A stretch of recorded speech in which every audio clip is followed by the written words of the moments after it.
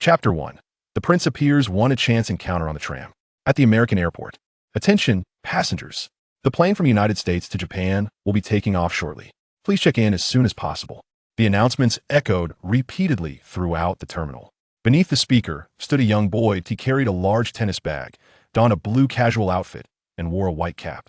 Beneath his dark green hair were a pair of amber eyes, strikingly beautiful from any angle. The boy glanced at his watch and smiled. 3, 2, 1.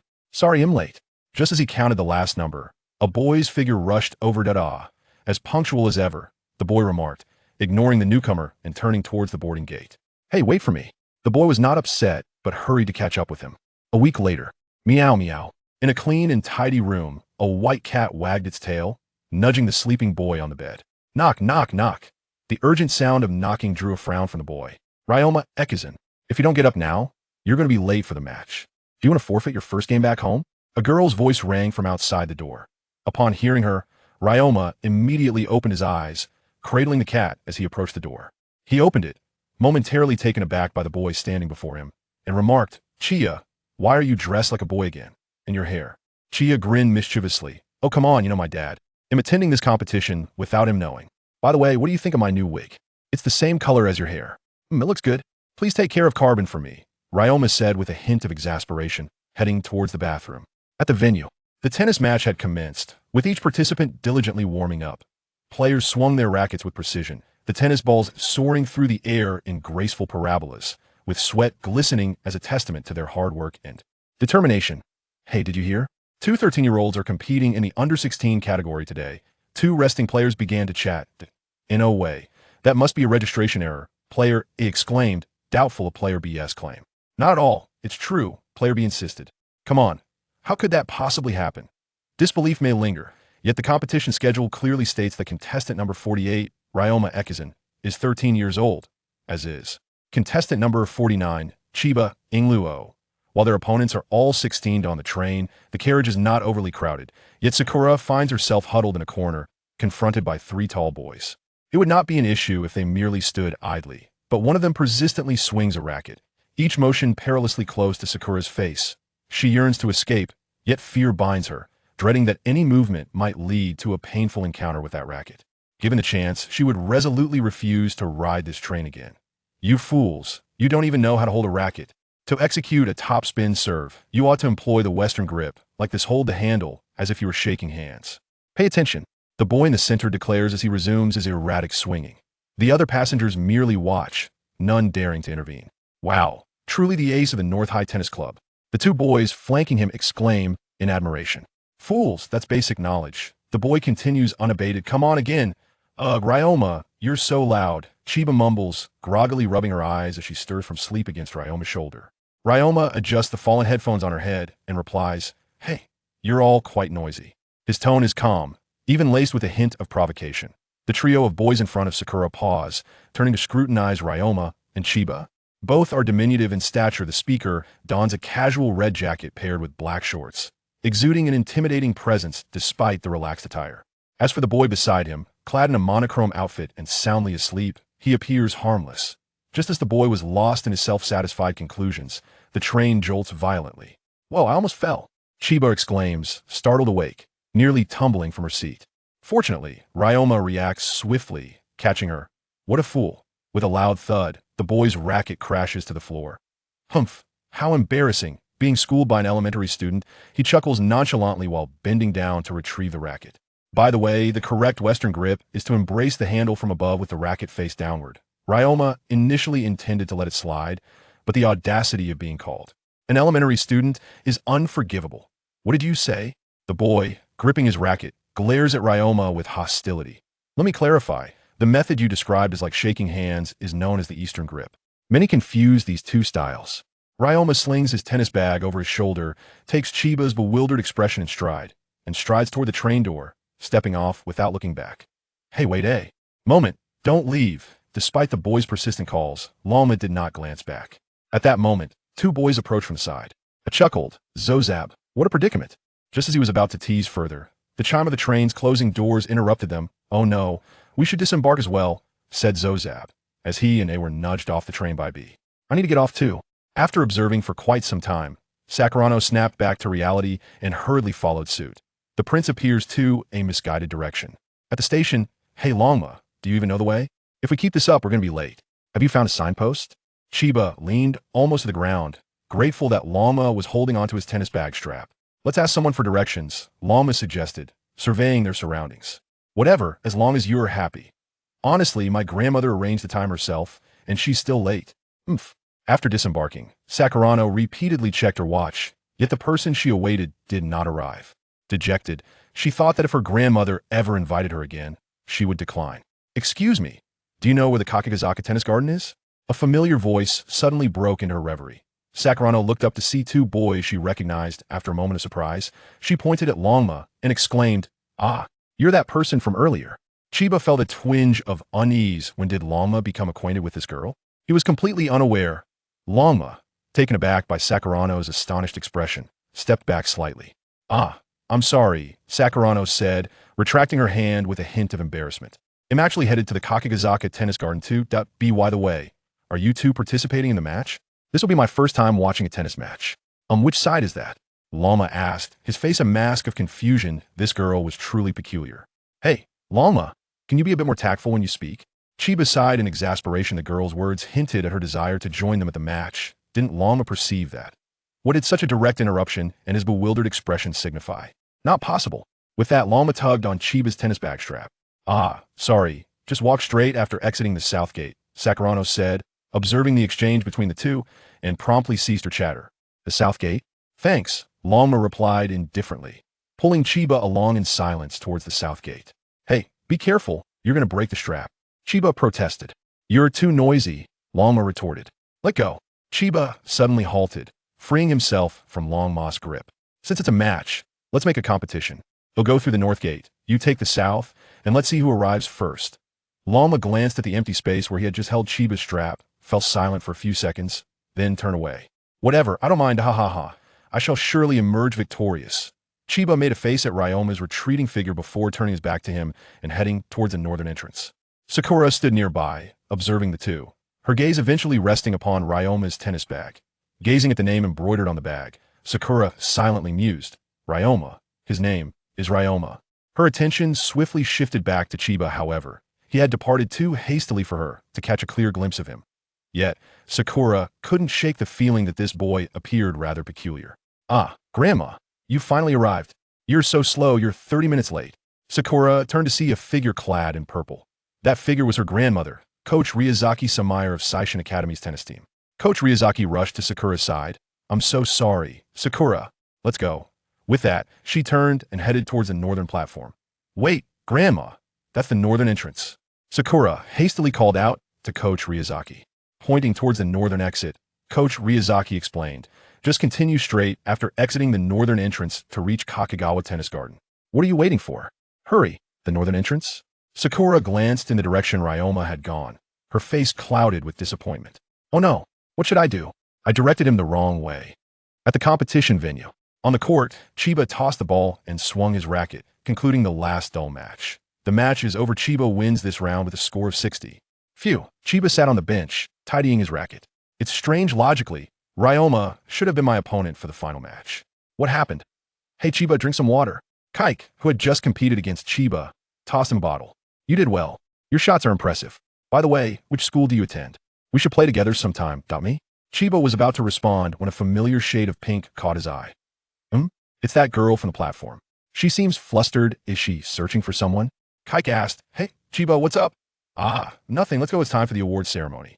Chiba slung his tennis bag over his shoulder and wandered towards the scorekeeping area. Sakura anxiously scanned the surroundings of the competition venue, still failing to spot the person she sought. Coach Ryazaki followed closely behind her, chuckling. "You seem rather flustered. Are you particularly eager to watch a specific player?" Sakura replied, "Grandma, what happens if one is late for a match?" Coach Ryazaki responded, "It will be deemed a violation." Sakura asked, "A violation?" Coach Ryazaki clarified, "It would result in disqualification from the match." Sakura exclaimed, "Oh no." She looked toward another part of the court. "He'll go check over there." Observing Sakura rush off, Coach Ryazaki pondered, "What a curious child. Be careful." The prince appears 3 a chance encounter again. With a gentle breeze blowing across the lush green lawn, Ryoma lay leisurely, his hat turned down over his face, shielding him from the glaring sunlight.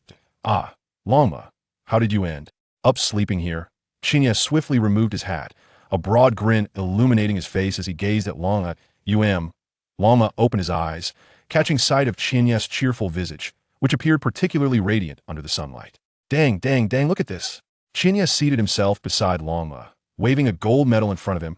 You signed me up for this, yet you didn't participate in the competition. Longma sat up, momentarily taken aback by Qianye's enthusiasm, before chuckling, Humph, I'm still far from ready. Qianye tossed the gold medal to Longma. Keep this for me. Oh, by the way, I just saw that girl who pointed us the wrong way. Excuse me. Qianye's sentence was abruptly interrupted by a sweet voice.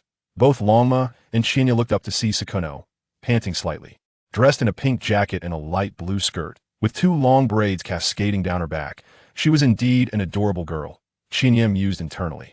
Did you two make it in time for the competition? Sukuna inquired apologetically, her gaze shifting between Longma and Qianye. Longma, with a detached demeanor, looked down, 5 minutes late disqualified. What? I'm so sorry. Sukuna clasped her hands together and bowed deeply. Hey, Longma, don't be so harsh on a girl. Qianye nudged Longma with his elbow, turning to Sukuna with a reassuring smile. It's all right, you see, we both received gold medals. Qianye took the medal from Longma and gestured toward Sukuna. Sukuna nervously clutched her skirt. Regardless, it's still my fault. Longma furrowed his brows, snatching back the medal and stuffing into his pocket. Indeed, who else could it be? Sukuna was evidently taken aback by Longma's words, her expression one of hurt. Qianye hastily covered Longma's mouth. Could you say a little less? She's a girl. Longma. After a brief silence, Sukuna suddenly smiled. Oh, by the way, are you two thirsty? Uh-huh. Qianye was momentarily bewildered. This girl's thought process was remarkably swift. At the idol court, bang, bang, bang, the vending machine dispensed 3 bottles of water. Qianye picked up one and handed it to Sukuna. Here, take this. Sukuna accepted the drink, her head bowed slightly. I'm sorry, Qianye, I didn't bring any change. Qianye, holding 2 bottles of drink, chuckled at Sukuna's adorable demeanor. It's perfectly fine. I didn't bring any money either. This is all Longma's. Sukuna, I truly apologize. Oh dear, Sukuna, you've been apologizing all the way. Really, it's unnecessary. Come on, let's head over to Longma. Qianye, clutching the drinks, walked towards the distant bench where Longma was seated. Sukuna glanced at the drink in her hand, then at Qianye, silently thinking, what a charming boy. Qianye tossed the drink to Longma, instinctively flinging his tennis bag onto him as well. Hey, Sukuna, don't just stand there, come sit with us. Qianye sipped from his drink, lazily tilting to rest against Longma's shoulder. Sit tight. Although Longma uttered these words, he inched closer to Chiba. Sakura leisurely settled beside Chiba, her hands clasping a beverage tightly. By the way, I truly appreciate your assistance earlier on the train. Huh? Assistance? What do you mean? Chiba inquired with curiosity. Sakura replied, just earlier. If it weren't for your help, I might have been struck by a racket. Chiba asked, were you on the train as well? Were you seated? Sakura responded, I was sitting directly opposite you. Chiba chuckled awkwardly, having been asleep during the journey and entirely unaware of the events that unfolded. Oh, it's nothing. Those ruffians were simply too loud and disturbed my slumber. Longma took a sip of his drink, nonchalantly remarking, I merely couldn't resist voicing my thoughts about them. I didn't truly assist you. Huh? Sakura was momentarily at a loss for words. Ha ha. Don't take it to heart, that's just how he is, Chiba interjected, attempting to ease the subtly awkward atmosphere. Bang. Suddenly, a beverage can flew over Chiba's head and crashed to the ground with a crisp sound.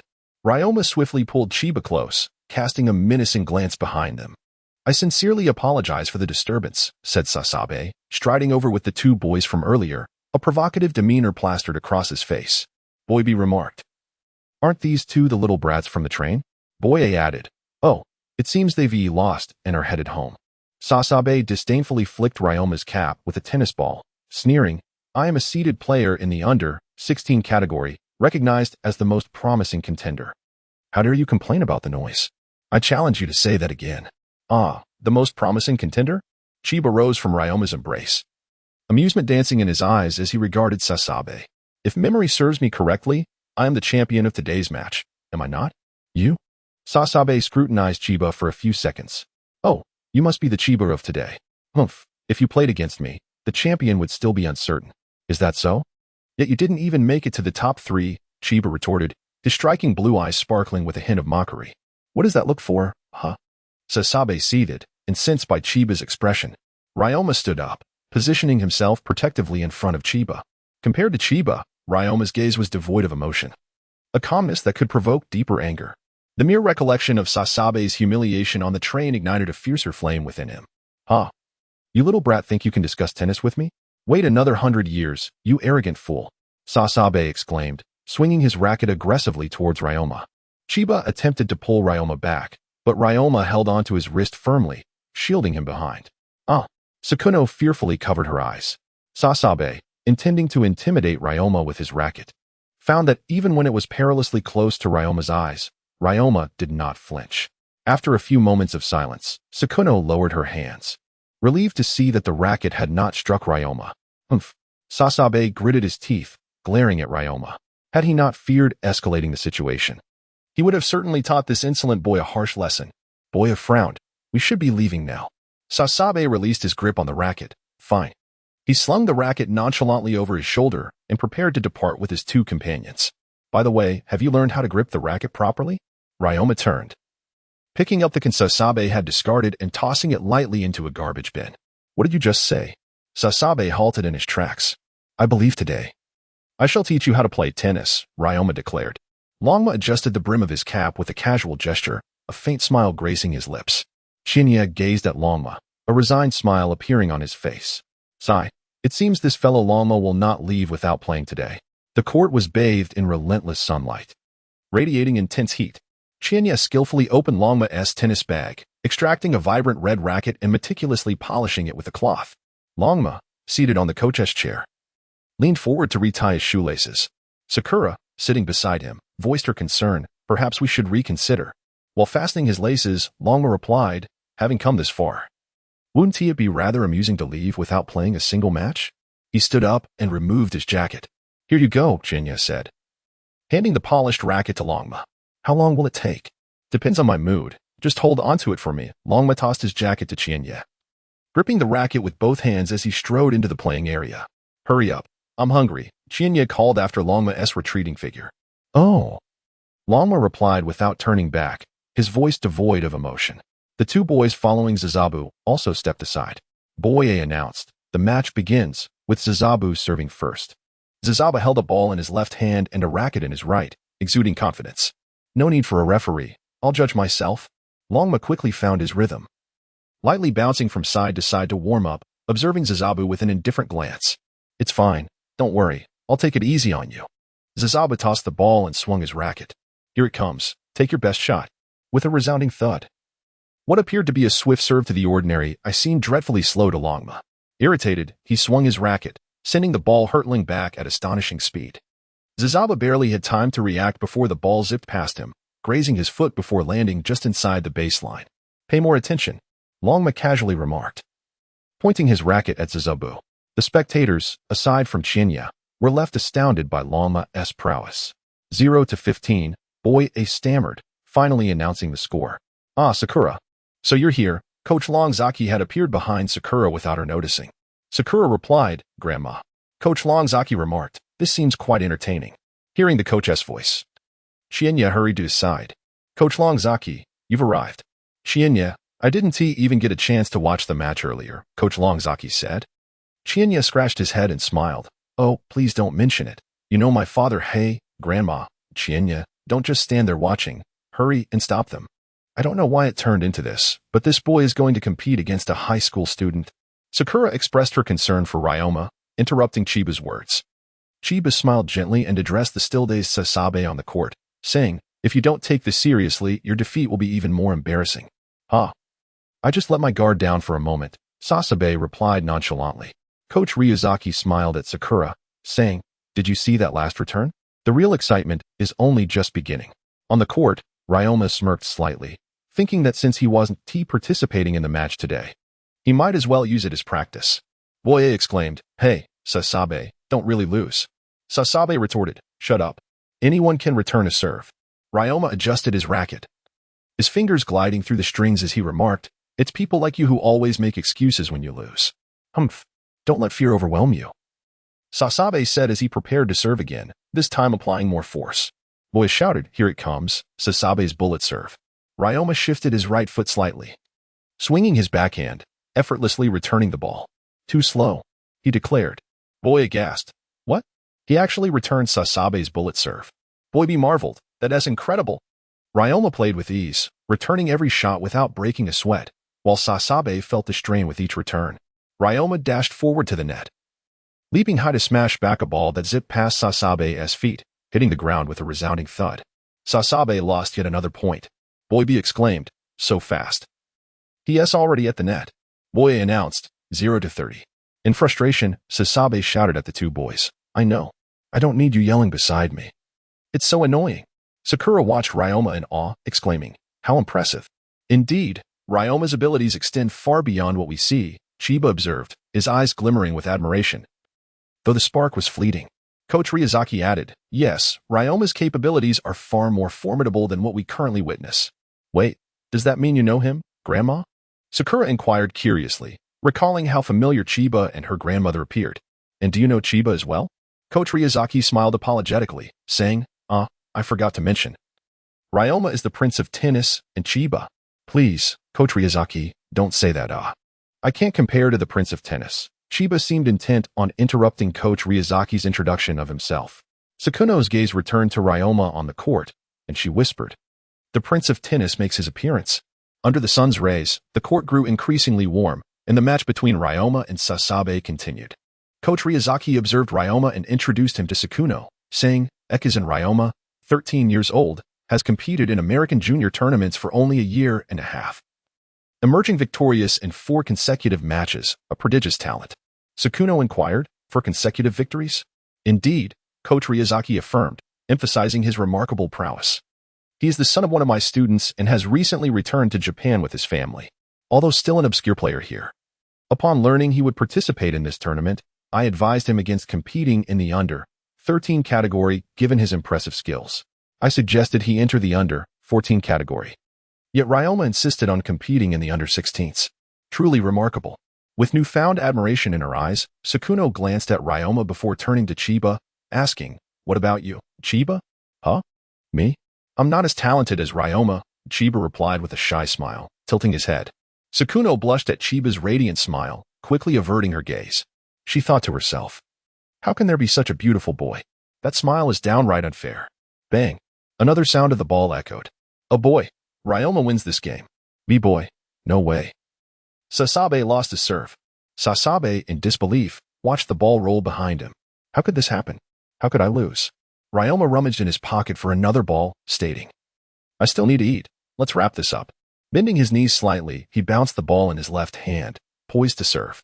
Sasabe gripped his racket tightly, thinking, damn it. Stay calm. A kid's serve can't exceed 150 kilometers per hour. I'll break his serve in no time. Oh boy. Ryoma serves. With a commanding shout, Ryoma tossed the ball into the air, racket in hand. Crack. The ball zipped past Sasabe's right side, its speed leaving him unprepared. Oh boy. 15-0. B-boy. This kid is impressive. Thud, thud, thud. The rhythmic sound of the ball echoed on the ground as Ryoma continued to bounce it. Sasabe, watching Ryoma, suddenly realized he was indeed formidable with a swift serve. However, thud. Sasabe returned Ryoma's ordinary serve, sprinting toward the net with remarkable speed. With a confident smile, Sasabe proclaimed, you and I have one decisive difference, our height. With such a disparity in reach, once I reach the net, you'll have no chance against me. Thud. Indeed. Sasabe returned a ball that Ekizan could not reach. Ryoma glanced at the returned ball and then at Sasabe, remarking, not bad. You're not completely foolish. Boye, 15 all. Sasabe, haha, what's wrong, kid? Weren't you quite cocky just now? Boye's tone carried a hint of disbelief, 30-40. Sakurano looked at Ryoma with concern. At this rate, we might lose. Chiba patted Sakurano's shoulder, reassuringly saying, oh, it's all right. He is not the first to play against Ryoma like this. In America, many have tried to leverage their height against him, yet none have ever triumphed. Boom. Sasabe, with renewed confidence, returned the ball and swiftly moved to the net. He thought to himself, once I reach the net, it's over for you. Boom.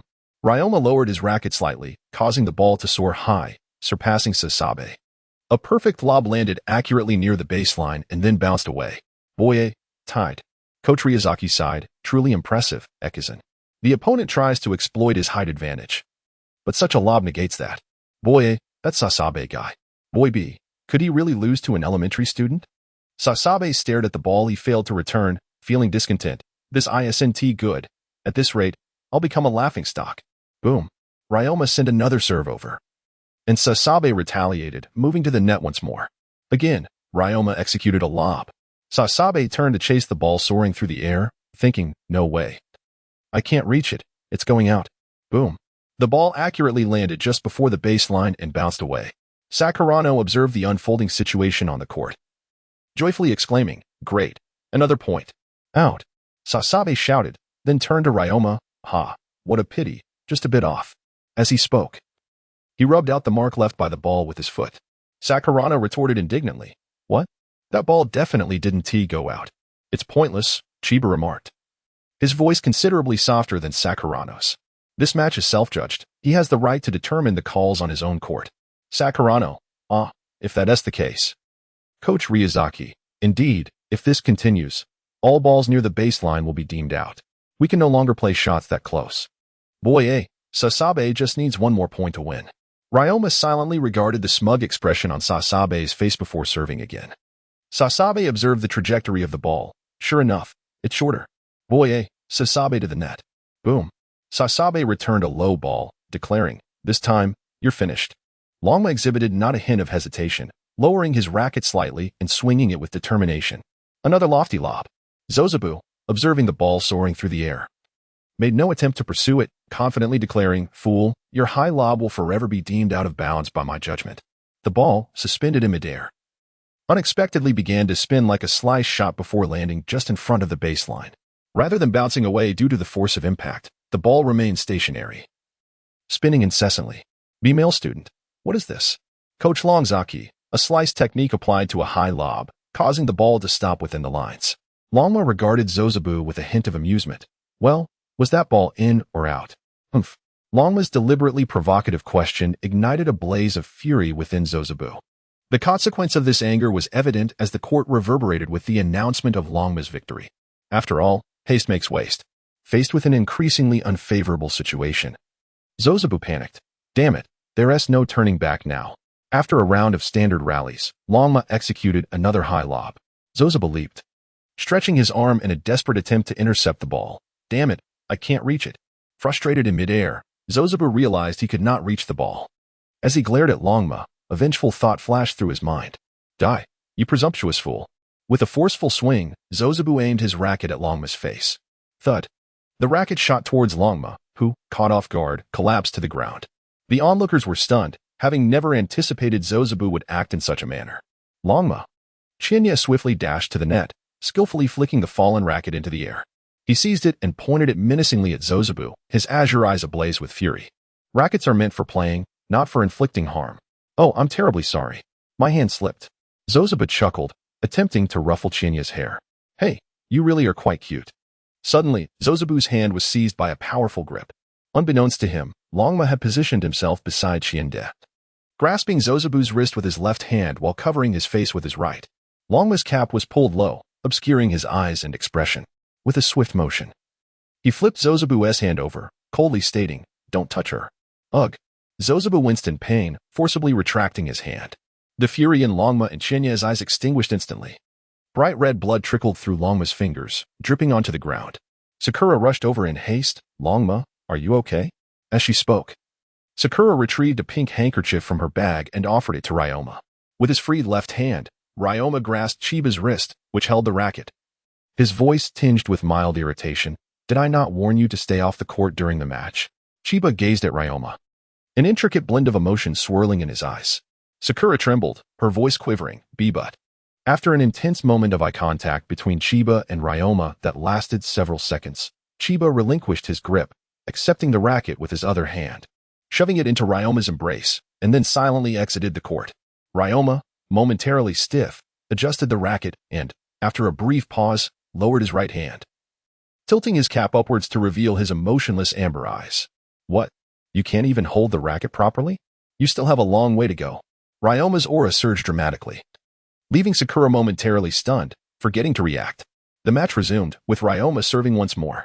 A fleeting image of that hand almost reaching Chiba crossed his mind, and suddenly, His dribbling hand tightened around the ball. He tossed it up, angled the racket downward, executed a slight jump, and struck. This time, the ball did not target the baseline but landed directly in front of Sasazebu, spinning in the opposite direction before rebounding upwards, narrowly missing Sasazebu's face. 15-0. Ryoma declared with conviction. Sasazebu, still reeling from the previous shot, struggled to comprehend. Was that ball spinning in the opposite direction? Boom. Ryoma struck again. This time, he indeed hit Sasazebu squarely on the nose. Ryoma had intended to play well, but alas, the presence of this individual brought forth unwarranted thoughts. 30-0, Sakura exclaimed. What was that? It's an outside spin serve, Chiba explained. What? An outside spin serve? Ryoma continued. 40-0. Each of Ryoma's serves accurately targeted Sasazebu's face, left cheek, right cheek. Sasazebu had been reduced to sitting on the ground. Ryoma executed another toss serve, his deep voice pronouncing, game over. Stop. Sasazebu, terrified, knelt on the ground, cradling his head with his hands. However, this serve was not the outside spin from before, but a straightforward drop shot. Observing Sasazebu's disheveled state, Ryoma muttered, fool. The match is over, Ekizan wins, announced a male voice. Coach Ryazaki remarked, Sakura, Ryoma has triumphed. Incredible! I never expected him to actually win. Sakura joyously grasped Chiba's arm, exclaiming, Chiba, Ryoma won. He really won. Chiba gazed at Sakurano's joyful expression, momentarily taken aback before nodding and smiling. It was no surprise to Chiba that Ryoma would triumph. What astonished him was Ryoma's injury. Upon hearing Sakurano's words, Sasabe immediately sprang to his feet, feigning bravado as he declared, fool. Of course, I let him win. If we played again. Boy, Sasabe, you really look foolish like this. Boy B, why not just admit defeat? I wouldn't mind another match. Ryoma spoke with a calm demeanor, shifting the card from his right hand to his left. Sasabe's eyes widened in shock. Coach Ryazaki remarked, can't you see? You're truly relentless. No matter how many times you play, you will never defeat Ekizan Ryoma. Sasabe retorted, what are you saying? Chiba smiled, stepping forward, he's a lefty. If you can't even beat him with his right hand, how can you expect to win with his left? Sakurano exclaimed, no way. Ryoma smirked slightly, tossing the ball with his right hand and swinging his racket. Thwack. The ball struck directly between Sasabe's legs with a resounding crack, bouncing away with significantly greater force than before. Sasabe, terrified, felt his legs turn to jelly as he rolled and scrambled off the court, exclaiming, no, no, no. I'm done. I'm done. Coach Ryazaki observed Ryoma, who was bathed in sunlight, exuding confidence and reminiscent of the dazzling young boy he once saw on the American courts. He thought to himself, Ekizan Ryoma, indeed, has emerged as a formidable character. From this day forth, there will be much to witness. In the second installment of the Samurai Academy report, Chiba silently wiped the blood from Ryoma's forehead with a handkerchief, deliberately avoiding his gaze. In Ryoma's typically calm eyes, a flicker of emotion emerged as he grasped Chiba's hand, reassuring him, it's nothing. Sakurano, observing the interaction between Chiba and Ryoma from a distance, along with the blood-stained blue handkerchief in Chiba's grasp, instinctively clenched her own handkerchief tighter. Coach Ryazaki patted Sakurano on the shoulder. Sakurano, what's the matter? Sakurano replied, it's nothing, Grandma. Chiba approached Coach Ryazaki, carrying his tennis bag. Coach, Ryoma is injured. We will head back now. Coach Ryazaki nodded. Very well. Go and tend to his wounds properly. I look forward to our meeting tomorrow. Chiba responded. Understood, Coach. As Ryoma reached the entrance of the court, he turned back to Chiba and called out, weren't you just saying you were hungry? I'll be right there, Chiba replied, though his gaze lingered on the pink handkerchief in Sakurano's hand. Sakurano noticed Chiba's attention and quickly withdrew her handkerchief. See you tomorrow, Sakurano, Chiba exclaimed, a hint of warmth in his voice. Chiba withdrew his gaze, waved farewell, and dashed toward Ryoma. Sakuno, observing the retreating figures of Ryoma and Chiba, turned to Coach Ryazaki and inquired, Grandma, what about Chiba? Coach Ryazaki replied, Chiba is far more enigmatic than he appears on the surface. Chiba silently walked alongside Ryoma, his mind replaying the image of Sakuno holding a handkerchief. Suddenly, Ryoma stood before Chiba, causing him to collide into him. I've called your name several times, Ryoma said, extending a hand to steady Chiba. What are you thinking about? Nothing at all. Chiba exclaimed, startled, as he forcefully pushed Ryoma away and hurriedly averted his gaze, hastening his steps forward. Watching Chiba's flustered retreat, Ryoma clenched his left fist and murmured, "I'm sorry, but I truly do not wish to see you hurt again." Though Ryoma's voice was low, Chiba heard him, the tone imbued with restraint, reluctance, and guilt. Chiba halted, and a vivid scene flashed through his mind. On the tennis court, a rapidly flying racket was headed toward a small boy, around 8 or 9 years old. In that perilous moment, a girl of the same age shielded him, only to have the racket strike her on the back of her head, blood gushing forth, splattering onto the boy's incredulous face as he watched her fall before him. Chiba turned to Ryoma, and after a prolonged silence, removed his wig, revealing a cascade of black hair that danced in the evening breeze against the backdrop of the setting sun. He extended his hand toward Ryoma, smiling softly. "Ryoma, I'm hungry." "All right, let us head home," Ryoma replied, momentarily taken aback, before breaking into a warm smile. The next day, in the Seishin Academy office, "Hello. I've brought you this month's magazine," Mr. Inoue from the tennis club said, handing a publication to Coach Ryazaki. "You could have just sent it," Coach Ryazaki said, casually flipping through the magazine. "No, our magazine takes student tennis very seriously," Mr. Inoue insisted. "So you're here to inquire about any new recruits, correct?" Coach Ryazaki deduced. "Haha, you are absolutely right. How's this here shaping up?" As Coach Ryazaki flipped through the magazine, he suddenly paused. Mr. Inoue noticed he had stopped at an article about Nanjiro Ekizan and exclaimed, "Ah, that piece was my responsibility." Coach Ryazaki chuckled in resignation. "Could you not be a bit more objective? Your article is laden with too much personal sentiment." Upon hearing this, Mr. Inoue excitedly leaned over the table, declaring, "That is all right. The men's tennis scene back then was truly formidable. You should know, I'm a devoted fan of Nanjiro Ekizan." "Ekizan?" Coach Longshi fell into a reverie as he spoke. Ekizan Nanjiro, once known as the samurai from the land of cherry blossoms, transformed from an obscure individual into a figure of global admiration, basking in glory that captivated all. Mr. Inoue lamented. It is a pity that he chose to retire suddenly at the pinnacle of his career. Had he continued for another 2 or 3 years, he would undoubtedly have become a world champion. Moreover, achieving a Grand Slam would have been well within his grasp. Coach Longshi turned to gaze out the window, murmuring, "Ekizan Nanjiro, but there is also that other person." Mr. Inoue interjected, "Are you referring to that?" In the Aoyama campus, Chiba cheerfully concluded her call, assuring her father, "I will be obedient and will not cause you any trouble. Enjoy your travels. Goodbye." She then linked arms with Ryoma, exhaling in relief. Finally, "I've sent Dad off. I'm free for the next few weeks." Ryoma replied coolly, surveying Chiba, who was clad in all black, his brow furrowing in discontent.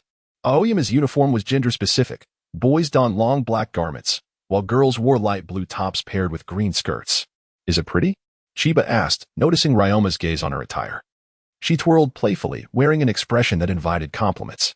"You're a girl." Ryoma averted his gaze, deliberately ignoring her expression. That's none of your business," Chiba pouted. "Come on, let us go play tennis." "Hey, Ekizan," a male voice suddenly called out from behind them. Chiba turned to see a boy running towards them and inquired, "Ryoma, do you know him?" Ryoma shook his head, indicating he did not. The boy hastily approached them, waving at Ryoma. "Hi, you're Ekizan, right? Aren't you joining the tennis club?" Ryoma remained silent, scrutinizing the boy before him. Chiba chimed in. "Hi there, what is your name?" The boy, pleased to engage, replied, "Oh, I'm Hori. The tennis club here is quite renowned. I've heard they're very strong. Don't let my appearance fool you. I've played tennis for 2 years and have even taken lessons outside. Becoming a formal player shouldn't be an issue. Is there something you want?" Ryoma interrupted coldly. No, nothing at all," Hori stammered, awkwardly waving his hands. "Let us go," Ryoma declared, pulling Chiba along. Hey, wait. Let go of me." He has finished talking. "That is so rude." "Where are you taking me?" "Changing clothes." Chiba quickly freed herself from Ryoma's grip and turned to make a face at him. "Not a chance. No way."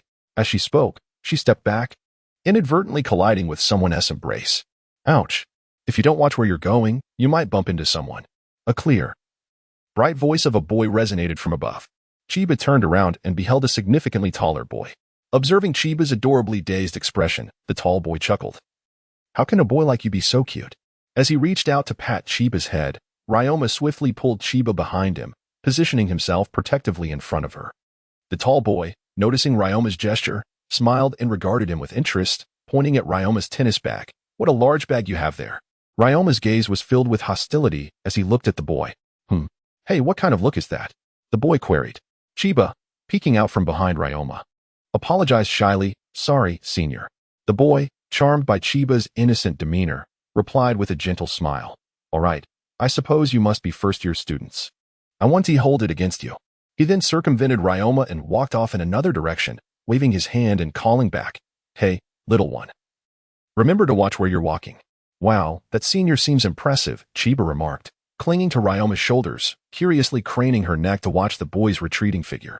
Ryoma, exasperated, gently removed Chiba's hands from his shoulders. At the Seishin Academy tennis court, Horio led Ryoma and Chiba, and since it was after school, only a few people were playing on the court. Horio gazed around the expansive tennis court and remarked, as expected of Seishin Academy, the facilities are splendid. Let us join with great flair. Ekizan, Chiba, what do you say? No way. Just as Horio finished his sentence, a delicate voice interrupted. Chiba turned to see two boys clad in the Academy's sports uniforms, thinking to himself, where are the cute girls? Ryoma, somewhat resigned, glanced at Chiba and said, Chiba, all right. I want to speak out of turn, Chiba replied, turning back to the boys with a smile. What was that know about earlier?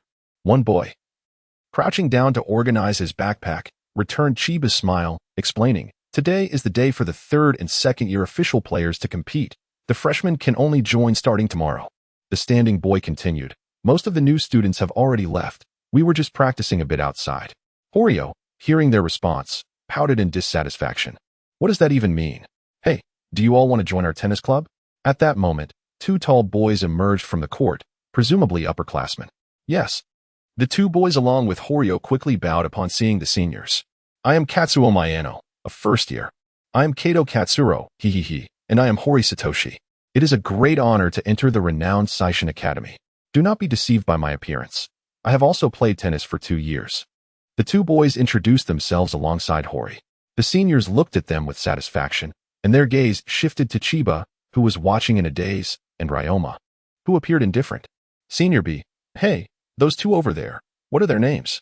Chiba, bewildered, pointed to himself, confirming whether he was indeed being addressed. Senior B, you too. Do you even? Senior A, never mind. There's an interesting game. Would everyone like to give it a try? Hori, an interesting game? Senior B smiled mysteriously. Oh, you mean that one? Yes, indeed. How could we not let them play? The two seniors led them into the court. Senior A placed a yen at one end of the court. The rules are quite simple. If you can hit this yen within 10 serves from the opposite side, you will win a prize of 10,000 yen. Katsuro, Katsuhiro, Hori, wow. Senior A, it's just like our initiation ceremony. Senior B, the challenge fee is 200 yen per person. Do you want to play? Upon hearing the sum, Hori excitedly danced. 10,000 yen. Katsuro, Katsuhiro, of course, we want to play. They then bowed to the two seniors. We look forward to your guidance. Chiba sat on the ground by the entrance of the tennis court, absent-mindedly drawing circles on the ground with a piece of grass he had found. Why has tea started yet? Ryoma leaned against the tennis net, shielding Chiba from the rays of the setting sun. Ryoma thought that if Chiba hadn't insisted on watching these individuals play, he would have been home by now. On the path leading to the tennis club, Sakurano and Tomoka were joyfully discussing the new students who had arrived today. Tomoka, Sakurano, don't you think the new student Chiba is really cute? Sakurano, yes, indeed. But Tomoka, but what? Sakurano, just that his name sounds somewhat feminine. Tomoka, the name? Chiba Irika does indeed sound like it. And he is truly adorable. Tomoka exclaimed while excitedly shaking Sakurano's arm. Sakurano, Tomoka, please don't do that. Tomoka, by the way, Sakurano, why did you suddenly want to join the tennis club?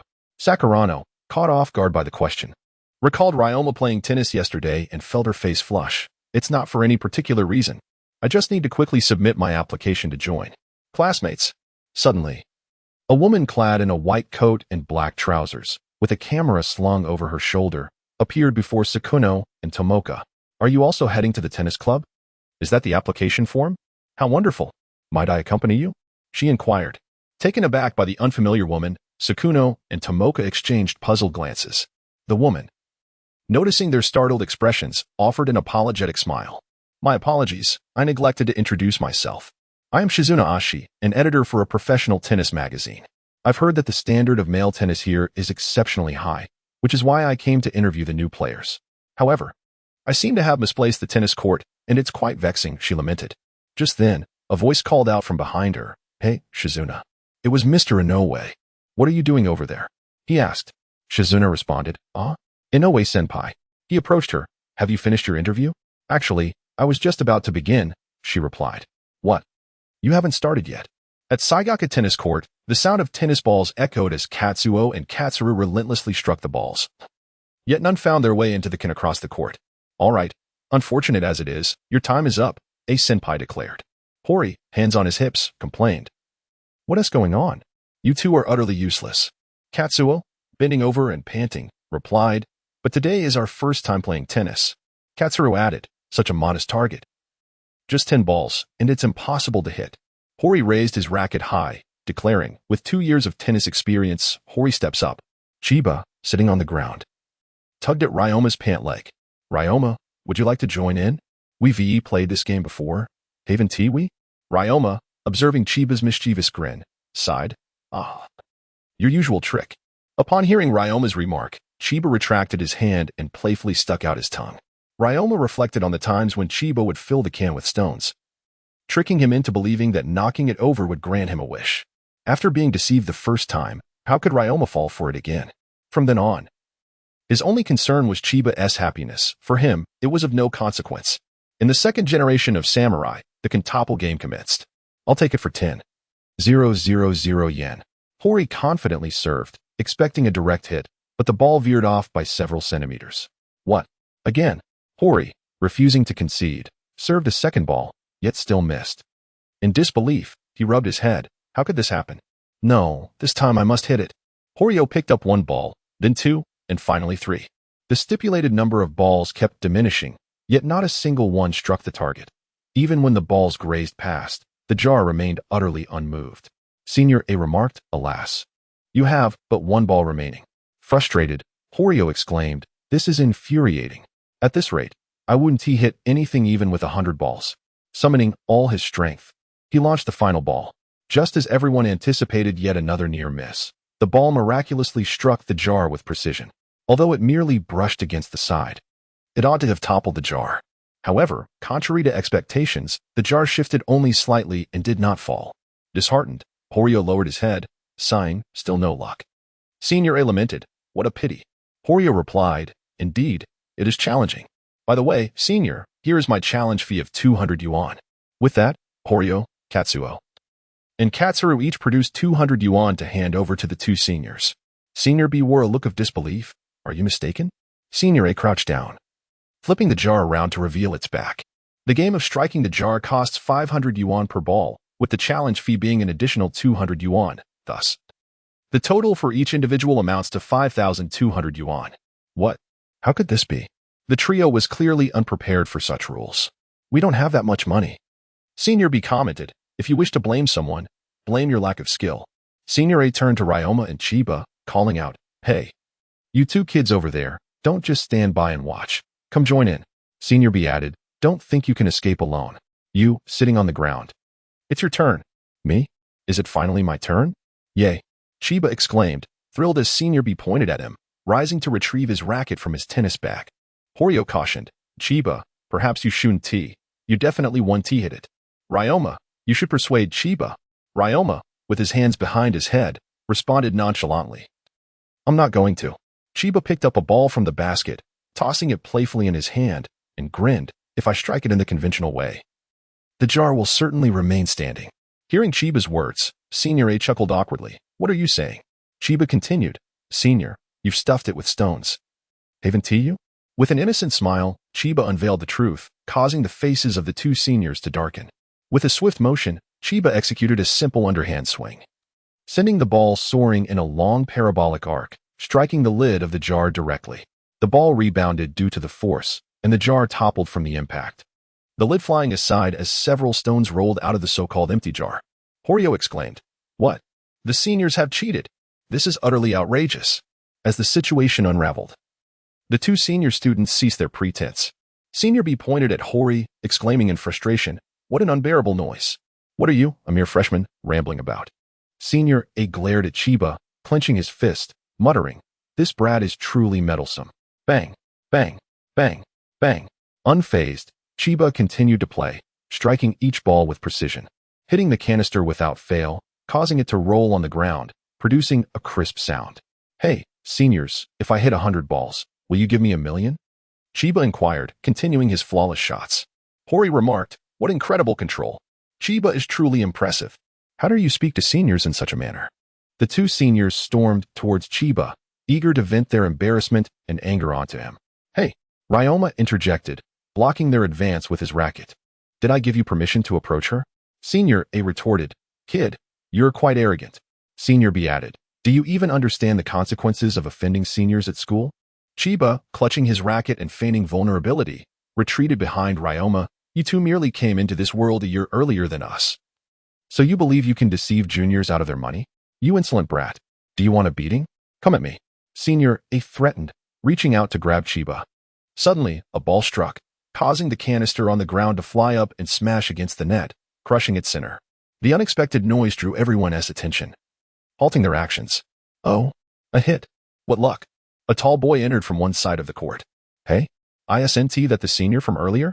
Chiba recognized him as the senior he had accidentally bumped into. "Senior, good to see you again." Seeing Chiba's beaming smile and friendly wave, the tall boy chuckled, resting his racket on his shoulder as he approached. "What's up, little one? Who did you bump into this time? Didn't I tell you to watch where you're going?" "Higi, hello, senior." Chiba greeted with a cheerful smile, not responding further. The tall boy turned, his smile fading as he regarded the two seniors coldly.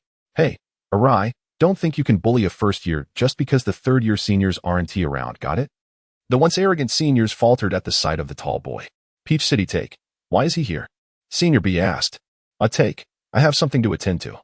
So I'll take my leave." Senior A hurriedly replied before dashing away. "Wow, they've left. Thank you, Senior Take." Chiba smiled sweetly at Taoqing, who had just called him a little one. "Haha, your smile truly resembles that of a girl, making one unable to resist the urge to ruffle your hair."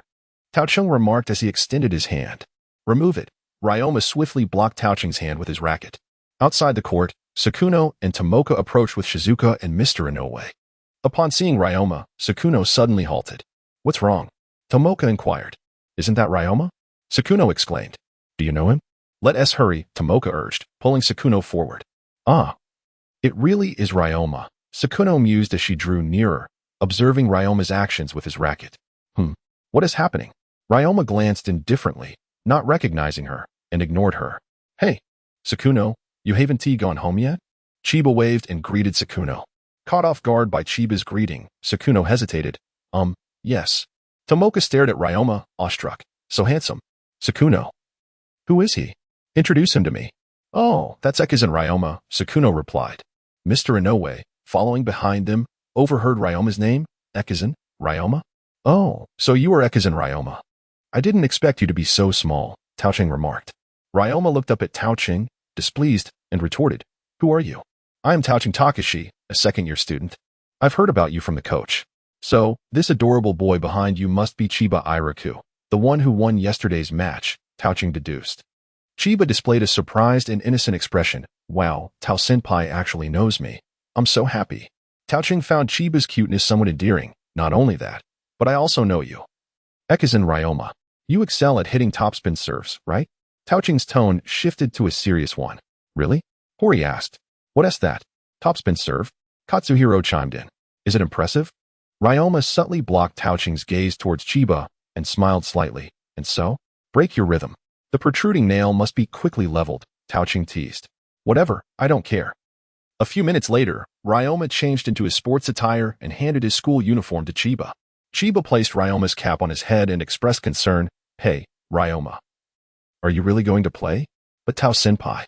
"Don't worry, I'll play with my right hand," Ryoma replied, furrowing his brow at the familiarity after just meeting. "I'll buy you and Carabin some treats when I return." "Really? Great." Chiba beamed at the mention of food. "Then hurry up, don't keep Carabin waiting too long." "Understood." Longma curled his lips slightly. Indeed, as long as there were carbine and food, she could temporarily forget about others. On the court, Taoqing stood his racket upright on the ground, remarking, "You were truly slow. It takes longer than an actual match to get ready. Longma, with his hand shoved into his pockets and his elbow clutching the racket, wore a nonchalant expression, as if to say, "What does it matter to you?" Taoqing replied with a chuckle, "Well then, let's begin." "Which side?" Longma responded, "The front." Below the court, Xingxiang and Xinglang looked utterly bewildered. Xilang asked, "Which side?" Xingxiang replied, "The front?" Hori interjected, "You two are hopeless. Beginners must learn from the basics. That's a specific term in tennis used for determining order. When the symbol on the racket faces upward, that's the front. When it faces downward, it's the back." Taoqing rotated his racket in hand, and after a few spins, it fell to the ground. The letter on the handle was now upside down. Indeed, it was the back. Taoqing sighed, "What a pity." "It's the back. Never mind, I'll let you serve first. I choose this side." He gestured towards the half of the court behind him. Hori exclaimed, "Taoqing-senpai, you're giving up your right to serve, but you just won." Chiba chimed in, "Oh, I guess senpai wants to see the topspin serve quickly." Taoqing replied, "Yes, indeed. The little one here understands me well." Longma, growing impatient, interjected, "Can we please start? I want to get home early." Hori asked, "Taoqing-senpai, may I act as the referee?" Taoqing replied, "Sure, that would be helpful." "Thank you, senpai." Hori happily took his place in the referee chair, cleared his throat, and announced, "From now on, the match between Taoqing-senpai and Ekizan Longma will commence, officiated by me, who has been playing tennis for 2 years." Hongxiang remarked, "No need for so much talk. Just start already." Hori responded, "Ah, all right, then the match begins now." Ekizan to serve.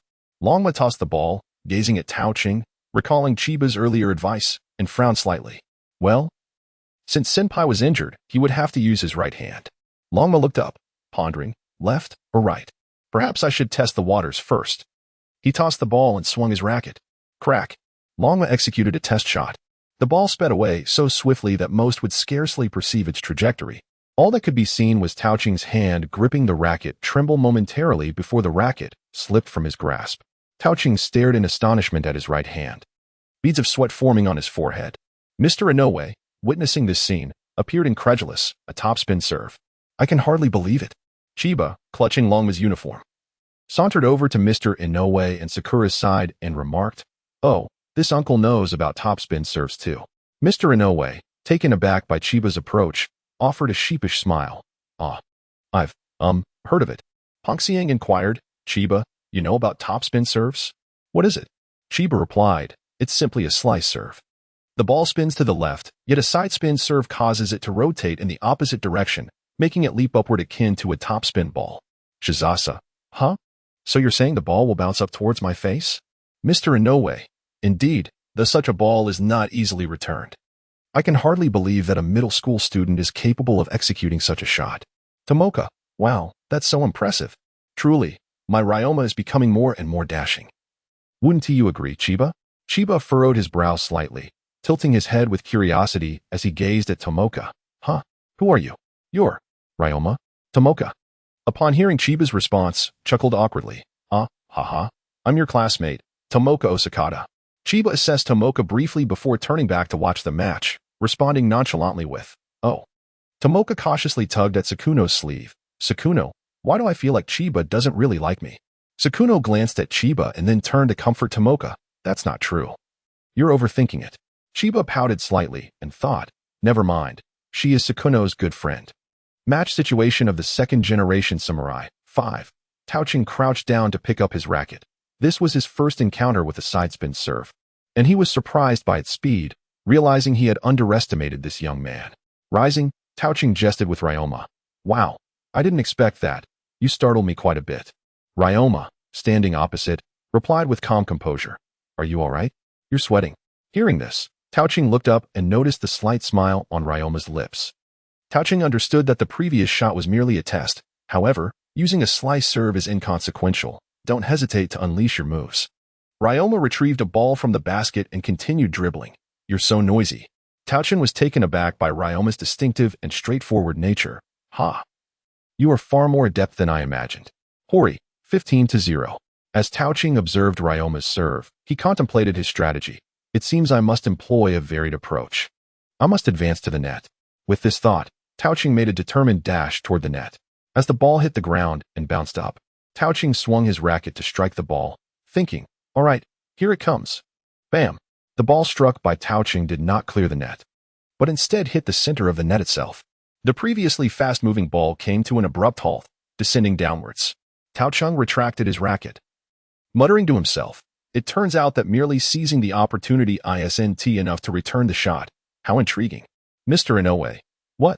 Even the official player from Seishin. Tao-Ching Takashi cannot contend with that young man. Chiba, uncle, do not be deceived by Ryoma's appearance. Mr. Inoue glanced down at Chiba, seemingly perceiving a subtle glimmer in his eyes, a gaze of absolute trust. Hori, 30-0, Ekizan leads. Ryoma's serve remains as familiar as ever. Tachibana, 2. Dashes to the net the moment Ryoma delivers his serve. With a resounding thud, Tachibana manages to receive the ball and returns it.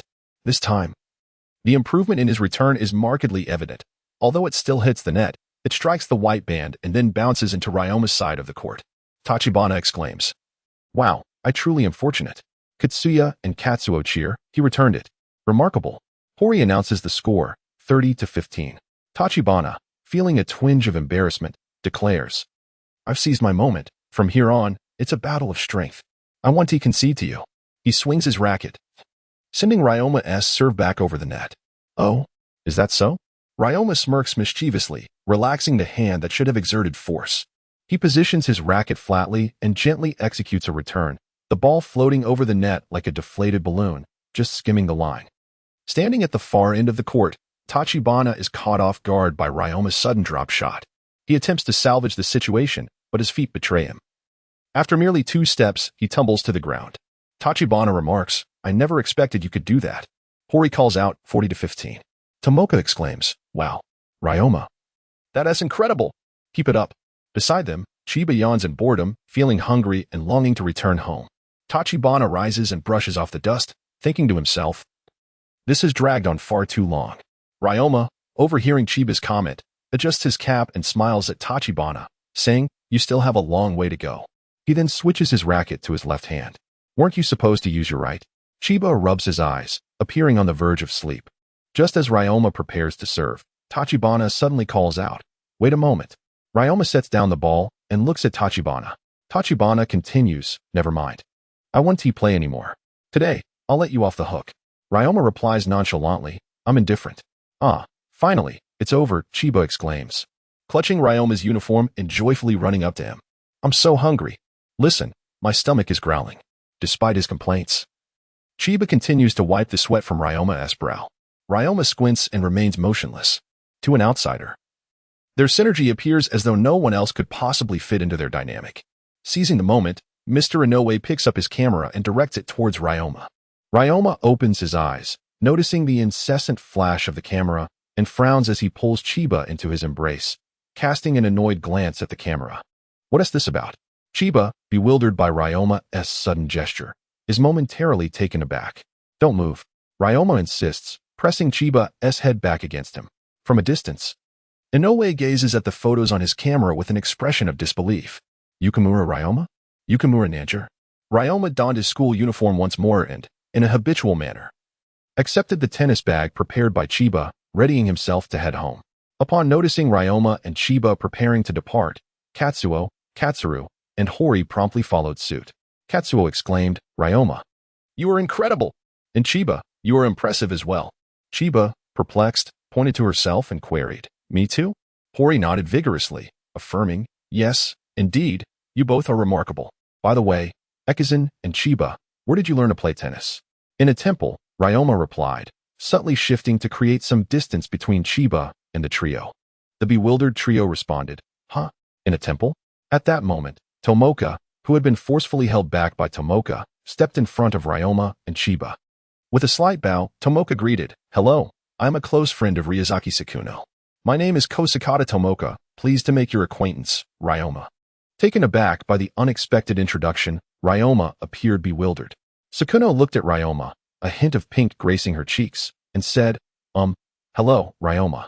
And Chiba, thank you both for your assistance last time."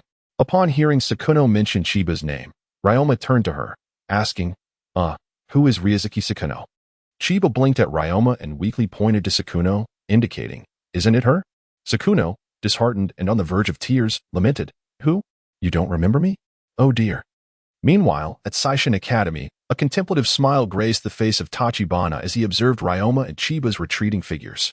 After a prolonged watch, Coach Ryazaki approached Tachibana from behind, inquiring, "Are you all right, Tachibana?" Coach?" Tachibana replied. Coach Ryazaki cautioned, "If you continue in this manner, the first-year students will look down upon you." Scratching his head, Tachibana shrugged nonchalantly. "Haha, perhaps." Coach Ryazaki retorted, "You dare jest? If your right ankle heals properly, you should be able to." Tachibana shifted his right foot, revealing the white bandage peeking from his pant leg, and chuckled. "Huh? Those two kids have already figured it out. They noticed right from the start." Coach Ryazaki laughed heartily. "Really?" Tachibana continued, "Before playing, they even took the time to remind me to use my non-dominant hand when playing with seniors. They must have done it on purpose. What a couple of formidable kids. I'm heading back now, coach." With that, Tachibana turned and departed the court. Mr. Inoue remarked, "Coach, thanks to you, I managed to capture a shot of Nanjiru's son." Coach Ryazaki replied, "Oh, you truly believe you only captured Nanjiru's son? Take a closer look at the child beside Ryoma." Upon hearing Coach Ryazaki's words, Mr. Inoue hastily flipped through the recently captured photographs. In one candid shot, he caught a glimpse of Chiba's eyes, which seemed increasingly familiar. Suddenly, a name struck his mind, Chiba Motoharu. "It's that person." Coach Ryazaki smiled and remarked, "Mr. Inoue, there will be much to behold in the future of Aoyama tennis." In the tipple, Ekizan Nanjiro, clad in an oversized black monk's robe, lay languidly beneath the great bell, holding a women's magazine. He had tied a wooden mallet to his foot with a rope, striking the bell rhythmically. With a yawn of boredom, Nanjiro mused, "Where on earth has that foolish son of mine run off to? I hope he hasn't encountered some troublesome woman. Oh dear, what will happen to Chiba?" On the street, Chiba contemplated for quite some time before handing Ryoma a pink handkerchief. Although Chiba was reluctant to part with it, the memory of Sakura's near tears tugged at his heart. After all, they were friends. Ryoma, however, did not accept it, merely gazing at the handkerchief for a few seconds before stating, "I don't want it." "Eh? Why not?" Chiba asked, intrigued, as Ryoma usually accepted anything handed to him. "You dislike pink the most. This isn't yours, so I don't want it." With that, Ryoma shoved his hands into his pockets and walked ahead, unconcerned. Truthfully, Chiba had impulsively taken the handkerchief from Sakura, and upon reflection, felt it might have been inappropriate. "But if you don't want it, what am I to do?" "Hey, do you think Carbon would like this?" Ryoma, upon reaching a shop, picked up a bag of cat food and inquired, seemingly dismissing the earlier incident entirely. "Ryoma, are you even listening to me?" Chiba approached Ryoma and snatched the cat food in annoyance, pouting. Just as Chiba was about to speak, Ryoma swiftly popped a lollipop into Chiba's mouth. "Tomorrow, don't dress like a boy." It was a statement without room for negotiation. "Humph, we'll see about that," Chiba retorted, tucking the handkerchief into his backpack. He then pulled out his wallet and pointed to a few bags of cat food on the shelf, saying, this one, and that one. "Uncle, please wrap them up for me." "Certainly, please wait a moment." At the front of the Ekizan residence, Ryoma, cradling Carbon, escorted Chiba to the door. While his expression remained indifferent, his tone was laced with concern. "Are you really sure you don't want me to walk you home?" "No, I want to get lost. I'll come to call you tomorrow. Make sure you don't sleep in." Chiba smiled at Ryoma and bent down to pet Carbon. "Be good, Carbon. Remember to wake Ryoma up early tomorrow, all right? I'll bring you something delicious." In the warm embrace of Ryoma, the gentle Carbon nuzzled against Chiba's hand. "Why bring Carbon? If you must, you should take him to Uncle." Nanjiro peeked from behind the door, teasingly suggesting that since he cared so much for Ryoma, he might as well stay here instead of going home. After all, Ryoma's bed was spacious enough. "Please stop with the nonsense," Ryoma replied, exasperation evident on his face as he observed his father's antics. "Hee, I shall take my leave then. See you tomorrow, Ryoma." Chiba whispered softly before offering a polite smile to Nanjiro. "Goodbye, Uncle." As Chiba departed, Nanjiro jested, "Hey, I must say, you're quite hopeless. After all these years, you still need my guidance." Ryoma interrupted his father's banter, cradling his head as he retreated to his room. Nanjiro shook his head at his son's lack of ambition, chuckling, "Oh, you have much to learn, my boy." In a narrow alley, Chiba, with a tennis bag slung over her shoulder and a lollipop in her mouth, frolicked along, humming a tune. La la la la la la la. Suddenly halting mid-hum, she curiously observed a boy blocking her path. With arms crossed and eyes cast downward, he appeared contemplative. Chiba scrutinized him closely.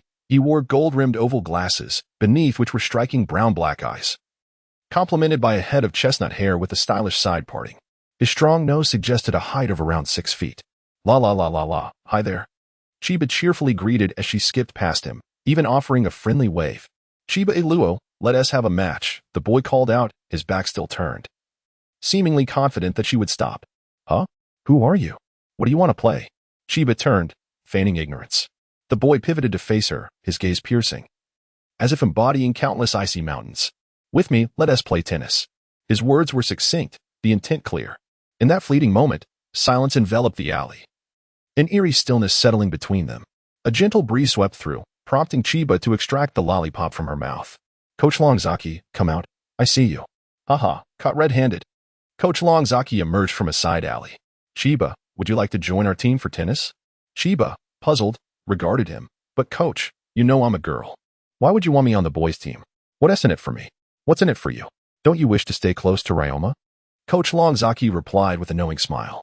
Chiba chuckled, realizing he had deftly identified her weakness. Conditions? The condition is to defeat me. Suddenly, the boy interjected, Tezuka Kanemitsu? Chiba gazed at the stoic figure of Tezuka and recalled a previous report regarding the official players of Seishin Academy.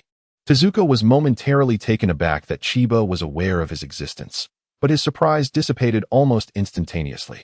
Chiba appeared to ponder earnestly for a moment before tilting his head towards Tezuka with a smile, playfully stating, no sweets, no game.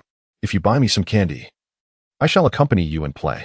Coach Ryazaki chuckled, remarking on how endearingly similar Chiba was to his former self. Tezuka remained silent. On the tennis court, Chiba, clutching his blue racket, observed the serious expression on Tezuka's face across the net and jestingly inquired, what must I do to claim victory over you? Tezuka replied, hit a ball that I cannot return. Chiba stroked his chin thoughtfully before his face lit up with joy. How about this? For every ball you fail to return, you owe me a piece of candy. Can I begin now? Tezuka did not respond to Chiba's words and swiftly entered the game. All right then, let us commence. Unfamiliar with each other's playing styles, both players began with cautious probing, though Tezuka's approach was notably more aggressive than most. Thud. Bang. The sound of a ball hitting the ground echoed as a round tennis ball rolled to Tezuka's feet. Coach Ryazaki remarked, starting off with such speed? Haha. He truly is just like his father. Tezuka glanced at the ball that had mysteriously returned to him, and a hint of surprise flickered in his eyes as he looked at Chiba. Oh dear, that's one piece of candy gone, Chiba exclaimed. Thud. Bang. That's two. Chiba noted. Coach Ryazaki, arms crossed, observed Chiba's consistent returns with a contemplative expression. Coach, do you think Tezuka will lose? Unbeknownst to them, Oishi had approached from behind Coach Ryazaki. Oh, Oishi, Kikomaru, Fuji, and Kato, what brings you all here? Coach Ryazaki asked. Everyone wishes to see this formidable player that has made Tezuka step forward, Fuji replied. Oishi lamented, it's a pity that Achan is absent. This would have been an excellent opportunity for gathering data. Kikomaru exclaimed. Oh my, the captain hasn't returned a single ball yet. Fuji maintained his cheerful demeanor. Not quite. Kikomaru. Look, Tezuka is about to make a proper return. Thud. As Chiba observed the ball curving back towards him unexpectedly, he lost his balance, causing the ball to land behind him, unreturned. Oh no, that's one piece of candy gone, Chiba lamented. Tezuka remained silent. Thud. Thud. Thud. Kikomaru noted. Though the captain has returned the ball, his range of movement is quite extensive, isn't it?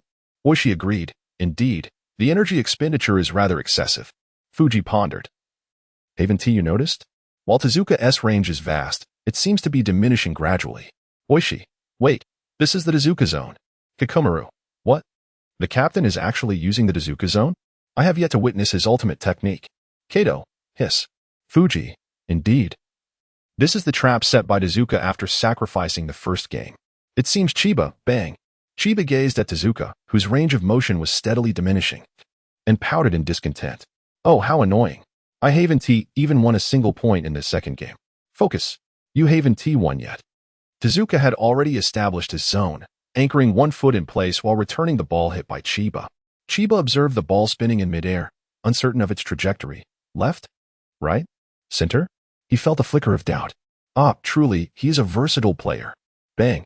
The ball grazed Chiba's racket and landed on the ground. Yet another missed opportunity. Kikomaru, one more point, and the second game goes to the captain. Oishi. Once the Tezuka zone is established, the opponent has no chance for a counterattack. Fuji, coach, who do you think will win? Coach Ryazaki, it's hard to say. Have you noticed that Chiba has only been playing ordinary shots thus far? Kikomaru, indeed, he hasn't employed any slicing or spinning shots, merely standard returns. Oishi, even with regular shots, it seems Tezuka is struggling to respond. Bang. Chiba's return was miscalculated in both direction and force, striking the net in the center and falling back into his own court. Chiba plopped down onto the ground, tilting his head to gaze at Tezuka. This isn't fair. Tezuka, you haven't even moved. Witnessing a boy suddenly sit on the ground and pout, everyone was momentarily taken aback. Kikomaru, what is happening here? Kato, hiss. Oishi, ahem, the score is currently tied at 1 apiece. It seems Chiba may not win the third game. Fuji, that's not necessarily true. After all, the coach did say Chiba is only playing ordinary shots. Coach Ryazaki, the real excitement is just beginning. The warm-up is over, let us get moving. Chiba rose to his feet, switched his racket to his left hand, and then spun around 180 degrees. Kikomaru, what kind of grip is that? Oishi, can he even hit the ball with the racket pointed downward? Bang. Boom. What was that? The ball didn't return to the Tezuka zone. Oishi's eyes widened in astonishment as he watched the ball, which should have returned to Tezuka's zone, suddenly curved back into Chiba's own area. Bang. Chiba rotated his racket another 180 degrees, twirling as he struck the ball. Tezuka, did you see? This is not just a mere ball. Tezuka grasped his racket tightly, his gaze fixed on the incoming ball, his eyes suddenly widening in astonishment. A ball that should have been easily returned inexplicably multiplied, transforming into a multitude of spheres appearing from every conceivable direction, left, right, center, above, and below.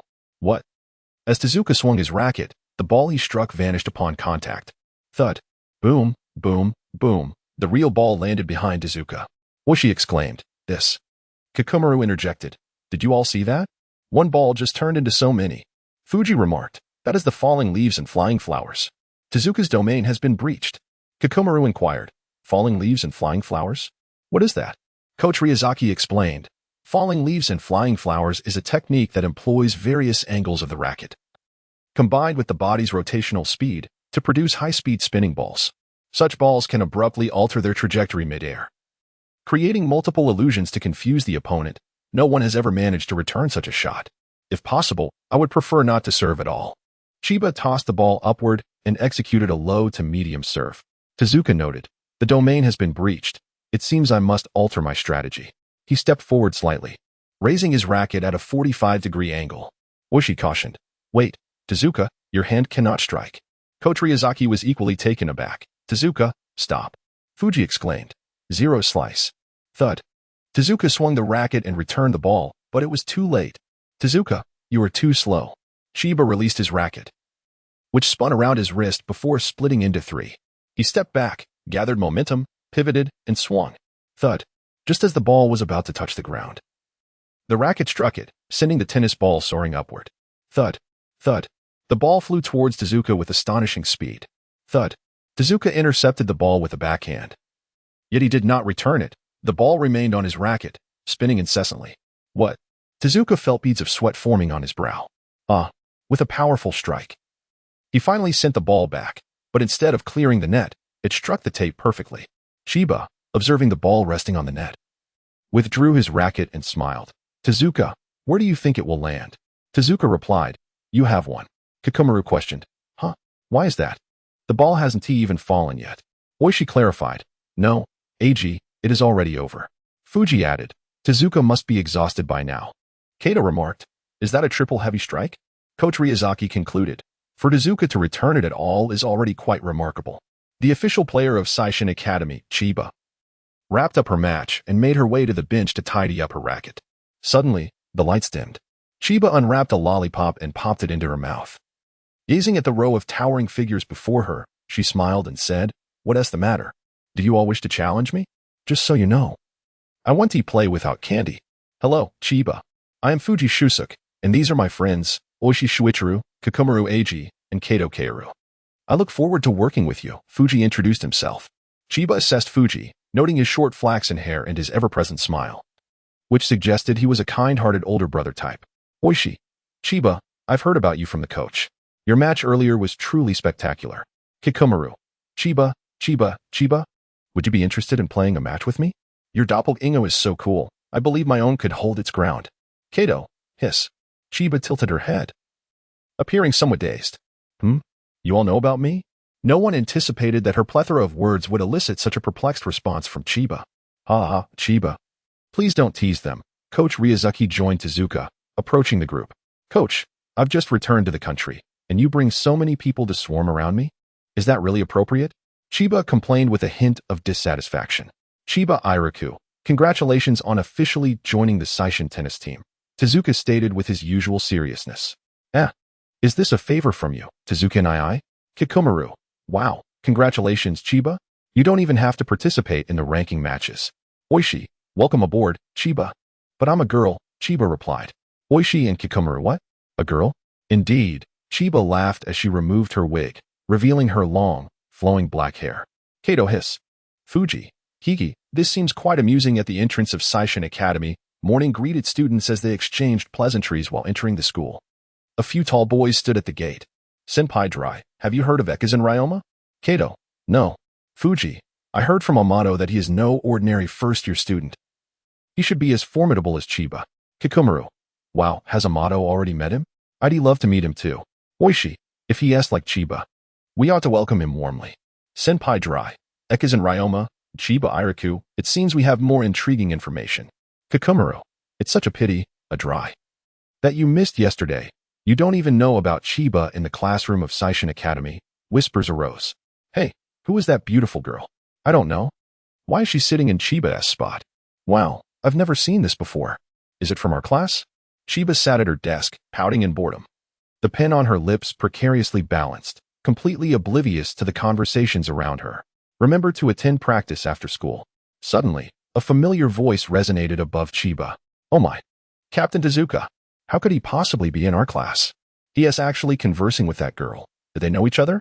Before Chiba could respond, her classmates began chattering excitedly. 5 pieces, the rest are gifts from them. Tezuka placed a bag on Chiba's desk and, without waiting for her reply, turned to leave, entirely disregarding the curious gazes surrounding him.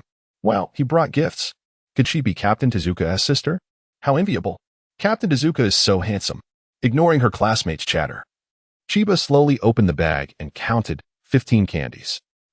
Surely some are from the captain as well at Seishin Academy's campus path. Ryoma. I have something to attend to this afternoon, so you can go to the tennis club by yourself. Chiba twirled in front of Ryoma, her skirt fluttering in the breeze. Ryoma glanced around at the lingering stares, frowning in displeasure, and muttered a remark that seemed utterly unrelated. It's too short. Chiba tilted her head, curiously regarding Ryoma. What did you say? It's hideous. Ryoma turned his head away and continued walking ahead without another word.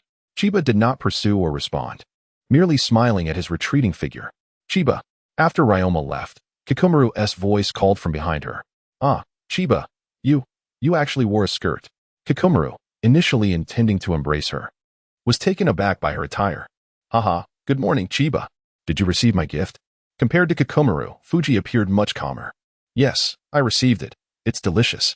Thank you, senpai. Chiba looks quite adorable in a girlesque skirt. You know, Kikomaru senpai resembles a cat, which is quite charming too. Charming? Kikomaru suddenly gripped Fuji's shoulders, shaking him vigorously. Did you hear that, Fuji? Chiba actually complimented me on being cute. How delightful. Did you hear me? Fuji, being shaken, wore a look of indulgent delight. Yes, I heard. Chiba, there you are. Perfect timing. Come with me. The coach is looking for you. Just as the 3 were enjoying their laughter, Oishi abruptly interrupted them. All right. Chiba smiled at Fuji. Then I'll take my leave, senpai. See you after school. Okay. Kikomaru, this afternoon? Will we see Chiba again? Will she still wear a skirt? Enough, Kikomaru. Why are you so cheerful? We'll find out this afternoon. Let us go? Chiba. Should I wear it? However, Ryoma seems to dislike it. Seishin Academy office. Coach, you called for me? Chiba knocked gently on the door and entered the office with Oishi. Coach Ryuzuki. Well, Oishi, you may return now. I have some matters to discuss with Chiba.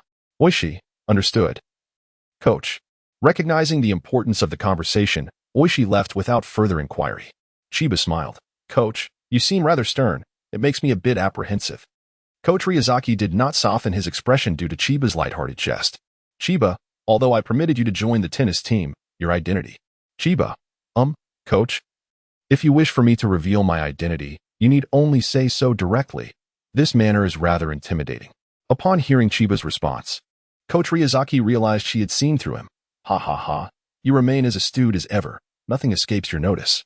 Chiba handed a small red notebook to Coach Ryazaki. Please take this for the school's review, but I have one request. Coach Ryazaki, your father. Chiba, Coach. You are truly perceptive, so I need not elaborate further. I hope you will acquiesce to my request. Coach Ryazaki, very well. Ryazaki-jin stood by the window, gazing at Chiba's silhouette below, as if witnessing her origins. Chiba, after all these years, if you oppose her participation in competitions, why persist in her training? What are you truly contemplating? Saishin's official players, 4, trouble approaches. In the afternoon, Ryoma indeed did not see Chiba. Her absence left a peculiar void. Ryoma strolled leisurely into the tennis court, his tennis bag slung over his shoulder. Nearby, at the classroom window, Tomoka leaned over, observing Ryoma below. Sakura, look, it's Ryoma. He looks so handsome. Sakura approached the window just in time to see Ryoma set down his tennis bag. Tomoka, Sakura, don't you think he is handsome too? Sakura, yes. Sakura's eyes sparkled with warmth as she gazed at Ryoma. Tomoka, but it's strange. I haven't seen Chiba all day. Little did Tomoka realize. At that very moment, Chiba was dressed in feminine attire, standing alongside Tezuka above them. Chiba, lollipop in mouth, perched ungracefully on a desk. Tezuka, if you keep staring at me, I might become upset. Did you summon me just to watch Ryoma? Tezuka remained fixated on Ryoma. Do not wear skirts during practice.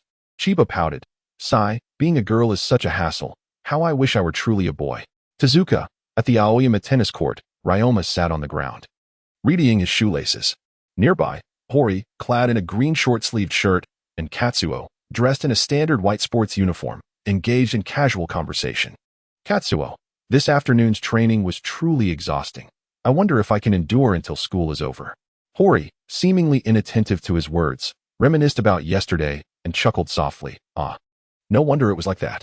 I heard that Senior Mochizuki had injured his foot and couldn't showcase even half of his strength. Katsuo, he injured his foot? Katsuo, he injured his foot? It's remarkable that it was completely unnoticeable. Hori, that's why he was present. The other regular team members had gone out to compete. Hori's remarks were clearly directed towards Ryoma, yet upon glancing over, he noticed Ryoma's utter lack of response. Hey, Ekizan, did you hear that? Of course, Ryoma had heard. But he had no desire to engage. Hori, huh? Haha. Well, how could a freshman like you possibly compare with the second-year regulars? The standard at Aoyama is exceptionally high. Even with the regular members absent and Mochizuki injured, he is still remarkably skilled. Katsuo, I really want to see how the regular players play. Katsuo, they must be incredibly strong. Noticing their interest in the topic, Hori continued, by the way, do you know? Each month, the school holds a ranking tournament, where the stakes are the eligibility of the regular members. This is the secret behind Aoyama's formidable prowess. Upon hearing Hori mention this, several first-year students approached from a distance. Wow, who would have thought you were so knowledgeable? Ha ha, it's just common knowledge. Feeling bashful from the compliments, Hori scratched his head. Ryoma, however, had little interest in the topic. After finishing with his shoelaces, he picked up his racket and prepared to leave, while Hori continued to chatter away behind him. Ryoma mused, there are always those who only grasp trivial gossip. Sigh, where on earth has Chiba gone? Suddenly, a senior in a blue sports uniform blocked Ryoma's path. By the color of his attire, it was clear he was a second-year student. Are you the impressive freshman everyone is talking about? Impressive freshman? Ryoma recognized this as yet another potential troublemaker. A smirk played on his lips as he pointed at Hori. Oh, it's him. Matsubara turned his gaze towards Hori, whose green outfit indeed stood out among the sea of white uniforms. Ah, so it's him. I see. He is deliberately dressing differently from the others. The regular players at Aoyama are truly remarkable, consistently ranking among the top 4 in the Kanto region. I would love to play a match against the captain in the ranking tournament. Perhaps I could even score a point. Oblivious to the impending danger, Hori continued to boast about his gossiping skills. Don't get too carried away, you freshmen. Matsubara, who had just been conversing with Ryoma, approached Hori with an unfriendly expression. What ranking tournament are you talking about? If you think first-year students can participate in the ranking matches, you are gravely mistaken. Freshmen are only allowed to pick up balls and build their basic fitness before the summer training camp. Only in their second or third year can they hope to become official players. Hori exclaimed. Huh? What? Arai interjected. Hey, why are you arguing with a first-year student? Matsubara replied. This guy is the freshman everyone has been talking about. Arai countered. What are you saying? The one who just played against Momoshiro wasn't him. It was that guy in the hat. Matsubara turned to the direction Arai indicated and saw Ryoma casually playing with the ball. That deceitful guy tricked me. In the Seishin Academy Tennis Club's lounge, Ryoma, Hori, Katsuo, and Shiro were changing clothes after their warm-up training. Hori remarked, by the way, I heard that last year. Captain Tezuka never lost a single match. Isn't that impressive? Katsuo looked disapprovingly at him. But Hori, why are you so pleased about it? Katsuo added, exactly. It's Captain Tezuka, not you. Besides, now you have the second years eyeing you. Isn't that troublesome? Feeling awkward, Hori shifted the topic to the silent Ryoma. Especially since Arai seemed particularly concerned about seniority and would likely harbor resentment. But what of it? Ryoma was in a foul mood. School had ended. And Chiba still hadn't arrived. Noticing Ryoma's low spirits, Hori rolled his eyes, ready to stop bothering him, when he suddenly saw Ryoma sitting on Arai's sportswear. Looking indifferent. Isn't that Arai's uniform? Hori exclaimed. Ryoma stood up, glanced at the disheveled sportswear he had been sitting on, and shrugged. Oh well. Let's just hurry and pack up to go home. I don't want to attract Arai's attention. As Hori spoke, he slung his backpack over his shoulder and opened the door to leave, only to collide with someone trying to enter. Watch it, you clumsy monkey. The person he bumped into was none other than Arai, and the atmosphere grew tense. Ryoma, carrying his tennis bag, walked past the group indifferently and greeted Arai and several seniors at the door with a flat hi. Arai glared at Ryoma. What did you just say? Is that how you greet a senior? You. However, Ryoma paid him no heed and continued to leave, leaving only his back to the onlookers. Seizing the opportunity while the seniors were distracted, Hori, Katsuo, and Shiro swiftly made their escape. Upon entering the lounge, Arai saw his crumpled sportswear and became even angrier. Who wrinkled my uniform so badly? Ugh, today is just not my day. Weno asked, what was that first-year-'s name again? Arai. His name is Ekizan Ryoma. It's all because of him that I have caught Momoshiro's attention. Matsubara, however, I've heard that this guy is exceptionally skilled at tennis. If he participates in the ranking matches, it might obstruct our chances of becoming official players. Arai, seething with anger, crumpled his sports uniform into a ball. How could this happen? He.S. just a freshman. How could such a thing possibly occur? Arai felt an unprecedented pressure from Ryoma. Thinking that he must not allow this to happen, he must make him lose face in front of everyone. At the entrance of Seishin Academy, Ryoma leaned against the wall, idly counting the students exiting the school. Finally, upon reaching the 181st count, he spotted the person he had been waiting for. Chiba, with a beaming smile, dashed into Ryoma's embrace, exclaiming, the ball is here. Thud. Alas, Ryoma failed to make contact with the ball, and Chiba scored. As Ryoma gazed at Chiba's radiant smiling face, his annoyance dissipated instantly. She has gained some weight. I want to pay you any mind. Chiba's expression darkened in an instant as she released Ryoma, declaring, I'm heading home now. Ryoma observed the rapid changes in Chiba's demeanor, reflecting, indeed, this feeling is quite pleasant. Official players of Seishin Academy 5, official players in the Seishin classroom. Another bright morning dawned as the early reading bell chimed 3 times. During the reading period, students involved in club activities attended their respective engagements, while those without clubs continued their studies in the classroom. Today, Chiba donned her male attire once more, reasoning that since she was joining the tennis team, pants would be more practical. Sakuno approached Chiba, holding a book. Chiba, yesterday, before Sakuno could finish her sentence, a voice called from outside the classroom. Chiba rose, offering an apologetic smile to Sakuno. Sorry, I'll step out for a moment. Sakuno, huh? Oh, okay. Chiba dashed out of the classroom, spotting Oishi clad in blue and white athletic wear. Chiba, Oishi-senpai? Did you need something? Oishi stared at Chiba, who had suddenly transformed back into male attire. Momentarily taken aback. Oh, just follow me. In the unused classroom of Seishin Academy, Coach Ryuzuki stood by the window, observing the furrowed brow of Tezuka seated at the desk. So, how is it, Tezuka? Are you able to divide them into 4 groups smoothly? This upcoming internal competition essentially determines the official team members for the Tokyo tournament. Quite a headache, isn't it? MHM. Tezuka glanced at the incomplete April internal ranking list on the desk, lightly tapping the pen in his left hand against the table. Speaking of which, Coach Ryuzaki, don't you have a particular player you're concerned about? Just then, Oishi entered with Chiba, smiling as he remarked, for instance. That freshman Ryuzaki interrupted. Let us not concern ourselves with my opinions just yet. Essentially, our new players will not be eligible to compete until after summer, correct? Chiba cast a glance at Tezuka and smiled. As for that, it all depends on your decision, brother Tezuka. Upon hearing Chiba's voice, Tezuka's eyes flickered. Although he already had an answer, he rested his chin on his hand, appearing contemplative as he looked at Chiba and inquired, "Is that so?" He indeed. Chiba playfully elongated her tone, exhibiting a delightful charm. At the Seishin tennis courts, the first-year students, exhausted from their morning run, sprawled on the ground. Hori, drenched in sweat, complained, "How can the practice here be so tiring?"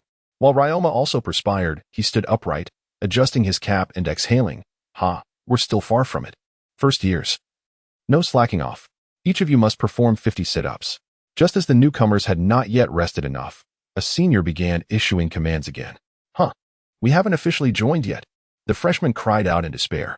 Outside the courts, Mr. Inoue glanced at Ryoma and suddenly recalled something. Right? Ekizan Ryoma is a first-year student. He cannot participate in competitions until the summer training. Shishido exclaimed, Does that mean he can't compete in the rankings? 37. I can't go on. Kentaro lay helplessly on the ground. 50. Ryoma stood up, completing his final sit-up. Ekizan, here they come.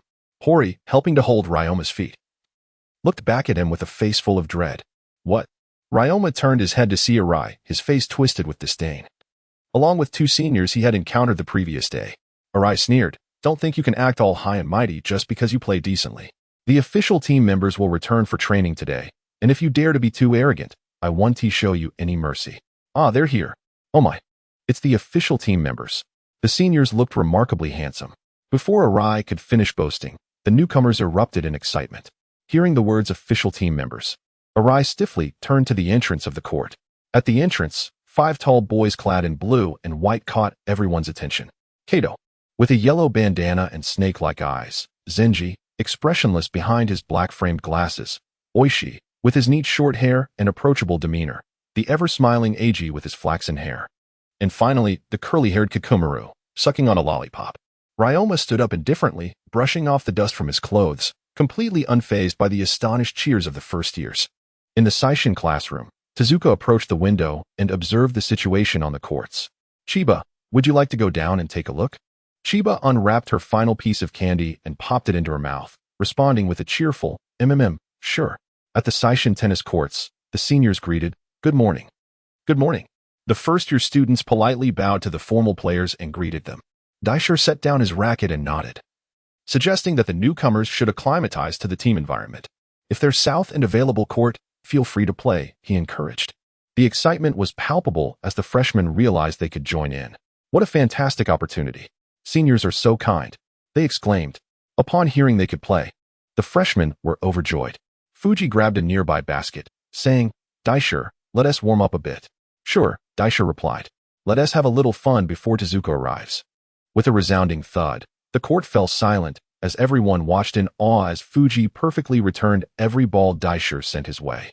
"Here it comes," Daisher announced as he served again. Thud. Fuji struck back with precision once more. "Fuji, your footwork is too slow," Daisher pointed out.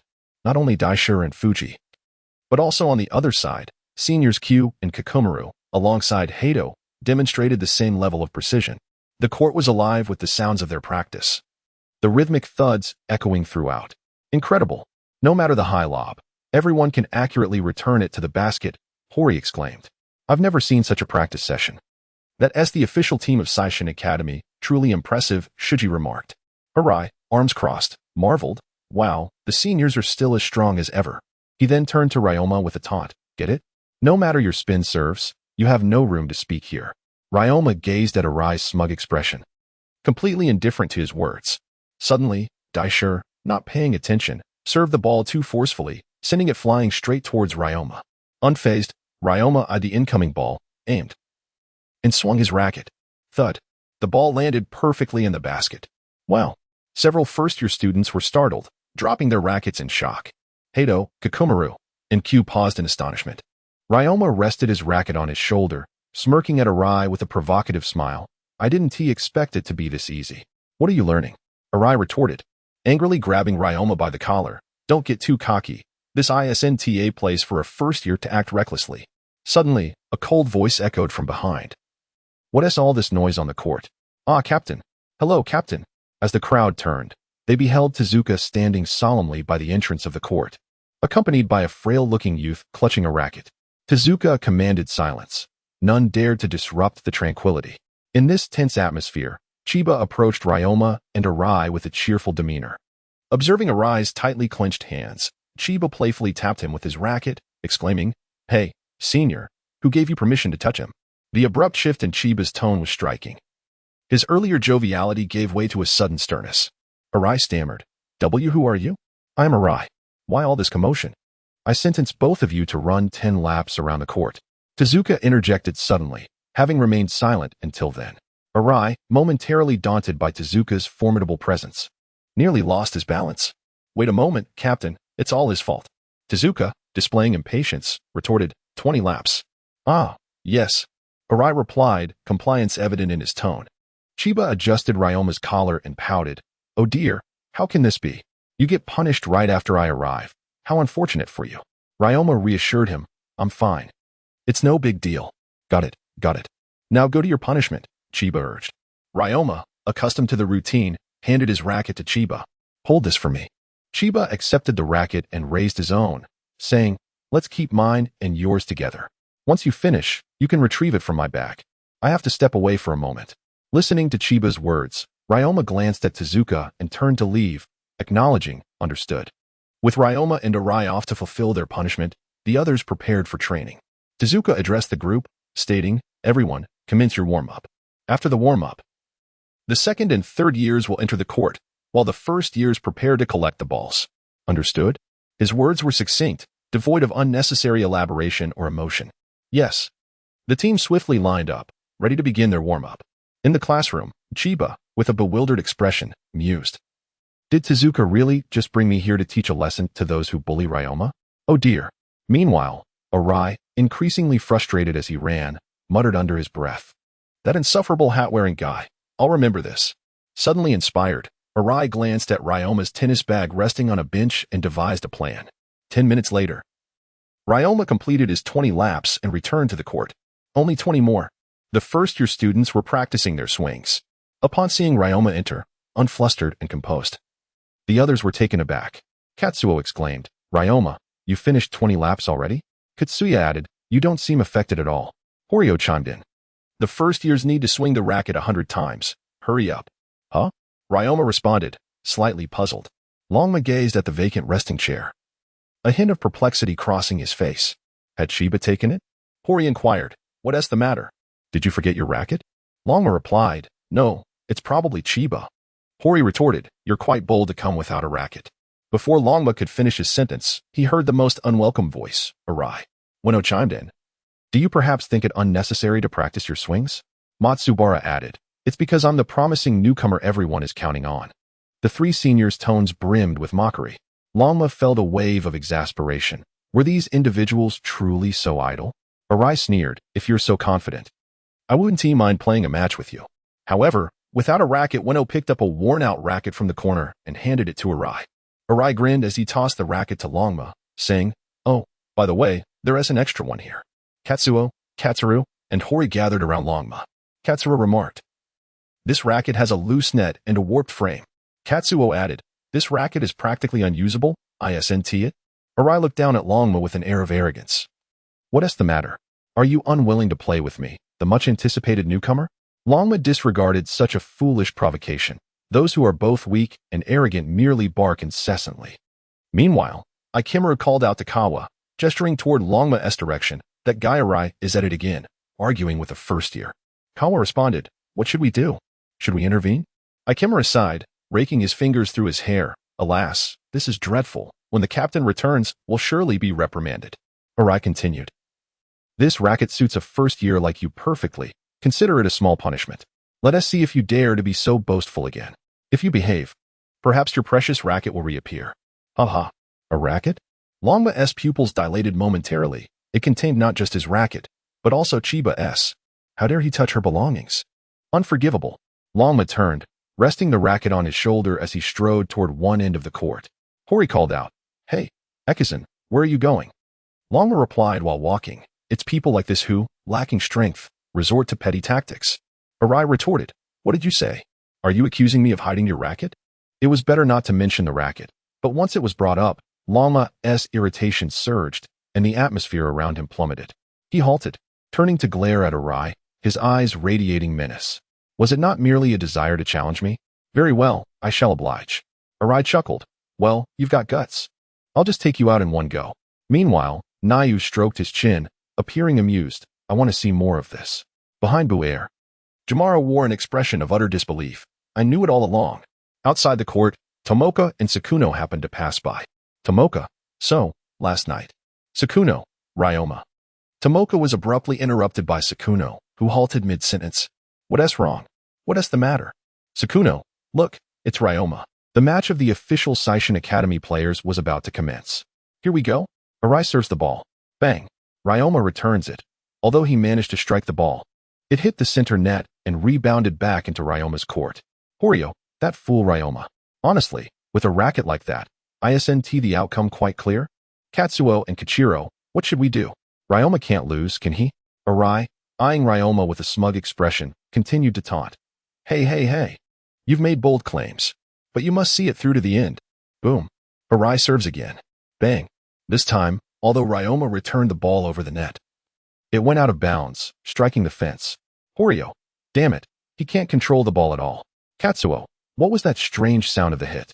Senpai Kawaii, no matter how well he plays, it one team matter. Jamaru, indeed. Buer, well, a racket like that can't possibly deliver a spin. Arai, listening to their conversation, felt a surge of delight. Serves you right. Now you've embarrassed yourself in front of so many people. Let us see if you dare to show your face again. Ryoma, gripping the racket with his left hand, lightly tapped the net with the back of his right hand. Realizing something. Arai, huh, are you trying to show off? I see no chance for you to win. Another ball was hurled towards Ryoma. Bang. Crack. Ryoma swiftly repositioned and swung his racket.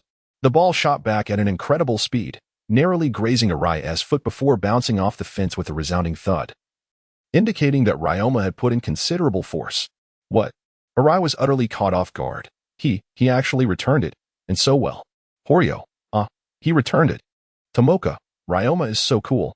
Jamaru, wow, he utilized the power of his body to execute a spin shot. Buer, quite impressive, indeed. Could it be that he returned it with that broken racket? Perhaps it isn't as terrible as it seems? I doubt it. Didn't you hear how strange the sound of the hit was? But that last shot was incredibly fast. Listening to the crowd's discussion, Ryoma pouted in dissatisfaction. The ball speed was exceedingly slow. Arai, you. Don't be foolish. What is so great about returning a single ball? Arai refused to believe he would lose. Boom. Boom. Boom. Regardless of how Arai strikes, Ryoma consistently returns the ball with formidable force.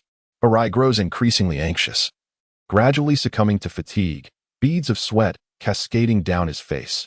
How can he return my shots with such a terrible racket? Fuji, perhaps it means that a master of calligraphy need not select the finest brush. Senior Kisaragi, look, the ball is coming over. Arai begins to regret. If this continues, I will become the laughingstock. That ball is quite bothersome, isn't it? Before Arai can retaliate, Ryoma sends another ball soaring. The two balls collide, passing between Arai's feet, causing him to kneel in shock. Hori, Ekizan can control the ball even with that kind of racket. It's reminiscent of practicing powerful shots during basketball drills. Wow. That first year is truly impressive. Ugh, how foolish, he has entirely embarrassed the second years. After saying this, Kaido steps off the court. Senior Kisaragi, where are you going, Kaido? Kaido, to the restroom. Ryoma loosens his collar. All right, the warm-up exercise concludes here. Hori gazes at the racket in Ryoma's hands, exclaiming, Hey, Ekizan, the string has snapped. Has it? No matter, you can use mine. Suddenly, a clear voice rings out from behind Hori. Ryoma, catch. Ryoma turns to see Chiba tossing him a racket. A blue one, unmistakably his. Chiba, carrying Ryoma's tennis bag, approaches the court's edge under the watchful eyes of everyone. Oh dear, Senior, I'm sorry. I just found the tennis bag you discarded in the trash, and lo and behold, Ryoma's racket was inside. Isn't that a coincidence? His tone is light, almost joking. Yet it reveals the truth behind the missing racket.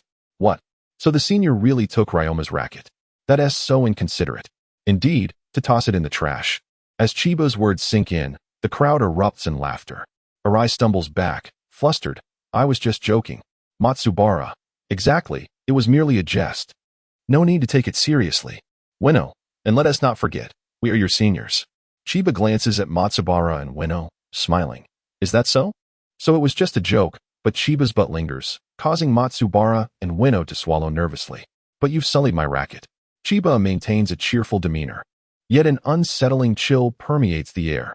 Ryoma, you should also play a prank on the seniors. After all, reciprocity is essential.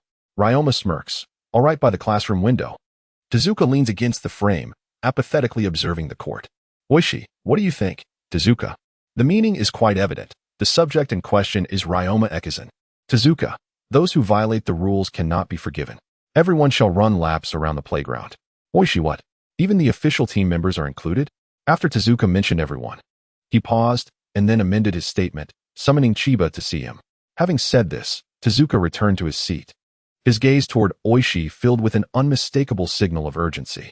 Oishi sighed, exclaiming in exasperation. Huh, hee. Coach Ryazaki glanced at the list of internal rankings that Tezuka had drafted, the last line clearly stating, Ryoma Ekizan, in the idle classroom of Seishin Academy. Chiba opened the door to find Tezuka alone. Brother Tezuka, you didn't punish me. Chiba exclaimed, bouncing over to Tezuka. Tezuka looked up, his expression devoid of emotion as he regarded Chiba. Chiba, who do you believe is stronger, you or Ekizan? Chiba anticipated this question from Tezuka and tilted her head with a smile, replying without hesitation, of course, it's Ryoma. Tezuka, Chiba picked up the ranking list from the desk. This is for photocopying, right? I'll take it. Chiba, Tezuka called out, stopping her as she prepared to leave. Seishin needs a pillar, and that person must be Ryoma. Chiba responded promptly yet resolutely. Captain, that person must be Ryoma. Tezuka remarked. It's the first time I've heard you call me Captain. Chiba smiled and waved the list in her hand. But seriously, Captain, Ryoma can participate in the ranking match while I can't even play. That's so unfair. Tezuka, nearly amused by Chiba's demeanor, urged her to go. Be careful. Got it. At the Ekizan residence, Calvin, come here, let me hug you. Chiba took out an assortment of treats to entice Calvin. Hey Chiba, where's that brat Ryoma? Nanjiro appeared, looking as though he had just awakened. Ryoma is taking a shower, Chiba replied to Nanjiro, though her attention remained focused on Calvin. Gigi, little girl, that's no good. Look at mine. Nanjiro exclaimed, pulling out a bamboo snake from his pocket. Calvin, come here. Calvin, intrigued by the new toy. Abandoned Chiba. Nanjiro continued to tease Calvin with the bamboo snake, which Calvin could not catch no matter how he tried. Ha ha ha. Chiba, who do you think would win? Calvin or the snake? Nanjiro's question seemed casual, yet Chiba fell into deep contemplation. If her memory served her correctly, Ryoma was to face off against Kato in the ranking match the day after tomorrow, in a match against someone known as the Poisonous Snake, who would emerge victorious. In a school corridor, Chiba, a 13-year-old prodigy and the only female player to possess a universal license to compete in men's tennis, ambled leisurely back to her classroom, a stack of books cradled in one arm and a lollipop in her mouth. After a brief hiatus from the competitive scene at the tender age of 10, she had returned to the limelight. As she passed beneath a tree, a senior named Qianye, leaning against the trunk and sporting a pair of black-framed glasses, greeted her with a mysterious smile. Curious, Chiba tilted her head, pondering why he chose to wait for her instead of training or studying during morning reading time. Qianye adjusted his glasses, remarking, since your withdrawal from the competitive arena, you have been quite elusive. I never expected to encounter the undefeated genius who rose to fame so swiftly. Chiba, with a slight grimace, replied, so you've been investigating me. You truly are an annoying senior. Qianye chuckled. It's unfortunate I missed your match against Tezuka. How about a game with me? I wish to gather your insights. Chiba firmly declined. No. Why not? Qianye was taken aback by her swift refusal, having barely completed his invitation. Just no. Then perhaps I could sweeten the deal with some candy. Shall we play a match? No. What if I buy you a lot of candy? Absolutely not. Choose any candy you like. Absolutely not, no? Witnessing Qianye's relentless pursuit of Chiba, Kikumaru scratched his head in confusion. Qianye is quite persistent, isn't he? Fuji, glancing at Chiba, recalled the information Qianye had shared about her, and with a grin, remarked, "She seems rather intriguing." Kawamura, observing Chiba closely, inquired, "Is that the Chiba Igluo who plays with the captain? She looks so small." Kikumaru replied, "After all, she is a girl, small and quite adorable. Wouldn't you agree, Fuji?" Fuji nodded. "Indeed, if she were a boy, it might be quite frightening." Kawamura questioned, "Frightening?" In the corridors of Saishin Academy, Chiba, having just delivered a lunch bento to Ryoma, skipped merrily, humming a tune like a restless child. "Ugh, what a noisy little brat," Kato grumbled from his corner. Roused from his slumber, his eyes, akin to a snake, exuded an intimidating aura that would have instilled fear in any opponent on the court. "Hey, Kato, I have some bento here. Would you like some?" Chiba, rather than fleeing like most would, offered him a warm smile. Though Kato maintained a stoic expression, his pupils narrowed slightly, indicating his irritation. "Ugh, brat, stop bothering me." "Oh, all right then." Chiba placed the bento box beside Kaido's left hand and then turned around, skipping away cheerfully. Kaido stared at the bento for 1 second, 2 seconds, 3 seconds. After a minute, he finally picked up the bento and opened the lid. Inside, there were an array of delicacies. He took out a sushi piece and brought it to his lips, taking a small bite. Delicious. Yay. Senior Kaido is eating my food. Senior Kaido doesn't dislike me. Suddenly, Chiba, who he thought had already left, jumped out, startling Kaido and causing him to choke. Hee. Senior doesn't dislike me, right? Chiba beamed with a bright smile, as joyful as a child with candy. Surely, Senior doesn't dislike me. He has eaten my food. Kaido exclaimed, "You little rascal, hurry back to sleep." "All right, Senior, goodbye." Chiba did not linger. This time, she truly departed. Watching her retreating figure, the fade of the strong Senior Kaido crumbled, and a blush crept onto his otherwise stern face. "Honestly, I almost got found out. In the Aoyama classroom." Chiba thought, why does it feel so cold? Just after leaving the restroom, as she stepped through the classroom door, she suddenly felt a chill behind her. A voice, devoid of expression and emotion, called out her name. Only Ryoma and Tezuka could do that. "Ah, Tezuka, what brings you here?" Chiba turned stiffly, hoping Tezuka hadn't seen her enter the boys' restroom. Tezuka replied, "Here, the printed ranking list for the tournament. Take it downstairs and post it on the notice board. Momashiro is waiting for you." "Such a small task, Tezuka. You could have just sent someone to tell me," Chiba said, noticing Tezuka's increasingly somber expression. She quickly donned a cheerful demeanor. "Sure thing, Captain. I'll go right away." Tezuka glanced at Chiba's lively figure before looking towards the boys' restroom, contemplatively thinking, "Perhaps I should let her wear a skirt." In the alley, Chiba joyfully exclaimed, "School is finally over. Why do I feel so unlucky today?" As she walked alone through the alley on her way home, she complained while pounding her shoulders. "Chiba, who is it now?" Just as she assumed it was another senior. Ready to complain, she looked up and was surprised to find an old friend, Akiyoshi. "Akiyoshi Kippei, Chiba, it's been a while." In the park, Chiba sat on the grass, tilting her head back to feel the gentle breeze. "You didn't even tell me when you returned." Akiyoshi handed her a can of drink and sat beside her. Chiba opened the drink and took a hearty sip. "I just got back a few days ago. I was too busy settling into school to let you know." "Tachibana Kippei, are you returning to Japan to start anew?" Chiba smiled faintly and sighed deeply, saying, "Why not? After all, few are aware of what transpired in America due to my father's influence." "Tachibana Kippei, Chiba, I wholeheartedly support every decision you make." For a fleeting moment, as he gazed into Tachibana Kippei's earnest eyes, Chiba felt a wave of nostalgia wash over him, reminiscent of the Kippei from years past. Memories a year ago. Tachibana Kippei knelt helplessly on the ground, panting heavily, beads of sweat cascading down his forehead. He was unwilling to accept defeat, yet he was powerless to prevail. His ankle was injured, an old wound resurfacing, and in a highly publicized match, he lost the most crucial game of his career. From that moment, he fell into despair and could no longer rise. He could no longer play tennis. Observing the girl across from him, who had bested him so effortlessly, while remaining unfazed, Tachibana Kippei clenched his racket tightly, a growing sense of frustration consuming him. "What? Is this how you concede?" Chiba, leaning on her racket, peered down at Tachibana Kippei. "What do you understand?" Tachibana Kippei shouted at Chiba, "You know nothing. I'm injured. I can never play tennis again." His voice, laden with exhaustion, resentment, and pain, evoked sympathy in those who heard it. It was merely a loss. He could start over. Chiba withdrew her racket, standing upright, her tone tinged with disappointment.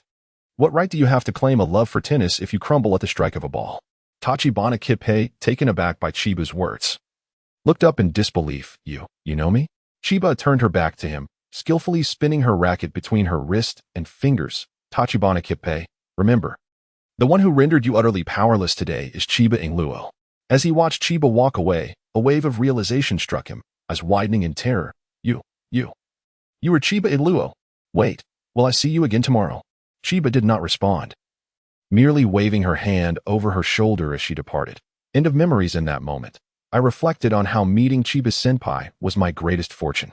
Tachibana Kippei gazed into the distance, a smile gracing his lips. Go on, go on. Chiba playfully nudged him. I'm 2 years younger than you, so why call me senpai? Tachibana Kippei, haha. You are indeed my senior. Chiba, but honestly, after that day, I enjoyed our daily tennis matches. It brought me genuine happiness. Indeed. I felt those were the happiest days of my life during that time. As Yashiki slightly tilted his head, he observed Chiba, who was squinting in delight at the setting sun, and a satisfied smile graced his lips. The girl, once deemed by the doctor as incapable of ever wielding a racket, had truly returned. On the eve of the Poisonous Snake 2 competition, during a break at Seishin Academy, a throng of students gathered around the school bulletin board, their eyes riveted on the rankings of the internal competition. Tomoka, brimming with excitement, pointed at the fourth list. Ah, Sakura, look, it's Ryoma. Sakura, it truly is Ryoma. Wow, let me see. Yes, indeed, it is Ryoma. Ryoma? Yes, that exceptionally talented newcomer? Isnt? Yes, that SM. So dashing. A ripple of excitement surged among the girls, who began to chatter incessantly about Ryoma. Gazing at his name, Sakura couldn't suppress her smile. Ryoma is truly formidable. Huh. Sakura turned to see Chiba fleetingly pass by. Tomoka, what's wrong, Sakura? Sakura hastily stuffed her books into Tomoka's arms and squeezed through the crowd. Tomoka, you head back first. I need to use the restroom. Left in confusion, Tomoka exclaimed, but didn't you just go? This time, I must get to the bottom of it. Sakura thought as she ran. There were several questions she had long wished to pose to Chiba, yet he always vanished right after class. She often noticed him in the company of the official members of the tennis team, yet he never seemed to train. Moreover, despite their previous acquaintance, why had Chiba been ignoring her these past few days? He had never initiated a conversation. Sakura was truly perplexed and determined to confront Chiba. Huh? Chiba. As she dashed, Sakura suddenly halted, hiding behind a nearby tree, peering out to observe Chiba conversing with Kato. Senior, I'll be heading back now. Sakura did not catch any significant words, only hearing Chiba utter that one sentence before he began to walk in her direction. Oh no, what should I do? Sakura, flustered, quickly retreated behind the tree. As Chiba passed by, he seemed entirely oblivious to her presence, indicating that he had not noticed her. Chiba, gathering her courage, Sakura called out to him. Huh? Sakura? What are you doing here? Chiba, holding a box of drinks, looked at her quizzically. Why are you standing there? Are you hiding from someone? Sakura clenched her fists, maintaining a tense silence for nearly a minute before taking a deep breath. Chiba, do you dislike me? Huh? Chiba appeared bewildered, entirely taken aback by her question. Nervously gripping her skirt, Sakura continued. It's just that on that day, Tomoka said something quite rude, and you seemed upset. After that, you hardly acknowledged me, and in class, you didn't speak to me at all. I was wondering if you think I'm bothersome. Chiba found herself bewildered by Sakura's logic, yet she discerned its meaning. Sakura, you are overthinking things. I haven't been ignoring you these past few days. I've simply been overwhelmed with busyness. Besides, I can't always be by your side. Chiba's true intention was that she could not burden Sakura with her own struggles. However, Sakura interpreted it as the need for a certain distance between boys and girls. With a hint of disappointment, Sakura lowered her gaze and remarked, I know, I have seen it all, your close relationship with Ryoma, and that girl, she is quite lovely. Chiba was taken aback. What girl? While she did not deny her camaraderie with Ryoma, she was perplexed by the sudden mention of another girl. Could she possibly be one of Ryoma's admirers? Sakura's expression swiftly transformed as she smiled at Chiba. I'm just relieved that you don't dislike me. You are also part of the tennis club, right? Although only Ryoma is competing this time, do your best too. Chiba was at a loss for words, unable to comprehend the rapid shift in Sakura's thought process. After gazing at Chiba for a few seconds, Sakura dashed towards the classroom. What was wrong with Sakura? Chiba felt as though she hadn't fully awakened that day. Otherwise, how could she struggle to understand others? In the corridors of Seishin Academy, Chiba pondered why everything seemed to be assigned to her by Tezuka. Copying lists, moving books, posting notices, delivering drinks. Was Captain Tezuka merely bored and seeking amusement at her expense? Yet, Tezuka did not strike her as the type to engage in such antics. Just then, she realized that the drinks she had been carrying had vanished. Ryoma, you chose to come out and enjoy the breeze during such a prime napping time?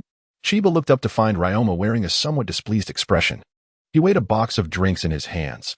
Although the quantity was modest, it was not light. Are you quite idle? He inquired. Oh, how did you know? Chiba replied, her face reflecting surprise, following Ryoma's lead. Ryoma, though exasperated by Chiba's frivolous response, conceded, where are you taking them? Chiba admired how Ryoma's questions always retained a serious tone. Oh, you needn't assist me. I can manage on my own. Don't forget, I'm a boy now, Chiba declared, retrieving 3 bottles from the box, leaving one as a reward for Ryoma. I'm off now. See you after school. Ryoma found this situation quite unsatisfactory. Despite attending the same school and being in the same grade, they only walked together during commutes, while the rest of the time was spent hurriedly passing each other by, engrossed in their own affairs. It was truly frustrating. At the Ekizen household, with the ranking tournament looming tomorrow, Chiba cradled Carbon while observing Ryoma, who appeared weary and sprawled on his bed after washing his hair. What would you like for lunch? She asked. Anything is fine, Ryoma replied nonchalantly. Then I shall bring you a pack of cat food. Oh, Carbon, what do you think? Carbon, meow. Chiba, all right. I'll follow Carbon's lead. Are you in the girls' tennis club? Ryoma suddenly sat up, his expression grave. Chiba, how could that be? Don't forget, I'm a boy at school. Ryoma. Chiba understands that Ryoma is curious as to why he hasn't seen him at practice. Ah, don't worry, you'll find out once you win the ranking tournament. Ryoma, tomorrow. Accompany me in the match. Chiba, got it. I want to run away. Tomorrow, I shall stay right behind you, never leaving your side. Hearing Chiba's words, a slight smile crept onto Ryoma's lips, and then he reclined back onto his bed. The Serpent, 3, the match commences at Seishin Academy Tennis Court, early morning. At last, the day of the school ranking tournament has arrived. In the tennis court, first-year students are busy preparing the venue. Since learning that Ryoma would participate in the rankings, many first-years have begun to take an interest in him. Nearby, Hori, Katsuo, and Katsuru are taking a break from their duties and engaging in conversation. Hori, with his hands clasped behind his head, leans against the wall. So far, although Ekizen has performed admirably, I doubt he'll maintain that level. Katsuo, why not? He can already compete with senior Tachibana. Hori, that's because the senior is injured. He hasn't exerted his full strength. If the official team members were to give their all, no matter how hard Ekizen tries, victory would be impossible. Katsuru, nevertheless, I still stand by Ryoma. Everyone in our year has high hopes for him. Katsuo, Ryoma. Just as the 3 were engrossed in their fervent discussion, Ryoma and Chiba approached. Hey, Ryoma. Did you have enough for breakfast? I have an apple here. Would you like it? Although Chiba was addressing Ryoma, his face bore the unmistakable expression of longing for the fruit. Today, Chiba was not clad in his black boy-s uniform, but instead wore a light blue tracksuit and black shorts, albeit slightly oversized, hanging loosely on him. Observing the wig atop Chiba's head, which was of a similar hue to his own, Ryoma instinctively remarked, black looks better. Is that so? Then perhaps I'll switch to black tomorrow. Years of unspoken understanding allowed Chiba to grasp Ryoma's meaning without further clarification. Katsuru, Ryoma, we will all cheer for you. Katsuo, you will surely become a formal team member. Give it your all. Ryoma glanced at them indifferently before walking straight past. Chiba smiled at Katsuru and Katsuo. Good morning. Good morning. As Chiba's radiant smile illuminated the surroundings, both Katsuhiro and Katsuomi felt an inexplicable flush of warmth creep onto their faces. Suddenly, peculiar sounds emerged from the nearby thicket. Curiously, Chiba leaned forward and cheerfully waved, exclaiming, Hey, Kato-senpai, good morning. Kato acknowledged her greeting with a glance before turning to the 3 first-year students he had been conversing with moments earlier, saying, Hey, first years. You there. Stop slacking off and go assist. Yes, I apologize. With those words, Katsuhiro, Katsuomi, and the others hurried away, visibly relieved. Why are they running so fast? Chiba chuckled at the sight of the trio fleeing in haste. Ryoma remained rooted in place, his mind replaying the scene of Kato greeting Chiba. Hey. Kato, his gaze fixed intently on Ryoma. Snapping back to reality, Ryoma replied, Huh? Kato continued, Aren't you a first year too? Yes, I'm heading over soon, Ryoma said. Slipping his left hand into his pocket while holding his racket with his elbow, casually pulling Chiba alongside him as they strolled forward. How frightening, he remarked. Chiba couldn't help but laugh at Ryoma's haughty demeanor. Haha, so terrifying. Indeed, truly terrifying. That was Kato-senpai just now, right? The panting trio of Katsuhiro, Katsuomi, and Katsuomi had reached the other side of the court. Katsuhiro glanced back at the direction they had come from and said, Yes. He will be competing against Ekizan in the D group of the ranking matches. Katsuomi inquired, By the way, what is the purpose of the ranking matches? Katsuhiro sighed in exasperation. Seriously? You don't even know what the ranking matches are about, and yet you've joined the tennis club?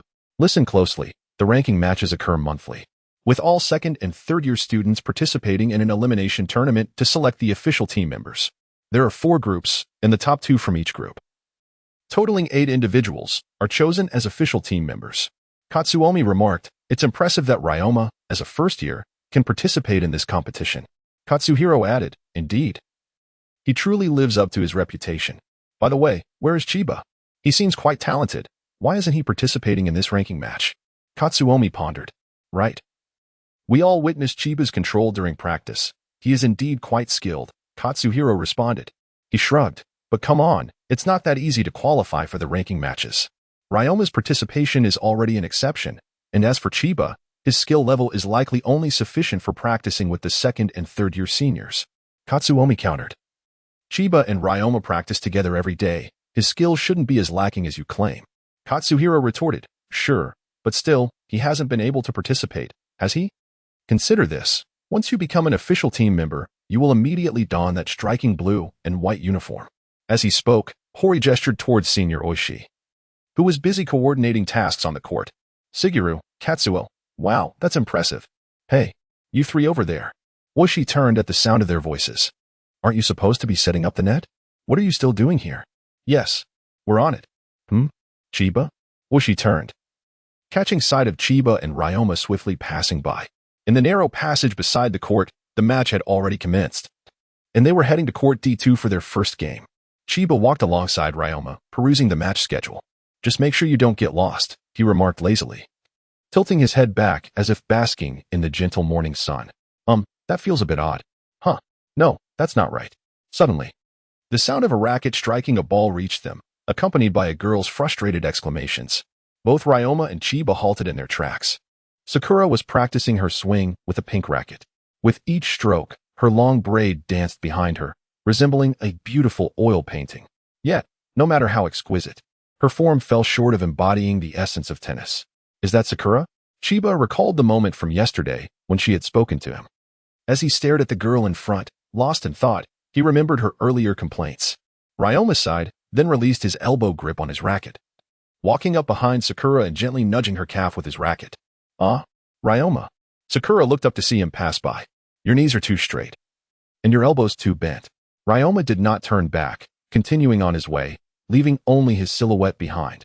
Hey, he's teaching me, Sakura murmured. Your shoulders are too open. Your hair is too long, and your waist is too soft.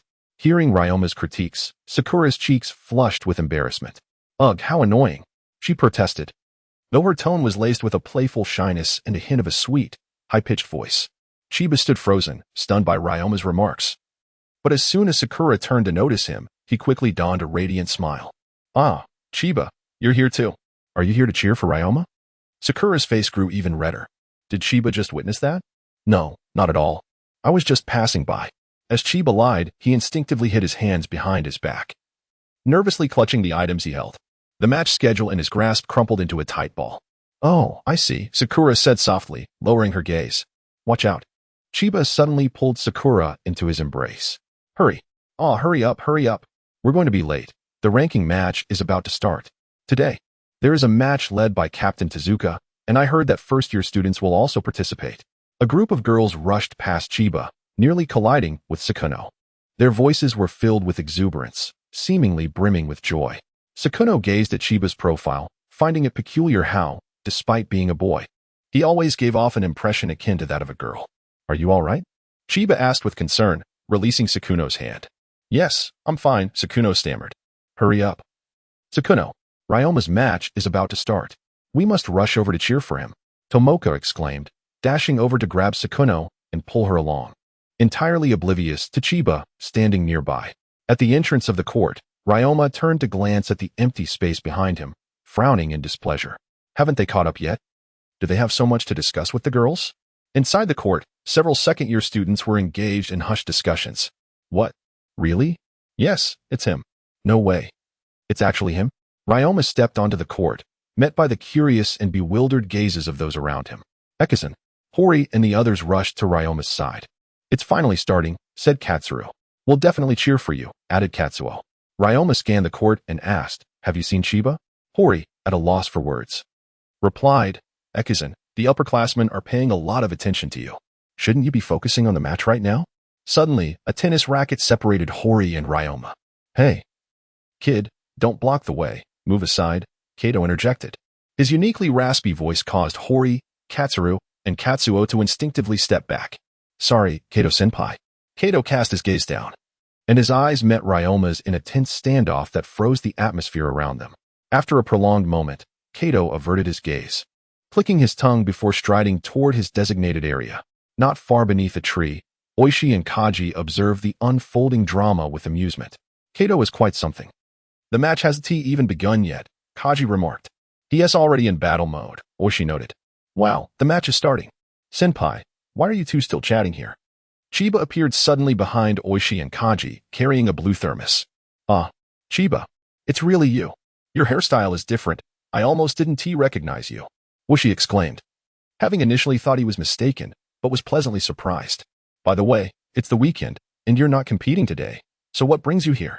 Chiba playfully stuck out his tongue. Just here to cheer for you. Kaji, standing nearby, looked at Chiba disapprovingly. You don't even have time to practice with me. Yet you find time to cheer for us? With a playful smile, Chiba noted how calm Akira was, still having time to jest with her. Daisher glanced at the vibrant players on the D court, poised for action. Indeed, Akira, look, the members of Group D have already entered battle mode. Adjusting his glasses, Akira produced a green notebook. I too am in battle mode. The light reflecting off his glasses flashed across Chiba's eyes, and she seemed to perceive a confident smile on Akira's otherwise serious face. It appears today's ranking matches will be quite entertaining. Embracing her thermos, Chiba strolled toward the court. As the whistle blew, the competitions across various zones commenced in earnest. With the rising sun gradually revealing itself, the struggling contestants began to perspire profusely, while the exceptional players appeared to be merely warming up, showing no signs of fatigue. Chiba settled onto a bench by a tree, enjoying the warm sunlight with her eyes half closed, seemingly unconcerned about the match's progress. Ah, Chiba, so you are here. Siru? What brings you here? Chiba opened her eyes to find Siru holding a handheld camera. Hee, Siru said, raising the camera. Ryoma's next match is against Senior Haidang, and I want to capture some footage. Oh, I see. Thank you for your efforts, Chiba replied with a smile, thinking to herself, footage? Ryoma probably doesn't need it. Well then, I shall take my leave. Chiba, remember to cheer for Ryoma. Siru waved goodbye as he hurried away from the D court. Chiba smiled in agreement, glancing at the court, wondering if the match was nearing its conclusion. Chiba, a tall figure blocked Chiba's view, casting a shadow over her. Ah, Captain. She looked up to see Tezuka's perpetually stoic face. The D group zone was packed with spectators outside the court, all drawn by Ryoma's presence, buzzing with excitement. Incredible. He has already won 2 matches, they murmured. This first-year student is truly formidable. Under the blazing sun, Ryoma, amidst the astonished and expectant gazes of the crowd, gripped his racket with his right hand, tossed the ball with his left, and with a gentle leap, swung his racket. Thud! The ball zipped past his opponent, bouncing off the ground with tremendous speed. The player facing Ryoma, drenched in sweat, turned rigidly to watch the ball soar away, disbelief etched on his face. He had to concede that this so-called first-year student possessed unfathomable skill.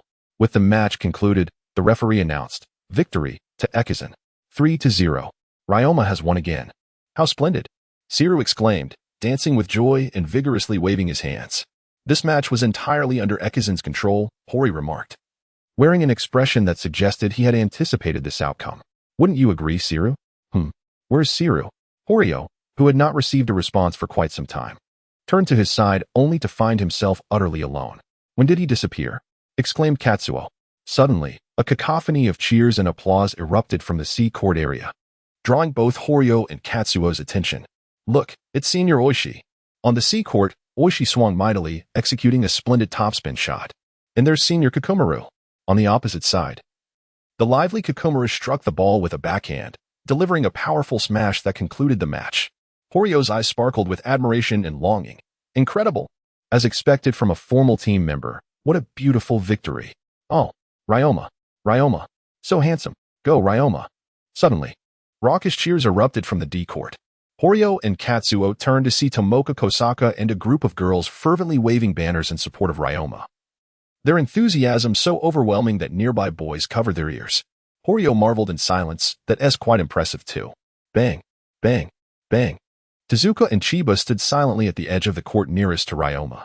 Chiba thought to himself, had I known, I wouldn't have chosen to bask in the sun earlier. Now I must stand here with Tezuka watching the match. Tezuka, you seem rather concerned about him, Chiba mused. Just as he prepared to relax his legs, the voice of Coach Ryazaki pierced through the air behind him. Coach, I'm not like Tezuka, who stubbornly refuses to admit anything. With a slight smirk, Chiba added, Tezuka merely arrived early to familiarize himself with his teammates, right? Tezuka glanced at Chiba but remained silent. Turning back to observe the match. The match concluded with a resounding victory for Ekizun, 6-0. Ah, Ryoma, you were amazing. So handsome, Tomoka shouted, holding her banner high in the air. Beside her, Sakuno stood quietly, not joining the cheers, but with a faint smile gracing her lips. Her eyes filled with the image of Ryoma. What astonishing cheers, like a personal cheerleading squad, remarked Shizuka, a tennis magazine editor, standing behind Sakuno. Oh, Miss Shizuka. Sakuno turned and smiled. Ryoma is truly remarkable. He didn't lose a single game.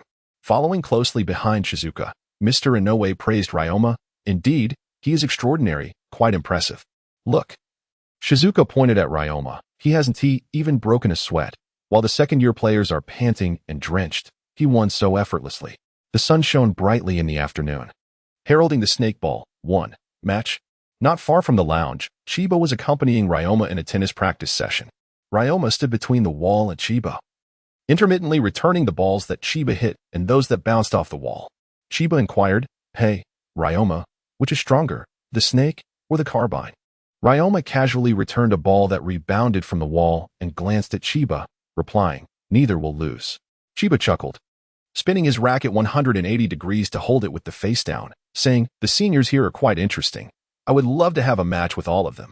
As Ryoma observed the ball Chiba returned, his pupils dilated slightly. Was it a heavy strike or something else? Suddenly, while Ryoma was still contemplating, a ball rebounded from the wall and struck his racket, causing both balls to collide heavily against it. The ball belonging to Chiba was deflected back, and he swiftly caught the wobbling tennis ball. It was neither a powerful strike nor a delicate drop. Chiba smiled, realizing it was merely a matter of altering one's perspective to play the same type of shot differently. Ryoma picked up a ball by his feet, exclaiming with a hint of frustration, Just play properly. With that, he tossed the ball into the air, swung his racket, and resumed his duel with the wall. Impressive. He left only a trace of one ball. Suddenly, a familiar voice emerged from behind Chiba. Turning around, Chiba saw Sakurano holding 2 bottles of water, smiling brightly at Ryoma. Her eyes filled with admiration. Ryoma, having missed the ball sent by Chiba, stopped his practice and followed Chiba's gaze to see a girl who seemed to be the same one from that morning. Is something the matter? Ryoma frowned when he noticed Chiba did not engage with her. Ah, I'm sorry, Sakurano said, retracting her gaze apologetically. Did I interrupt your practice? Chiba smiled. Not at all. You didn't disturb us. But do you have something to say? Ryoma remained indifferent, but his words carried an undercurrent of tension. Well? Sakurano tightened her grip on the water bottles, lowering her head, her cheeks tinged with a faint blush. The match is about to start, so good luck. Ah, Ryoma. Initially thinking her words were meant for Chiba, felt a twinge of confusion as it appeared she was addressing him directly. Chiba glanced at Ryoma and then at Sakurano, remaining silent. When Sakurano looked up to find Ryoma staring at her, Her already shy face flushed deeper, prompting her to turn and dash away. Watching the girl's retreating figure, Ryoma turned to Chiba. "Why are you looking at me? She came to cheer for you, not me." Chiba turned, crouching down to stow his racket into his bag. "And what about you?" Ryoma's voice was subdued, tinged with a hint of displeasure. As Chiba was zipping up his bag, he suddenly paused at Ryoma's words. "Don't you have anything you wish to say to me?" In truth, there are many inquiries that Ryoma wishes to pose. However, he is reluctant to burden Chiba with his questions. He is curious as to why Chiba appears to share such a close rapport with the upperclassmen and wonders why his assistance to that young lady did not seem to bring Chiba any joy. In the afternoon, on the competition court, Fuji and Kikumaru are engrossed in watching Tachibana's match. With a resounding thud, Tachibana leaps high, executing a forehand smash. The game concludes with Tachibana's victory, 6-0. As the referee announces the result, Fuji smiles, pondering that Tachibana's foot injury must have healed. Kikumaru remarks, "I initially thought he wouldn't make it in time for the match." Tachibana turns, flashing a smile at Kikumaru and Fuji. "After a week's rest, my body has become sluggish. This serves as a splendid opportunity for rehabilitation. Come on, it's about time. The match with Hato should be starting soon." Fuji responds, "Ah, yes. There will be quite a spectacle. I wonder who will emerge victorious." Suddenly, Kikumaru, who was walking alongside Fuji, enthusiastically waves his hand. "Ah, Chiba. Over here." Hearing Kikumaru call, Chiba dashes over from a distance. Fuji notices the 2 tennis bags on Chiba's shoulder. "Oh, did you carry those for him?" Chiba gestures towards Ryoma with a nod. Fuji glances towards Ryoma's direction and catches sight of him staring back, only for Ryoma to swiftly turn and head into the court as he raises his head. "What's wrong? Did you two have a quarrel?" Chiba responds with a light-hearted laugh. "No, not at all." He then turns to Fuji. "The captain is here. Let us go watch the match." Ryoma, holding his racket and with a sullen expression, trudges into the court. "Hey," Tachibana calls out to Ryoma. "Hi there." Ryoma, lacking enthusiasm, merely acknowledges him. Tachibana remarks, "Honestly, with such a laid-back attitude, you must be cautious of the Viper." "Viper?" Ryoma recalls Chiba's earlier question regarding who would triumph between the snake and Carbon. Tachibana clarifies, "I mean Hato." "Oh, all right." Ryoma nonchalantly places his racket on his shoulder and strides into the competition area. Tachibana watches Ryoma with a wry smile, wondering if he truly comprehends the situation. "Captain, Chiba." Fuji and Kikumaru approach Tezuka just as Oishi and Qianye arrive. Kikumaru, eyeing Ryoma on the court, feels a surge of excitement. Finally, it's Ryoma's turn to face an official team member. Qianye, notebook in left hand and pen in right, diligently takes notes, pondering how far can Ryoma go against Hato. It's truly something to look forward to, wouldn't you agree, Chiba? Chiba smiled and glanced at the quietly observant Tezuka, remarking, "Well, let us wait and see." Tezuka, arms crossed, silently fixed his gaze on Ryoma's direction, though the referee had yet to announce the commencement of the match. The palpable tension between the two competitors already captivated the onlookers. Ryoma and Hato were locked in an intense stare. At last, the match began with Ekizan serving. The referee blew the whistle, signaling the start. Ryoma positioned his feet shoulder-width apart, slightly crouched, with his right hand gripping the racket and his left hand holding the ball. His amber eyes were fixed ahead, exuding an aura of readiness. He tossed the ball and swung his racket. Thwack! Ryoma sent a seemingly ordinary straight shot over. Thwack! Hato effortlessly returned it. Thwack! Thwack! Thwack! The two were locked in an unyielding stalemate, neither willing to concede. Suddenly, Ryoma's return veered slightly off course, allowing Hato to execute a backhand lob. Ryoma watched the ball soar into the air, leapt, swung his racket, and smashed it down. The ball arced sharply downward into Hato's court.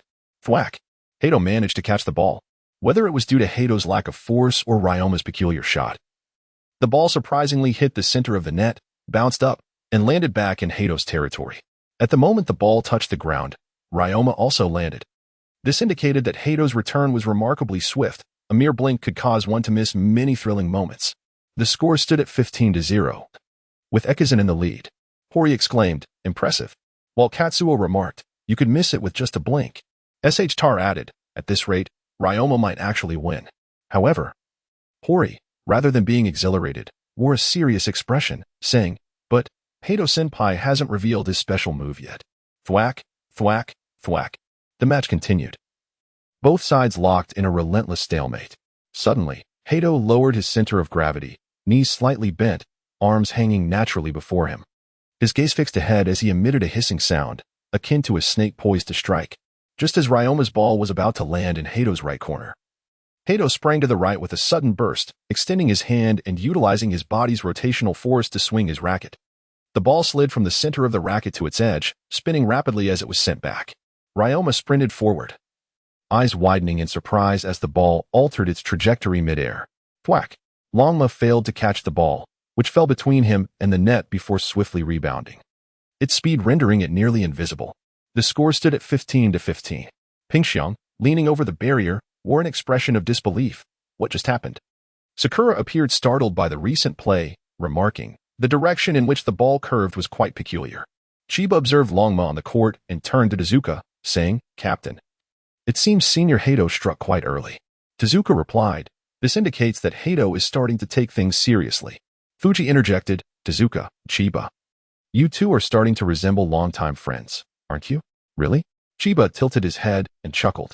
Hori chimed in, that was captured by Katsuru. Tachibana added, this is Hato's snake shot. Hori, Katsuki, and Katsuru echoed, what is the snake shot? Tachibana explained, this kind of shot can only be executed by someone with long enough arms like Hato.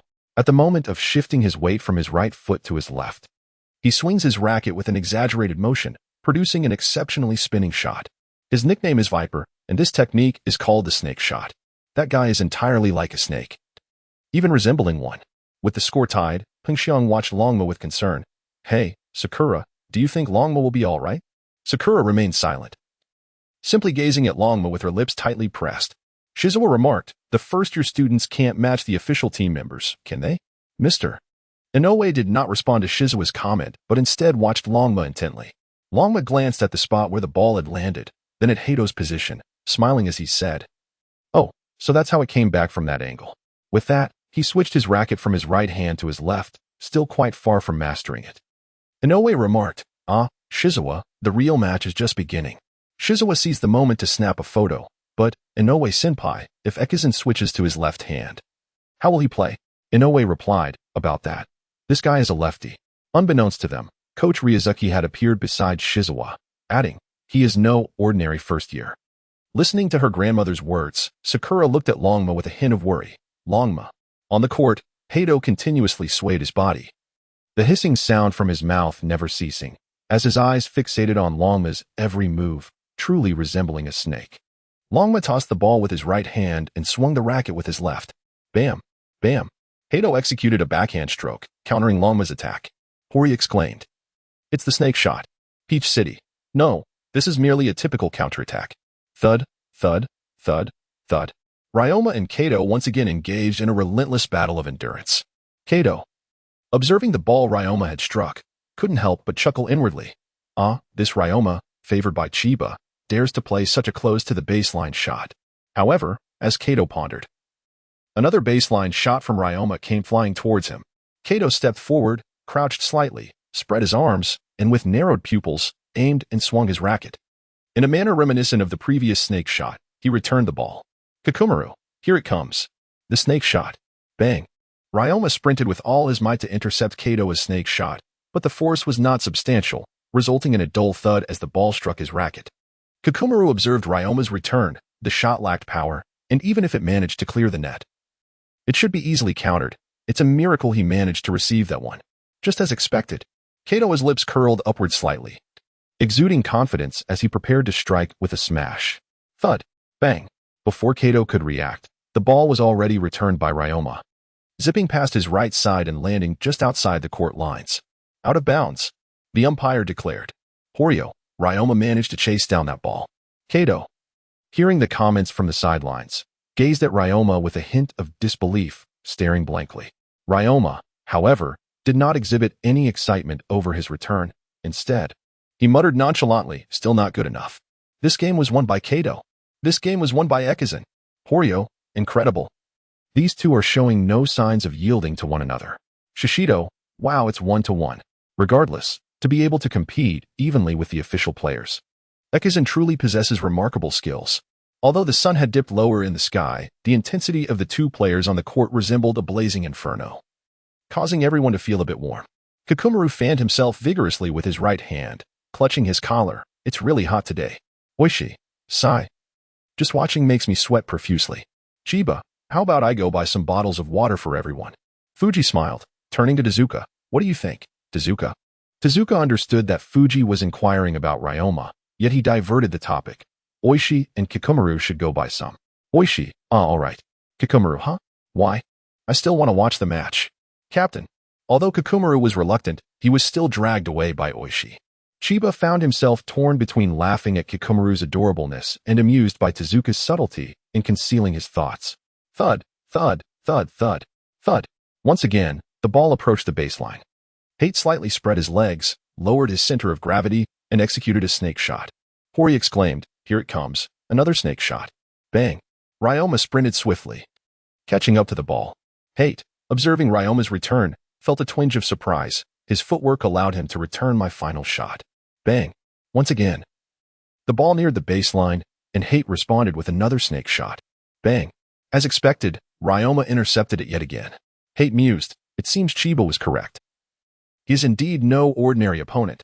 Yet, this is his fatal flaw. A smile crept onto Hate's lips as he retaliated with another snake shot. Bang, bang, bang.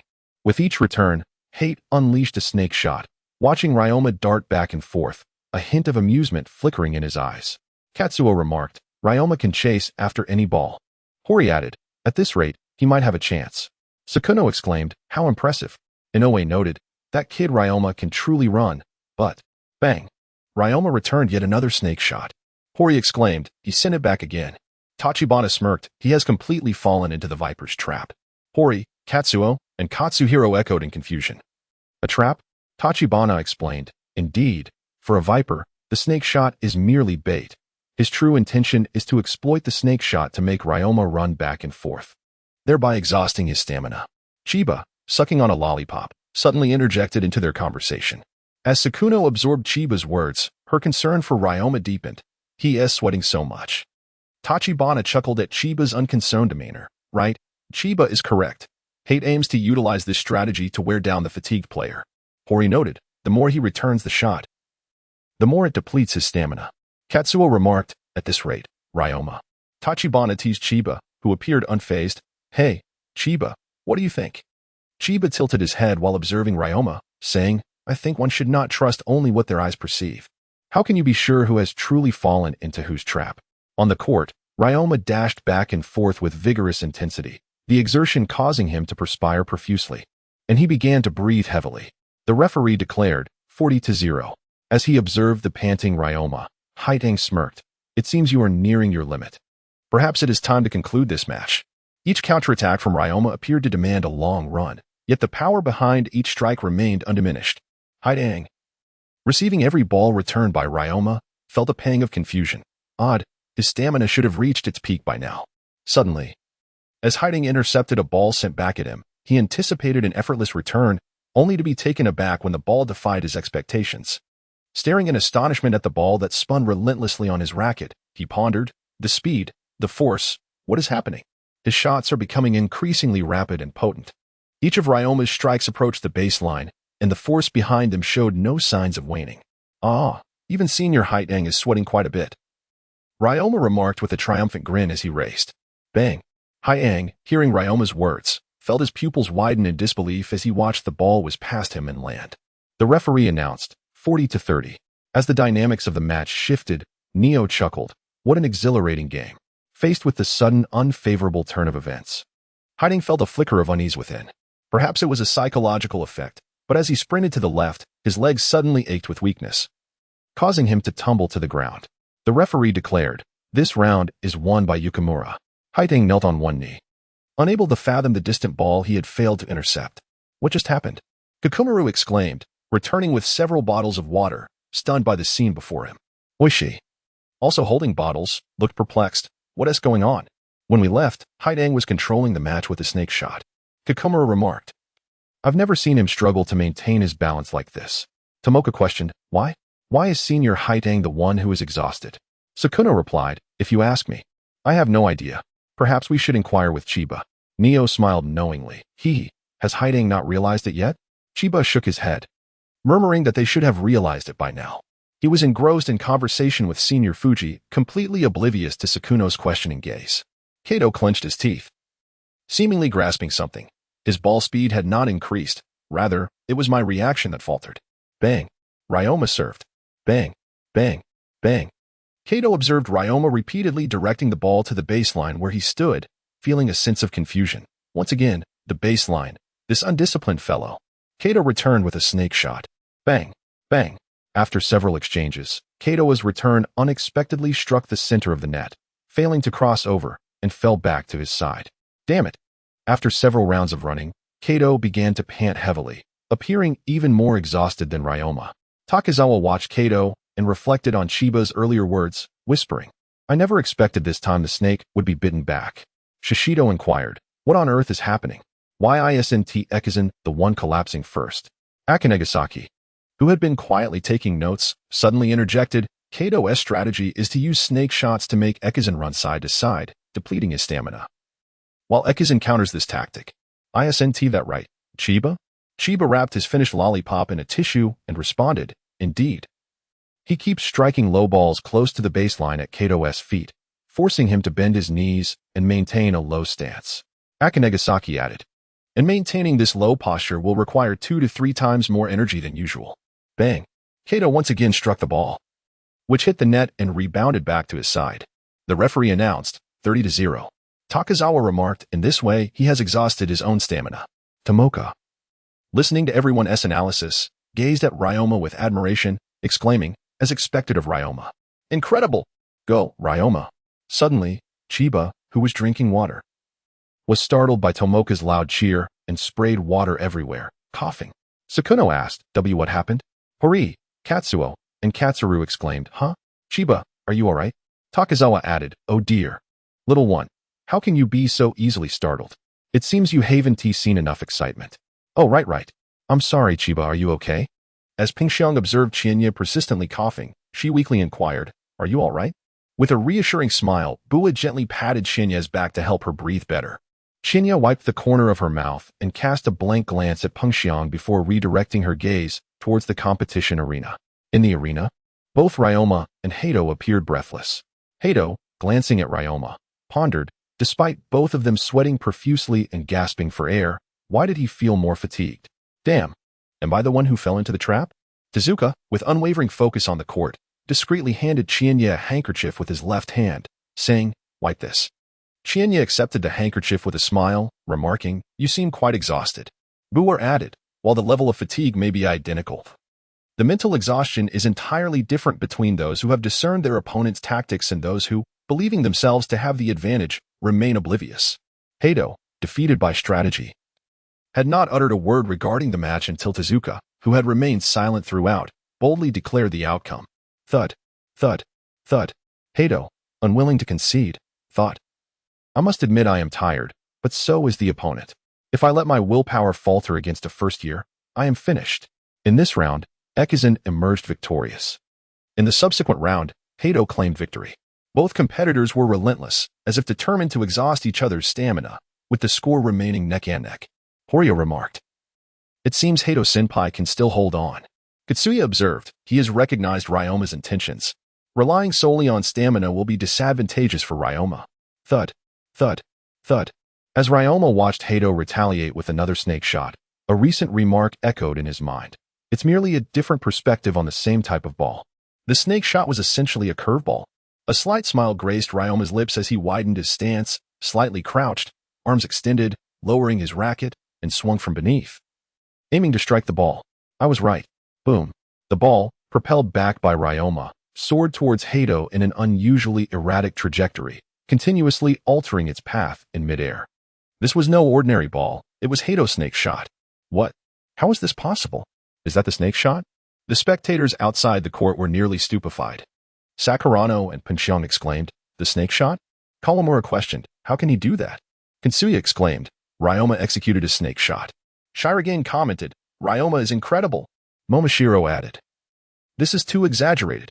It's just a curveball. It seems he was indeed listening. Qianye yawned, casually remarking, a curveball? Shizusori inquired, a curveball? In no way. Indeed, it is a curveball. One must draw a large circle from below, leveraging centrifugal force to create a pronounced spin. Among the world's elite players, many have adopted this technique as a formidable weapon.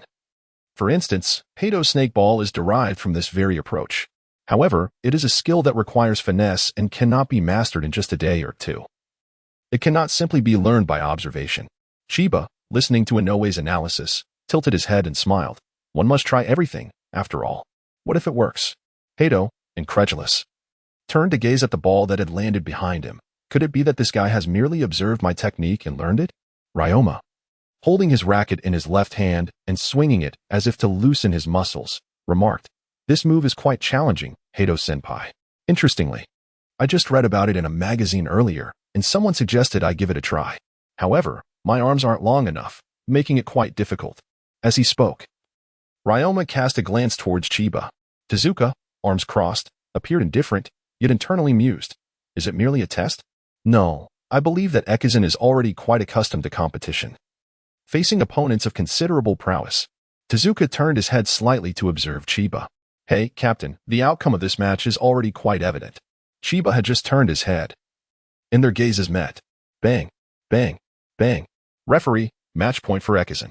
The scoreboard displayed, Ekizan, Heido 5-3. Horio, Ekizan just needs one more point to win. Bang. Ryoma served. Bang.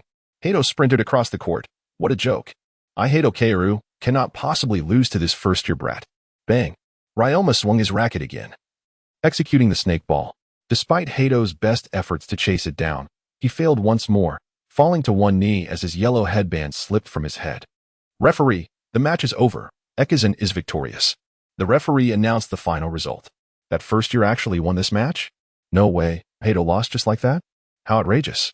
The spectators were in disbelief, unable to fathom that the seasoned player Heido had succumbed to defeat. Ryoma won. How wonderful. Katsuo, Horio. And Katsuru exclaimed as they rushed onto the court. Meanwhile, Tomoka and Sukuno clasped hands in excitement, saying, fantastic. Ryoma won. Chiba watched Sukuno's jubilant expression, and his eyes momentarily dimmed. The snake ball, 4, played a pivotal role. Before Ryoma could retract his racket, he was suddenly surrounded by Horio, Katsuo, and Katsuro. That's amazing. Ekizan, you were incredible. You truly won. Facing the exuberant expressions of the three, Ryoma displayed no sign of emotion, merely uttering a soft Heido rose. Brushed off the dust from his clothing and adjusted his headband. Suddenly, a voice came from behind him, Ryoma's. Turning around, Heido gazed at Ryoma's outstretched hand, stared for a couple of seconds, and then turned away without a word. How dull, Ryoma muttered, retracting his hand and casually resting his racket on his shoulder, embodying an air of indifference. As Heido exited the court, he disregarded the other official team members watching by the door. Qianye smiled slightly, remarking, what a pity, Heido.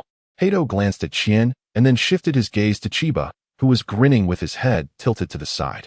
In a low voice, he declared, I will not relinquish my position as an official team member. Not ever. With that, Heido left without looking back. Chiba, weighing his tennis bag on his shoulder, entered the court and, passing by Qianye, remarked, in Group D of the ranking matches, the only ones left undefeated are Ryoma and Senior Qianye. Good luck.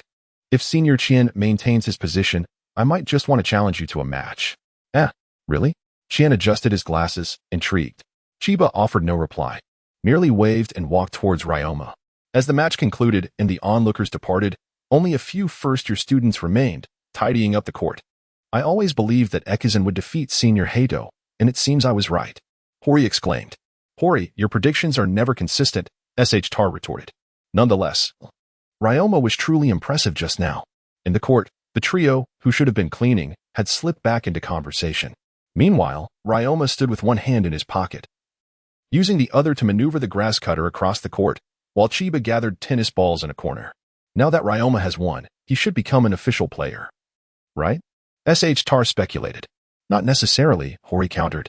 Senior Heido is a second year, and Ryoma's next opponent is Senior Qianye, a third-year official player. No matter how skilled Ekizan is, Tar interrupted, Ryoma will definitely win. Right, Chiba? Huh? Yes, Chiba replied, caught off guard by the sudden address, responding absent-mindedly. You don't have to be so upset, Hori said, sensing Chiba's disinterest. I'm so hungry, Chiba murmured, feeling that the conversation no longer concerned him. Ryoma, observing Chiba, sighed and turned to the trio engrossed in conversation. Hey, can you finish cleaning up quickly? I want to go home soon. Upon hearing Ryoma speak, the three hurried to him. Hey, Ryoma, have you been training with a coach since childhood? S.H. Tar inquired. That must be it. Ryoma is just too strong. You must have never lost, right? Hori added. Longma glanced at the curious faces of the three individuals before turning back to his cleaning duties, casually remarking, Every day ends in defeat. Sierra laughed. Ah, you truly love to jest. Longma, your ambition must surely be to become a professional player, right? Longma replied, Not at all. Upon hearing Longma's words, Chiba's expression dimmed momentarily, and his action of picking up the balls came to an abrupt halt. Siru exclaimed, Is that so? What a pity. Saishu added, Someone as talented as Longma surely has the potential to become a professional player. Longma responded, I have little interest in that. Saishu and Sierra reacted, Huh? Hori questioned, Then why do you play tennis? Longma did not respond, nor did he halt his movements. He merely cast a contemplative glance toward Chiba, on the street. Chiba and Longma ambled along, each carrying their tennis bags, the silence between them palpable. Longma exhaled deeply, lowered the brim of his cap, and slowed his pace to match Chiba's rhythm. Suddenly, Longma felt something tugging at his sleeve. Turning his head, he saw Chiba cautiously grasping his cuff. Her expressive eyes blinking up at him as she murmured, I'm too hungry to walk. Chiba's endearing voice, combined with her playful tone, made her appear as soft and delicate as a kitten. Longma paused for a few moments, then placed his tennis bag on the ground and, without a word, knelt before Chiba. Chiba slung Longma's bag over her shoulder and climbed onto his back. As Longma rose, he felt Chiba's tight embrace around him, a smile breaking through despite his efforts to conceal it. Heavier than a carbon, he remarked. Chiba clung closely to Longma, resting her chin on his shoulder. Dad is back. Longma hesitated for a few seconds before responding, Yes. Chiba pondered over Longma's words, her mind flashing back to the moments when Sakura conversed with Longma. In truth, girls are quite wonderful. Silly girl, you are one yourself. Longma was unaware of Chiba's thoughts and spoke without much contemplation. Hee, indeed, Chiba said, playfully removing Longma's cap and placing it atop her own head. Longma replied, What's wrong? He inquired. Ah, silly, she giggled, tilting her head to admire Longma's profile, a satisfied smile gracing her lips. It was nothing. Chiba merely wished that when she called his name, he would respond. Just as he had been the solitary light in her world when all around her was darkness, reluctant to part from him, unwilling to return to that dreary, desolate world. Chiba stepped into the house, replacing his shoes and leaning his tennis bag against the wall by the door. A large black and white fluffy dog bounded toward him, barking. Abner, Chiba exclaimed, embracing the dog's furry head and ruffling its fur. Did you miss me? I'm back. Chiba's mother, Keiko, kindly brought him a cloth to wipe his face. Mom, he tilted his face up, waiting for her to clean him. At his age, still acting like a child. Keiko gently wiped Chiba's face, affectionately patting his head. Now that you're back, go to the yard. Your father is looking for you. Okay, I understand, Chiba thought. Realizing his father must have discovered that he had secretly taken the comprehensive certificate. Father, Chiba entered the yard, observing his father, dressed in a suit, gazing thoughtfully at the cherry blossom tree. Ingluo, come here, his father called, not turning around but beckoning Chiba to his side. Dad, what are you looking at? Chiba approached and mimicked his father's upward gaze. After the cherry blossoms fall, new buds will emerge. Perhaps that is its fate, his father mused. Dad. I really want to play tennis, Chiba interjected. Oh? His father turned to him. Why do you want to play tennis? The reason for wanting to play tennis had changed. It was no longer solely for his father's approval, but now to accompany someone special. Ah, Chiba's father interrupted him. Ingluo. I haven't seen Uncle Nansiru in a long time. Let's pay him a visit tomorrow. Chiba lowered his head, pondering why the desire to play tennis held such significance. Ingluo. Practice well. The path ahead is still long, his father said as he turned to enter the house, leaving behind a thought-provoking remark. Visiting the Longma family. Chiba pressed the doorbell. After a few moments, a girl clad in a white top and light green skirt opened the door. Sister Nanako, Chiba exclaimed, joyfully leaping into her embrace. Nanako stroked Chiba's head. Ingluo, your hair. Isn't it pretty? Chiba replied, tilting his head with a playful expression. You really should stop being so spoiled around your sister, Chiba's father remarked, shaking his head at his daughter. Hello, uncle. Suddenly, a soft voice emerged from behind Nanako. Longma. Chiba's eyes sparkled upon seeing Longma. Let's go practice, he urged. Is that the only reason you came with me today? Chiba's father inquired. Chiba playfully stuck out her tongue and tugged at Ryoma, saying, Dad, it must be quite boring for us to sit by while you talk with Uncle. Ryoma has a match tomorrow, so we'll take our leave. Goodbye, Uncle. Ryoma, being pulled along by Chiba, barely had time to say anything to her father and could only offer a hurried farewell. Today is Sunday, and it is the mid-level ranking tournament. Compared to yesterday, the crowd seems somewhat sparse, likely due to the absence of official players in today's schedule. In the tennis club's court, girls dressed in white skirts and grayish short-sleeved shirts diligently practice their tennis strokes. Sakuno stands near the net, constantly adjusting her swing. Once, twice, thrice. Sakuno called Tomoka from outside the net. Sakuno paused her practice. Tomoka, is that you? Tomoka sighed, hands on her hips. What else with that? Your swings haven't improved at all. Sakuno, clutching her racket, pouted. But what? If you truly wish to excel at tennis, you should set Ryoma's exceptional skills as your goal. Upon hearing Ryoma's name, Sakuno envisioned his impressive playing form. He is so amazing. How could I possibly catch up? She lamented. Tomoka encouraged her. There is nothing impossible. You can definitely do it, Sakuno. Cheer up. I'll support you. So keep pushing forward. Sakuno tightened her grip on the racket, murmuring, maybe I should ask Ryoma to teach me how to play. In the Seishin office, Coach Ryazaki and Tezuka were engaged in conversation. Tezuka stated, since Ekizan defeated Kado, a sense of tension has arisen among the official players. If this atmosphere of tension can persist until the Tokyo tournament, we should achieve commendable results. Sitting with his left hand resting on the table, Coach Ryazaki observed, you seem quite concerned about Ekizan Ryoma. Not at all. I am equally concerned about Chiba, Tezuka quickly refuted. Ahem, I just can't gauge his abilities yet. So I want him to compete against various types of players. Resting his head on his hand, Coach Ryazaki chuckled, you remain as strict as ever. As captain, it is my responsibility to make such decisions. Just then, a voice echoed from outside the office, Grandma. Startled, Coach Ryazaki spilled some tea. Oh dear, what's wrong? Sakuno? Why are you running in here so loudly? Sakuno rushed to Coach Ryazaki's desk, sheepishly scratching her head and glancing at Tezuka. I'm sorry. It seems Ryoma isn't here. Coach Ryazaki inquired, and so? Sakura. So, I am unsure of where he has gone. Coach Ryazaki set down his teacup and smiled. What's the matter? Are you concerned about him? Caught off guard by his observation, Sakura blushed and shook her head. No, it's not that. I only wish to learn from Ryoma's playing style. Sakura lowered her gaze, shyly glancing at her racket.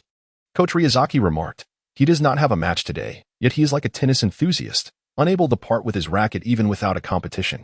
There are places where he can practice without an opponent. Sakura's mind raced, and suddenly, she thought of a location. I know. Grandma, thank you. With that, she joyfully dashed out. Coach Ryazaki chuckled helplessly. This child truly is something. Almost all legendary players who have left their mark in history are, without exception, charismatic figures who attract followers. Tezuka, who had remained silent, observed Sakura's retreating figure and commented. Coach Ryazaki looked up at Tezuka, a knowing smile on his face. The guru. Tezuka, catching the teasing tone in Coach Ryazaki's words, turned to face him, his usually stoic expression softened slightly. On the ranking match court, the official players had no match today, and Ryoma had not come to school. Hori, Katsuo, and Katsura sat idly in the viewing area. Hori lamented, it's truly boring. Katsuo replied, what can we do?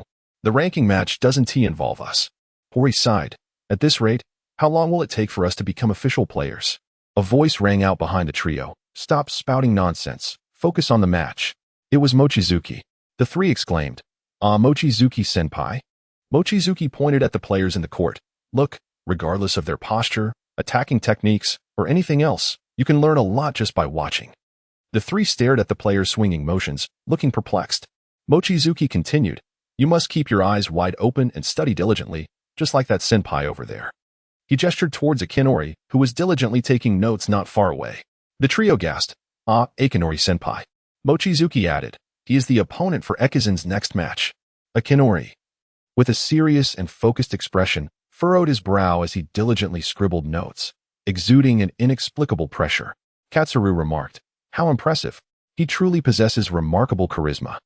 Horio and Katsuo nodded in agreement. The tennis practice facility echoed with the rhythmic sound of balls being struck as Ryoma persistently returned the serves from the automatic ball machine. With a final thud, the last ball was launched, prompting Ryoma to pause. resting the tennis balls on his shoulder as he made his way to the rest area. Chiba sat on a bench, playfully bouncing a ball on his racket. As Ryoma approached, he reached out to catch the ball balancing on Chiba's racket, casually remarking, "Aren't you supposed to be training? Why are you just playing around?" Chiba looked up at Ryoma, pouting slightly. "Well, never mind. You know how intense my training has been. I practiced all night yesterday, and I'm utterly exhausted." Ryoma settled beside Chiba, opened a bottle of drink, and took a swig. Indeed, if Chiba's training load were any less, he would not have been able to execute a series of powerful strikes. Ryoma was taken aback by the seriousness in Chiba's tone. Chiba continued, "My dad asked me yesterday why I want to play tennis." "Oh," Ryoma mused thoughtfully, resuming his drink. Chiba then turned to him. "What about you? Do you know why you play tennis?" "It's time to practice." Ryoma was at a loss for how to respond to Chiba's inquiry. He hadn't yet figured out how to articulate his thoughts. Sighing, Chiba stood up. "You keep practicing. The drink is finished. I'll go buy a few bottles." Ryoma observed the troubled expression on Chiba's face, feeling a wave of irritation as he crushed the empty can in his hand and tossed it into the trash. In a different scene, Sakura hurriedly emerged from the subway station, her beige tennis bag slung over her shoulder. "Ah, I've arrived," she exclaimed. Glancing up at the sign for the tennis practice facility, a smile spreading across her face. The sounds of tennis balls being struck filled the air as Sakura scanned her surroundings, noticing that she was alone except for Ryoma, who was diligently practicing. Indeed, Ryoma was here. She watched him intently, her heart fluttering with delight. As the last ball was served from the machine, Ryoma prepared for the next round. Hearing his name, he glanced over. "Oh, it's that girl. What brings you here?" He speculated she might be looking for Chiba.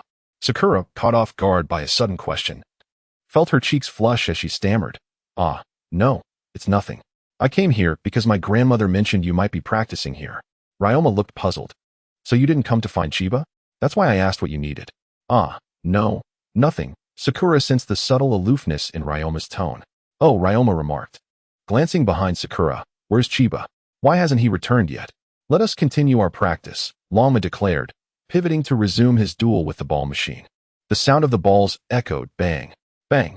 Sakura pursed her lips and inquired, "Will my conversation disturb you?"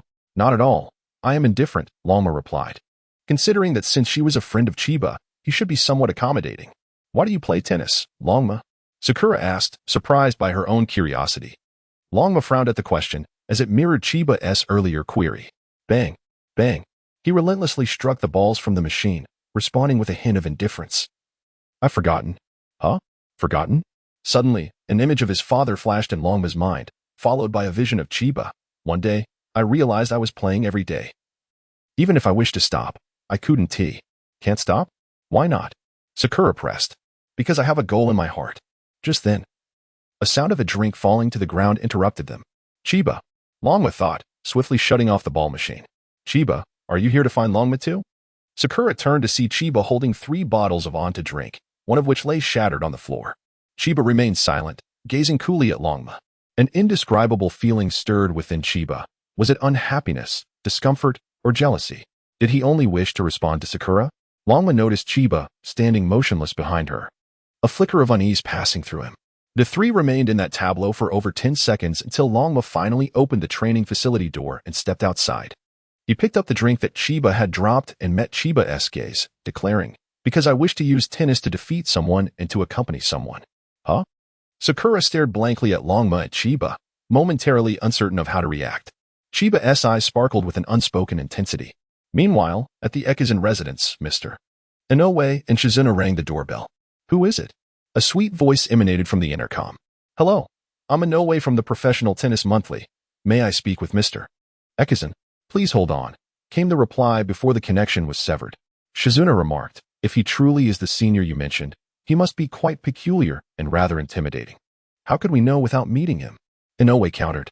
Shizuna feigned fear, wrapping her arms around herself. "But it's Ekizan Nantaro." Inoue corrected her. "It's Nanjiro." Nantaro and Nanjiro are essentially the same. Just hearing the name is terrifying. He must be even quieter than his son Longma, with a gaze more fearsome, perhaps even emitting an eerie glow. "Oh, how frightening, Inoue-senpai." Inoue, feeling both speechless and exasperated, rubbed his forehead and said, "All right, let us remain composed. We are not here to play. We must focus on our work. Apologies for keeping you waiting." Just then, the door swung open, revealing a beautiful young woman standing at the entrance. She smiled at Inoue and Shizasori, who were conversing outside the door. I am Nanjiro's niece, Nanako. My uncle is currently meeting guests in the temple behind. Allow me to escort you there. Oh, I see. Thank you, Inoue replied, scratching his head apologetically. I truly did not expect him to have such a lovely niece. Hey, Inoue-senpai, focus on your work. Shizasori retorted, smirking and echoing Inoue's earlier words. Ha. Is that so? That was many years ago, Chiba Sojin remarked, lifting his teacup for a sip. Nanjiro was flipping through a women's magazine, teasingly saying, You're still the same as back then, as dull as ever. Uncle, I've brought the reporters, Nanako announced as she led Inoue and Shizasori inside. Oh no. The troublesome people have arrived, Nanjiro sighed, rolling his eyes. Uncle, you must answer their questions properly, Nanako urged. Inoue, from Professional Tennis Monthly. It is an honor to meet you, Mr. Ekizen Nanjiro, Inoue introduced himself. Nanjiro tossed aside the magazine, adopting a peculiar tone. I am not Mr. Nanjiro. That fellow has stepped out. Why is he suddenly speaking in such a strange manner? Shizasori questioned. Chiba Sojin chuckled. All right, don't tease them. Upon hearing Sojin's voice, Inoue turned his gaze towards him. The man was clad in a sleek black suit, exuding an air of elegance and approachability, his attire meticulously arranged. In stark contrast to the black-clad monk beside him, who was denying his identity as Nanjiro, appearing somewhat cold and serious. With a sigh, Nanjiro lamented, Oh dear. I dread reporters. This was always Sojin's domain. I am utterly inept at it. Sojin. Inoue thought the man before him looked familiar, and upon hearing the name, his excitement grew. You are Mr. Chiba Sojin? Chiba Sojin smiled faintly. Mr. Inoue, I presume your primary purpose today is not to interview me? Inoue, feeling apologetic for his blunder, smiled sheepishly. I am truly sorry. I came with numerous inquiries for Mr. Nanjiro. Of course. It would be even better if I could interview Mr. Sojin simultaneously. Nanjiro stood up, turning his back to everyone as he descended the pavilion, shaking his hand impatiently. Oh dear, I am growing weary of ringing the bell day in and day out. He walked into the small courtyard, glancing at the makeshift tennis court, and smiled. Sojin. It has been a while since we played together. Shall we have a match? Shizasori interjected. Ah, there is a tennis court here? Kai covered her mouth with a light chuckle, saying, You see, the abbot is away on a pilgrimage. So my uncle is temporarily overseeing this place and has even taken the liberty of creating a tennis court. Ah. It appears I must win without fail for the sake of the esteemed journalist. Chiba Suijin remarked, weighing the ball in his hand. Ah, then I shall count on you. Senior Suijin. Inoue bowed respectfully towards Chiba Suijin. Very well, I shall not hold back, Chiba Suijin declared, swiftly tossing the ball into the air before leaping and swinging his racket. With a resounding thwack, he sent a spinning ball flying. Nanjiro's lips curled slightly as he remained steadfast, his left foot planted while his right traced a small arc. With a swift movement, he raised his racket and returned the ball. Thwack! Chiba Suijin pivoted, executing a backhanded return that sent the ball hurtling back. Nanjiro, facing the fierce trajectory of the ball, was compelled to retreat a half-step before swinging his racket again. Thwack! The ball struck with such force that it did not return to Chiba Suijin's side, but instead soared high, landing behind Nanjiro. Nanjiro chuckled, rubbing the back of his neck. Have you already resorted to a backhand drive? I do tire easily, you know. Mr. Nanjiro, may I ask why you suddenly retired? Inoue seized the opportunity to inquire. Thwack! Nanjiro deftly intercepted Chiba Suijin's advance, responding with a grin. That's a secret. Thwack! The ball grazed Chiba Suijin's racket before it fell to the ground behind him. I didn't expect that peculiar old monk to possess such prowess, Qianye exclaimed. Nanjiro casually balanced his racket on his shoulder, bouncing lightly. For the sake of a journalist interview, Suijin, you truly are impressive. Chiba Suijin maintained an air of calm elegance. Prepare yourself, here it comes again. Inoue, witnessing this extraordinary display of explosive strength and fluid agility, was astonished. It was hard to believe they had been absent from the courts for 2 decades. Thwack! Thwack! Thwack! Thwack! Chiba Suijin rotated his racket 180 degrees, bringing it close to his elbow to execute a powerful backhand return, sending the ball straight towards Nanjiro's chest. Nanjiro observed the approaching ball, swiftly stepping aside to evade it. Bang! The ball struck the wall directly, leaving a gray mark. Wow, I must say, Sojin, you are quite serious. You know very well that this is my greatest fear. Nanjiro exaggeratedly patted his chest, feigning fright as if genuinely startled. Inoue inquired, "Why did you withdraw? Were you injured?" With a swift motion, Nanjiro aimed at the serve sent by Chiba Sojin, executing a powerful forehand smash in return, simultaneously stating, "I want to tell you." Shizusori remarked, "It is only natural that they perform well, given that both were once professional players." Nanako chuckled, "Please take a look at Uncle's feet. Since earlier, one of them has remained utterly still." Shizusori examined their positions, noting that aside from Nanjiro's deliberate dodge, there was indeed minimal movement. Nanako added, "Uncle often plays like this with Ryoma." Shizusori pondered, "Is he intentionally allowing Sojin Sr. to advance?" Nanako countered, "Not at all. Although Sojin Sr. doesn't have a fixed stance. Haven't you noticed? He manages to return to his position with every shot." Inoue gazed at the feet of Nanjiro and Chiba Sojin, astonished. These two. One pivots on his left foot, remaining steadfast in his spot, while the other, regardless of the direction of the ball, always returns to his defensive range. Bang, bang, bang, bang, bang. Nanjiro, glancing at the ball that fell at his feet, couldn't help but chuckle. After years of not playing, "Old man, your triple smash lacks power." Triple smash. Inoue cursed at himself for not having taken a photo moments ago. "Hey, Mr. Inoue, don't just stand there," Chiba Sojin declared, sending another serve. Bang, bang. Inoue exclaimed, "Oh, let me ask a different question, Mr. Nanjiro. What do you wish for Ryoma? What is your true intention?" Yawning, Nanjiro replied, "Intention?" Inoue continued, "This child possesses the talent to shine on the world stage. You wish to cultivate him into a world-class tennis player, correct?" Ha ha ha. "Inoue, you are thinking far too simply." As he spoke, Nanjiro lightly swung his racket, sending a high lob. "Sojin, let us discuss you, after nurturing Chiba for so long. The reporters are asking about my foolish son." Chiba Sojin smirked slightly, remaining silent. "Sojin, at times, I wonder if we might have swapped our children at birth. My son, somewhat dull and reticent, resembles you, old chap. Yet, Chiba is delightful, lively, cheerful, and utterly charming. Truly a reflection of my teachings." Nanjiro, while engaged in play, suddenly entered a verbose mode. Bang. Chiba retorted, "And what of you? Have you not nurtured him?" Bang.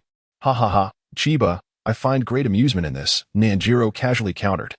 "Each day teasing that arrogant fellow is, to be honest, 100-fold more enjoyable than during our competitive days."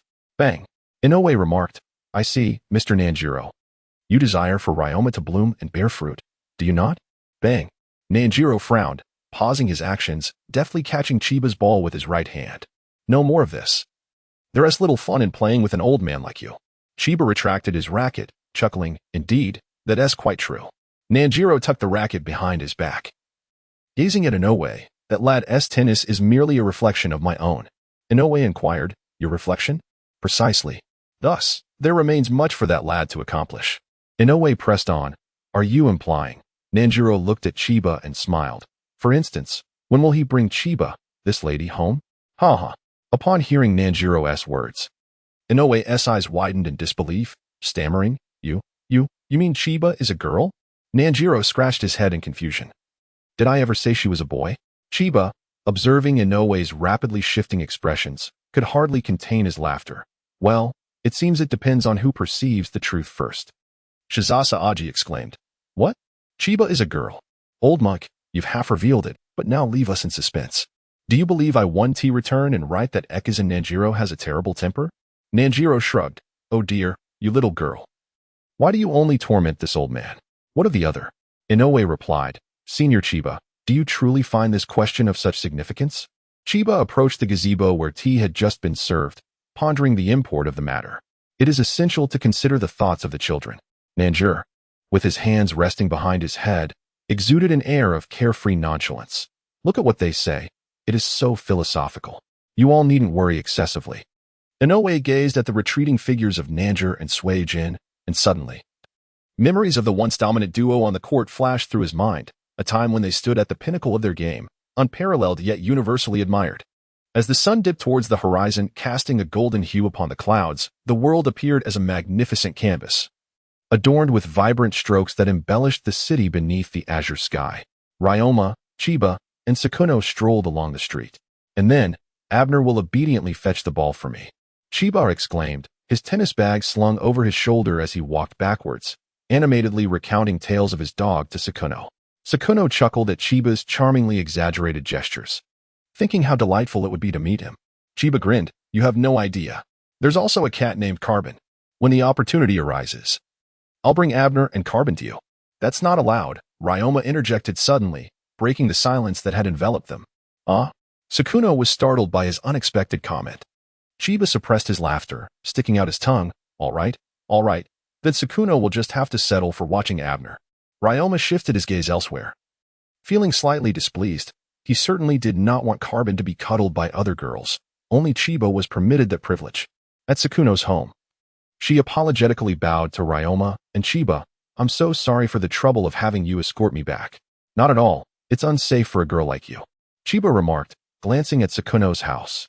You should head inside now. We'll take our leave, Ryoma added, and Sakuno withdrew her gaze from him, nodding.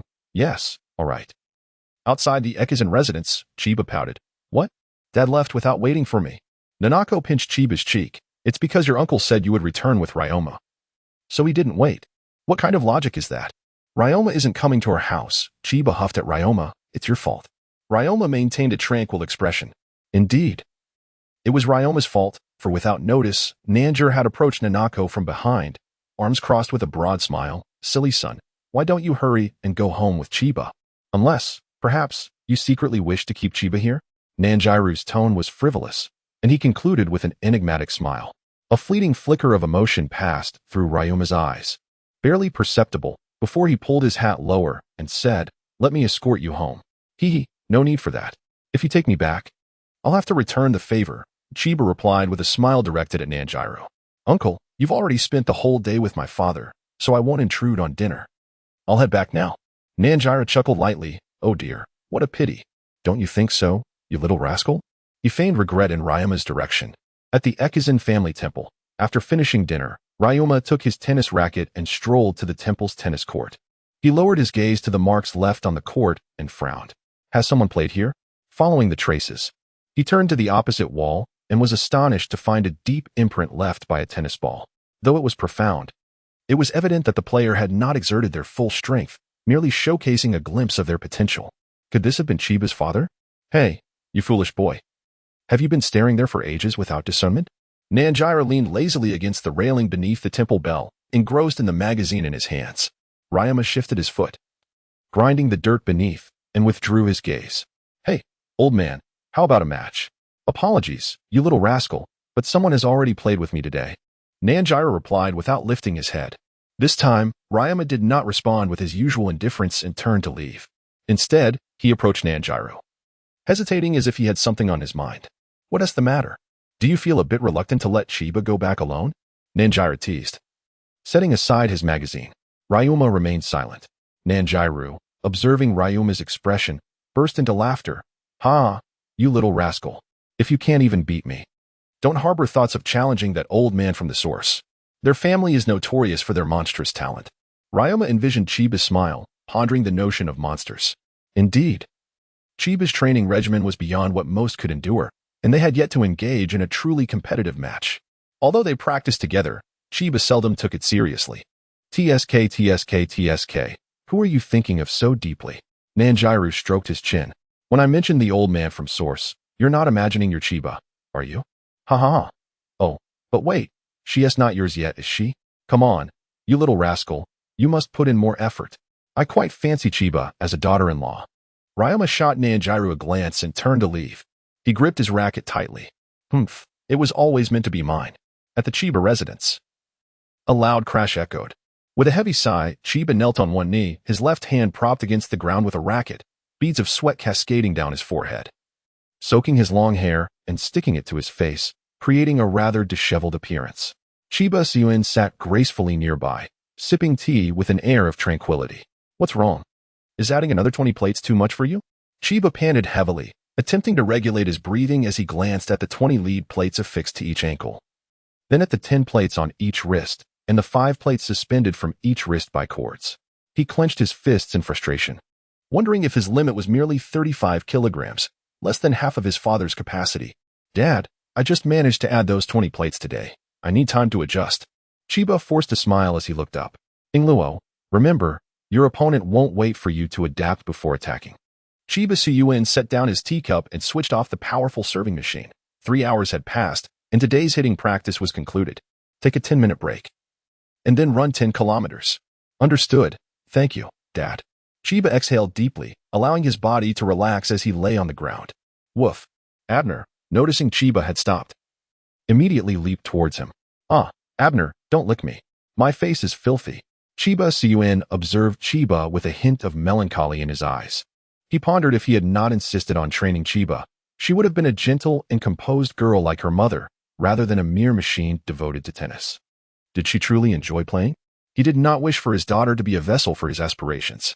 A glimpse of brilliance. 1. Let us have a match. Say Academy's lounge, early morning, the sun peeked out, casting bright rays that dispelled the lingering chill of night. A gentle breeze rustled the treetops, and the cheerful chirping of birds resonated, embodying the adage that the early bird catches the worm. The morning air was fresh and invigorating, instilling a sense of enthusiasm. Qianye sat on a bench, notebook in his left hand and pen in his right, seemingly engaged in a serious calculation. All the data is complete. Suddenly pausing, he adjusted his glasses, a confident smile gracing his lips as he analyzed the data and concluded, the probability of Longma winning is 0%. SEI Academy tennis court. Qianye donned a white cap and a light purple sports outfit. Although it was the smallest size available, it still gave the impression that he was frail and delicate. Longma tilted his head, observing Qianie's attire with curiosity, despite the bright sunshine. Qianye was dressed so warmly. Was he not hot? Dragon Horse suddenly grasped Qianie's hand, causing him to exclaim in surprise. It hurts. Although Qianye originally felt no pain, the unexpected pull made him feel as if his hand might break. His voice, tinged with feigned anger, sounded to Longma like playful teasing. Observing the bruises on Qianie's wrist and arm ignited a flame of indignation within Longma. What a fool. Releasing Qianie's wrist, he instead took hold of his hand and turned to walk in the opposite direction of the competition field. Hey, where are you taking me? Your match is about to begin. Qianye, having undergone extensive training, possessed greater strength than the average person, yet for some inexplicable reason, he could not resist Longma's pull. Longma walked ahead, seemingly indifferent to the impending match. Wait a moment, Longma. Realizing he could not argue with him, Qianye resorted to a childlike tactic, squatting down. I brought medicine. Let us skip the infirmary, all right? Just help me apply it. Longma turned around, gazing down at Qianye, who blinked up at him with an adorable expression. With a resigned sigh, he acquiesced and retrieved the necessary items. Seated on a bench beneath a tree, they watched as leaves fluttered down, swaying with the wind, creating a picturesque scene. Ouch, be gentle, Qianye winced, observing the bruises adorning his arm and ankle. How long would it take to heal? He longed to wear a lovely dress. Despite not applying much pressure, Longma softened his grip upon hearing Qianie's words. Longma, Qianie, so this is where you are. Hori, intending to check if Longma's match had commenced, was surprised to find them there. Oh, is that Shilu? He frowned at the sight of the injuries on Qianie's arm. What happened to you? You seemed fine just the other day. Shinlo's words were laced with deep concern. It's nothing. Qianie hastily lowered his sleeves to conceal the wounds. I just had a little fall. Really? Was it that serious? Should we visit the infirmary? Shilu inquired. Yes. Let's go check it out, he added. Honestly, Qianie, as a boy, you should be more resilient. Look at you, appearing so fragile that a simple fall has left you in this state. Are you lacking in exercise? Hori chided, casting an unhappy glance at Longma. Longma shot Hori an annoyed look before helping Qianie to his feet, and they departed. Qianie could only follow along.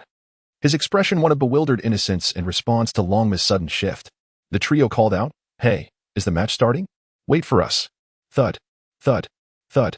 On the court of Group C, Tezuka and Oishi faced each other. Although Oishi appeared to be slightly at a disadvantage, there was an undeniable sense of parity between them. Surrounding the court was a throng of enthusiastic fans, both young women and men, holding their breath as they watched the match unfold. Eager to cheer but hesitant to disrupt the players' focus. With a thud, Oishi pivoted, his long arm sweeping through the air to send a spinning ball back. Tezuka, squinting at the incoming ball, chose not to respond. The ball sailed past his right hand and landed out of bounds behind him. The umpire called, out. It's a tie. Oh well. Amazing. How impressive. The spectators erupted into cheers upon the referee's declaration. Shizuo, lowering her camera, marveled that previous match with Longma was already astonishing. Is the standard of junior high school tennis truly this high? Inoue crossed her arms and smiled. Indeed, they are among the top schools in the metropolitan area. Shizuo, puzzled, inquired, Oh? Among the top? Are there other schools? Inoue replied, Certainly. They all challenge and refine each other, continually enhancing their skills. Shizuo's expression turned to one of realization. Oh, so they are fortunate to have such worthy competitors. Inoue continued, It's the same within the school. Look at Oishi, who is competing against the captain of the Seishin Academy's official team. His rivalry with Tezuka has propelled him to improve, but Tezuka's prowess is not limited to this. One day he will showcase his true strength. It is thanks to his abilities that Seishin can challenge Rikkai Daigaku Fuzoku and evolve into an even stronger team. Are you listening? Noticing Shizuo's sudden silence, Inoue turned to her in confusion. Shizuo, hands clasped before her chest, gazed dreamily at Tezuka Kanemitsu, her eyes sparkling with infatuation. Tezuka is so handsome. Inoue felt a slight flush of embarrassment. What exactly are you thinking? Oh wow, he really is quite handsome, Chiba exclaimed, pulling Ryoma to a halt. Ryoma, I want to see this. Ryoma sighed, shaking his head in resignation. What else could he do but indulge her? Ah, Chiba. Since I learned yesterday that Chiba is a girl, I've been unable to calm my thoughts. Huh. Hello, Mr. Reporter. Chiba greeted Inoue with a tilt of her head before returning her gaze to the match between Tezuka and Oishi. Haha, little one. You came to watch the captain's match too? Momashiro glanced at Chiba, who had appeared beside him, and at the exasperated Ryoma. Yes. Today is the final match. I wish. Chiba pouted slightly. I want to play too. The captain is so biased, he didn't even let me sign up. Upon hearing Chiba's words, Ryoma frowned slightly, realizing that they must be quite familiar with each other. Hey Momo. Kikumaru passed by with his racket. Oh Chiba. Chiba. Were you here to watch the captain's match? How did it go?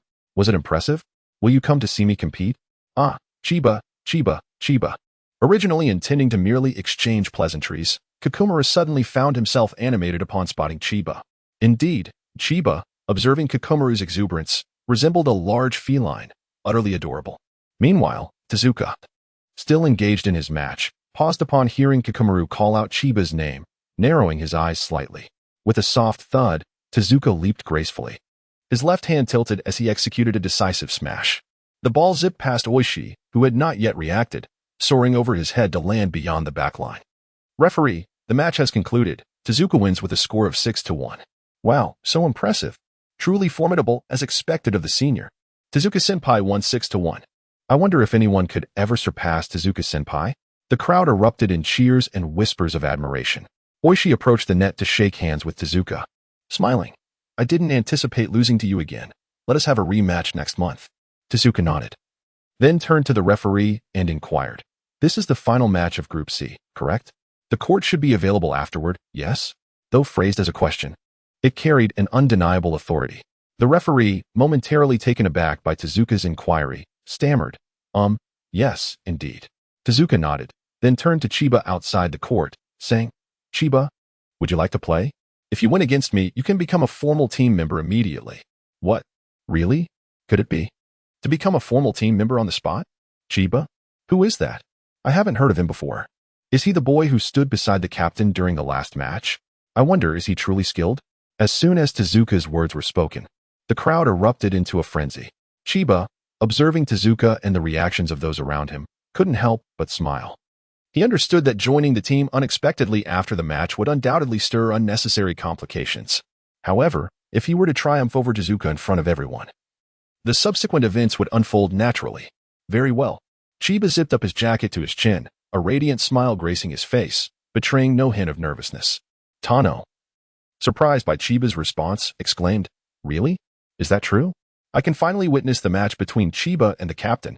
Kikumaru, however, appeared somewhat displeased. Huh? We still have to play? But my match is about to start. Does this mean Chiba won't be able to watch? What? Chiba is going to face the captain? Upon their arrival, Hori and Katsuru were taken aback by the startling news, prompting an exclamation from Hori. Chiba, perhaps it's best not to proceed, after all. He is the captain. Accompanying Hori, Sakurano expressed her concerns. Chiba stands no chance against Tezuka. Why not play? I've been eagerly anticipating this thrilling encounter. Chiba replied with a smile directed at Sakurano as he turned to enter the court. Ryoma grasped Chiba's elbow. and the two exchanged glances for over 10 seconds before Ryoma relented. Be careful with your hand. I understand. Chiba smiled and proceeded onto the court, navigating through the pathway created by the others. As Daisuke brushed past Chiba, he handed him his racket. It may not feel quite right, but make do with it. Chiba accepted the racket. Thank you, senior. I'll treat you to a lollipop tomorrow.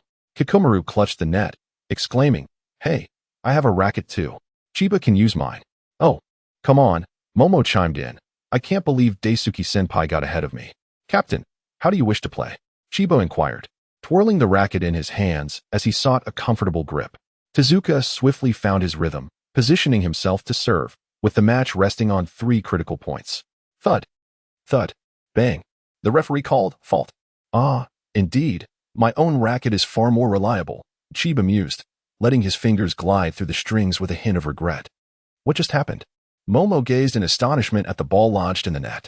Relax, relax. Chiba enjoys doing that, Kikomaru remarked, appearing unfazed. Having witnessed Chiba's duel with Tezuka before. Heavens, did you see that return? It was as if it vanished. Despite being a fault, the shot was undeniably impressive. Who exactly is Chiba? The spectators' curiosity about Chiba intensified. Shizasawoven asked, Inoue-senpai, do you think Chiba is too nervous? Inoue smiled silently, contemplating. Chiba, let me witness your prowess. Thud. Chiba served. Thud. Tezuka pivoted, swinging his racket from below, aiming for a high lob, to thwart Chiba's potential 3-hit barrage. The most effective strategy was to avoid spin or direct shots. Ah, father was right. The opponent will not wait for me to adapt before launching an attack. Chiba smiled subtly, then widened his stance, crouched slightly, and leaped. Thud. Chiba executed a powerful smash midair. The onlookers gasped, how is this possible? How can an ordinary person jump so high? Indeed, it is rare for an ordinary person to leap so high, especially considering his petite stature. With a resounding thud, Tezuka swiftly caught the ball and returned it. Thud. Chiba, who had been suspended in midair just a moment ago, suddenly darted to the net and intercepted Tezuka's attack. Whiz. The ball zipped past Tezuka's ear, landing a couple of balls' lengths from the baseline. The referee declared, Chiba scores, 1-0. The crowd gasped. Is it possible that our captain failed to catch that? How could this be? How did he become so formidable? When did he reach the net? His speed is astonishing. Tezuka, observing the ball's resting place, furrowed his brow slightly, noting, the force has significantly diminished. Turning to Chiba, who was rubbing her wrist across the court, he deduced. She is injured.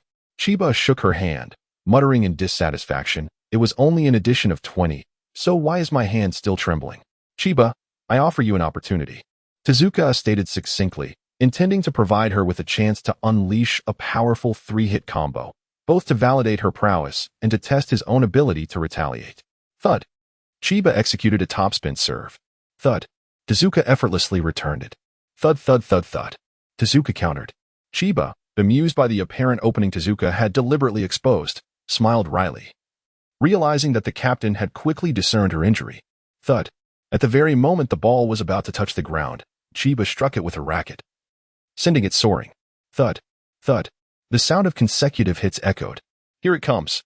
Tezuka stepped back slightly, gripping his racket with both hands, ready to strike. Thud. As he observed the spinning ball on his racket, a flicker of joy emerged within him. In just a few days apart, Chiba had evidently improved remarkably. The power and speed of her shot surpassed their previous encounter, yet Tezuka adjusted his racket, exerting every ounce of strength to send the ball back. Thud. As the ball approached the net, Tezuka dashed forward, intercepting it once more. Whoosh. Thud. The ball hurtled toward Chiba's head, prompting her to crouch swiftly. The ball grazed her cap, sending it flying off. Her long, dark hair cascaded with the cap's flight, and as a gentle breeze swept by, the delicate strands danced in the wind. When the wind ceased, her hair settled, the tips brushing her shoulders. The referee announced, Tezuka scores, 1-1. The crowd murmured in confusion. What just happened? No. Wait, she is a girl. What? A girl. How could this be? Is this even permissible? A girl should not be able to join the official team. Longma tightly grasped the tennis strap on his shoulder, his gaze filled with concern as he surveyed the court. Kikomaru. Oh dear, Chiba is only wearing a hat today. Tana what? Senior Kikomaru. Did you know that the little one is a girl? Did I not tell you? Our Chiba is the sole girl permitted to participate in the boys' tennis matches, Kikomaru quipped in a mock-serious tone, dispelling the group's confusion. What? Hori, Katsuro. Katsuo. Katsuro. Goodness, is it really Chiba? Katsuo, the only girl allowed in the boys' competition. How impressive. Hori placed a hand to his forehead, remarking, "Shouldn't you two be more concerned about the fact that Chiba is a girl? It doesn't matter if she's a girl. After all, Chiba can play alongside the captain." Katsuru replied, "Exactly. Chiba was amazing just now." The soul girl, Chiba, with her long black hair, evoked a myriad of complex emotions within Sakurano. "Attention, please. D Group's Ekis and Ryoma, report to Court D immediately." The announcement echoed through the air, its timing rather ill-suited. "Attention, please. D Group's Ekis and Ryoma, report to Court D immediately." The broadcast repeated. Ryoma heard the call but remained unmoved. Kid, your match is about to start," Tano observed, glancing between Ryoma and Chiba with a smile. "Don't worry. I'll keep an eye on things. You should head to your match. If you're late, you might be disqualified, and that would upset the little one." Upon hearing Tano's words, Ryoma's expression softened slightly. "Ah, Tano, are you going to continue watching Chiba's match?" Kikumura suddenly inquired. "Huh? Yeah, is that not allowed?" Kikumura chuckled mischievously. Covering his mouth, "It's fine, but you know your match is about to begin too." "What? Has the time come already?" Tano asked in disbelief. Kikumura shrugged. "If you want to watch Chiba and risk losing my match, I'm indifferent. Senior, please stop joking around." Kikumura feigned disappointment, turning to leave while sighing, "Alas. Chiba has already claimed a spot. I suppose I'll see you next week." Tano hurried after Kikumura. "Wait, I want to compete too, Senior." Ryoma lowered his gaze, wrestling with his thoughts for a few seconds before turning and walking towards Court D. "Oh dear, Tezuka, were you doing that on purpose?" Chiba exclaimed, picking up her hat and dusting it off, looking at Tezuka with displeasure. "I worked hard to get that right. It's such a hassle. And there's still 1 point left." Tezuka was momentarily taken aback before regaining his composure. It was not intentional. Rather, it was a lack of control. The trajectory of the ball was perilously positioned. And even if he returned it, it did not follow the anticipated path. Had Chiba not been injured today, she would have been able to counter that shot. In other words, his return might have gone out. "Well, let us wrap this up quickly. Ryoma's match is about to begin." Chiba hung her cap on the central net post, a sly smile gracing her lips. She shifted her racket to her left hand, crouching slightly in preparation to receive Tezuka's attack. Bang. Tezuka hesitated not for a moment. Bang, bang, bang. Chiba chuckled softly. "That's a bit unfair, Tezuka. You haven't even utilized the Tezuka zone. This is quite the exaggerated backdoor." Of course, she kept the last remark to herself. Bang. Tezuka indeed intended to merely go through the motions, yet he also wanted everyone to witness Chiba's prowess. Even if his current state only allowed them to see the tip of the iceberg, Chiba focused intently on the returning ball, her pupils narrowing, rather than rushing to intercept. She spun her racket 180 degrees, the strings facing downward. Bang! With a sudden movement, Chiba caught the ball. Tezuka watched the ball soar back and felt a wave of dizziness wash over him. Pondering, the trajectory of this shot seemed to possess an additional dimension compared to the last. Chiba's ball continually shifted positions, suddenly altering its course just as it neared Tezuka, returning to her own side. Chiba swiftly rotated her racket, pivoted, and took a solid stance. Bang! The ball, struck once more by Chiba, veered sharply towards Tezuka, spinning in midair. As it approached the net, the rapidly rotating ball unexpectedly split, weaving intricate paths throughout every corner, up, down, left, right, ubiquitous and inescapable. Tezuka could not help but silently marvel at Chiba's significant progress over this period. The racket made contact with the ball, yet it vanished, striking only the air. "Oh, so close," Chiba exclaimed, pointing at the ball that had landed behind Tezuka, mimicking the sound of it hitting the ground. The referee announced, "Chiba scores 2-1, the match concludes, and Chiba emerges victorious." The crowd was abuzz. "What was that just now? Did you see that? What kind of shot was that? How could it multiply like that? My goodness, Captain Tezuka actually lost. Impossible. It must be because he's exhausted from the previous match." Inoue observed the seemingly unfazed Chiba on the court, a glimmer of her earlier self emerging. That splitting ball mirrored her father's technique from years ago. Click, click, click. Shizasa was incessantly snapping photos, exclaiming, "That was incredible. Thank goodness I was quick with my camera." Chiba adjusted his cap, surveying the surroundings. With Kirihara absent, it seemed his match had also commenced. Should he watch Ryoma or his senior? In a moment of distraction, Tezuka lightly tapped the brim of Chiba's cap with his racket, To have your powerful three-hit combo countered by an opponent calls for serious reflection. Hearing Tezuka's somewhat stern tone, Chiba was momentarily reminded of his father, unable to suppress a chuckle. Yes, Captain. I will reflect deeply and strive to ensure that you cannot return my shots next time. The onlookers gasped at his audacity to speak so casually to the captain. Tezuka, noticing Chiba's expression, chose not to elaborate further and turned to leave the court. Leaving behind a resonant declaration, Chiba Ingluo, the ninth official member of Seishin Academy. Each word was crisp and authoritative, leaving no room for dispute. Inoue observed Tezuka's retreating figure. Pondering, Tezuka Kunimitsu may one day become a transformative force in the world of tennis. Shirasaki, brimming with excitement, pointed towards the court's exit. Inoue-senpai, look quickly. Chiba is coming out. Inoue smiled. It seems that besides Ekizan Ryoma, Seishin Academy is about to unveil another promising star. As Chiba stepped out of the court, he was unexpectedly blocked by a flash of white. Huh? Sakuno? What are you still doing here? Isn't Ryoma's match about to start? Chiba's mind was solely focused on attending the match.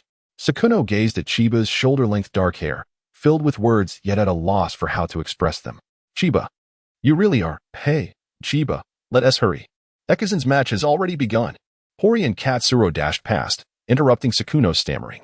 I'm coming. Chiba grasped Sakuno's hand, urging. Let us go, go. We must watch the match. Before Sakuno could fully comprehend, she was being pulled along in a fervent dash. Meanwhile, 10 minutes earlier at Court D, Achan stood poised within the court, exuding an aura of unwavering determination. After the announcement had been made twice, just as everyone assumed Ryoma would not arrive, he strolled leisurely onto the court with his racket in hand. Apologies for the wait, he uttered, though his nonchalant demeanor left others feeling a sense of unease. However, he was merely a minute late, and thus could not be disqualified from the match, leaving everyone frustrated yet unable to take action against him. Isn't it infuriating? I had thought you would not come, Qianye said with a faint smile. Positioning himself at the net, his glasses glimmering with a subtle white light. It was merely a match. Longma also took his place at the net. Qianye remarked, I am quite curious as to whose match could have made you lose track of time. Longma replied, this matter should not concern you, senior. Qianye laughed. Then let us engage in a match that neither of us shall regret. Longma removed his cap, slightly bent forward, and spoke in a calm tone. I humbly request your guidance. Observing the contrasting heights of the two players on the court, the onlookers gasped. Look, the height difference is remarkable. It's as if an adult is competing against a child. The morning's freshest air had long since passed, the sun gradually ascended, and the temperature steadily rose. On Court D, Longma and Qianye took their respective positions. In contrast to Qianye's aura brimming with energy, Longma appeared somewhat tranquil and distracted. His thoughts occupied with, how is Chiba doing? Surely no one will approach her, right? The referee announced, the match begins, with player Qianye serving. The crowd exclaimed, it has started. What kind of shots will emerge from such a height difference? With Qianye being so tall, that first-year student should struggle to receive the ball. Qianye stood sideways, his gaze fixed on Longma's eyes, brimming with confidence. He subtly shifted his right foot back, tossed the ball with his left hand, gripped the racket with his right, let the ball fall, and swung. A powerful topspin shot flew forth. Bang! Longma swiftly moved to where the ball was descending, countering it with haste. Bang! Qianye immediately advanced to the net, executing a decisive smash. Longma shifted to the left, effortlessly returning the shot, his demeanor calm and composed. A miscalculation. Qianye raised his hand with a hint of a smile, effortlessly sending Longma's return back. The ball deviated significantly from Longma's anticipated position. Despite his quick reflexes, he narrowly missed it. Thud! The ball landed securely within the right corner of Longma's court. The referee declared, 15-0. The crowd exclaimed. As expected of a formal member of Seishin Academy, Qianye scored so quickly. Indeed, how impressive. That first-year student seems unlikely to win now. Bang! Qianye served again. Bang! Longma returned the shot. Bang! Bang! Bang! Bang! As the two engaged in a relentless exchange, the spectators marveled. Incredible. Longma, do your best. Unable to find Sakuno, Hamika shouted loudly for Ryoma, standing out amidst the surrounding quiet spectators. Hey, we're currently in a continuous match. Could you please keep it down? Hori, who had just run from Group C to Group D, expressed his discontent. Hamika, interrupted, felt a surge of annoyance. I'm cheering for my Ryoma. What does that have to do with you? Hearing Pamika's voice, Sakuno, who was being pulled along by Chiba, gently remarked, "It's essential to maintain silence during the continuous matches." "You know." "Huh? Sakuno, where have you been?" "I've been looking for you." Pamika, more concerned about Sakuno's whereabouts than the noise issue, exclaimed. "Oh?" Pamika's attention was suddenly drawn to Chiba, who was holding Sakuno's hand. Ryoma is really holding his own against the third-year team members. Shenglang unexpectedly interrupted Pamika's inquiry. Chiba remained silent, oblivious to Pamika's gaze, and released Sakuno's hand, moving closer to the court barrier. Sakuno glanced at her empty wrist, momentarily lost in thought. Boom, boom, boom. The continuous match persisted. Boom. Ryoma observed Qianye's defense and tentatively returned a shot aimed near Qianye's chest. Qianye chuckled softly at Ryoma's return. "Not a bad idea. But you've guessed wrong." Boom. Qianye executed a shot that caught Ryoma off guard. Thud. The ball hit the ground, and Qianye scored. The referee announced, 30-0. "Chiba, look." Qianye scored again. Hori expressed concern over the current situation. Ryoma still had not scored. Xingxiong found it hard to believe. "Chiba, do you think Ryoma will win?" For some reason, the three, who had just been reeling from the shock of Chiba being a girl, now felt an inexplicable trust in her. Interesting. Chiba did not answer directly but merely nodded thoughtfully. "Sakuno," Pamika quietly nudged Sakuno's elbow. "Is she Chiba?" Despite the girl standing beside her resembling Chiba, Pamika still couldn't believe she was Chiba, as Chiba was undeniably a boy. "I'll explain it to you later. To be honest, I haven't quite processed it myself. So I'm not sure how to explain it to you," Sakuno admitted. Boom, boom, boom, thud. Ryoma failed to catch the ball again. The referee announced, 40-0. "Do you see how Qianye is positioning himself while Ryoma hits the ball?" Shenglang remarked.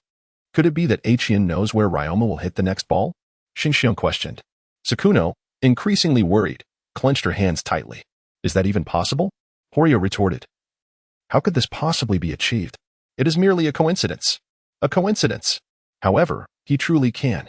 Just then, a faint voice emerged from behind. The crowd turned to find it was Senior Fuji. Fuji, seemingly just having finished a match, casually held his racket behind him, a cheerful smile illuminating his face as he regarded the court. "Qianye can indeed do it. He knows precisely where Ryoma's shots will land. Don't you agree, Chiba?" Chiba tilted his head slightly, stepping beside Fuji, and smiled in return. "I would love to experience the feeling of playing against myself." Fuji chuckled with a hint of indulgence. "Qianye is quite eager to play with you." Tomoka clasped her hands in front of her chest, her expression filled with admiration. "Senior Fuji, you are absolutely amazing. So handsome." Sakura furrowed her brow, looking at Tomoka with exasperation. "Tomoka, when did you start liking Senior Fuji?" Fuji, seemingly oblivious, rummaged through his pocket and pulled out a lollipop. "Chiba, this was given to me by my sister today. I couldn't finish it, so here you go." "Oh. A lollipop. Thank you, Senior." Chiba had an inexplicable obsession with sweets. "Look, Senior Qianye is online again," Horio shouted as the others continued to watch Fuji. Bang. Another powerful shot at the net. Bang. Frustrated, Ryoma was eager to conclude the match and see how Chiba was faring, but unexpectedly, he fell into the opponent's trap. Qianye's glasses glinted with a blinding light as he observed Ryoma's ball, calmly analyzing. The probability of it going to the left is 75%. The ball was returned, curving left towards Ryoma's unprotected side. Ryoma leaped with all his might. His racket clearly made contact with the ball, yet Qianye remained unhurried. Turning his back to the net, Ryoma was set to showcase his extraordinary explosiveness, but he still fell short by 2 racket lengths. The ball returned by Ryoma, as Qianye had predicted, was indeed 2 racket lengths short, failing to clear the net and striking the white tape instead. The referee declared, "This game concludes with a victory for Qianye."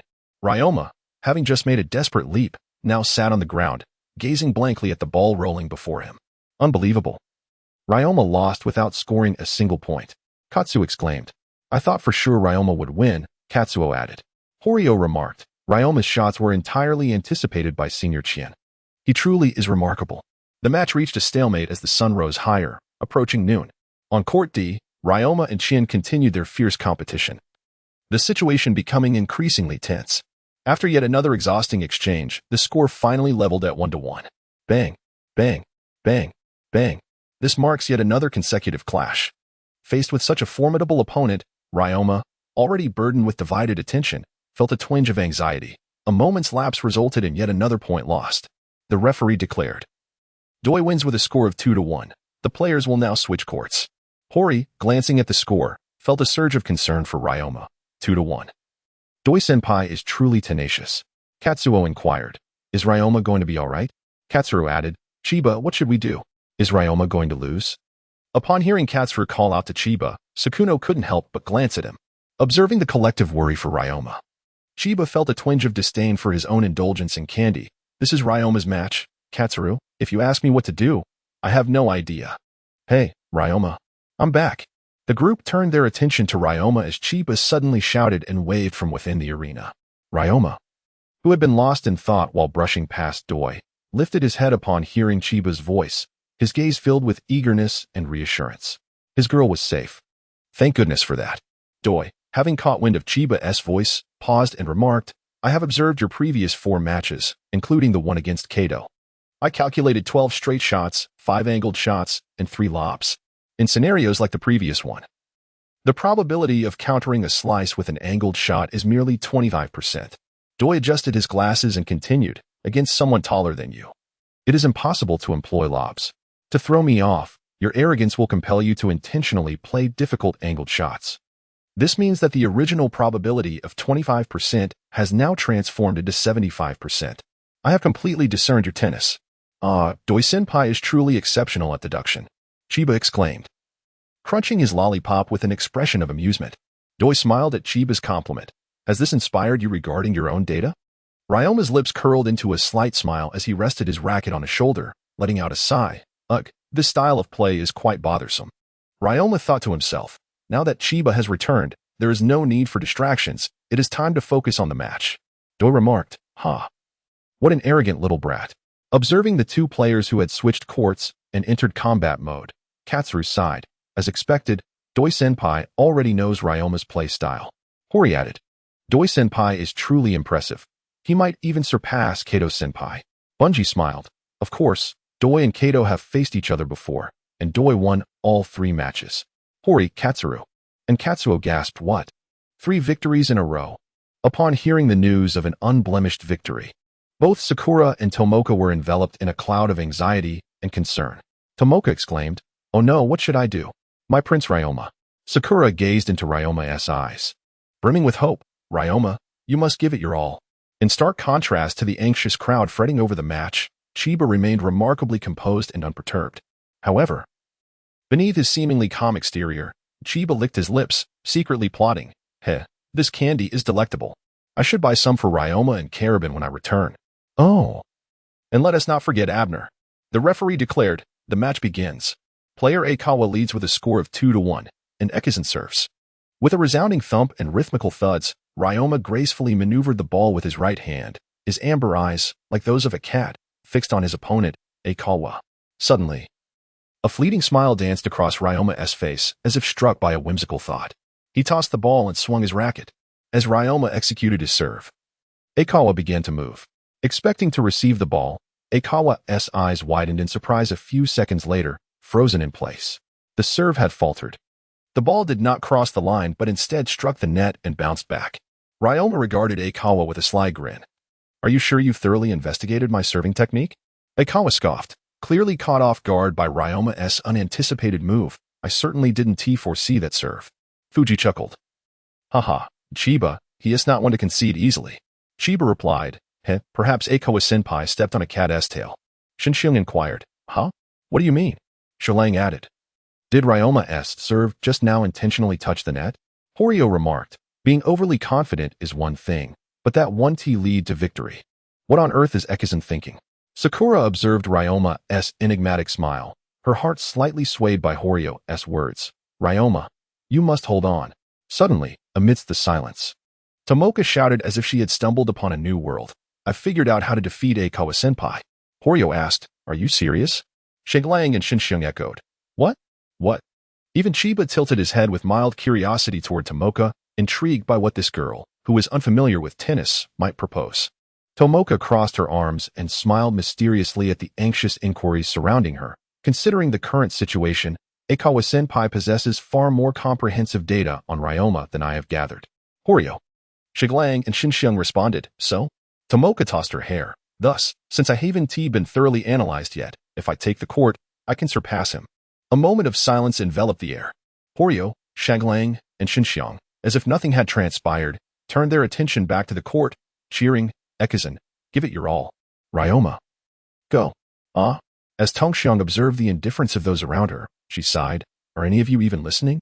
Qianye, shaking her head with a hint of exasperation, chuckled softly, pondering when she had become so dull. Enough, Tongxiang, Sakura remarked, hearing Qianye's laughter. Although devoid of malice, her expression betrayed a hint of frustration. Bang, bang, bang. Ryoma tilted his body and executed a shot to the right. Qianye, having anticipated his move, intercepted Ryoma's right side attack. The ball swiftly returned to Ryoma's left, landing with a thud. The referee announced 40-30. Ryoma glanced at the ball and chuckled nonchalantly. It seems the little tricks can no longer be relied upon. Horio declared, he has seen through it again. I fear that Ekizan is in trouble. Katsuo added. However, at least Ryoma has managed to maintain his serve. I believe his condition will only improve. But Fuji interjected, Ekizan's current state must be quite taxing. Why is that? Sakura questioned. If he wishes to score, he must hit the ball beyond what Qianye has anticipated, into deeper and more challenging territory. Consistently landing the ball in specific spots is a feat even professional players find daunting. Upon hearing Fuji's analysis, Katsuo and Xinxiang, who had just clung to a flicker of hope, felt their spirits plummet. What? So Ryoma. Fuji continued. Once his willpower crumbles, he will be finished. As the match dragged on, Qianye murmured, this game seems to be lasting quite some time. I wonder if we will miss lunch. Fuji chuckled lightly, a touch of fondness in his tone. Qianye's carefree demeanor was indeed something few could emulate. Horio inquired, Senior Fuji, how does Qianye know Ryoma's playing style? Katsuo and Xinxiang turned their expectant gazes toward Fuji. Qianye, Fuji explained, has meticulously analyzed his opponent's match records and techniques, rehearsing countless times in his mind. Even if there are minor inaccuracies in his calculations, they won't significantly impact the overall outcome. Ah, so Qianye has mastered the broader strategies. Currently, he seems like another Ryoma, correct? Qianye simplified Fuji's complex explanation with a metaphor. What? Another Ryoma? The crowd fell into a brief silence as Bu-Er nodded with a smile. Qianye is indeed correct. Let us see who will be the first to break this stalemate. The onlookers redirected their gaze towards the court. Qianye observed Longma's relentless offensive. Noting that although some of his shots were slightly off, the majority fell well within his expectations. Left, right, left, still left. Qianye's predictions were flawless this time. He anticipated each shot accurately. With a high lob, as Longma swung his racket, Qianye took a few steps back, paused, leaped, swung, and executed a smash. Bang. Despite having reached the net, Longma failed to make the return. The referee announced, 15-40. Horio exclaimed, is even such a magnificent lob ineffective? Katsuo remarked, such shots are typically unreachable, aren't they? Qianye shook his head, not necessarily. Senior Qianye can easily return them due to his height. Katsuo worriedly speculated. At this rate, will Longma end up as Senior Bu-Er predicted? From a fourth-floor window of the teaching building, Coach Long Zaki leaned against the sill, observing the match below, a slight smile gracing his lips. Longma, competing against Qianye is akin to battling your own limits. If you cannot surpass yourself, there is no chance of defeating him. On the court, no matter where Longma directed the ball, his opponent could anticipate his moves. For a fleeting moment, he perceived his own reflection in the rival's demeanor. Bang, bang, bang. Longma's racket fell off. Withdrawing was no longer an option. As he prepared to adjust his stance, he stumbled, losing his balance and kneeling on one knee, suffering yet another setback. The referee declared, this game is won by Qianye. Horio gasped. Has Ekizan's serve been broken? Bu-Er commented. Typically, one's playing style is not easily altered, especially under pressure. In a situation where the opponent is fully prepared regardless of the approach, a common player would have already succumbed to disarray. Longma rose, fingers threading through the strings of his racket, adjusting the spacing between them. You possess quite the skills, Qianye remarked, watching Longma, who wore an indifferent expression despite having lost points. You've accurately calculated that my height and defensive range always pose a threat. Frankly, your feel for the ball surpasses mine, but as long as you know where the ball will land, no matter how exceptional the shot, it can always be returned. In response to Qianye's somewhat provocative tone, Longma simply halted his actions, listening calmly to the rest. Qianye turned his back to Longma. I believe there will come a day when you will become a formal member of Saishan Academy, but for this time, the position is mine. Observing Qianye's confident silhouette, Longma finally smiled. There's still a long way to go. Such a light-hearted remark left the onlookers somewhat perplexed. Where did this first-year student find such confidence? Qianye turned back with a hint of confusion. Longma raised the brim of his cap, gazing directly into Qianye's eyes. It is truly wonderful to enter Qing school. It allows one to conquer various styles of play. Qianye couldn't help but chuckle at Longma's words, clearly feeling reassured. Horiwo remarked, reassured? Shenluan and Xinxiong chimed in. Qianye, did you truly have concerns? Qianye, I did. Didn't I? Puffed. Sakurano, observing Qianye's adorably bewildered expression, also laughed. Well then, shouldn't we be focusing more on the match now? Horiwo shifted his gaze to Longma. Is that guy, Ekizan, attempting to turn the tide? On the court, Longma set aside his playful demeanor, smiled, and slightly bent forward, his heels lifting off the ground as he bounced lightly. Recently, I have learned a new footwork. I intended to preserve it for the national tournament. Such a nonchalant remark, clearly conveying the sentiment of I didn't expect to benefit you, made Qianye reconsider Longma's prowess. So cool. Did you hear that? Shizasori, who had just come from Kakomaru's court, distinctly caught Longma's words. Inoue, he audaciously mentioned the national tournament. Inoue-senpai, I have made my decision. Shizasori clutched her camera tightly, declaring that from today onwards, she would conduct intensive interviews with Ekizan Longma. Inoue. Intensive interviews. Such words cannot be casually uttered. Shizasori, with a serious expression, mimicked Longma. I originally intended to preserve it for the national tournament. How adorable. Longma, wait a moment. Upon hearing Shizasori's intention for intensive interviews, Tongxiang swiftly interrupted. If you wish to interview my Longma, you must go through me first. I am the president of the Longma fan club. Fan club? Shizasori looked at the girl with two small braids, puzzled. Tongxiang nodded. Would you like to join? Shizasori shook her head with a smile. I have no interest in fan clubs. I merely wish to share the charm of my Longma with tennis enthusiasts nationwide. How dare you say my Longma? Tongxiang, incensed as if someone had taken her possession, pointed angrily at Shizasori. He is my Longma. I will never allow you to interview him. Qianye frowned at the altercation between Tongxiang and Shizasori, exasperated. Honestly, can we not focus on the match? Upon hearing Qianye's remark, Sakurano quickly pulled Tongxiang back. Tongxiang, please calm down. Longma is still in the match. Your noise might disturb him.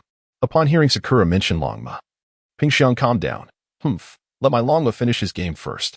Sakura turned to see the displeased expression on Chiba's face, mistakenly believing that Chiba was still upset about being disturbed during the match, and felt a twinge of regret. I'm sorry, Chiba. Chiba blinked in confusion, pondering Sakura's words for a few moments, then, as if suddenly recalling something, replied nonchalantly, Oh, it's fine. Without waiting for Sakura's response, Chiba turned back to watch the match. A glimpse of brilliance, 7. Basic footwork. Qianye watched Longma, frowning slightly. National tournament? With a swift motion, Qianye tossed the ball with his left hand and swung his racket. Observing Longma move in sync with the ball, Qianye mused. Where are you aiming to hit? Statistically speaking. Longma leaped lightly, his feet moving with remarkable speed. Noticing Qianye's tense expression as he attempted to predict the ball's trajectory, Longma chuckled softly. It must be quite bothersome, huh? No need to predict anymore. I'm hitting to the right. Halting his steps, Longma focused on the ball and swung his racket. As anticipated, the ball soared to the right. Qianye, having calculated and predicted Longma's intentions, was taken aback by Longma's audacity to vocalize his shot direction. I want to fall for your trick. Qianye moved right and struck back. In that instant, as the ball was sent flying to the left, Longma darted in the same direction, his agile footwork allowing him to outpace the ball. Now to the left, Longma remarked with a smile, as if he had discovered something delightful. With a swift motion, Qianye dashed to the left to intercept the ball. Now to the right. Longma continued to respond with poise, indicating the ball's landing spot. Horiyo looked at Longma in confusion. What are you doing? Why reveal the landing point to him? Even if it's not Senior Qianye, he could still return it. However, Horiyo, you see, Longma emulates Senior Qianye and quickly positions himself accordingly. Compared to Horiyo, Siru's observational skills were slightly sharper, allowing him to discern the underlying strategy. Behind, Longma raised his racket and executed a high lob.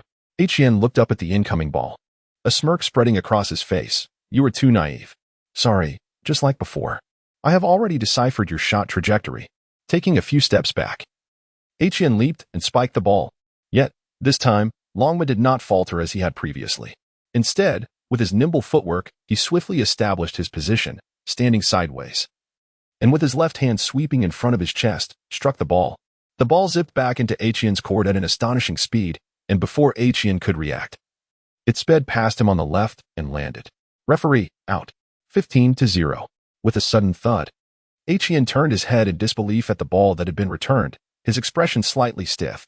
Hori looked at the ball that Ryoma had just struck back and exclaimed. That shot from Ryoma was remarkably swift. Katsuhiro lamented. What a pity, it was so close. Katsuo added. Qianye, he can't move anymore. Ryoma is truly impressive. He has completely transformed from just a moment ago. A momentary tension had gripped him, yet there remained a significant gap. Ryoma adjusted his cap, gazing at the motionless Qianye, and slyly remarked, as expected of you. Qianye, you must have anticipated that it would be out. Qianye had to concede that this excuse was quite clever. He attempted to flex his ankle, gripping his racket tightly, contemplating, what a well-articulated statement. It's not that I can't move, but rather, I am unable to. He had previously believed that only Tezuka could match his speed of response. Qianye tossed the tennis ball into the air and served. How intriguing, Ekizan Ryoma. Let me see how you intend to defeat me. The serve came, directed to the right. Ryoma leaped lightly, his feet crossing in a swift shuffle, reaching the ball in less than a second. Thud, thud, thud. Regardless of the direction of the ball, Ryoma consistently intercepted it. With his continuous slight jumps and his feet executing cross-stepping movements, he appeared to soar across the court, his returns executed with astonishing rapidity, leaving spectators spellbound. Katsuhiro remarked. It seems that Ryoma's style has changed since earlier. Katsuo nodded in agreement. Indeed, it's as if he is flying. Flying? Katsuhiro found this metaphor intriguing. While Chiba tilted her head and smiled at Katsuo. Is that so? Hee. Katsuo blushed slightly, flustered by the attention from a girl. Chiba covered her mouth, chuckling softly. That style is called the basic shuffle.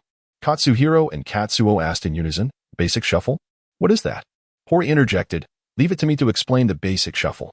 Katsuhiro and Katsuo inquired, Hori, you know about it? Hori replied, This is the fundamental technique in tennis, where one lightly jumps to the vicinity of the opponent's landing point. Landing on the toes. This method allows for a half-step advantage in responding to the return shot before taking the next step. Katsuhiro exclaimed, Wow, that's impressive. Katsuo questioned, But why can one step out earlier? Hori cast a pleading glance towards the senior Fubuki beside Chiba. Isn't that right, senior?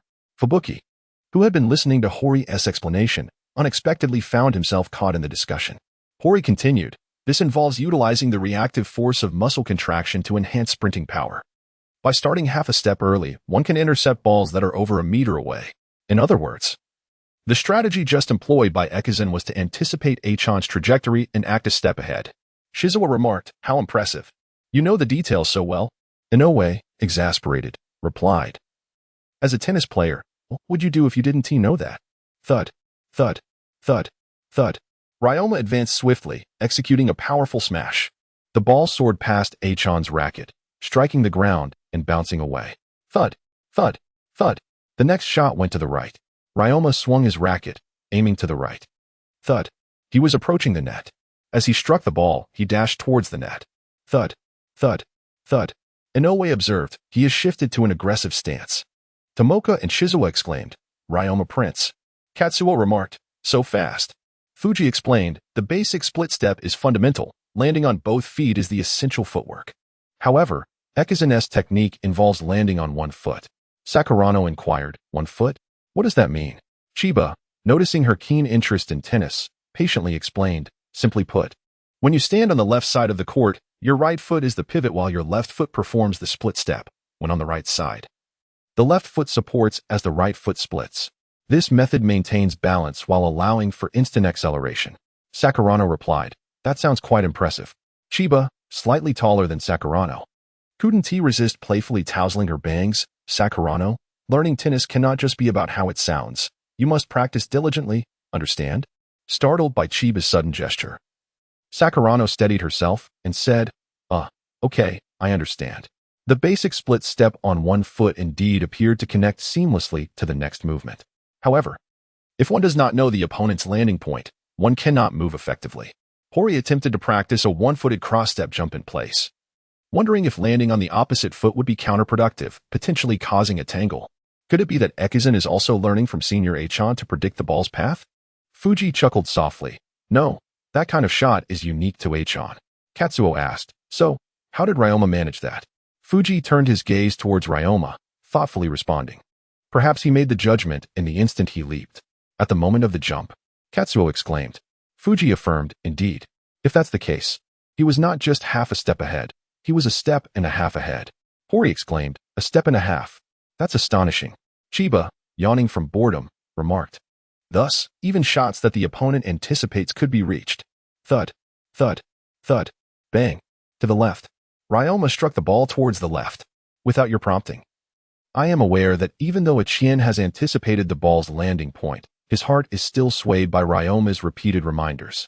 This sensation resembles the frustration of having something earned through considerable effort, only to have it casually acknowledged by another. How should I express it? It feels quite displeasing. Bang. Once again, to the left. Ryoma swung backhand and returned the ball. Bang. Now to the right. Ryoma's nonchalant tone invariably evokes a sense of infuriating carelessness. Qianye swiftly dashed to the right. Indeed, the probability of hitting to the right is 95%. Here it comes, a straight ball, just as I surmised. Qianye confidently prepared to counter the straight shot. Tap, thud, thud, thud. Contrary to Qianye's expectation, the straight ball was not struck as anticipated. Instead, it brushed past his racket and landed on the ground, rolling away behind him. The referee announced, 15-30. Bang, bang, bang, bang. To the left. Bang. To the right. Bang. The referee declared, this game is won by Ekizun. The referee continued, this game is won by Qianye. The referee declared, this game is won by Ekizun. The referee announced, this game is won by Ekizun. Finally, after an intense contest, the score reached 4-4. A tie. To the right. Gradually, Qianye began to feel overwhelmed. Tap. Qianye lost another point. The referee declared, this game is won by Ekizun. Inoue remarked, I truly did not expect a middle school student to exhibit such fundamental footwork.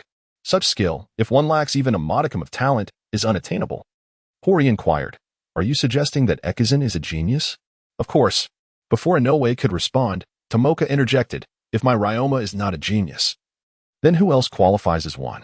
Her tone brimmed with pride. Shizuka set down her camera and cast an irritated glance at Tomoka. You little brat. You've been incessantly saying my Ryoma since just now. It's terribly annoying. Tomoka retorted, what is wrong with that? Isn't he my prince? Prince? Oh, that's delightful. Shizuka suddenly thought of the magazine title. It cannot be. Tomoka glared at Shizuka in anger. Only the members of the fan club can call him Prince Ryoma. Shizuka replied, what difference does it make? Tomoka insisted, no, absolutely not. With a weary hand pressed against his forehead, Itsuji displayed an expression of unfamiliarity with the individual before him. The onlookers beside him wore similarly perplexed visages. Saigaku, what on earth are these people doing? Siren, they are all girls. Why can't they watch the match with the same seriousness as Chiba? Hori, perhaps they are here merely for the aesthetics? Never mind, let us ignore them. Well, let us focus on the match instead. Chiba, having grown indifferent to such situations, chose to turn a blind eye and deaf ear to the distraction. Fuji, Qianye must feel as if his opponent has transformed into someone entirely different. Qianye crouched down to tie his shoelaces, rising with a sigh. How unfortunate it is that someone can execute a shot that, while predictable, remains unreturnable. However, that does not imply that I am devoid of any chance of victory. Despite his words, Qianye had to concede that the match had shifted from the initial assessment of Ekizun Ryoma has a 0% chance of winning to that does not mean I am entirely without hope. Thud, tap, thud, tap, thud, tap. Ryoma switched his racket to his right hand, leisurely dribbling the ball with his left. Sighing softly, Ryoma appeared to lament. Or perhaps he was merely yawning out of boredom. Qianye, taken aback, pondered, what is happening? He switched the racket to his right hand. Is he planning to serve from that side? Thud, tap, thud, tap, thud, tap. Ryoma continued to dribble the ball at a relaxed pace, glancing at Qianye, whose brow had suddenly furrowed, and chuckled. Hey, Qianye, there exists a type of shot that you can know the placement of but still cannot return. With that, Ryoma ceased his dribbling. He tossed the ball upward, aimed carefully, pulled his right hand back, and swung with force. Thud. Qianye swiftly repositioned himself. How could such a serve possibly succeed? Oh. The ball Ryoma struck did not meet the racket, but instead rebounded from the ground, hurtling directly towards Qianye's face. Qianye tilted his head slightly, narrowly avoiding the ball as it zipped past his right temple and landed behind him. Referee. 15-0. Siren, Saigaku, Hori, it's happening. The topspin serve. Tomoka excitedly embraced Sakuno. Ah, this is wonderful. We scored. The topspin serve. Qianye barely evaded the blow. Still feeling the residual shock. A topspin serve? Indeed, if that shot were not delivered from the right, it would lose its significance.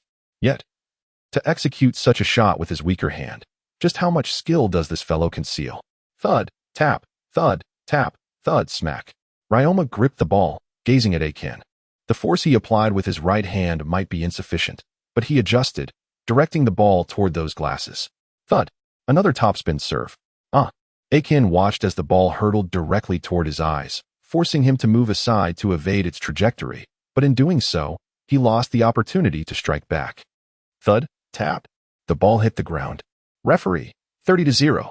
Bang, bang, bang, bang. Longma executed another external spin serve. After experiencing several of these serves, Qianye swiftly devised a countermeasure in his mind. Indeed, the most challenging balls to strike are those directed towards one's own body. To overcome the external spin serve, one must kick the left foot backward while stepping towards the rear of the right foot, maintaining a lateral position before slicing the ball. Thud. Despite Qianye's meticulous preparations, the moment he attempted to return the ball, his racket failed to respond as he had hoped, and the ball soared past him, slipping out of the court. Referee. 40-0. Bang, bang, bang. Longma lifted his cap. If the match were to be determined by skill, one must first possess superior prowess. You still have a long way to go. Bang. The ball shot straight towards Qianye's back, moving with astonishing speed. Referee. The match is over. With Yukichiro victorious, the score being 6-4. Qianye stood in stunned silence, gazing at the ball behind him, still processing the referee's announcement of the match's conclusion. The official players triumphed with 4 victories. Longma had 1. How magnificent he is. Ah, Longma. Upon hearing the referee declare the result, Pengxiang leaped up in delight. Sakuno also smiled joyfully, genuinely pleased for Longma. Hori, Chizuru, Chiba? That Yukichiro fellow truly emerged victorious. Defeating 2 official players is quite an achievement. Fuji regarded Longma with admiration. Chiba, patting his already growling stomach, exclaimed, I'm so hungry. How ridiculous. Unbeknownst to them, Momochi, having completed his match, quietly stood behind the group. Hey, aren't you at all concerned about your Longma? Hori, Siru, and Katsuo. Ah, Senior Momochi. You finished your match. Momochi. Yes, but little one. You didn't come to watch us play. Senior Kikumaru is quite disappointed. Chiba, huh? Oh, I'm sorry. I completely forgot. Ah, I was just kidding. The senior wouldn't mind. Clearly, Longma is far more important to you, teased Momochi, watching Chiba resemble a dejected little rabbit with drooping ears, reveling in his cleverness. Chiba offered no rebuttal, merely lowering his head with a faint smile. Yet, Momochi suddenly turned his gaze to Longma. Realizing that this young boy had indeed managed to defeat Senior Qianye, he was truly remarkable. Moreover, his external spin serve had improved significantly compared to our previous encounters. Chiba chuckled at Momochi's shifting demeanor, both serious and humorous. I have gathered some excellent insights. Just then, Qianye emerged from the court, and Chiba remarked. Yukichiro said, let us see whose skills are superior. My insights are derived from the information you provided him, aren't they? Chiba gazed at Qianye, neither affirming nor denying. Why didn't Senior Qianye consider that it was Ryoma who had investigated this? Amusing. Qianye was momentarily stunned before departing the court, leaving behind only a silhouette and unfinished words. So it was, one must not employ such a gait in moments like these. Ryoma, you are truly remarkable. Sir turned around, just as he noticed Ryoma emerging. Say, with this, you will undoubtedly become a formal team member. Hori, Ryoma, you are astonishing, just as I had imagined. Observing Hori, Say couldn't help but retort, Hori, you certainly say something different every time. Ryoma did not respond to their words, but instead bypassed them, walking behind them to stand before Chiba, who was smiling at him. Ryoma noted Chiba's shoulder-length hair, his brow slightly furrowing. Chiba, noticing Ryoma's unwavering gaze upon her hair, lowered her head for a moment and understood. I felt it was too long, so I trimmed a bit. How does it look? Just a little. Does it look good? She actually asked him if it looked good. He had waited so long for her hair to reach her waist, and she had silently cut it. What could he do? He decided to indulge her. After an intense internal struggle, Ryoma finally nodded. Heh. Chiba naturally entwined her arm with Ryoma's. So how was it? Was the match with Senior Qianye enjoyable? Ryoma felt Chiba's hair brushing against his arm and smiled subtly. Although it was somewhat irritating, it was quite interesting. However, I no longer wish to play with such individuals. There is still one last match, right? Let us finish it quickly and head home. I'm so hungry.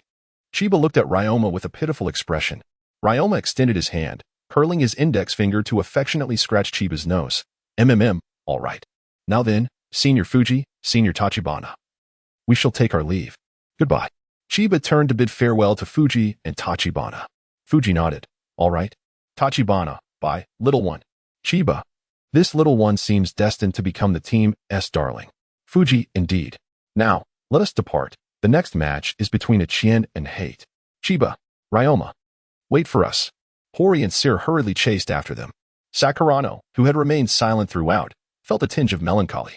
Tomoka, ever boisterous, seemed unaffected and excitedly tugged at Sakurano. Sakurano. Come, let us go watch Ryoma's next match. After a brief respite, the arena erupted with waves of cheers once more. Each competitor was engaged in their final match, regardless of victory or defeat, and irrespective of their chances of becoming a formal team member. As long as they were still in the game, each individual radiated boundless energy. Chiba observed Ryoma effortlessly dominating his opponent, knowing there was no cause for concern. So he found a shaded spot to sit, propping his head on his hands as he silently watched the match. Come on, Ryoma. You must win all 4 matches. Tomoka fervently cheered for him. On the court, Ryoma paid no heed to his opponent, yet he approached the competition with utmost seriousness, eager to conclude the match quickly so he could take Chiba home for a meal. Referee, this round is won by Ekizan. Referee, this round is won by Ekizan. Referee, this round is won by Ekizan. Referee, this round is won by Ekizan. Referee, the match is over, 6-0, victory goes to Ekizan. As the referee announced the final result, Hori, Katsuo, and Masayuki shouted joyfully, "Wonderful! We won!" Katsuo exclaimed, "That's fantastic!" Hori added, "So that means Masayuki," and Katsuo chimed in. 4 wins in a row. He is officially a team member. Sakurano stared at Ryoma in astonishment. An official team member. How incredible. Tomoka, overwhelmed with excitement, embraced Sakurano. We must congratulate him right away. Don't you think so, Sakurano? Ah, you're right. Sakurano nodded modestly. Ryoma scanned the surroundings, but did not see the person he sought. Where did they go? Off to buy food, perhaps? Never mind. I'll head out. Adjusting his cap, Ryoma exited the court. Just as he reached the entrance, he was intercepted by 2 girls. Tomoka pushed Sakurano toward Ryoma. Sakurano, hurry, he is out. Sakurano, propelled by Tomoka, felt akin to a soldier coerced onto the battlefield, yet she politely smiled at Ryoma and softly said, Ryoma, congratulations on, excuse me, coming through," Ryoma interjected. Initially intending to engage with Sakurano, but upon turning, he spotted Chiba resting under a tree. He uttered a quick excuse me and departed, not waiting for Sakurano to finish her sentence. As Ryoma approached Chiba, he realized she had fallen asleep against the tree. A gentle breeze swept through, lifting strands of her hair, which floated delicately in the air, some landing softly on her lips. Ryoma crouched down, carefully brushing aside the hair, admiring Chiba's rosy lips, her fair complexion, and her long, elegantly curved eyelashes. For a fleeting moment, he was mesmerized. How could anyone perceive his Chiba as a boy when she was so beautiful? Longma, I feel so drowsy. Shall we sleep? Sleeping sounds delightful. Qianye, with her eyes still closed, murmured softly, as if lost in a dream. Longma rose and sat beside Qianye, mindful of her head's precarious position, and leaned in closer to her. The match between Qianye and Hato was fiercely underway on the adjacent court, with neither competitor willing to yield an inch. Shizasa was diligently documenting the event with her camera. Both players had previously triumphed in 2 matches, and now they were vying for the final position of a formal team member. The outcome remained uncertain. Inoue remarked, I believe Qianye has a higher chance of victory, considering he has previously defeated Hato in all 3 encounters. The referee announced, the match concludes with Hato emerging victorious, the score being 6-4. Outside the court, Kikamaru, Tachibana, Oishi, Kawamura, Fuji, and Tezuka were all spectators of this match, and the result had taken them by surprise. I truly regret this, Oishi said as he approached the court entrance, meeting a Qianye as he exited. Despite losing, a Qianye appeared calm, merely stating, "How infuriating. They keep executing plays beyond the scope of the data." A Qianye turned to observe Hato's retreating figure and the two, Longma and Qianye, who were engaged in their own activities beneath a tree. He smiled and remarked, "This place shall only grow stronger." Oishi nodded in agreement, smiling as well. Inoue added, "With this, several formal members have been confirmed." Shizasa flipped through her photographs and recited, "Captain, Tezuka Kanemitsu, a senior. Vice Captain, Oishi Shuichiro, also a senior. Members, Fuji Zozu, Kawamura Takashi, Kikumaru Eiji, all seniors. Tachibana Wataru, a second year. Hato Akira, a second year. And finally, Ekizan Longma, a first year, along with the only female member, Qianye Ingluo." In the tennis lounge, Qianye exclaimed, "I didn't realize before, but now I know you're a girl. This is the boys' lounge. Isn't it inappropriate for you to be here?" Hori donned his school uniform jacket, fastening the buttons. "There is no issue, is there? We aren't undressing." Katsu, already in his uniform, was busy putting on his shoes. "Even so, it still feels a bit off. It's awkward when wearing pants," Katsu said, turning his back to Qianye as he adjusted his trousers. "Don't look." Qianye thought deeply about their conversation when Longma stepped forward, blocking her view of them, and gestured to his shirt, indicating that his buttons were undone. "Still groggy from her slumber," Qianye replied. "You're still the same as when you were a child." Although it was a complaint, she helped Longma fasten his buttons. Longma said, "In the future, wait for me outside." Chiba pouted, saying, "I didn't intend to come in. It was you who carried me here. Who wants to see you change clothes, humph?" Although Ryoma maintained a stoic expression, one could still detect the undertones of helplessness and indulgence in his tone. "Yukimura, oh, Chiba is here too." Daisher entered, holding a piece of paper. "Hello, Senior Daisher." Chiba greeted him with a smile. "Here, you two, please write down your sizes." Daisher handed the paper to Ryoma and Chiba. "Wow, a uniform order form," Katsuo exclaimed, his face filled with astonishment. "It's a bespoke team uniform that will have names embroidered on it." Chiba scrutinized the order form in her hands. "I've only just become an official team member. Is the efficiency really this swift?" Daisher chuckled. "Indeed, since the team members remain mostly unchanged. You two are the only ones without uniforms, so we need to act promptly, especially with the regional preliminaries approaching." "Hiki, right?" "Thank you, Senior Daisher," Chiba replied enthusiastically. "You're welcome. Just fill it out and hand it to me tomorrow. I'll take my leave now.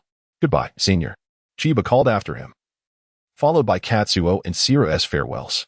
Once Daisher departed, Horiuchi curiously gazed at the order form in Chiba's hands. Previously, the uniforms were all pants since the team was male, but now, will Chiba wear a skirt? Upon hearing Chiba in a skirt, Ryoma's eyes brightened momentarily before dimming again. Chiba paused for a moment. "By the way, aren't you three curious why I, a girl, have become an official member of the boys' team?" Silence enveloped the air. Horiuchi ventured, "We did consider it, but..."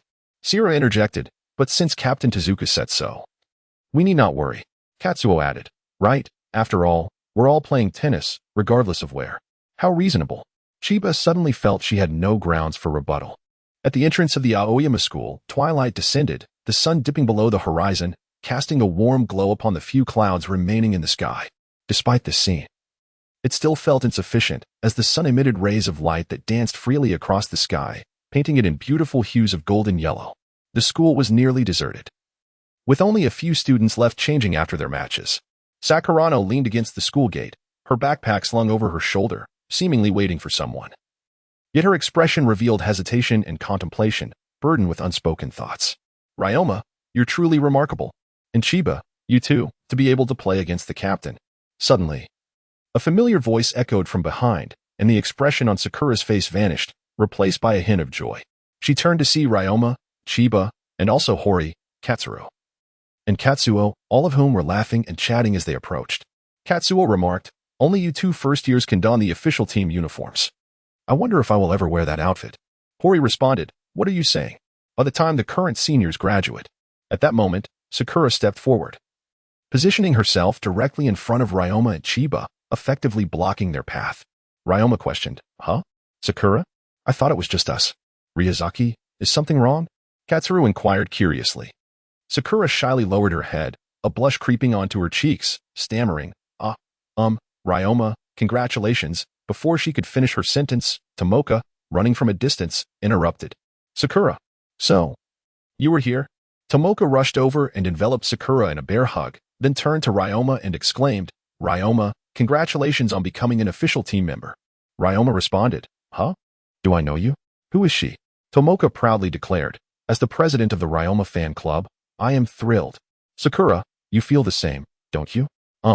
Yes, indeed, Sakura replied shyly, smiling. Ryoma, congratulations. By the way, let us find a place to celebrate together, to honor Ryoma's new status. Let us make it lively, shall we? Let us go. Katsuo questioned, now?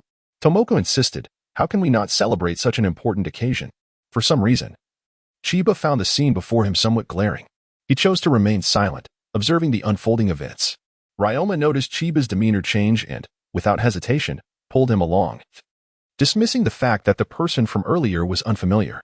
Chiba, still lost in thought, was abruptly yanked away by Ryoma, unable to comprehend what had just transpired.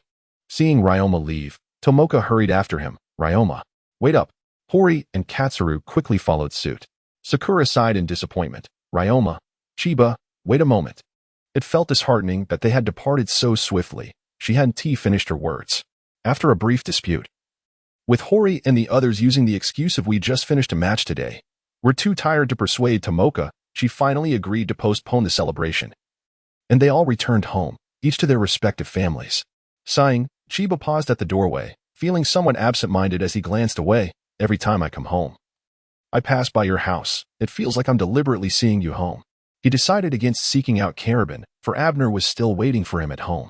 Longma observed Qianye, who was clearly preoccupied yet chose to remain silent, and felt an undeniable sense of frustration. Well then, see you tomorrow. Qianye waved her hand and turned away. In truth, there are moments when unspoken thoughts remain forever unknown to others. As Qianye prepared to leave, Longma finally spoke up. Qianye was not one to be overly sentimental. She was acutely aware of her desires.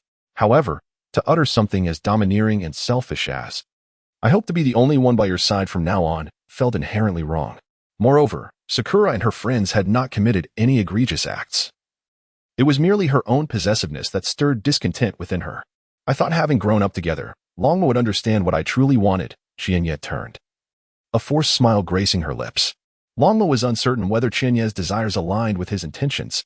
He feared that if they diverged, their friendship would be jeopardized. This uncertainty and lack of confidence made him tread carefully, as if walking on thin ice, such as the essence of emotional hesitation. Observing the struggle reflected in Longma's eyes, Qianye smiled. She recognized that it was she who had been unreasonable, and it was unfair to burden Longma with her turmoil. Longma, I have officially become a team member too, but why do Sakura and the others only remember you? The last part of her sentence dwindled to a whisper. Her head bowed so low that her face was nearly obscured. Longma watched her transform from dejection to a demeanor that radiated, I, too, am remarkable. Why does no one praise me? I want recognition. With a helpless shake of his head, he reached out, pulling Qianye into his embrace. His left arm encircled her waist while his right hand gently stroked her head, whispering in her ear, Yes, our Qianye is the best. Qianye, caught off guard by Longma's sudden embrace, felt as if she were a child receiving candy, her heart brimming with joy. Upon seeing Qianye off, Longma entered his home. After changing his shoes in the foyer, he called out into the house. There was no response. As he stepped inside, he found the house empty. It appeared his mother and cousin were not at home. Oh, you're back already? Nansiro suddenly appeared at the doorway. A smile spread across his face as he regarded Longma. Longma was momentarily startled, but accustomed to such occurrences, he responded with calmness. What? Do you wish to spar? No. No. I just witnessed something amusing. This old man is a bit overwhelmed and would like to take a nap. Nanjiro turned towards the backyard, exclaiming, Keep it up. My boy, I'm eagerly awaiting my grandchildren. A hint of perplexity crossed Ryoma's face as he gazed at Nanjiro, and then a sudden realization dawned upon him. A faint blush creeping onto his ears. After the rankings match at Seishin Academy, a palpable weariness settled among the students.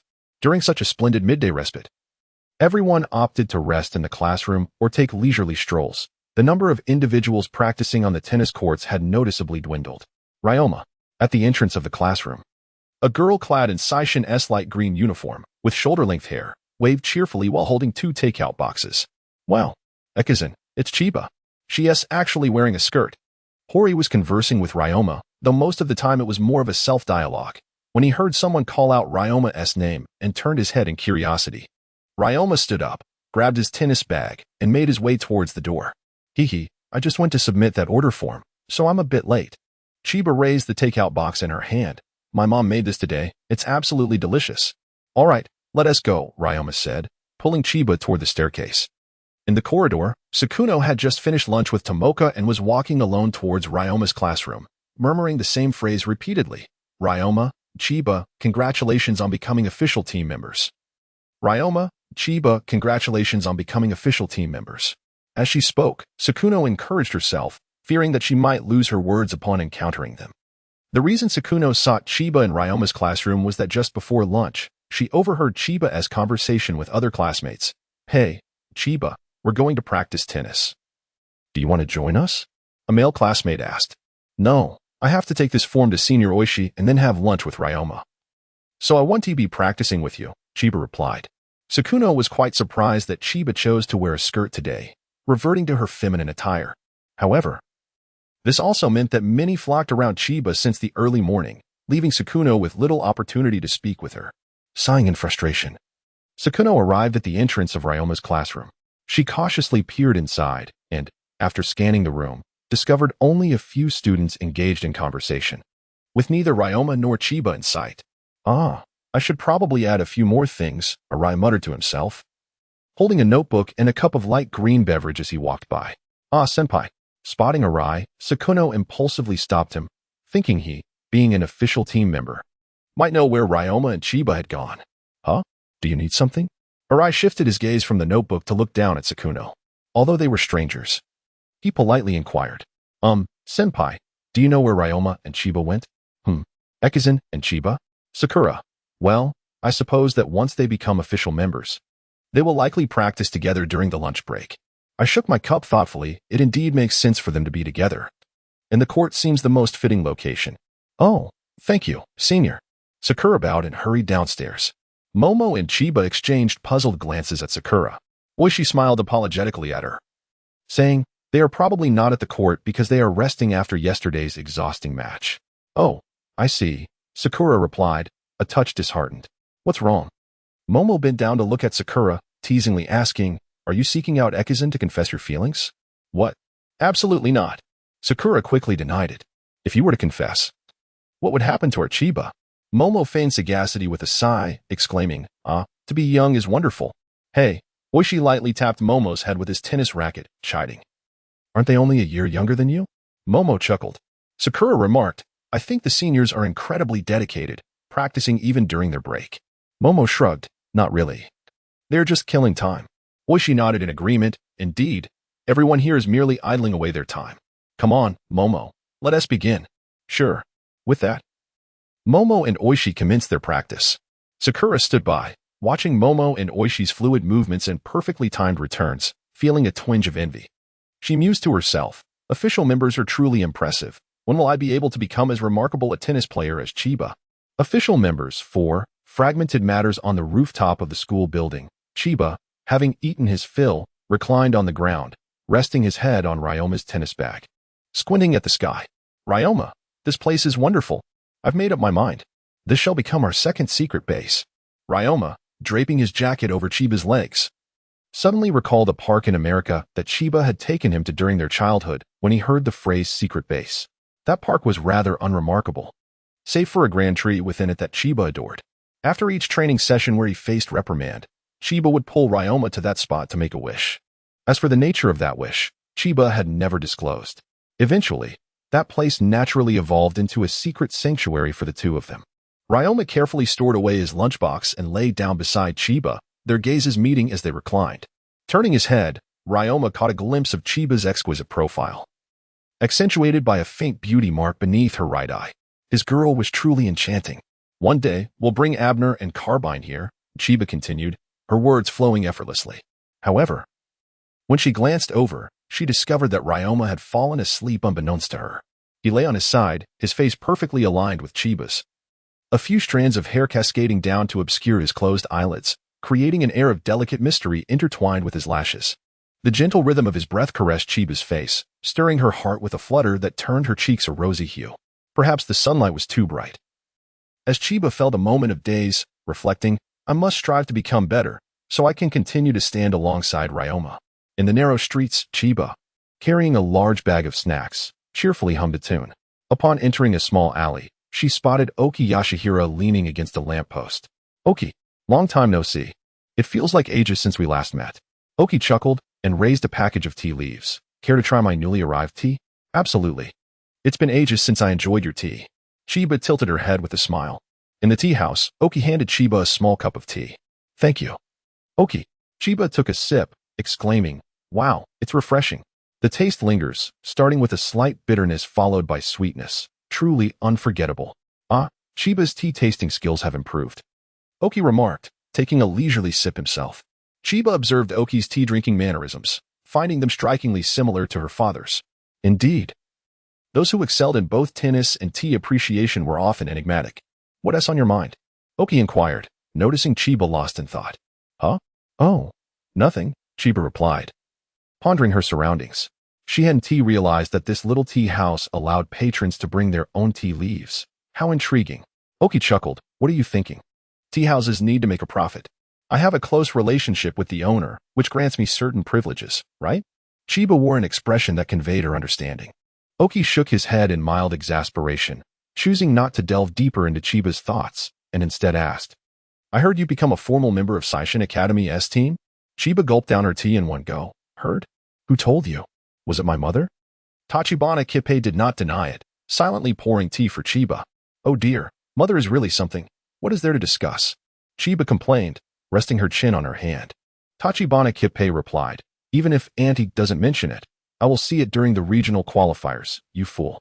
Alas, the road ahead is still long. Qianye glanced at the gray-black garment adorned with the emblem of Fudumian that Tachibana had placed aside, pondering, Aki must be quite formidable now, no matter how remarkable. It pales in comparison to Senior Qianye, Tachibana Qianye mused after a few moments of contemplation. Shoo. Such words of remarkable should not be uttered carelessly. Be cautious not to attract trouble. Qianye whispered, placing her finger to her lips and cautiously surveying her surroundings. You're already quite impressive. Tachibana Qianye observed Qianie's adorable demeanor, feeling an urge to ruffle her hair, yet ultimately restraining himself. If there were time, I would truly appreciate your assistance in dealing with those ruffians. Qianye discerned the hint of helplessness and deep-rooted trust in Tachibana's words regarding the discipline of those individuals. In truth, Tachibana cared for them more than anyone else. Although Tachibana's thoughts had been laid bare, he maintained a facade of seriousness and composure. It seems Aki has truly matured and can stand on his own. Qianye remarked with a tone of feigned wisdom, shaking his head. Haha, indeed, Senior Qianye speaks the truth, Tachibana Qianye replied, setting down the teacup. By the way, Qianye, you must have faced Izuka by now? Qianye nodded. Yes, I did. How was it? Tachibana inquired. Qianye, holding the tea, gazed out the window at a snail laboriously climbing the tree trunk and smiled. His strength is unfathomable. At Qianie's home, all right, thank you for your help. Qianye Suyuin concluded the phone call. Dad, who were you talking to? Qianye, just finished with her training and drenched in sweat, had her hair sticking to her cheeks. As she opened the refrigerator door, Qianye Suyuin frowned. You just finished training, don't go to a cold place. Qianye swiftly retrieved a bottle of milk and closed the refrigerator door. Ugh, I'm so hungry. Qianye Suyuin replied, you should shower first. This is unhygienic, you know? Got it, Dad. Qianye gulped down a large mouthful of milk and dashed toward her room. I'm going to shower first. Did you take your medicine today? Qianye Suyuin remarked calmly as Qianye opened her bedroom door. In a little while, Dad will be heading to America and will bring back some medicine for you. Qianye touched her head, pausing for a moment. Yes, I understand. I will take my medicine diligently. Ah, Abner, how well behaved you are. Qianye had just finished his bath, and upon stepping out, he was greeted by his loyal dog, Abner, who was waiting at the door with a slipper in his mouth. Abner wagged his tail vigorously, extending his paw towards Qianye, yearning for a gentle pat on the head as a reward. What a good boy Abner was. Qianye reached out and ruffled Abner's fur affectionately. Just then, a notification sound chimed from Qianie's computer. Curious, he made his way to the desk and opened the message. Upon seeing the word brother, Chiba's eyes instantly sparkled with excitement. Brother, Chiba, I've arrived in America. Do you miss me? Chiba eagerly clicked to reply, his fingers dancing swiftly across the keyboard as he typed. Brother, Dad is heading to America too. Be careful not to get caught. Send. With a mischievous grin, Chiba placed the towel he had used to dry his hair on the desk, patted Abner's head once more, and said, Let us go. Abner, it's time for dinner. Meanwhile, in America, it was 8 in the morning. The room was shrouded in darkness, with only the sound of running water from the bathroom and a faint glow illuminating the space. The laptop resting on the table chimed with a new message. A boy clad in pajamas, toothbrush in hand, approached the computer.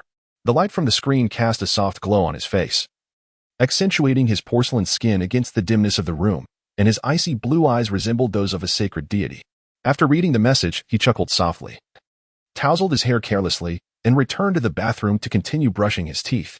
As for the official team, it had been 2 days since the ranking competition at school, and during this time, everyone had taken a break from training.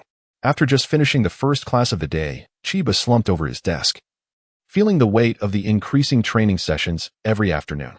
He felt as though he could never catch enough sleep. Sakurano noticed that Chiba, for once, was not surrounded by a throng of people. Gathering her courage, she approached his desk. Chiba, wake up. Senior Oishi is looking for you outside. Before she could finish her sentence, a boy rushed over and tapped on Chiba's desk. Huh. Oh, okay. Chiba rose, rubbed his eyes, and walked past Sakurano out of the classroom. It wasn't he that he was ignoring her. He simply hadn't heard her. What does Senior Oishi need? Chiba asked as he stood before Oishi, stifling a yawn. This was the first time Oishi had seen Chiba look so lackluster. I couldn't find Ekizan, so I came to inform you that formal training begins this afternoon. Also, your and Ekizan's uniforms are ready. You can pick them up from this store after training. Daisher handed Chiba a slip of paper inscribed with an address. Upon receiving it, Chiba glanced at the address and exclaimed, Oh dear. It seems I must take a longer route home now. Daisher chuckled softly. All right, it's time to head back. Class is about to begin. Yes, Daisher-senpai, see you this afternoon. Chiba bid farewell and turned back towards the classroom. Upon returning to her seat, Chiba noticed Sakura standing there, lost in thought. Sakura, what's the matter? Chiba waved her hand in front of Sakura's face. Chiba's voice carried a tinge of concern. What's wrong? Has someone been bothering you? Tell me, and I shall teach them a lesson. Seeing Sakura on the verge of tears left Chiba momentarily flustered. No, it's not that. No one is bothering me, Sakura replied, lifting her head to smile at Chiba. Chiba, may I come watch your practice this afternoon? I'm a bit confused. Just for that? Chiba was taken aback. Is that not permissible? Sakura looked at Chiba with urgency. Well, practice should be open for anyone to observe, right? Chiba stared blankly at Sakura. That's true, Sakura mused, initially lowering her head in disappointment, but then lifting it again with renewed determination. I understand now. Chiba, do your best in practice. Yes, all right. Chiba gazed helplessly as Sakura returned to her seat, silently critiquing herself. How could I be so dazed? At the tennis training ground in the afternoon, not all the participants had arrived yet. Those who were early engaged in warm-up exercises at their leisure. Saishin, let's go. Keep it up. Keep it up. Horiuchi was rallying a group of first-year students to chant their encouraging slogans. The first years are too quiet. Daisher, fully geared up with his racket, shouted towards Horiuchi and the others. Yes, first years. Senpai, everyone is so serious, Katsuragi remarked. Of course, the district preliminaries are just around the corner, Horiuchi replied, turning to see Sakura and Tomoka outside the court. You two seem rather idle. Are you here to spectate? We're not here to spectate. We're here to cheer. Go team. Tomoka retorted, emphasizing the word cheer. Sakura scanned the crowd, searching for a certain someone, when suddenly she spotted Ryoma and Chiba. In the distance, Chiba, dressed in sportswear, appeared somewhat drowsy, while Ryoma seemed to be tying Chiba's hair. Tomoka followed Sakura's gaze and exclaimed, over there. My prince. Ryoma, and Chiba too. What are you doing? Tomoka's words were interrupted by Coach Ryazaki, who was practicing nearby, holding a ball with an imposing demeanor, even in his older years. He exuded an aura of strength. Do not hit the ball carelessly. Hit it again. That was too weak. Hit it again. Pongxian was taken aback by Coach Longchi's resonant voice and commanding presence. Grandma Sakurano, how terrifying, exclaimed Sakurano. Not at all. Grandma isn't usually like this, she replied. Tezuka surveyed the surroundings. Most people had gathered. All right, Everyone form up. At Tezuka's command, everyone promptly took their positions, with the official team members in the front row, and the others arranged by grade behind them. Okay, enough of that, Chiba urged as he pushed Ryoma into line, unable to resist a quip. Just admit it. You lack the talent for tying your hair. Ryoma, too, wanted to retort, wondering how tying hair could be more challenging than playing tennis. It is widely acknowledged that the Tokyo tournament is fast approaching. The official team members selected from the school's ranking battles are set to compete in this tournament. The standard of each school rises year by year, Coach Longchi remarked, glancing at Chiba, who was still fussing with his hair, and Ryoma, who was entranced by Chiba's hairdo. A subtle smile gracing his lips. Everyone must remain vigilant. That is settled. Continue your practice. Upon finishing his statement, Tezuka began assigning practice areas. The first-year students were tasked with retrieving balls, while the second and third years were directed to Court C, and the official team members to Courts A and B for serving and receiving practice. As soon as Tezuka concluded, everyone dashed to their designated courts. Finally, it was about to begin. After being lackadaisical for several days, Kikumaru felt a surge of excitement upon hearing that practice was commencing. Wait a moment. Coach Longchi called to a few departing official team members. I have a special training regimen designed specifically for you. Just then, a Qianye entered carrying a cardboard box. Hello, everyone, he greeted, placing the box down and raising his hand. Before the national competition, we still have a long way to go. The most crucial task now is to strengthen your ankles and waist. Therefore, starting today, each person will strap on two 250-gram weights to each foot, totaling an additional kilogram. Upon hearing a Qianye's straightforward announcement, the team quickly complied, fastening the weights without much objection. Just 1 kilogram. Chiba could hardly believe his ears. Her father had started her training with a minimum of 5 kilograms, yet the team's practice required only 1. 1 kilogram doesn't seem particularly heavy, Motuji said as he secured the weights and lifted his foot experimentally. All right, since Chiba is an exception on our team, she will receive special treatment. A Qianye revealed weights of a different color from the box, sporting a mischievous grin. Here you go, Chiba, this is for you. Chiba felt an ominous premonition as she reached out to accept the weights. I am indeed receiving special treatment. Senior Qianye. Perhaps I shall conform to the others, lest it be deemed unfair to them. Qianye attempted to adopt a cute demeanor. A Qianye? No way. I have declared that special treatment entails special treatment. What? How can we lighten the load simply because the little one is a girl? Upon hearing Qianye's words, Taoqing assumed that Qianye was being lenient and seized the lead plate from Qianye's grasp. The moment he did, the weight of the plate overwhelmed him, exclaiming, What in the world, a Qianye? Why is this so heavy? A Qianye chuckled mysteriously. Taoqing, given your capabilities, do not expect to be treated fairly alongside Qianye. You must understand that Qianye's ability to deliver such exceptional performances is not without reason.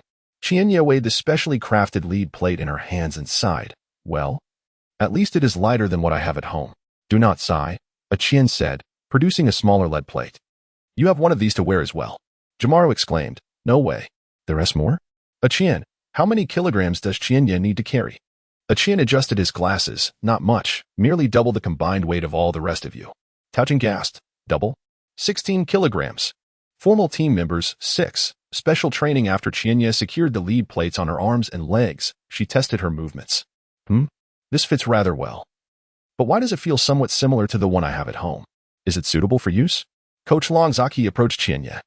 This was personally crafted by your father, an improved version for your convenience during training at school. Qianye recognized her father's penchant for surprises, but did not anticipate this particular one. When I return home, I shall admonish him to reduce my training regimen. Ha. Coach Longzaki merely chuckled and shook his head in response. Are you all right? Ryoma grasped Qianye's wrist, observing her quietly. He had witnessed her training and knew that this weight was trivial for her. However, the bruises on her arms had yet to fully fade, and he felt a twinge of concern. Qianye smiled and flexed her so-called muscles, declaring, This weight poses no challenge whatsoever, rest assured. Upon hearing her assert that it was entirely without challenge, a Qianye, with a somewhat devious glint, adjusted his glasses. It is not merely that. I have also prepared red, blue, and yellow cones, along with numerous balls filled with red, blue, and yellow colors. Ha. Jamaru understood now, glancing at the balls in a Qianye's hands. So, we are to strike the balls into the cones of matching colors, correct? Qianye grasped his racket and positioned himself on the opposite side of the court. One error. And you are out. Jimaru, are you ready? Here it comes. Bang. Qianye struck the ball towards Jimaru. Jimaru fixed his gaze intently upon the ball, his pupils narrowing like a cat's. The ball, which had been hurtling at high speed, appeared to Jimaru as if it were moving in slow motion, every detail crystal clear. Red. Jimaru exclaimed, accurately hitting the ball towards the red triangular cone. What exceptional control. Sakura couldn't help but be astonished. Blue. Jimaru struck another ball. Impressive, Oishi remarked. Arms crossed, standing beside Nayu, who instantly discerned the ball's color in the brief moment after Qianye's strike. Yellow. Jimaru called. Oishi commented. This dynamic visual acuity while in motion, surely no one can surpass Jimaru. Actually, Nayu pointed towards the adjacent court where Ryoma was practicing with Coach Longzaki. Look at the court next door. Blue. Compared to Jimaru's vibrant voice, Ryoma's was somewhat subdued, yet his movements remained methodical as he played. Chiba, did you notice anything? Tezuka stood beside Chiba. Senior Jimaru is quite remarkable, but this ability to discern has its pros and cons, Chiba mused, stroking his chin. Tezuka replied. It serves as both a formidable weapon and a potentially fatal weakness. Oh, Tezuka brother, don't worry. You've already said it's a powerful weapon, Chiba said, flexing his wrist. Since it's a weapon, we must trust Senior Jimaru. Bang, bang, bang, bang, bang. Both of them are impressive, Coach Longzaki remarked. However, Qianye raised his hand and served a ball, and it was nearly time for it to take effect. Oh no, my feet feel heavier. Jimaru attempted to lift his foot, realizing the challenge had just become more intriguing. Red, he said, observing the ball coming from Qianye. Qianye chuckled. Wasn't that blue? Really? Oh no. Jimaru, ready to return the shot, quickly withdrew his hand upon hearing Qianye's words. His foot stumbled, unable to evade the ball, and he fell to the ground.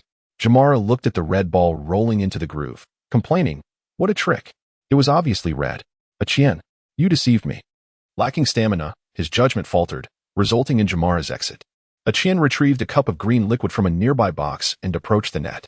Oh, by the way, I forgot to mention, the one who makes a mistake has to drink my special vegetable juice.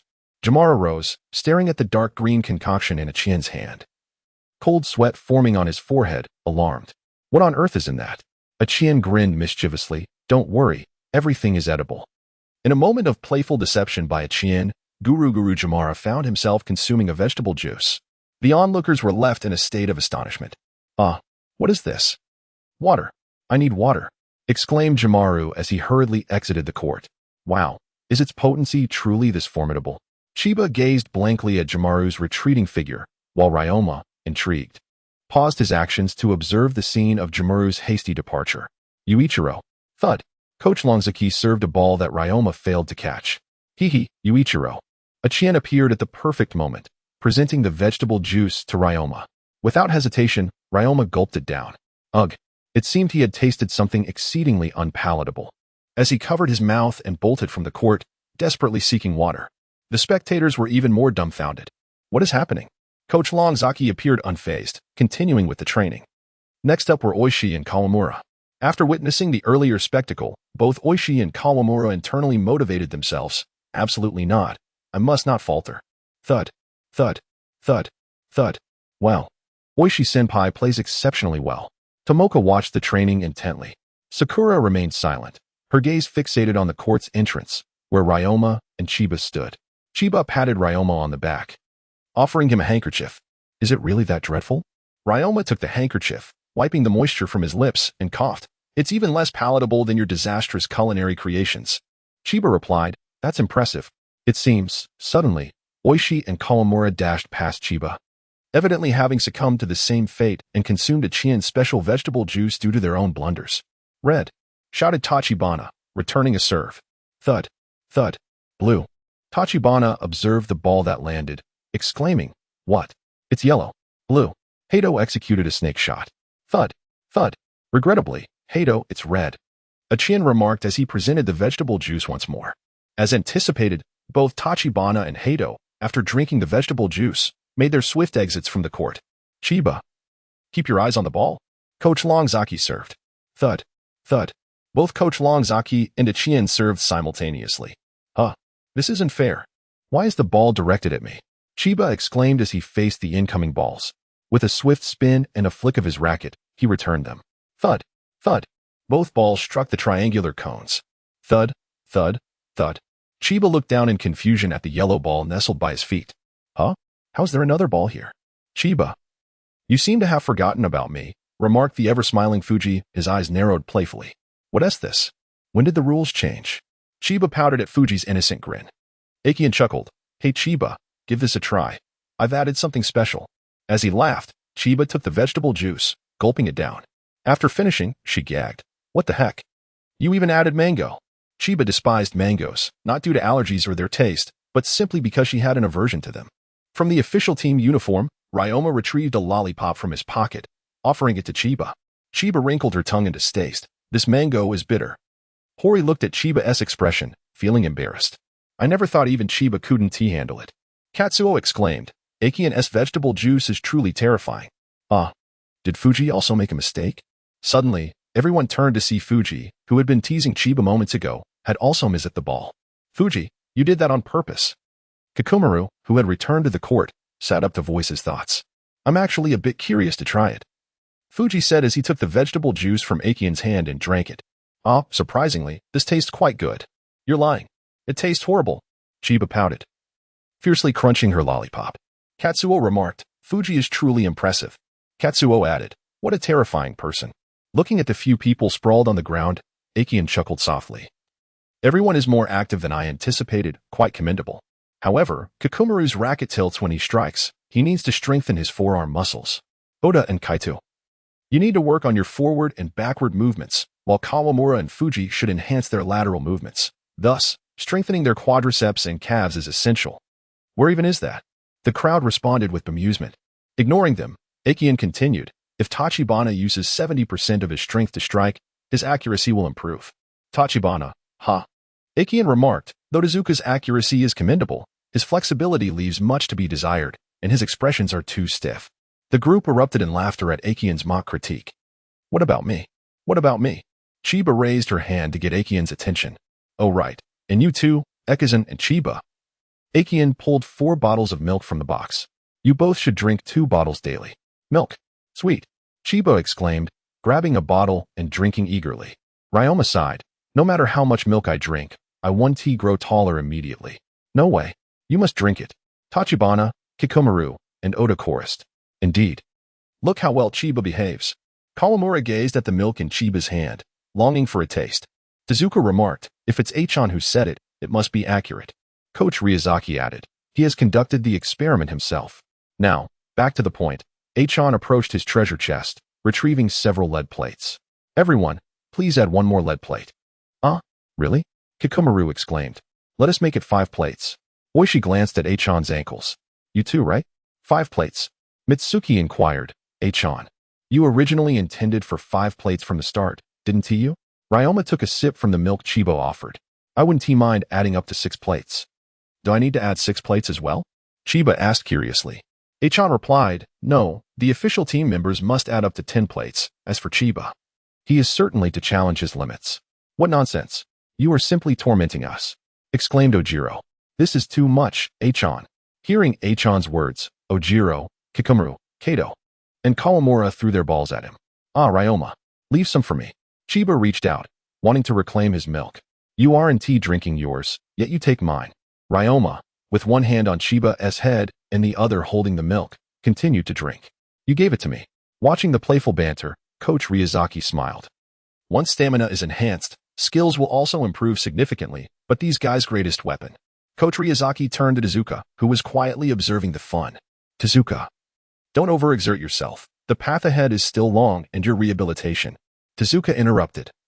I only wish to win the matches together with everyone and face challenges side by side.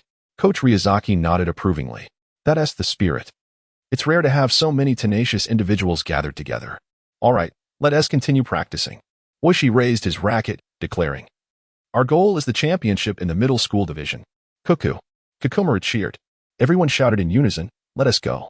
In the uniform store, a bewildered apprentice clutched a stack of garments, questioning his master who was folding 2 sets of official Saishin uniform. Isn't this a mistake? This is a small size. And why is there even a skirt? The master, equally puzzled, replied, "We have always made Saishin's player uniforms. This is our first time seeing this." Just then, Chiba entered, pushing the shop door open. "Ah, welcome." The master looked up at Chiba and then at Ryoma, who followed him inside. "Hello, boss. We are here to collect the Saishin uniforms," Chiba said, approaching the master. "Ah, is this it? Wow, it's actually a little skirt. I thought Tezuka wouldn't make an exception." The master responded, "Young lady, you cannot possibly be an official member of Saishin, can you?" "Huh? Certainly." Chiba picked up a bag nearby, pondering if it was meant to hold their belongings. "Ah, indeed." The master craftsman seemed momentarily perplexed by Chiba's response. Behind Chiba, Ryoma silently approached, assisting in neatly packing the clothes. The master craftsman stammered, yes, he too, but..." Chiba interlaced her fingers with Ryoma's, adding with a playful grin, "He is rather reserved and not one to engage in much conversation." Ryoma did not contest this. His gaze towards Chiba was filled with affectionate adoration. Sakurano found herself walking home alone. After returning to retrieve her bag, the formal training session had concluded, leaving her with no opportunity to converse with Ryoma and Chiba. Reflecting on this, her heart felt a twinge of sorrow. As she reminisced, she recalled the conversation between Hori and Katsuru while watching the practice. Hori remarked, "The official players of Saishin are indeed extraordinary."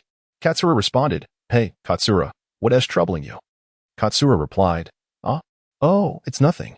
I'm merely a bit envious that Ryoma and Chiba can keep up with such practice. They seem like individuals from another realm."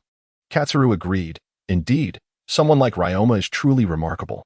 Hori added, "Only a girl like Chiba could stand beside someone as formidable as Ryoma." These sentiments echoed persistently in Sakurano's mind. "I'm so hungry, and this road seems to stretch endlessly before we reach home," Ryoma expressed, as Chiba led him out of the shop. "Ah, Ryoma." "Chiba." Upon hearing Chiba's voice, Sakurano snapped back to reality and called out, with a light-hearted laugh. She jogged towards Chiba and Ryoma, glancing at the bags they carried, and eagerly asked, "Is this the player's uniform?" Chiba smiled at Sakurano's flushed cheeks from running and her bouncing pigtails, nodding affirmatively. "Yes, just finished." "Really? Can I try it on?" Sakurano's eyes sparkled with excitement. "Absolutely not." Ryoma interjected firmly. "But Chiba is a skirt. How could you wear that?" Chiba quickly clarified, "We'll be wearing them during practice tomorrow." Sakurano remained silent. But hearing Ryoma's unyielding refusal, she lowered her head in disappointment. Sighing, Chiba removed her sports jacket and donned the team jacket, asking, "How does it look?" "Perfectly fitting." Ryoma replied, not waiting for Sakurano's input. "Hey, I was asking you." Chiba chuckled at Ryoma. Sakurano, witnessing Chiba wearing the team jacket, beamed with joy. "Chiba, Ryoma. Congratulations on becoming official players." "Higi, thank you, Chiba," for playfully tousling Sakura's bangs. "Are we leaving? Aren't you hungry?"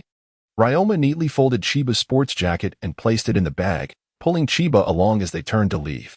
Hey, slow down." Chiba, caught off guard by Ryoma's sudden tug, nearly stumbled. Tap, tap, tap. Sakura, observing Ryoma's indifferent demeanor, could only helplessly quicken her pace to keep up with them. The evening sun cast a slanting glow, elongating the trio's shadows behind them, stretching them infinitely long. On a leisurely weekend, they had agreed to play at the Saishin tennis court. Tezuka declared, "All right, today's training is concluded. Everyone, please gather the equipment and tidy up before heading home." "Okay." The group responded in unison. "Chiba." Kikomura hurried over to Chiba's side. What is it, Kikomura-senpai?" Chiba was just about to take the lead to Akira when Kikomura abruptly stopped him. With a look of grievance, Kikomura gazed at Chiba. "What's the deal? I heard from Oishi yesterday that your team uniform is a skirt. I was really looking forward to it. Yet today you only wore a jacket." Chiba let out a helpless chuckle. "Is that really what this is about?" "Of course. I've been anticipating it for quite some time." Kikomura pouted, feigning anger. "Humph. I'm really upset now, the kind that cannot be soothed." "Oh dear, senpai, what if I wear it tomorrow?" "I promise," Chiba said, playfully blinking her eyes. "Foolish Chiba. Tomorrow is the weekend." Kikomura teased. "How about this? For future practices, you must wear a skirt, all right? Only then can I forgive you." Kikomura spoke while cautiously observing Chiba, fearful that she might refuse. All right, Chiba acquiesced, secretly wishing to wear a skirt, but today she found it somewhat inconvenient and opted for long pants instead. "Chiba," Ryoma called out as he finished tidying the equipment and noticed that Chiba had yet to gather her belongings. Ryoma. Hearing her name, Chiba hastily ran towards him, leaving Kikumaru behind. Hey, Chiba. Kikumaru sighed dejectedly.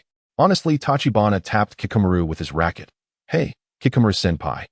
Why do you care so much about whether that little one wears a skirt? You're not no, Tachibana. Don't say such things. Kikumaru retorted. Don't you think girls look lovely in skirts? Moreover, our team has finally welcomed a girl, so of course, she ought to embody a feminine appearance. Tachibana smirked. Wow. Who would have thought? Kikumura-senpai is quite the girl fan. Chiba approached Ryoma, handing him her racket and grabbing a water bottle nearby, drinking eagerly. Slow down. No one is competing with you. Ryoma adeptly helped Chiba pack her tennis racket. Eek, Chiba giggled, wiping the water from the corner of her mouth. Ryoma. Chiba.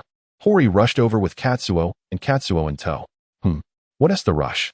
Chiba observed curiously as the three individuals approached, panting from their exertion. Hori proposed. Tomorrow is the weekend. Shall we spend some time together? The notion of someone inviting Chiba to play was unexpected. No, I have practice tomorrow, Ryoma replied tersely. It's fine.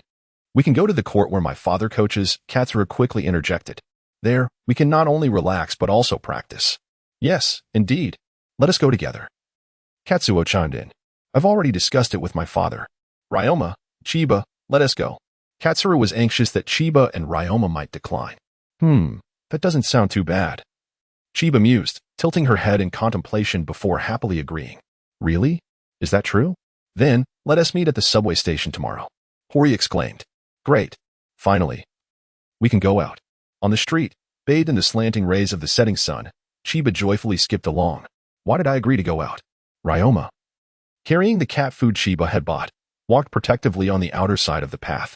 Because it's rather dull, Chiba replied, glancing back at Ryoma with a smile. Typically, my weekends are spent at home or practicing at the tennis court. It feels rather monotonous. Occasionally, one must venture out for a breath of fresh air. Ryoma pondered. Is practicing with me that tedious? Chiba halted, grasped Ryoma's hand, and playfully said, just consider it a brief outing with me, all right?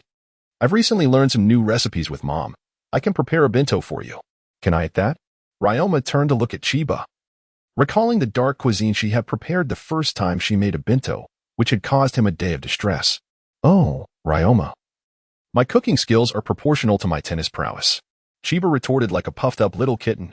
All right, I understand, Ryoma replied, reaching out to gently pat her head. Smoothing her hair affectionately.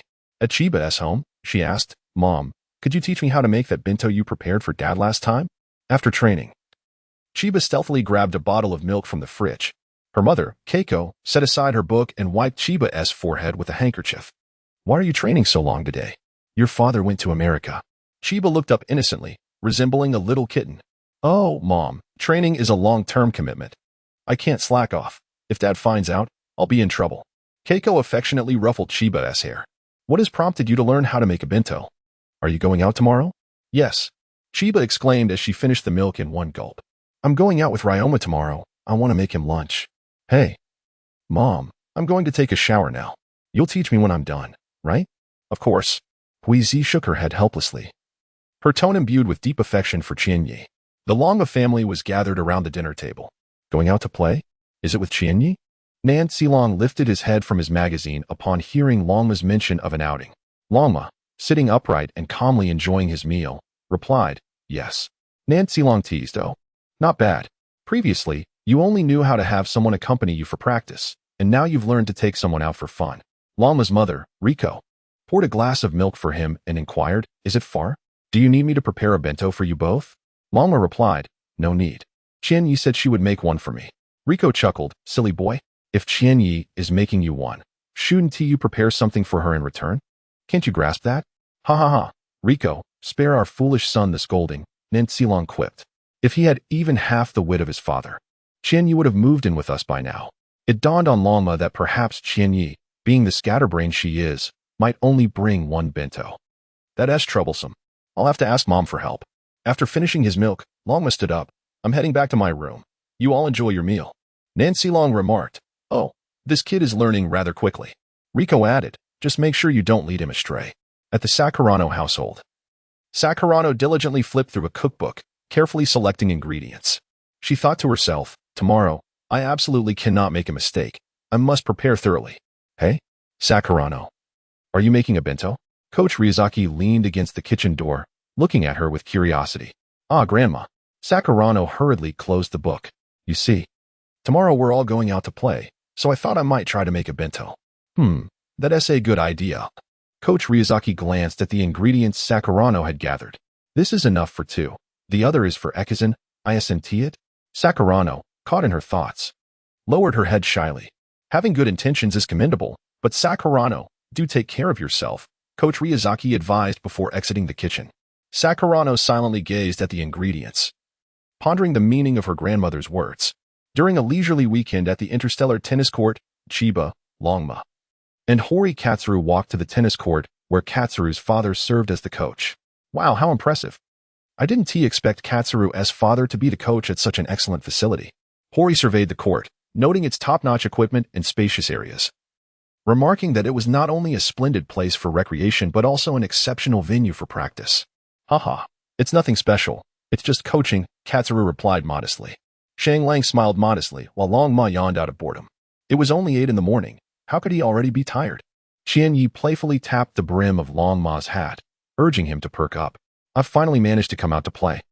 Longma glanced at the bento in Qianye's hands, feeling a nagging sense of having forgotten something important. Apologies, Qianye, please wait a moment. There are others who are coming, Shang Lang said, but before he could finish, a voice interrupted him. Sorry, we're late. It was Tong Xiang, running towards them, followed closely by Ying Na. Qianye observed the pair. Tong Xiang donned a deep yellow sports jacket with a beige skirt, while Ying Na wore a blue and white collared shirt paired with a light red mini skirt, complemented by a crossbody bag.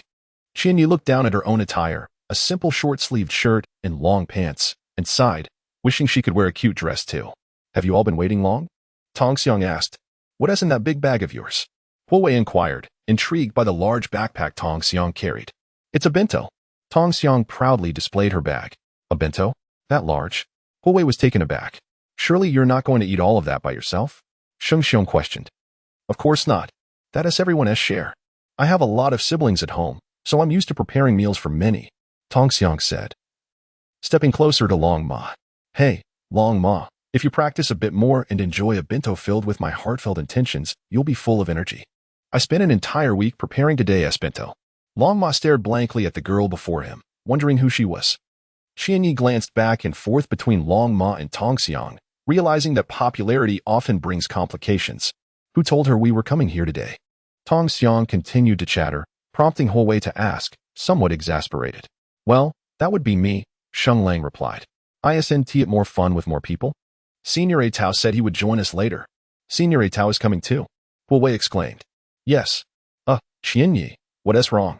Sheng Lang, who had just been cheerful, was suddenly bumped by Qianye, who had moved closer. Oh, sorry Sheng Lang. I didn't mean to bump into you, she said apologetically. Clumsy. Longma pulled Qianye close. Stand by my side properly. Hey, Sheng Lang, called a slightly older man who was waving as he approached. Ah, Dad, Sheng Lang exclaimed. Welcome, everyone, Sheng Lang's father greeted. Hello, Uncle. Everyone chimed in. Sheng Lang's father nodded and turned to Longma. You must be Yu Qian, right? My son has told me quite a bit about you. I hear you're quite strong. Longma looked confused. And you must be Qianye, he added. Victory's father glanced uncertainly at Chiba. After all, there were 3 girls present whom he had never encountered before, and Chiba had not brought a racket today, lacking any distinguishing features, which left him uncertain. Oh, Uncle knows me? Chiba blinked. Ha ha ha. I've heard Victory describe your playing style. It reminds me of an old acquaintance with whom I had a brief encounter. Upon hearing Chiba's retort, Victory's father realized he had not mistaken the person and relaxed his demeanor. Is that so? Then it is indeed an honor for Chiba. Chiba smiled shyly. The person the uncle spoke of was likely her father, but to avoid unnecessary complications, she thought it best not to divulge too much. Ha ha ha, well then, let us enjoy ourselves today. Come, I shall lead you to the court, Victory's father announced. At the Ryoma household, with a rhythmic thud, Nanjiro lay beneath the temple bell, engrossed in a magazine while his feet were tied to the bell rope, striking it intermittently. Uncle, just as Nanjiro was absorbed in his reading, Nanako approached with a bento in hand. Is there something you need? Nanjiro hastily rose and tucked away his magazine. Oh, you're reading that kind of magazine again. Nanako sighed, lifting the bento. Here, Annie asked you to deliver this to Ryoma. What nonsense. Why should I deliver it to him? He is the one who wants a wife, not me, Nanjiro replied, reclining back down, thinking it was Ryoma's own affair to bring Chiba home. Nanako, seemingly anticipating Nanjiro's refusal, smiled knowingly. Annie also mentioned that if you haven't delivered it by noon, she would dispose of all your photo collections. What? Why didn't you say so earlier? Nanjiro sprang up like a carp leaping from water, snatching the bento from Nanako's hand and dashing out the door. I'll deliver it right now. At the interstellar tennis court, Victory's father led them to a relatively large court. You may use this court. Wow, we can use such a large court, Hori exclaimed. However, remember not to disturb the other guests, Victory's father cautioned. Understood. They all replied in unison. Hey, Ekizan, Hori nudged Ryoma with his elbow. Could you teach me that outside spin serve? No, Ryoma flatly refused. Huh? Why not? Hori was disheartened by Ryoma's dismissal. Your talent is too lacking. Ryoma delivered another blunt blow. Ryoma, try to say less. Chiba tugged at Ryoma's sleeve and offered an apologetic smile to Hori. I'm sorry, Hori. Ryoma is rather straightforward and doesn't he express himself well. Haha. Hori chuckled awkwardly, though he understood Chiba had good intentions. He couldn't help but feel disappointed by her words. Coach Kato. As the conversation unfolded among the group, an older gentleman approached the side of S.H. Tar's father, expressing his gratitude for the day's lesson. Thank you for your assistance today, Mr. Sasabe, S.H. Tar's father replied politely with a smile. Please wait at Court F for a moment while I arrange a few things for the children. Court F? What are you talking about? ISNT Court just fine? The man retorted, dismissing the need to travel all the way to Court F. I intend to play here. Also, Mr. Sasabe, he abruptly altered his previously courteous tone. Rudely tossing his tennis bag to S.H. Tar's father, please place this in the locker. Remember, do not set it on the ground. It will get dirty otherwise. Chiba scrutinized Mr. Sasabe, observing his scruffy beard, black athletic pants, a light purple shirt paired with a yellow sweater vest. Though his physique had softened with age, he stood tall and moved with a steady gait, suggesting some proficiency in tennis. Yet, Chiba couldn't shake the growing disdain he felt towards him. Who is that man, Dad? S.H. Tar tugged at his father's sleeve. He's a regular here, Sasabe Minami, a rather arrogant and unpleasant fellow, S.H. Tar's father replied. It's all right, Dad. We can go to Court F, S.H. Tar reassured. No, this time, I'll have a firm word with him. With that, S.H. Tar's father grasped his bag and approached Mr. Sasabe. How could he act like this? We arrived first, Tomoka exclaimed. Such an arrogant individual, Hori remarked. This person is truly bothersome, S.H. Tar added. A few minutes later, the group observed S.H. Tar's father waving apologetically before departing with his bag, clearly having failed to resolve the matter. Didn't you intend to have a good talk with him? Hori inquired. It's all right. Let us not put S.H. Tar's father in a tight spot. After all, he is merely the coach here, Chiba tactfully intervened. My apologies, let South head to Court F. S.H. Tar expressed concern for his father and felt remorseful towards his friends. It's fine, S.H. Suk smiled, attempting to comfort him. It doesn't matter, we can go anywhere. Such individuals are everywhere. Having finally taken time to accompany Chiba, Ryoma felt a tinge of annoyance at encountering such a person. Never mind, let us go, Chiba urged, leading Ryoma to follow S.H. Tar and the others. On the street, Momo was leisurely cycling in a yellow short-sleeve shirt and blue long pants, humming a tune, blissfully unaware of his considerable tardiness. Move aside. Move aside. Move aside. Suddenly, a man clad in a black monk's robe sped towards him like a tiger leaping from its lair. Undoubtedly, this was Nanjiro, though Momo did not recognize him. Bang! In the narrow path that was already cramped, Tao Cheng had no time to move aside when the two bicycles collided, sending both riders crashing to the ground. Ouch! That hurts, Tao Cheng exclaimed, propping himself up, and, upon recognizing the person who had collided with him, he expressed his irritation. What were you thinking, you foul monk? I'm in a hurry, let me pass. Nancy Long replied, also getting up and offering a sheepish smile. What? You've knocked someone over and instead of apologizing, you dare to say such things? Tao Cheng retorted, steadying himself by his bicycle. Nancy Long, who had initially felt embarrassed, was now slightly annoyed by Tao Cheng's tone. What's wrong with riding a bicycle at a young age? One should exercise more while young. Excuse me? You, foul monk, who are you to preach about exercise? Tao Cheng shot back, glaring at Nancy Long, who was clad in loose monk's robes, clearly in need of physical activity himself. With a series of thuds, Nancy Long remained silent, persistently bumping his bicycle against Tao Cheng's, bending his front wheel in the process. "Hey, what are you doing?" Tao Cheng exclaimed, taken aback by the audacity of the man before him. "Move. Hurry up and move," Nan Xilong urged, his impatience evident as he continued to push against Tao Cheng's bicycle. "Thalmonk, what on earth are you doing?" Tao Cheng demanded. At the Interstellar Stadium, the group arrived at the F-court and commenced a wheel battle. One person assumed the role of the champion while the others launched their attacks. Unsurprisingly, Ryoma emerged as the champion. Chiba, Hori, Katsuru, and Katsuo were the challengers. Due to the disparity in skill levels, Chiba was placed last in line, for if he were to challenge first, the others would have no chance to play. As for Tomoka and Sakuno, they merely came to cheer. Bang, bang, bang. Ryoma swiftly defeated Katsuru and Katsuo and was now engaged in a match against Hori. However, it was evident that Hori was being thoroughly dominated. Even when he occasionally managed to return the ball, it was clearly a deliberate act by Ryoma. Ryoma. So cool. Go, Ryoma. Tomoka cheered, ever the enthusiastic fan. Bang, bang, bang, bang. Ryoma's powerful shot struck the ground forcefully, bouncing back with vigor. Hori, drenched in sweat and gasping for breath, collapsed onto the ground. "How are you so strong, Ekizan?" "I'm exhausted." "All talk and no skill," Ryoma remarked casually, resting his racket on his shoulder. "This match is dreadfully dull. It's hardly challenging." "Chiba, can we practice now?" "Wait, is it already my turn?" Chiba exclaimed, retrieving the racket Ryoma had prepared for him from the tennis bag and stepping onto the court. "Sigh, my teammates are so unreliable." "Chiba, we're on the same team. We must unite." Hori exclaimed in dissatisfaction. "I know, Chiba, it's coming." Thud, thud, thud, thud. Clearly, after Chiba entered the court, the atmosphere shifted dramatically. It was no longer the challengers who were losing points. The two competitors were evenly matched, each refusing to yield, resulting in an uninterrupted exchange of volleys. Curiously, neither had resorted to their signature moves. "Ryoma, you look so handsome." Ponk cheered, noticing that Sakura had remained silent beside her.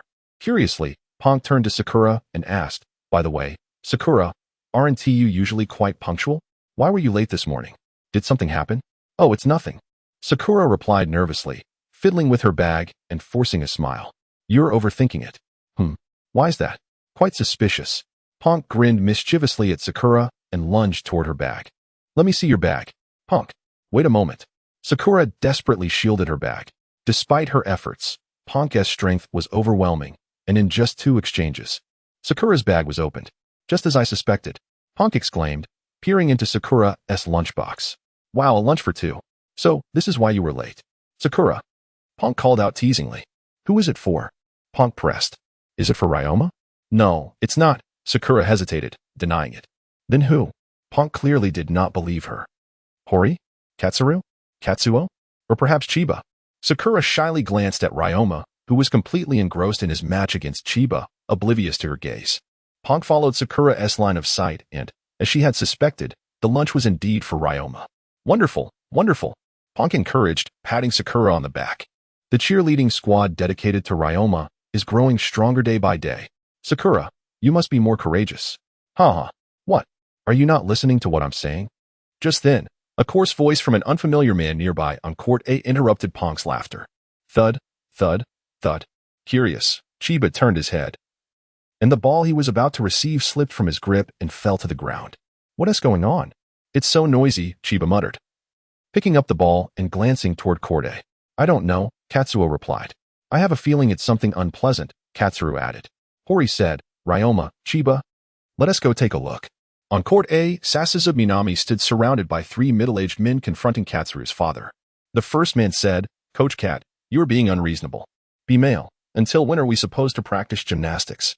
Sasabu Minami crossed her arms defiantly. "There is no need for warm-up exercises. I did not come here to do gymnastics. I am here to play tennis."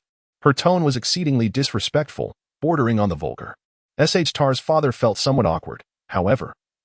If one neglects warm-up, it can easily lead to cramps or injuries. "Oh, cramps?" Simel looked at Tar's father with disdain. "Hey, please don't compare us to those inept individuals." Sasabu Minami seemed to find amusement in her own words. "Coach Kat, I was the runner-up in the National High School Sports Championship. You need to employ a teaching method suited to my level." Sasabu boasted of her accomplishments with considerable pride. displaying an air of arrogance. Nevertheless, warm-up exercises cannot be overlooked. Tar's father, feeling helpless, found her demeanor quite disagreeable, yet he could not afford to lose his job. Well, charging such exorbitant fees, yet not intending to teach me? Sazabu Minami playfully patted Tar's father's chest, dismissing the troublesome warm-up and insisting instead on learning the elegant topspin serve. Show me a professionally executed topspin serve, Coach Cat. Ryoma, Chiba, and Hori approached the grassy area beside Court A and witnessed Sazabu Minami challenging Tar's father. Tar was deeply concerned for his father. This old man never intended to accept any help. Hori was displeased, perceiving this as an affront to the coach. So what's the matter? Can you not play? Sazabu Minami smirked mockingly. I heard you gave up your aspirations of becoming a professional player due to an injury. Is it true that you can only manage warm-ups? Ah. Ha. The group of men accompanying Sazabu Minami laughed derisively. Oh, by the way, I heard your son has joined the tennis club at Saigaka. Sazabu Minami feigned sympathy, waving her hand dismissively. I suppose he will only be fetching balls for the next 3 years. How pitiful for someone devoid of talent. Ah, ha. Tar's father, who had remained silent, wore an increasingly grim expression upon hearing Sazabu Minami's remarks about his son. Hori and Katsuo turned to glance at Tar, who clenched his fists tightly, determined not to intervene so as not to trouble his father. I heard that Saigaku has made 2 first-year students official team members, one of whom even possesses some sort of certification. I reckon that place is on the verge of collapse. Sazabu Minami continued her mockery. Chiba was irked. What is wrong with girls? Are they eating from his family's table? Hori, Katsuro, and Katsuo turned to glance at Chiba, which might well be the epitome of the term innocent bystander. Upon hearing such a disparaging remark directed at him, Ryoma's disdain for the speaker surged exponentially. It was evident that this individual required a lesson in humility. Unable to restrain himself, Ryoma took a step forward. Wait a moment, Ryoma. Katsuro hastily restrained him, not wishing for Ryoma to attract trouble.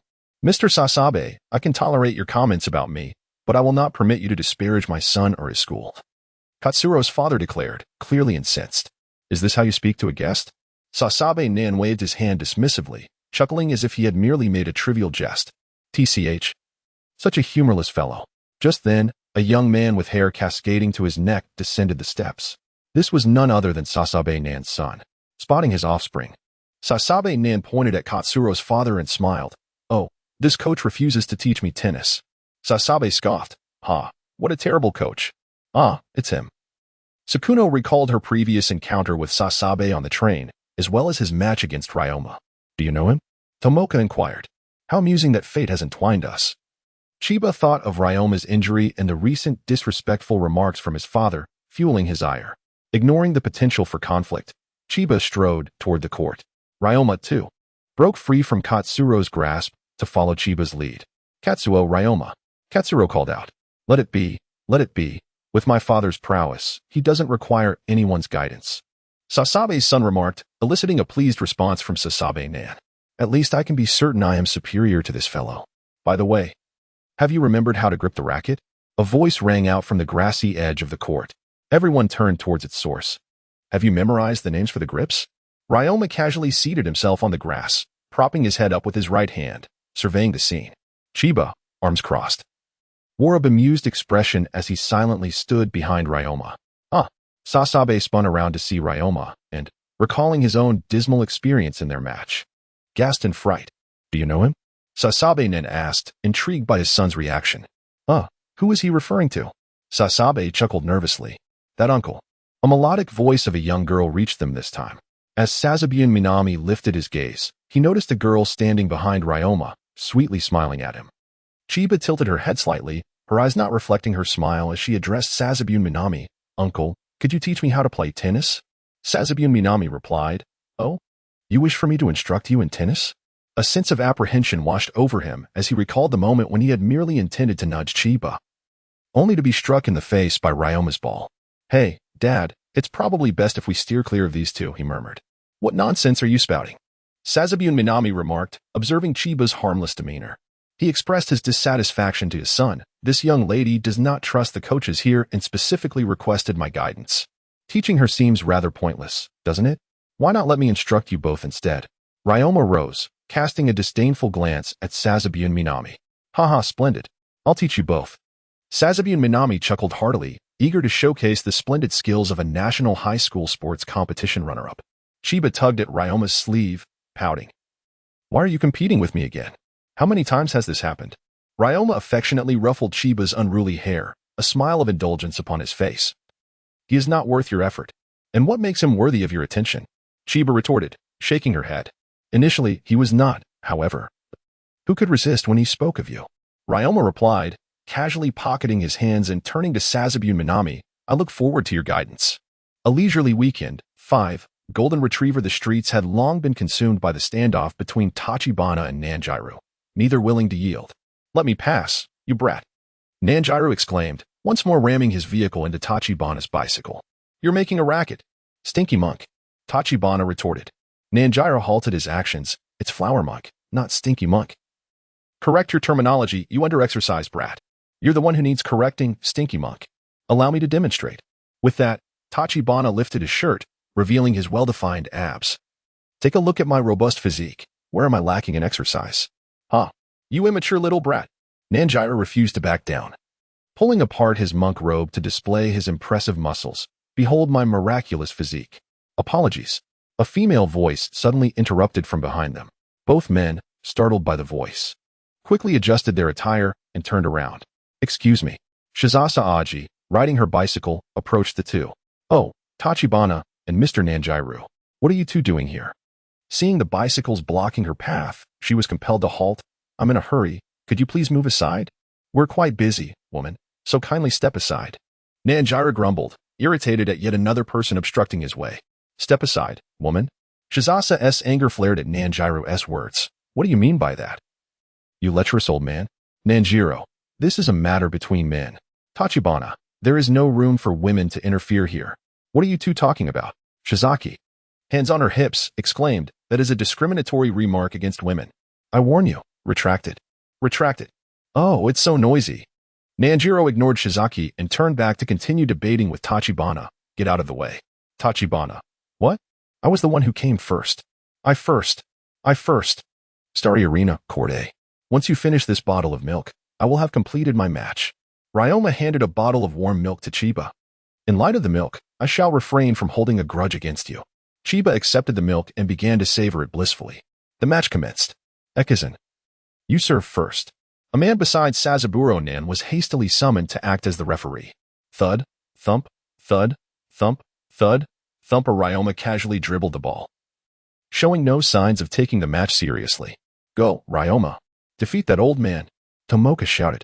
Mr. Sazaburo, don't hit too hard, cautioned one man. After all, he's just a child, another added, their tones unmistakably dripping with disdain. Sazaburo leaned slightly forward, observing Ryoma with a smile. Let me teach you a lesson and give you some training. Is he all right? Siri's father expressed concern. No problem, let's see how long he wants to play. Chiba took a sip of his milk. Siru confidently smiled at his father. Just watch. Dad, Ryoma is truly remarkable. Thud. Ryoma served. Thud. Sazaburo returned the shot, adding, not bad. You play quite well. Ha. Very good. Thud. Thud. Thud. Thud. Observing Ryoma's simple returns, Sazaburo chuckled. No need to be polite. Feel free to hit it straight at Uncle's chest. Thud. Thud. Thud. Strangely, why isn't Ryoma using a topspin serve? Sira, once brimming with confidence, now wore a worried expression. There were several moments that seemed perfect for a topspin serve. Why was Ryoma utilizing it? Sira, you can't just play recklessly. You must understand strategy, Chiba explained, addressing Siru's concerns. I see now. Sira's father nodded. Ryoma is a player who employs his intellect. Hence, he began with very ordinary serves. No matter how skilled a player is, if they do not comprehend their opponent's style, victory is unattainable. He is currently observing his opponent's technique while playing. Truly exceptional, remarkable indeed. Of course, Ekizan is a formal member of Aoyama. Horyo, brimming with confidence, glanced at Masakazu and asked, why do you carry yourself with such arrogance? Thud. Thud. Thud. Thud. Ryoma sent the ball soaring towards the corner. Thud. Sasabe swiftly retaliated. You underestimate the challenge. Thud. Thud. Thud. Not bad. Ryoma smirked as he approached the net. Sasabe declared, in this world, Nothing is ever that simple. Thud. With a swift motion, Sasabe seized the opportunity as Ryoma neared the net, deftly placing the ball in the area behind him. 0-15. Sasabe exclaimed, fantastic. Dad. Tomoka. Did you see that? Sakurano anxiously grasped Tomoka's hand. Well, that was merely a stroke of luck, Tomoka interjected on Ryoma's behalf. That old man will soon be left gasping for breath. Kid, allow me to teach you at my own pace, Sasabe said, his excitement mounting after scoring. Thud. Ryoma remained silent, serving the ball once more. Thud. Thud. Thud. Thud. Ryoma directed the ball to the corner of the opponent's court again. Thud. Sasabe quickly intercepted, returning it to Ryoma's rear. 0-30. Masakazu inquired, what on earth is happening? Chiba nodded thoughtfully. So it's the hunting dog. Masakazu's father questioned, hunting dog? Indeed, Chiba remarked, surprised that his musings were overheard. There exists a breed known as the golden retriever, bred specifically for hunting. Hunting? Masakazu's father clearly did not grasp Chiba's explanation. Precisely, like a hunting dog retrieving its prey. No matter the type of ball, it can be returned, Chiba replied, shaking the half-empty milk bottle in his hand. That reminds me, there is a renowned tennis player famously dubbed the strongest hunting dog in history. Masakazu's father looked at Chiba with astonishment, unaware of Chiba's knowledge of hunting dogs. Alas, what can I say? The illustrious strongest hunting dog you mentioned is my brother. Chiba sighed, waving his hand dismissively. What? You mean, Chiba Jinji is your brother? Masakazu's father exclaimed, his eyes widening. Ha ha ha, you must have misheard. Just a misunderstanding. Chiba suddenly realized his slip and awkwardly laughed, attempting to shift the conversation. Masakazu's father fell into contemplation. So, that is how it is. Ha ha ha ha. Sasabe laughed triumphantly. You little brat, there's no shot I can't return. You deserve it, kid. Sasabe boasted, hands on his hips. Everyone calls me the golden retriever of Muku. Sakura, golden. Tomoka, hound. Ha ha ha. Sazaburo Minami revealed his golden tooth, which glimmered somewhat dazzlingly under the sunlight. Your golden tooth is rather blinding, remarked Ryoma, casually dribbling the ball. Sazaburo Minami laughed. Ha ha ha. Save those words until you score. Is that so? Ryoma smirked. Hound. Huh? Not quite there yet. On this leisurely weekend. The match against the hound commenced. Thud. Thud. Thud. Thud. Thud. Thud. Horyu exclaimed. It truly is a hound. It can definitely chase the ball. Katsuhiro commented. But Ryoma seems peculiar. What do you mean? Katsu asked. It's Ryoma's service game. He could easily score with a topspin serve. Why isn't he doing it? Thud. Thud. Thud. Horyu noted. He's at the net now. Ekison is starting to get serious. You fell for it. Here it comes. Sazaburo Minami awaited this moment when Ryoma approached the net. Thud. Sazaburo swung his racket, sending the ball back to Ryoma's rear court. Horyu shouted, what a long shot. Katsuhiro's father glanced at Chiba and said, just like that, the hound constantly maneuvers near the baseline, returning the shots until the opponent approaches the net, then strikes. Sazaburo remarked. Geez, you made me worry for a while, Dad. Go for it. Show him what you've got. The score was now 1-0. Sazaburo Minami stood with hands on hips, the golden hound of Meguro leading. It appeared to be nearly over. Ryoma, seemingly having just completed his warm-up, was slightly out of breath as he turned to Sazaburo and smiled. Ryoma was drenched in sweat. Sakura looked at him with concern. Tomoka asked, what is wrong with Ryoma? Oh, refreshing. Chiba glanced at Ryoma. The warm-up is over. Katsuhiro's father, upon hearing Chiba's words, suddenly understood. The warm-up? I see. Thud. Thud. Thud. You fool. Sazaburo served. Do you still not comprehend the power of my strikes? Thud.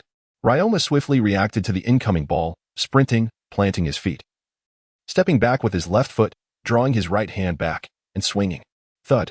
Ryoma's shot spun rapidly, darting across the court, and before Sazaburo could react, the ball had already landed for a point. The score stood at 0-15. Longma casually remarked, causing Sazabubu Minami to stiffen slightly, staring blankly at him. The speed of the previous shot was so astonishing that he had not reacted in time. What on earth is happening? Wow. Incredible. Fantastic. Longma has scored. Cheered Sakurano, Tomoka, Hori, and Katsuo. He is not merely analyzing his opponent's strength, he is simultaneously playing while warming up, commented Katsuru's father. Hori, Katsuo, Sakurano, and Tomoka looked bewildered. Look at his sweat. Katsuru's father gestured towards Longma, who had completed his warm-up. Previously, he had been warming up while observing the opponent's characteristics, which is why he lost the service game. Witnessing Longma's effortless returns and his opponent's utter inability to counterattack, the onlookers expressed their admiration. So that's why didn't he perform a topspin serve just now, right, Chiba? I finished my drink, Chiba replied, seemingly oblivious to the match. Fiddling with his milk bottle. Hearing Katsuru call his name, he blinked in confusion. Huh? What did you just say? Oh, never mind. Just keep drinking your milk, Hori said, struggling to understand Chiba's complete indifference to the unfolding match. However, the earlier statement implied that Longma practiced so effortlessly that he didn't even need to warm up. You brat, I was just momentarily distracted, Sazabubu Minami declared defiantly, clutching the ball and glaring at Longma. Uncle, Longma called out. You haven't moved from the baseline since earlier. What did you say? Sazabubu Minami retorted. You should occasionally come to the net, Longma provocatively suggested. Shut up. Sazabubu Minami angrily tossed the ball and swung his racket. Bang, bang, bang. After Longma returned the shots, he quickly sprinted to the net. The hunting dog was not adept at approaching the net, which is why he remained at the back, right? Bang. Oh. Sazabubu Minami suddenly realized something. But the ball was already in motion, leaving him no choice but to dash towards the net. You're still far from it. Longma observed as his opponent desperately raced to the net. He slightly lifted his racket and executed a high lob, sending the ball soaring to the back of Sazabubu Minami's court. Sazabubu Minami, in his frantic run, could not react in time and crashed heavily to the ground, kneeling on both knees. Ouch, that hurts so much. He groaned, clutching his leg, his features contorted in pain. Are you all right? Katsuru's father exclaimed as he rushed onto the court to help Sazabubu Minami. My leg cramped. It hurts so much. Sazabubu Minami lamented. You wouldn't cramp if you had warmed up properly. Ryoma, with a racket resting on his shoulder, looked disdainfully at the immobile Sazaburo Minami, remarking, This is precisely why you failed to secure the championship at the National High School Sports Competition. You and your son ought to start from the fundamentals. Sazaburo, taken aback, exclaimed, Father and son? Truly, you are a formal member of Saigaku. Well said. Saito, Ryoma's father, gave a thumbs up to Ryoma. The incredulous Sazaburo and Sazaburo Minami gazed at Ryoma in disbelief. Could it be that those two first-year formal members are? Sazaburo speculated. Then, that girl beside him is the one said to have defeated Tezuka? Sazaburo Minami, intrigued, asked, Hey, old man, would you care to teach me as well? At that moment, Chiba, who had been conversing with Ryoma, suddenly turned to Sazaburo Minami with a smile. No more playing, Sazaburo Minami said as he stood up, pulling his son away hurriedly. To have defeated the legendary invincible Tezuka of Saigaku, that girl's prowess must not be underestimated. Haha, fantastic. Ryoma won. Ryoma is so cool. Hori and the others cheered, watching Sazaburo's group retreat in dismay. On the street, chaos ensued. Move aside. Shut up. You move aside. I said move. Did you hear me? Shouted Mochizuki, Nanjiru, and Shizuki, still embroiled in their argument. You should be the one to move. Hurry up. Mochizuki insisted. You're the one blocking the way. Step aside. Shizuki retorted. If you don't hurry, my treasures and my daughter-in-law will. Nanjiru lamented, tugging at his hair. Treasures? Daughter-in-law? Unbeknownst to the trio, a tall boy with blue eyes and a black mask quickly concealed himself around the corner, turning to take another route. He patted his chest and let out a sigh of relief. Phew, that was close. If Nanjiru had discovered me, it would have been the end. During a leisurely weekend at the Galactic Stadium, following Ryoma's match, the group enjoyed some time at Court A before noon arrived. They proceeded to the rest area to have lunch. Tomoka eagerly took out her prepared bento and distributed it among the group. Come on, everyone, don't be shy. There is enough for everyone. Standing beside her, Sakuno hesitated while holding her bento. Sakuno, why are you still here? Tomoka glanced at Sakuno's bento and reassured her. Don't worry. Although I prepared a bento for Ryoma as well, I won't steal yours. Go on. He.S. over there talking to Chiba. All right, Sakuno replied. Yukino approached Ryoma and Chiba, clutching a bento. Chiba placed the bento on the table and exclaimed, Ryoma, hurry over and taste it. Is it delicious? Ryoma sat down and gazed at the two bento boxes prepared by Chiba, suddenly recalling something he had forgotten. I just remembered. The bento I prepared for you is still at home. What? You made me a bento too? Chiba joyfully grasped Ryoma's arm. Yes, my mother made it. but I forgot to bring it. Ryoma stared blankly at Chiba, realizing that the thought of preparing a bento for her could bring such happiness. How could he have forgotten? That's all right. Chiba smiled, tilting her head. I know you prepared one, but if you make it yourself next time, I would be even happier. All right, Ryoma nodded. Then I shall make it myself next time. Come on, come on. Chiba picked up a spoonful and offered it to Ryoma. How is it? Is it tasty? Ryoma maintained a calm demeanor as he observed Chiba's eager gaze, silently savoring the flavor. What's wrong? Is it not good? Chiba, without hesitation, took a spoonful for herself. Chewing as she spoke. It shouldn't be bad. My mother said it was fine. Could it be because it has cooled down? Ryoma watched Chiba's actions in a daze. And after a brief pause, he took her hand holding the spoon, scooped a bite, and ate, saying, this way, it tastes better. Chiba gazed into Ryoma's eyes. Her heart skipping a beat, and her breathing became slightly unsteady. Yukino observed the two, oblivious to her presence. Feeling a pang of sadness as she silently ran away with her bento. Not far away, Hori, Katsuru, and Katsuo watched the entire scene unfold.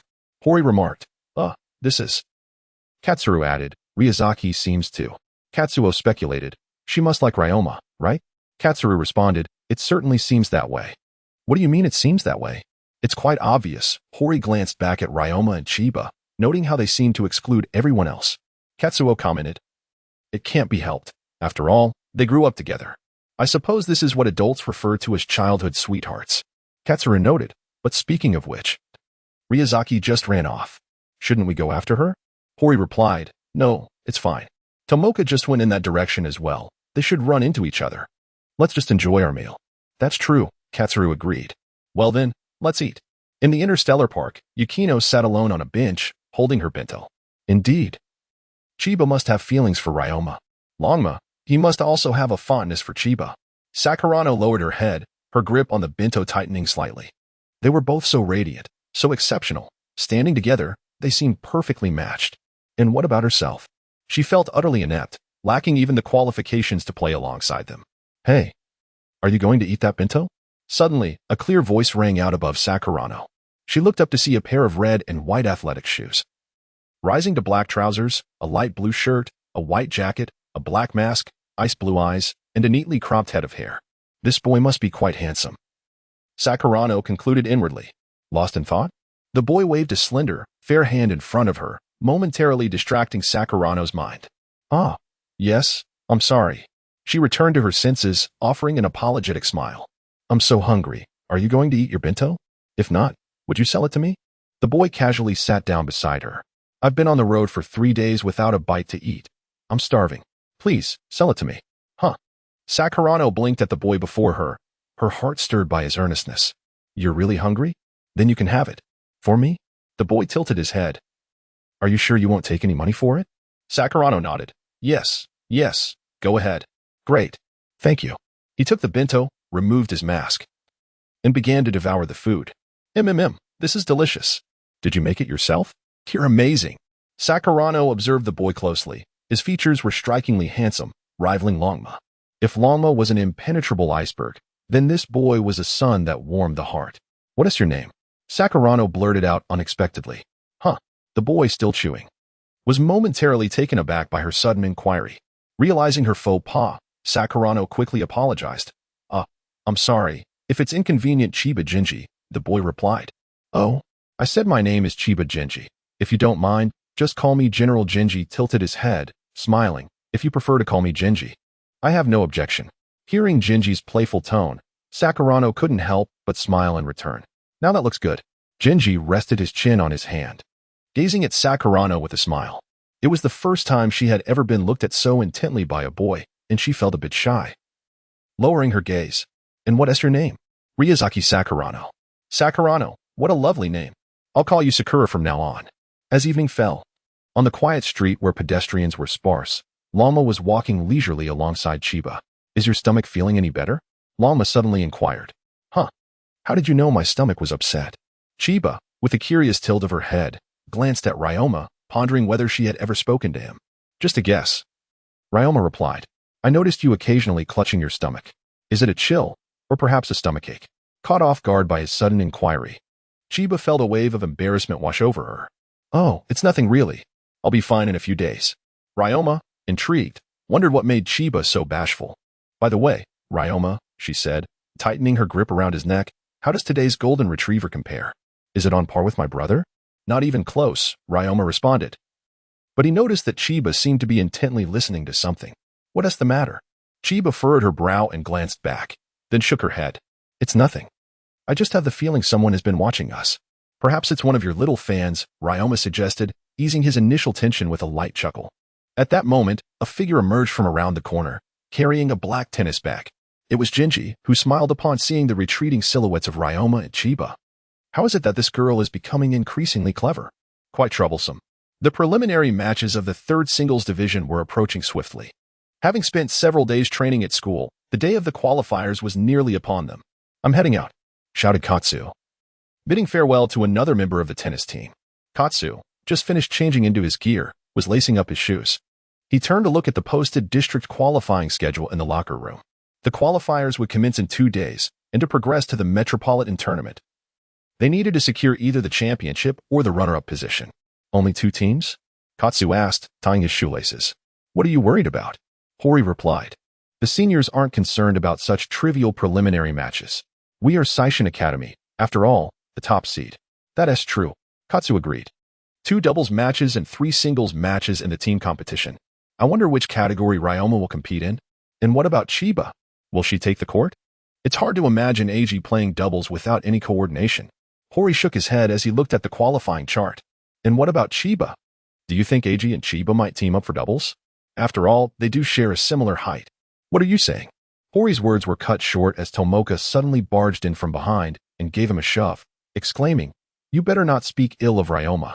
Katsu, he exclaimed, nearly losing his balance from the push, glaring at Tomoka. Could you not just barge in like that? This is the boys' locker room. Humph. Whose fault is it for leaving the door open? Tomoka replied, hands on her hips, pouting defiantly. Besides, if Chiba can come in, why can't I? Sakurano stood at the entrance of the lounge, exclaiming with a hint of exasperation, All right, fine. The reason Chiba can enter is that she is already a member of the tennis club.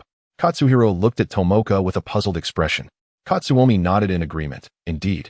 And Chiba's timing for entering is always appropriate. Normally, when she changes, she goes to the lounge prepared for her by the captain next door, never venturing in here.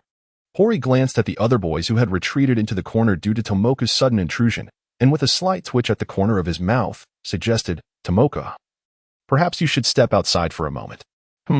I refuse. Tomoka surveyed the surroundings, realizing that aside from Hori, Katsuhiro, and Katsuomi, the rest were unfamiliar faces. By the way, where is Ryoma? Katsuomi replied, he just left with Chiba. What? Why? Tomoka exclaimed. Aren't we supposed to practice today? Katsuhiro explained, with the sectional preliminaries approaching. The coach is concerned that excessive training might be counterproductive, so today's practice has been cancelled. The official members just gathered and left. What is this? Ryoma didn't he even wait for me? Tomoka shouted in frustration. On the street, both Tomoka and Sakurano felt a wave of disappointment from not finding Ryoma. How annoying. This is so boring. I came specifically to cheer for Ryoma. Tomoka kicked a small stone by the roadside, her spirits visibly dampened. Tomorrow will be the same.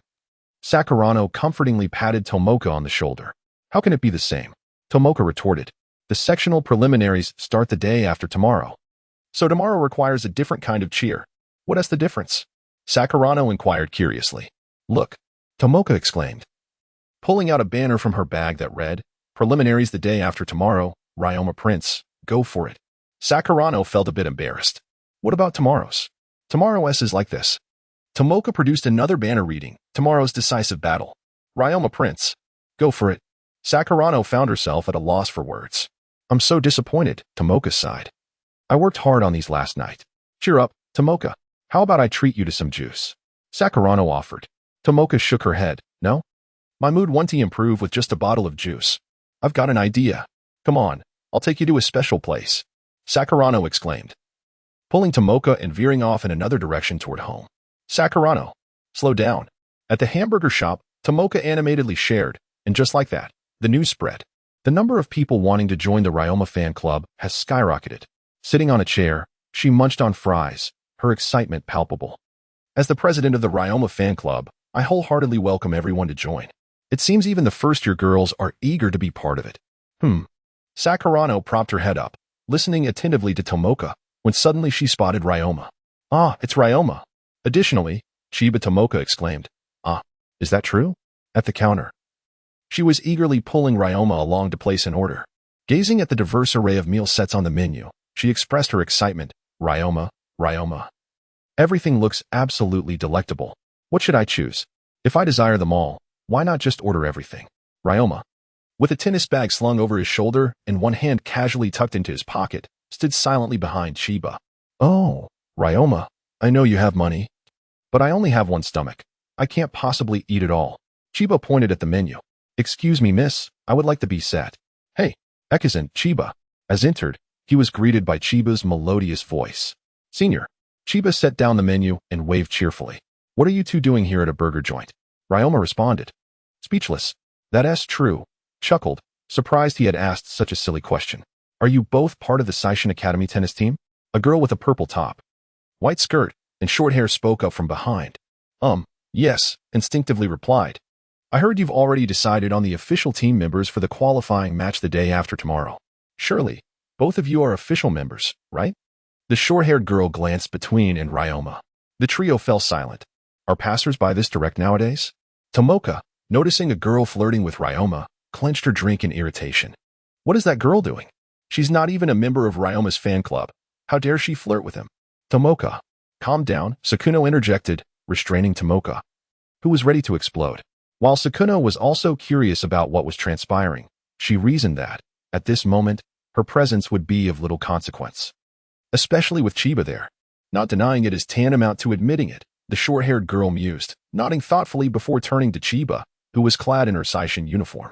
I heard there's a girl among the official members. That must be you. Chiba gazed earnestly at the girl, as if finally recalling her identity, and smiled. As you can see, seeing Chiba's focused gaze and her smile, the short-haired girl assumed Chiba recognized her as well. It seems my brother was right. Chiba is indeed a very clever girl. Ryoma stepped forward, positioning himself to block the short-haired girl's line of sight. She withdrew her gaze and smiled. Yes. Seishin's first singles player is Tezuka, and the second is Fuji, correct? Wow, you seem to know quite a bit, remarked. Of course. The official members of Seishin are quite renowned, the short-haired girl replied, her expression lighting up as if she had stumbled upon something delightful. But I wonder who will be assigned as the third singles player in the end? Upon hearing this, Taoqing and Longma exchanged a glance, both silently thinking, surely. The third singles spot should belong to me. Waitstaff, thank you for your patience. Your meals have been prepared. Great. Thank you. The short-haired girl waved goodbye to Longma, Qianye, and Taoqing, saying, I shall take my leave now. You three, do your best. Singles competition, too. Good day, may I take your order? The attendant at the counter looked at Taoqing and Longma. Shrimp burger and a large cola, they replied in unison. Wow, you two are ordering the same thing. Qianye, standing between them, couldn't help but stifle a laugh. Perhaps the short-haired girl's earlier remarks had struck a nerve, for both boys now regarded one another with a competitive spirit. Taoqing cast a sidelong glance at Longma and then turned to the server, saying, Never mind, I shall have 2 cheeseburgers and a cola instead. Longma, I'll change my order to 3 cheeseburgers. Taoqing, I'd like to add a large fries, please. Longma, I also want fried chicken and a milkshake. Taoqing, make all the cheeseburgers double-deckers. I'm famished after practice.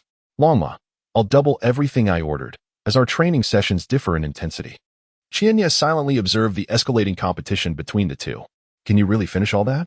Don't concern yourself with it, Longma replied nonchalantly. Taoqing, right? Is Qianye eager to join us? No, Qianye chuckled, shaking her head. I'm content with my B meal since I haven't practiced today. Taoqing and Longma. In fact, no one practiced today. 10 minutes later, the trio's meals arrived at the table. Longma and Taoqing sat side by side, exchanging a glance before diving into their burgers with gusto. Qianye, seated across from Longma, found herself unable to suppress a smile, as she had not witnessed this adorable side of him in quite some time. Watching from the window side table, Tongxiang observed the spirited competition between Taoqing and Longma as they devoured their burgers. She turned to Sakuno, somewhat perplexed. Sakuno, don't you think Taoqing and Longma share a striking resemblance in their unwillingness to concede? Indeed, they are quite alike. Sakuno nodded, gazing dreamily at Longma. She had never seen him like this before. Qianye, however, had probably witnessed this side of him on numerous occasions. Seiho Academy office coach Ryazaki sat at his desk. His face clouded with concern, resting his head in his hands as he scrutinized the regional tournament ranking sheet. The singles slots were filled with names, Tezuka Kunimitsu in the first position, followed by Fuji Susuke, and for the third position, it listed Tao Chung, Heido, Ekizun, and Qianye, all of which had been crossed out with a pin. How should I arrange this? Coach Ryazaki's pin hovered uncertainly between the crossed-out names. Inoue pushed open the office door and stepped inside. "Ah, Mr. Inoue," Coach Ryazaki greeted, lifting his gaze. "I happened to be passing nearby, and I brought you a little something," Inoue said as he placed the tea leaves he had been carrying on Coach Ryazaki's desk. "I apologize, Mr. Inoue. I'll prepare the tea now.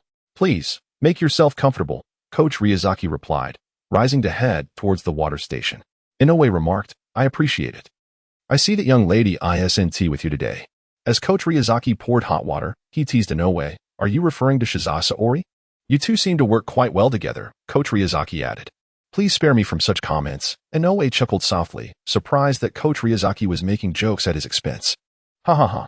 Oh, this is the ranking sheet for the regional preliminaries," Inoue said, glancing at the document on the desk. "You seem quite troubled. This is not like your usual self." Coach Ryazaki approached with the tea, remarking, "Those fellows are as wild as mustangs." Indeed, Inoue accepted the tea. "The first and second singles are already decided. As for the third," Coach Ryazaki replied, "since this will be their first official match after returning to the country, I wish to observe before making a decision." Inoue continued, "Ekizun and Chiba are indeed exceptional. Perhaps you could discuss it with Mr. Nanjiru and Mr. Suijin to see if they have any thoughts." Coach Ryazaki, somewhat reluctant, turned to inquire about the idle individual. "Consulting that person will only add to my confusion." "Haha." Inoue glanced at the clock, exclaiming, "Oh dear. It's already so late. I must take my leave. I'll visit again another day." With that, he hurriedly gulped down the tea and dashed out of the office. Why is Inoue always in such a rush? Coach Ryazaki sighed, shaking his head. Then his gaze shifted to the phone on the desk. Should I perhaps make an inquiry? Meanwhile, at the bridge, due to the chaotic ordering by Tachibana and Ryoma, night had already fallen by the time they finished their meal. Ryoma, Chiba, and Tachibana were seated on the bridge, leaning against the railing, gazing helplessly at the sky. "Oh, it's so late, and I'm not home yet. My mother is surely going to scold me," Chiba lamented, staring at the starry expanse. "Chiba, please don't say any more," Tachibana groaned, clutching his stomach. "I overindulged. I feel so full." "It's all your fault for trying to show off, Tachibana." Ryoma, with his right leg bent and his right hand casually resting on his knee, chimed in, "You're no different." Tachibana, agitated, felt the repercussions in his stomach. "Oh no. My stomach hurts." "If it hurts, don't move. Here, have a piece of hawthorn to settle your stomach," Chiba said, pulling out a small packet of hawthorn candy from his tennis bag. "Thank you. Chiba, I never expected you to carry this with you." Peach City acquired 4 pieces, and with a delighted exclamation, proclaimed them to be delectable and sweet. "You should take fewer," he advised. Ryoma, having taken 2 pieces, munched away while saying, "Hee hee. It's not a problem." Chiba offered 2 more pieces to Ryoma, adding, "Once you finish, you can buy me some more." "Oh, so it was bought by Ekizun." Peach City teased with a smile. "I fear she might overindulge and upset her stomach." As Ryoma savored the hawthorn slices that Chiba had handed him, he gazed at Peach City in confusion, wondering what was amusing him. Chiba chimed in, "Hee hee, but right now, it seems like you two are the ones overindulging." Laughter erupted, and Peach City looked up at the starry sky, reflecting, earlier at the burger shop, that person mentioned the singles 1 and 2 being Captain Tezuka and Fuji. Therefore, singles 3 must surely be Eiji and Senior Oishi, the golden duo that advanced to the national competition last year. Chiba stroked his chin thoughtfully, "If that's the case, then we still have Senior Kawamura, Senior Kato, and the 2 singles 3 and double spots along with 2 substitutes yet to be revealed. Singles 3 should be me," Ryoma and Peach City declared in unison. Chiba chuckled, shaking his head in amusement. "What are you two laughing about?" Peach City inquired, sitting up straight with one hand on the ground. "Haha, Ekizun, you truly desire that singles position," he teased.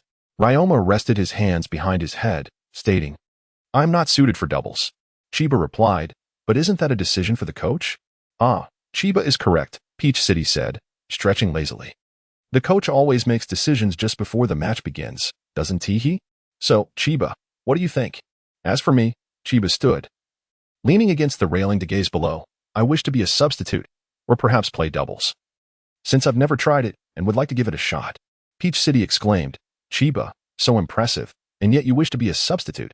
How unexpected. I can hardly wait for tomorrow, Ryoma declared as he stood up. Agreed. Peach City echoed. Then, let us settle our scores tonight. Sounds great. I'm in. Peach City stood excitedly. In that case, let us find a place with night courts to compete. Hey, aren't you going to ask for my opinion? Chiba interjected, stepping between the two. It's too late. I would be scared going home alone. Ryoma couldn't help but pinch Chiba's puffed cheeks, saying, Your cousin's bed is quite spacious. You can sleep with her. Peach City added, Come on, Chiba, let the seniors take you out for some fun. Chiba, what is going on? Clearly, it's you two who are playing. The night sports field is illuminated brilliantly, with only a few lights flickering at other locations. Although the venue is not extensive, it boasts tennis courts, basketball courts, and roller skating rinks, all bustling with activity and surrounded by enthusiastic spectators.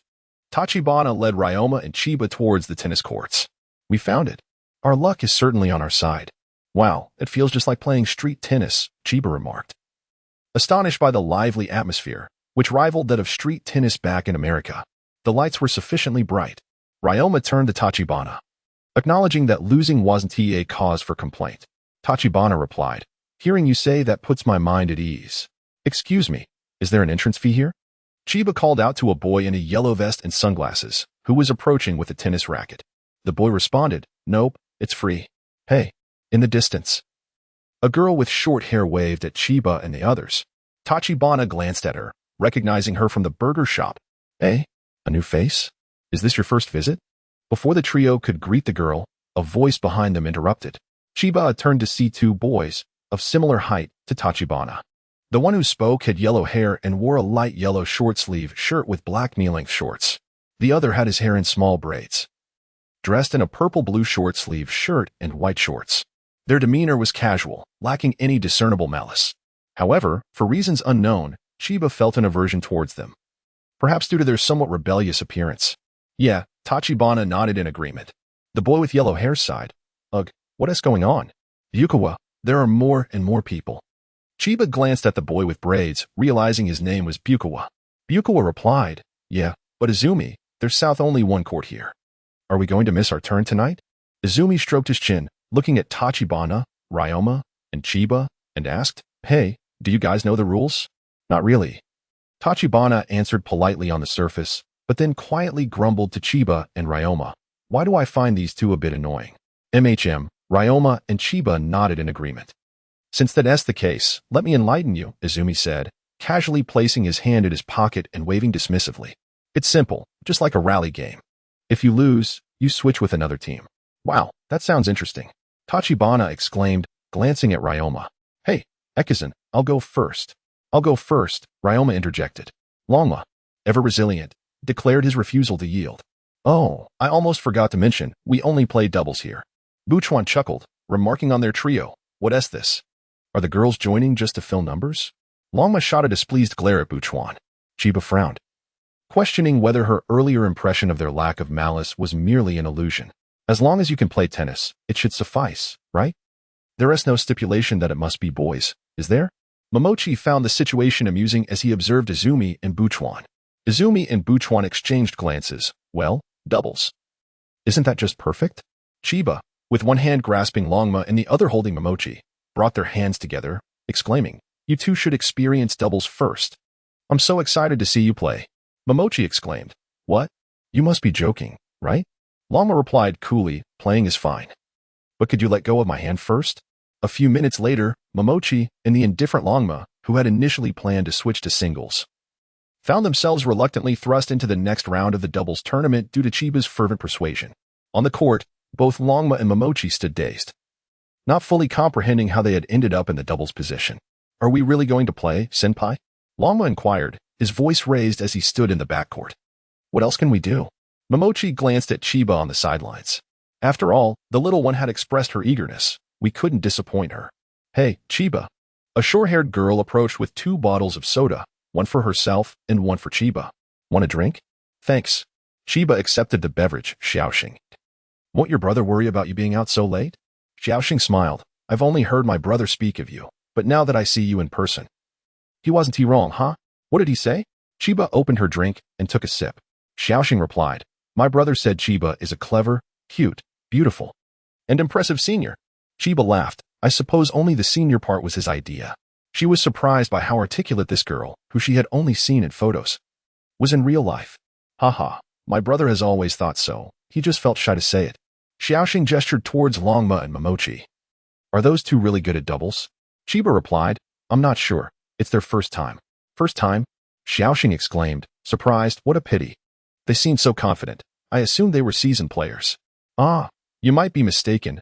Chiba nonchalantly sipped her drink until the end. It's uncertain who will win or lose. Who was it that called Longma? Kai had just finished tidying up when she noticed Nanjiro impatiently hanging up the phone and collapsing onto the floor. That loquacious old woman. Nanjiro rested his hands behind his head, legs crossed, thinking he was dealing with that old man from the past. To his surprise, it was the elderly lady who had called specifically to lecture him. Uncle, such behavior is quite impolite. After all, she was once your teacher, Kai remarked. She was aware that the only person Nanjiro referred to as the old woman was his former tennis coach, Ryazaki Jin. Oh dear, that was ages ago, he sighed. Picking up a nearby magazine, he resumed reading. Oh right, that old woman seemed to inquire about my matter with Sui Yuan. Never mind, I can't recall. In the Seishin Academy office, Coach Ryazaki hung up the phone in frustration, exhaling deeply. Well, I certainly shouldn't have asked him. Glancing at the clock, she noted the late hour. It will be fine. There will be a solution. I shall address it tomorrow. With that thought, she set down her pen, grabbed her bag, turned off the lights, and exited the office. In the street doubles match at the nighttime tennis court, all right, now we can begin. Tachibana waved his racket towards the opposing team. Middle schoolers against elementary students. Player A remarked to Player B. They seem to hold quite the stance. Player B responded. Defeating them will be a piece of cake. Tachibana interjected. Hey, Yukimura, it seems they're talking about something. Ryoma replied. Who are they calling elementary students? The serve belonged to the challengers. Despite their opponents being high schoolers, they were determined to give it their all. The older boy, Bukawa, crossed his arms, wearing an expression of amusement. Yukimura, do not hold back. Show them your skills. Tachibana tossed the ball to Ryoma, feeling irked at being labeled an elementary student. Ryoma was eager to showcase his prowess. With a rhythmic thud, Ryoma positioned himself, dribbling the ball with his left hand. Upon hearing the opponent's taunt, oh, that stance is quite intimidating, Ryoma prepared. He tossed the ball into the air, leaped, and swung his racket, targeting the ball hovering above his head. Indeed, it was a child's serve. Confidently, Player B anticipated the ball's trajectory and dashed towards the drop point, convinced he would intercept it. Bang! The ball landed squarely, then spun rapidly in the opposite direction, rebounding vigorously towards Player B's face. Player B, realizing the gravity of the situation, hurriedly dodged to the side and fell to the ground, overwhelmed by the ball's formidable momentum. The referee announced, 15-0. Bang! The referee continued. 30-0. Before anyone could react, Ryoma unleashed another spin serve. Wow, what an impressive serve. Xiaoxing's eyes sparkled with surprise at the unexpected serve. Chiba remained silent, observing Ryoma and Momoshiro intently. While their serving skills were impressive, there was a distinct lack of actual rallies. After several rounds of rapid serves, Ryoma and Momoshiro effortlessly triumphed over one team after another. Momoshiro and Ryoma's team emerged victorious. The match concluded with the triumph of Momoshiro and Ryoma's team. They had won again. How remarkable. It is truly impressive that they managed to defeat so many solely through their serves and returns. What are your thoughts? Momoshiro asked with a smile, glancing at Izumi. They are not merely strong, Izumi replied earnestly, scrutinizing Ryoma and Momoshiro. However, regrettably, their doubles team possesses numerous vulnerabilities. Ha ha ha ha. Momoshiro laughed. Next, is there no one else willing to compete? Having won several matches, Momoshiro was now brimming with competitive spirit. Hey, we shall issue a challenge, Izumi declared, resting the racket on his shoulder, a confident smile adorning his face. Upon hearing Izumi's words, the crowd turned to gaze at them. Wow, they are actually stepping onto the court. They're the strongest team here. How intimidating. Ryoma glanced back, furrowing his brow slightly. Those two from earlier. Indeed, Momoshiro nodded, tossing the ball into the air. Xiaoxing exclaimed, wow, Chiba, they might actually lose this time. Chiba observed Izumi and Momoshiro, nodding thoughtfully. They seem to have excellent synergy. Since they are being hailed as the strongest team, Ryoma and Momoshiro may be in a precarious situation. As the match commenced, the four quickly took their positions. Izumi leaned towards Momoshiro and remarked, "I suspect these two have never played doubles together. We can exploit the gaps in their defense." "No problem," Momoshiro replied, nodding as he swiftly tossed the ball into the air with his left hand, slightly rising on his toes, and executed a downward swing with his racket, sending the ball to the opponent's backcourt. With a swift movement, Ryoma, stationed in the backcourt, darted to the right and returned the ball. Izumi noticed the positioning of Momoshiro and Ryoma, one in front of the other, left and right, creating a conspicuous gap in their defense, an evident flaw. Targeting the center. Izumi struck the ball toward the midpoint between Ryoma and Momoshiro. As the ball soared in their direction, both Ryoma and Momoshiro moved simultaneously. But just as they reached the midpoint of the service line, they abruptly halted, causing the ball to bounce away. Ryoma and Momoshiro exchanged glances, exasperated. "If only we had paused our swings just now, we could have inadvertently hit the opponent." Ryoma lamented, "I could have easily returned that last shot." Peach City, however. "At a moment like this, it should be my responsibility, as the forehand player, to receive this ball." Both individuals blamed each other for the lost point. "Ah, Chiba. It seems they have started to quarrel." Akane gulped down her drink in one go. "Alas, it appears they are about to receive a lesson."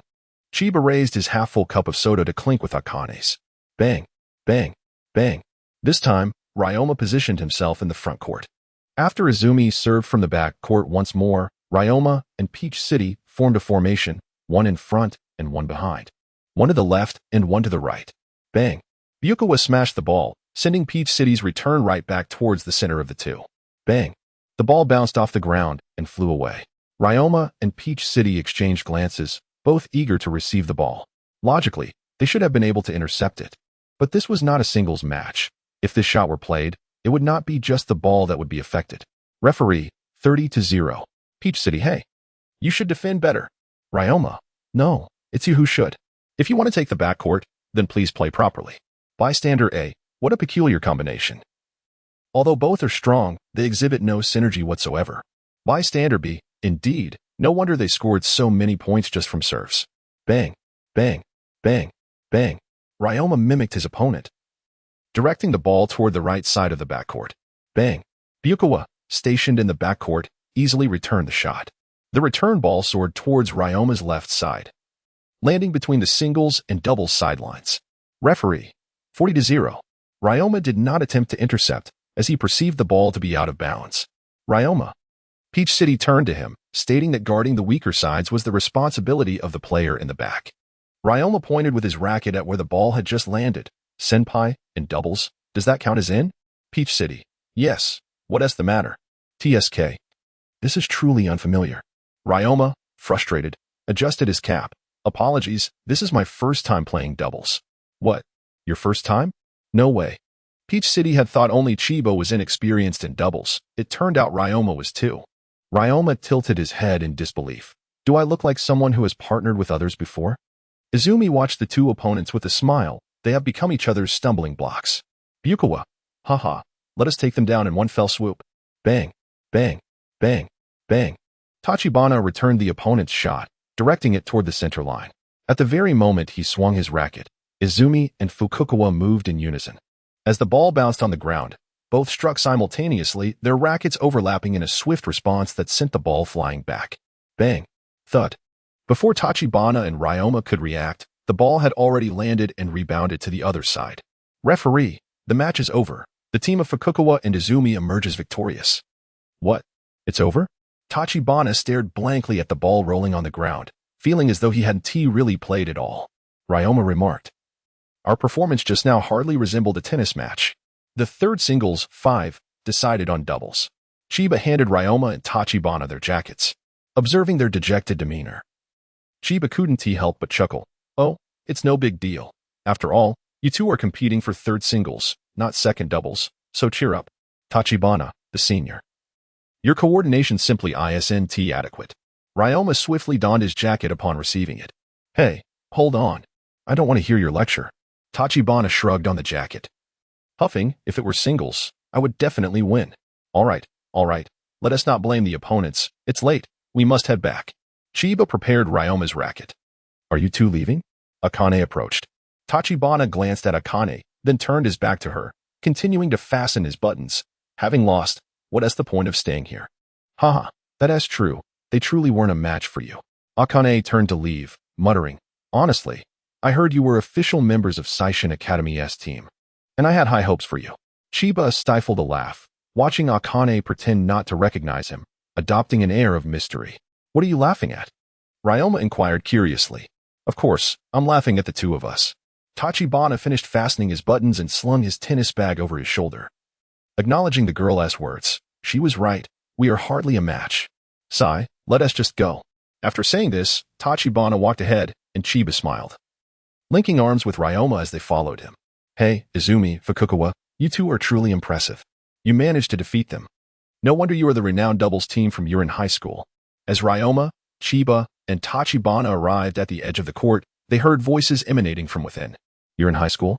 Tachibana halted, gazing into the court. Isn't that the school we might face in the district preliminaries? Izumi and Fukukawa were surrounded by a group, oblivious to the trio's pause caused by their presence. Izumi declared, I tell you, do not compare us to those two just now. Fukukawa added, their skills may be decent, but their doubles game is utterly chaotic. Ha ha ha. Quan. Oh, a team as inept as that. No matter how many times we face them, we shall always emerge victorious. Buchuan, you are absolutely right. Ha ha ha. At the entrance of Ryoma's residence. From the night court to the doorstep, regardless of what Chiba said, both Ryoma and Tachinoko remained silent, and in the end, Chiba had no choice but to cease his chatter and walk quietly.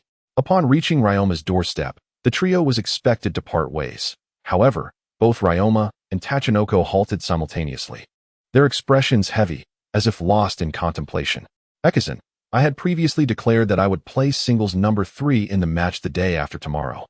But I retract that statement. Finally, Tachinoko broke the silence. I too wish to take back that statement. Tachinoko's words seemed to strike a chord in Ryoma's heart, and he broke into a radiant smile. Ryoma and Tachinoko exchanged glances, extending their hands in a firm handshake, declaring in unison, a true man should play doubles. Ah. It turns out you two have been pondering this matter all along. I had thought you were both disheartened by your recent defeat. Chiba shrugged helplessly. These two really were quite similar in certain respects.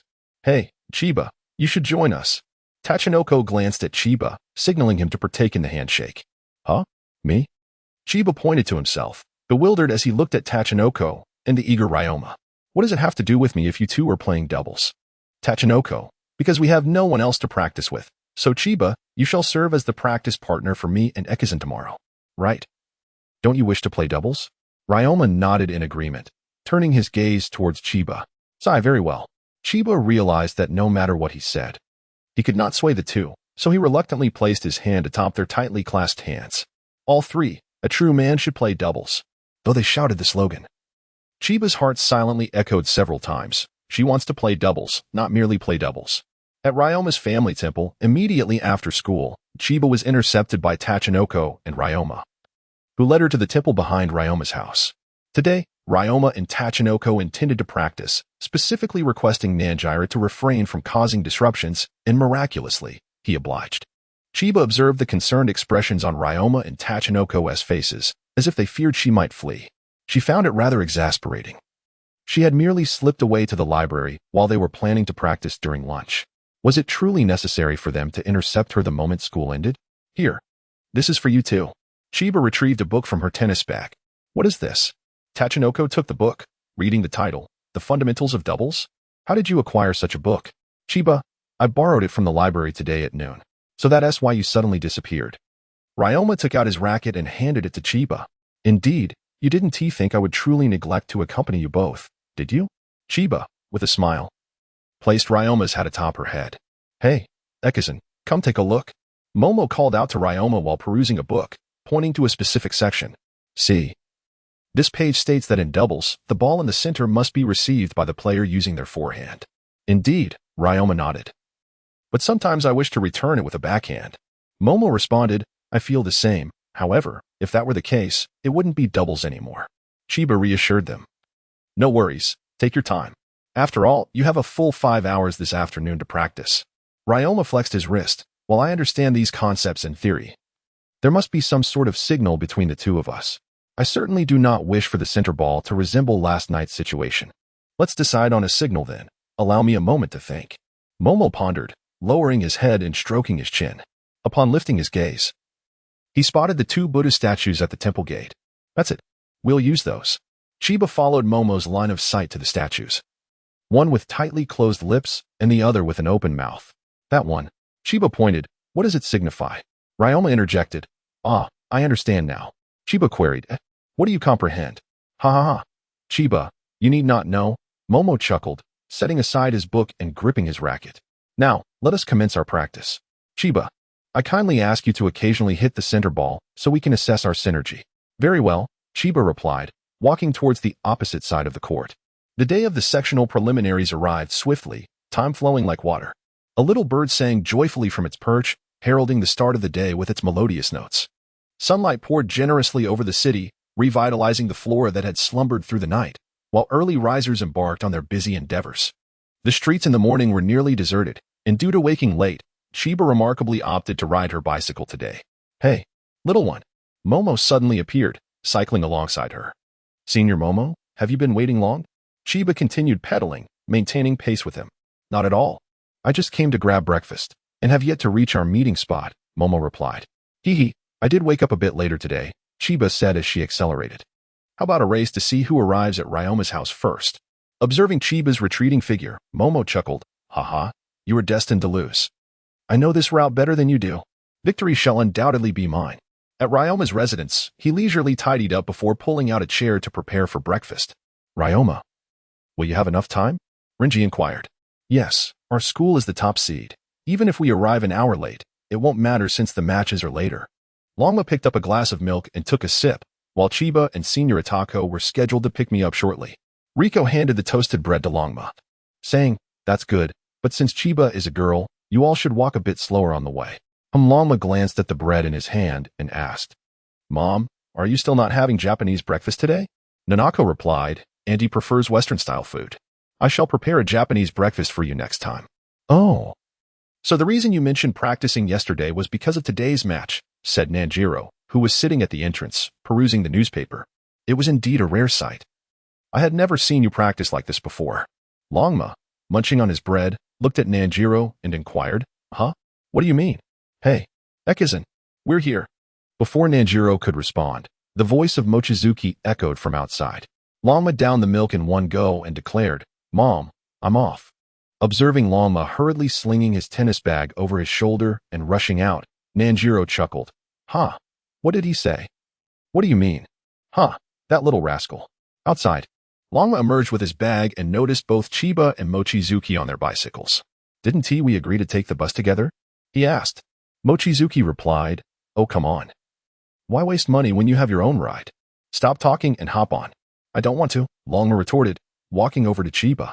He handed her the tennis bag, saying, You take the bag and sit in the back, I'll ride.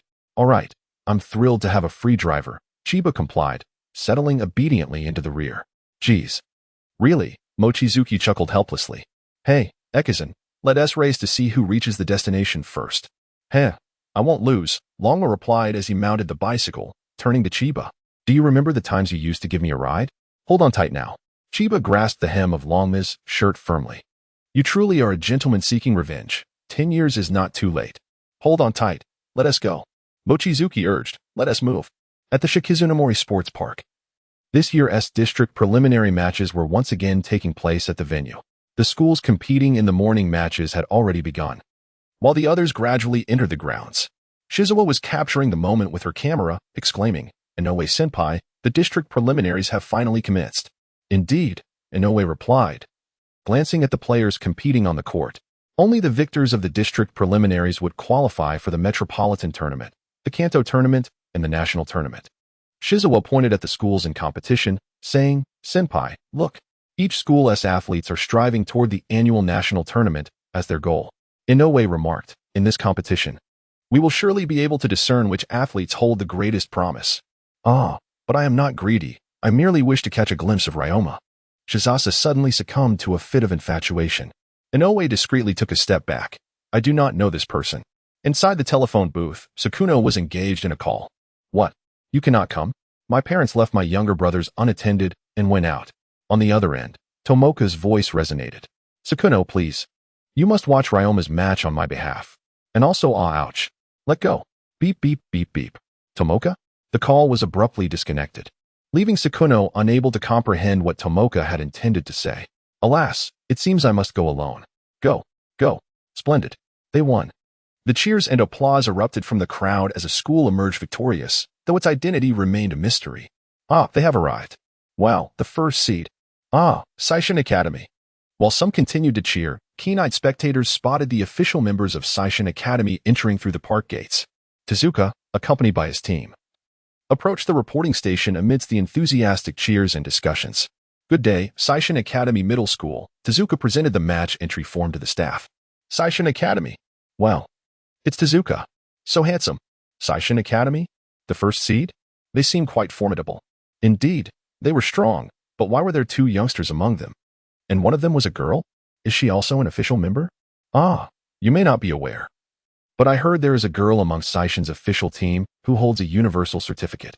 She is the only one in the city permitted to compete in the boys' division as a former professional player. A former professional player?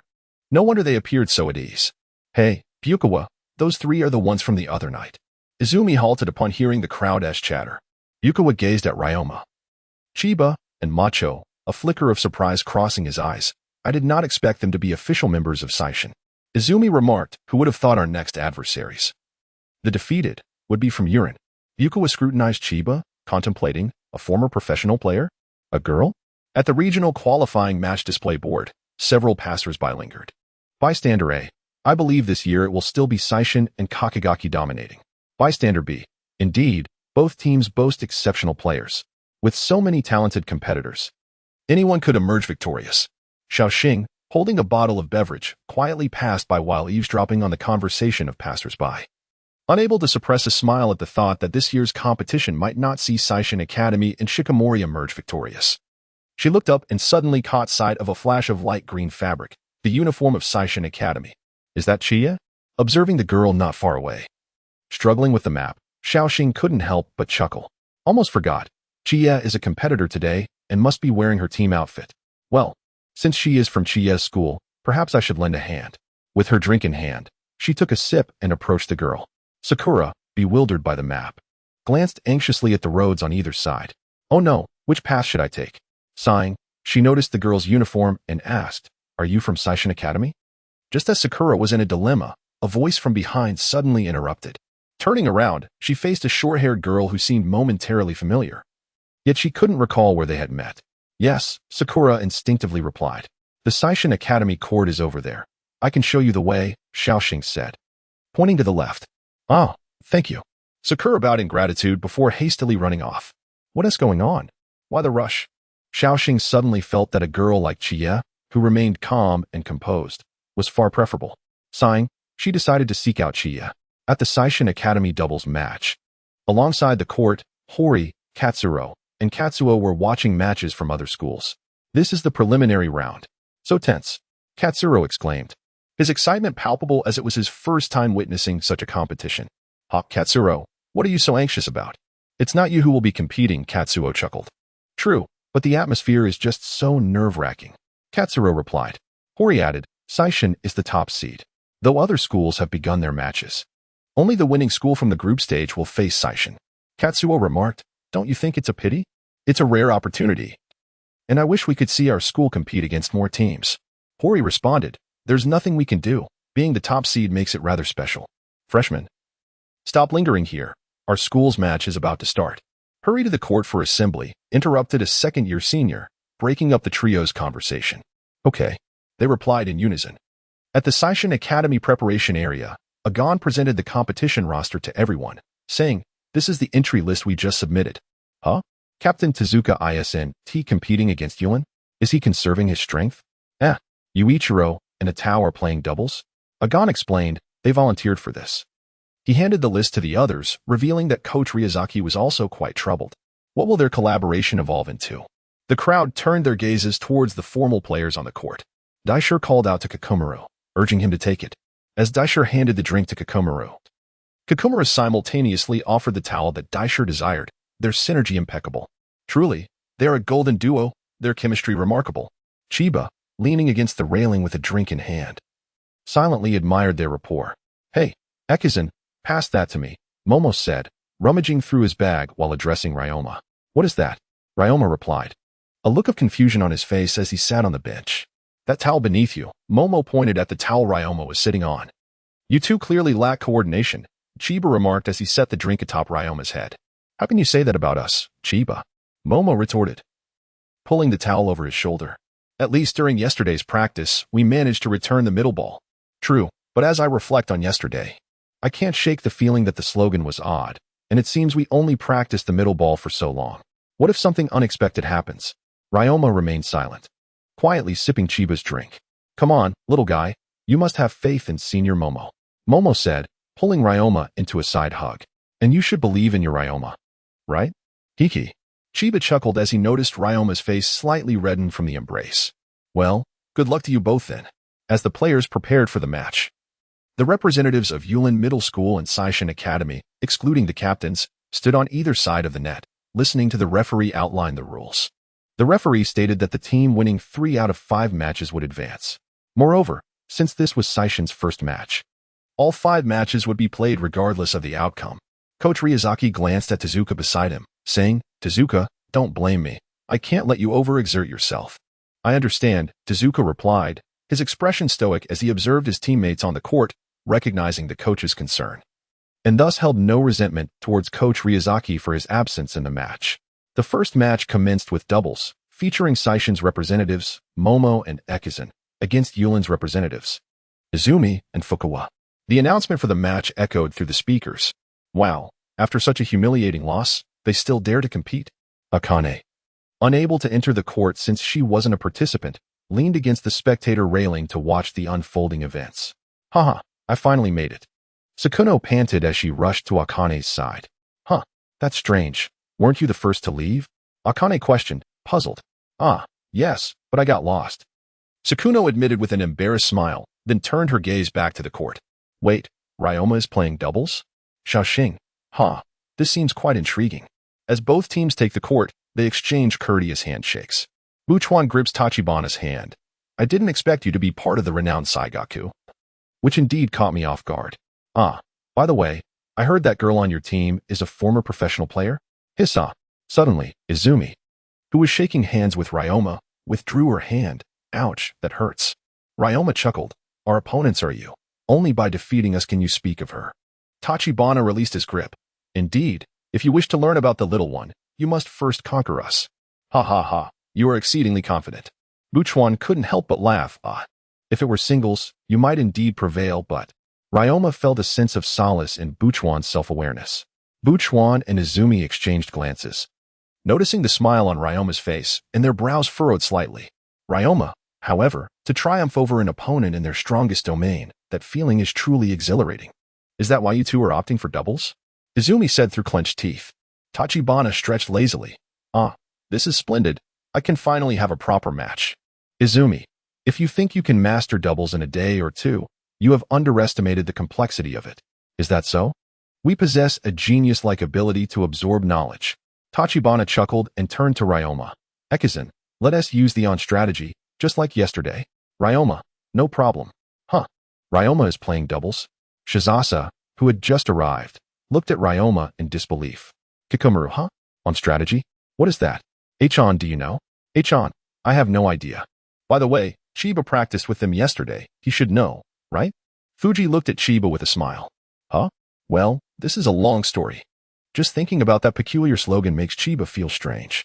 It's all right. I have plenty of time to listen. Achan's glasses gleamed with inspiration. Hey, Captain. Achan is bullying me. Seeing Achan's ominous smile, Chiba hurriedly sought refuge with Tezuka. Chiba, come here and watch the match properly. Tezuka, arms crossed, sat beside Coach Ryazaki, speaking with an unchanging expression. Sure thing. Chiba swiftly darted to Tezuka's side like the wind. Tezuka, you are spoiling Chiba too much, Achan remarked, observing Chiba making faces beside Tezuka with a sigh. What do you know? Kikomaru proudly gazed at Chiba. Chiba is our team darling. No one is allowed to bully her. Achan, is that so? When did this happen? How come I wasn't aware? With a smile, Buer gazed at Qianye. perhaps acknowledging her presence as the only girl in the team. "Let the match begin," announced the referee as the match commenced with Yulin team serving. "Go, Buchuan. Go, Izumi. Show them your prowess. Cheer up. Come on, Momo, Eiji. Let's go, Eiji," as the referee declared the official start of the match. The atmosphere was filled with cheers and encouragement from both sides of the court. "I shall make you regret participating in this competition," Izumi chuckled, tossing the ball slightly into the air. She rose on her toes and executed an underhand serve. Thud. The ball soared to the right side of Ryoma's defensive zone. And with a swift sidestep, Ryoma returned the ball to the opponent's front court. Observing the trajectory of the ball, Izumi smirked. "Such a pathetic duo. I shall let you embarrass yourselves. I doubt you can even return the ball." Thud. Izumi aimed for the center line between Ryoma and Momo. As the ball was returned, Ryoma and Momo both sprang into action, darting towards the center line, one to the left and the other to the right. "Momoa, Ryoma, After exchanging a silent signal, Ryoma halted in his tracks, while Momo swiftly adjusted his stance and executed a precise backhand, striking the ball with accuracy. Thud. To Izumi and Buchuan's astonishment, just as they believed the opponents would falter, the ball zipped between them and landed on the ground, resulting in a point for the other team. Referee, 0-15. "What? They returned it," Izumi exclaimed in disbelief, staring at the opposing team. "Buchuan, how could this happen? Last time The Saigaka cheering squad erupted. "Wow. Amazing. They scored.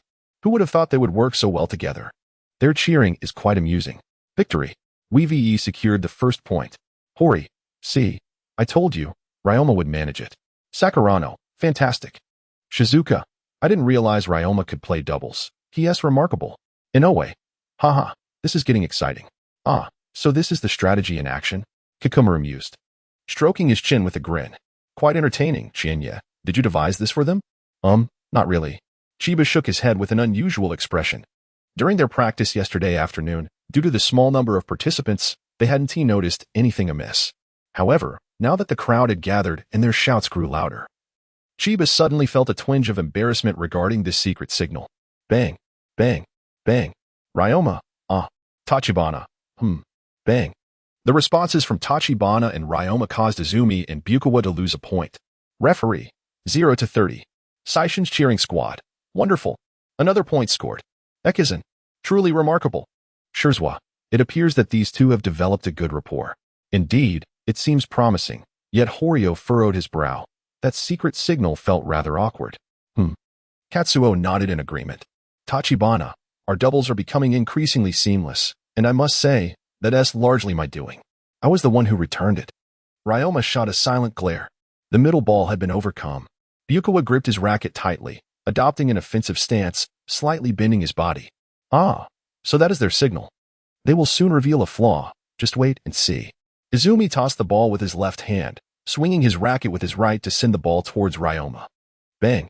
Ryoma countered with a backhand, swiftly returning the ball. Hit it behind the front guard. Izumi replied, sending the ball straight toward the left side of the front court where Tachibana stood.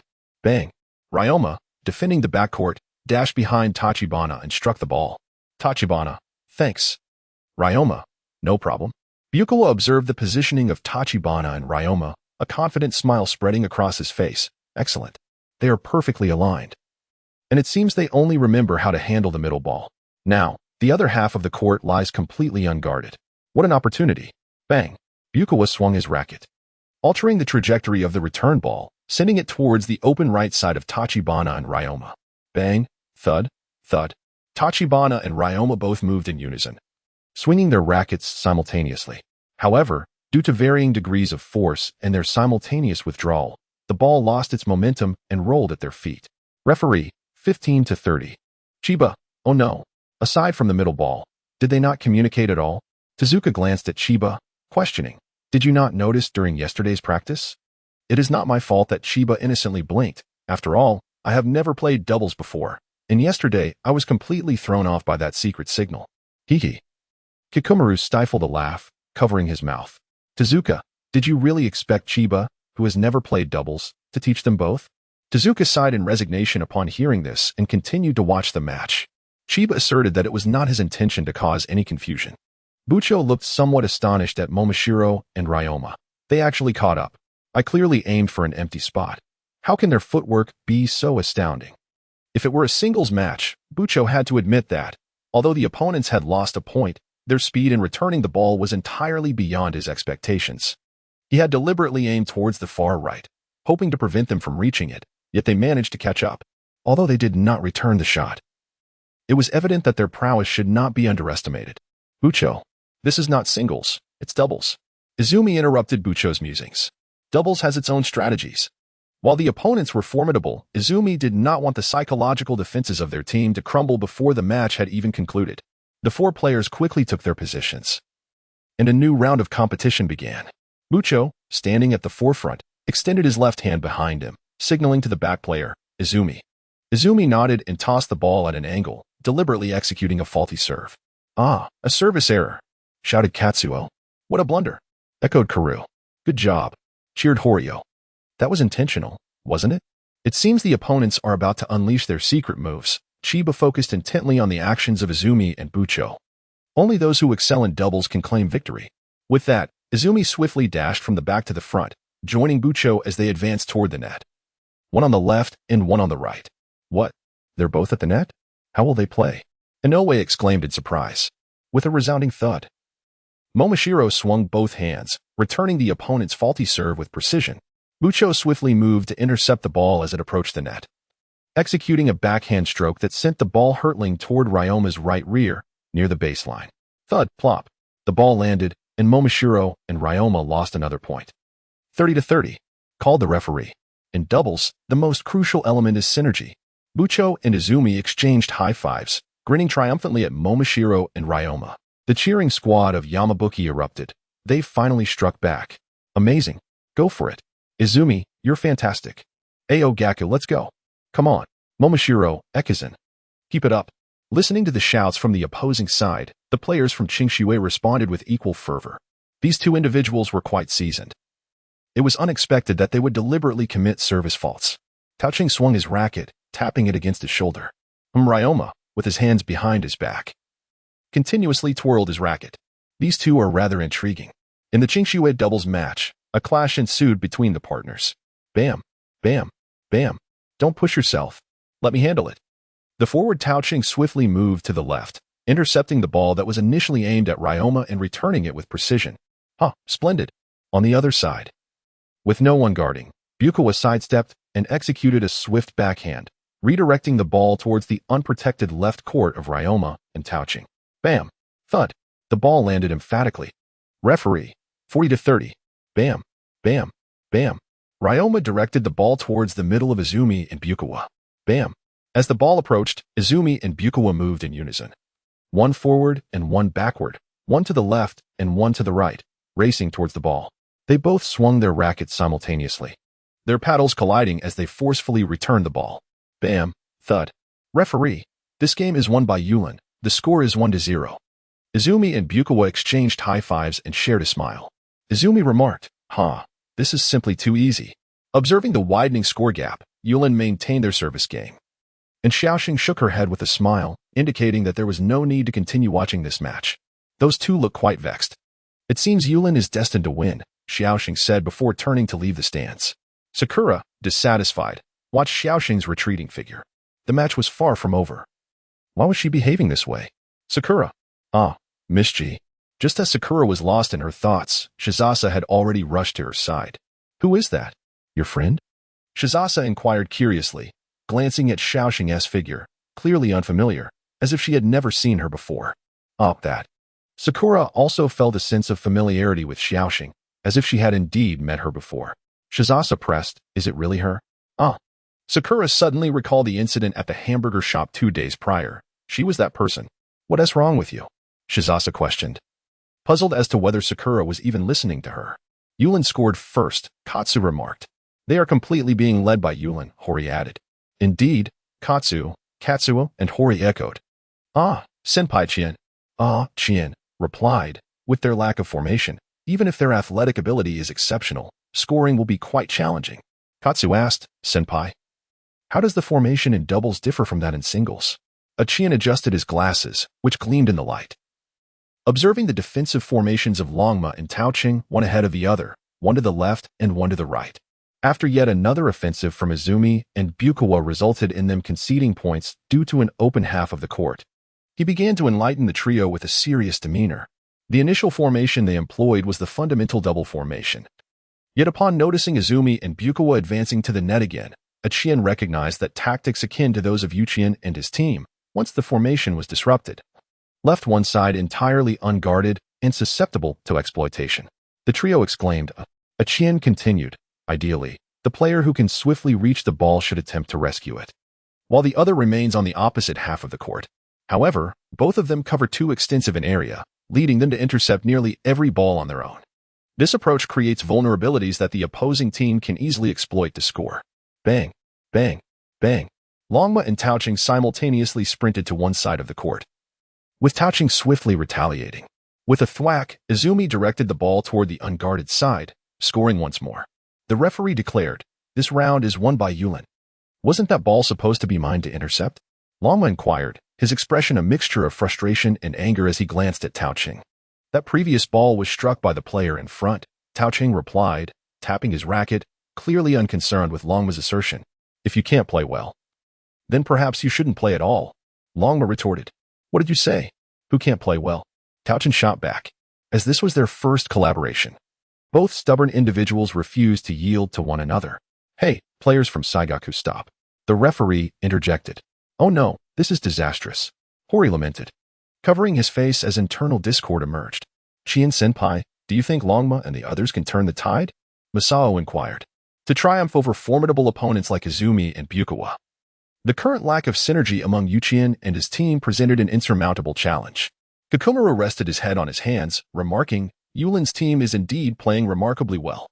Qianye and his companions are just beginning to play doubles. Their lack of synergy makes it quite arduous," Daisher noted. "Indeed, it is truly challenging." Chiba pulled a lollipop from his pocket, sighing, "I'll have a lollipop to calm down." "Ah, a lollipop. I want one too," Kikumaru exclaimed, leaning onto Daisher and reaching out to Chiba. Chiba. "Is there one for me? I want a lollipop." Chiba glanced at the lollipop in his hand, contemplating for a few moments. "All right, this is the last one in my pocket. You can have it." "Thank you, Chiba. You're the best," Kikumaru exclaimed, eagerly seizing the lollipop. Daisher looked at Kikumaru, resembling a large cat in his embrace, shaking his head with resignation. "Chiba, you spoil him too much." "Hee, it's fine," Chiba replied, retrieving a whole bunch of lollipops from Longma's bag. "I have plenty." "All right then, you truly are Chiba," Daisher conceded.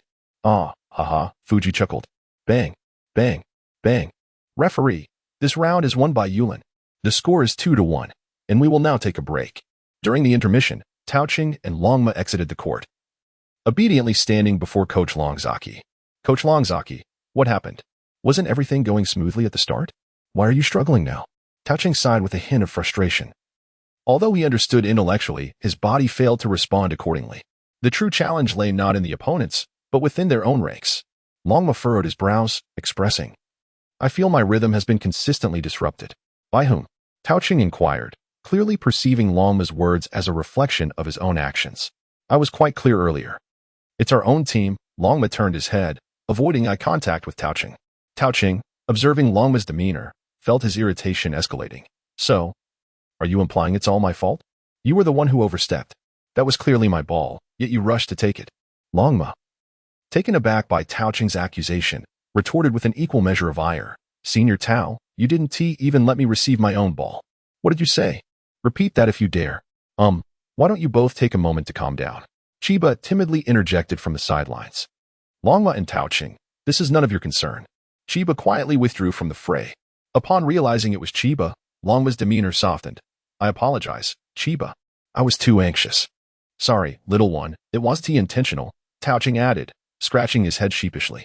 "Hey, it's all right," Chiba reassured, fully aware that neither of them meant any harm. Coach Longzaki remarked with a chuckle, "I thought you would only calm down once I stepped in." Both Longma and Taoqing fell silent, turning away from each other. "Haha, you truly deserve this. It's far too easy." Izumi and Buchuan passed by, taking the opportunity to mock them. "Shoo, calm down," Chiba warned, noticing Longma and Taoqing were on the verge of escalating their conflict. Coach Longzaki, hearing the taunts, merely smiled.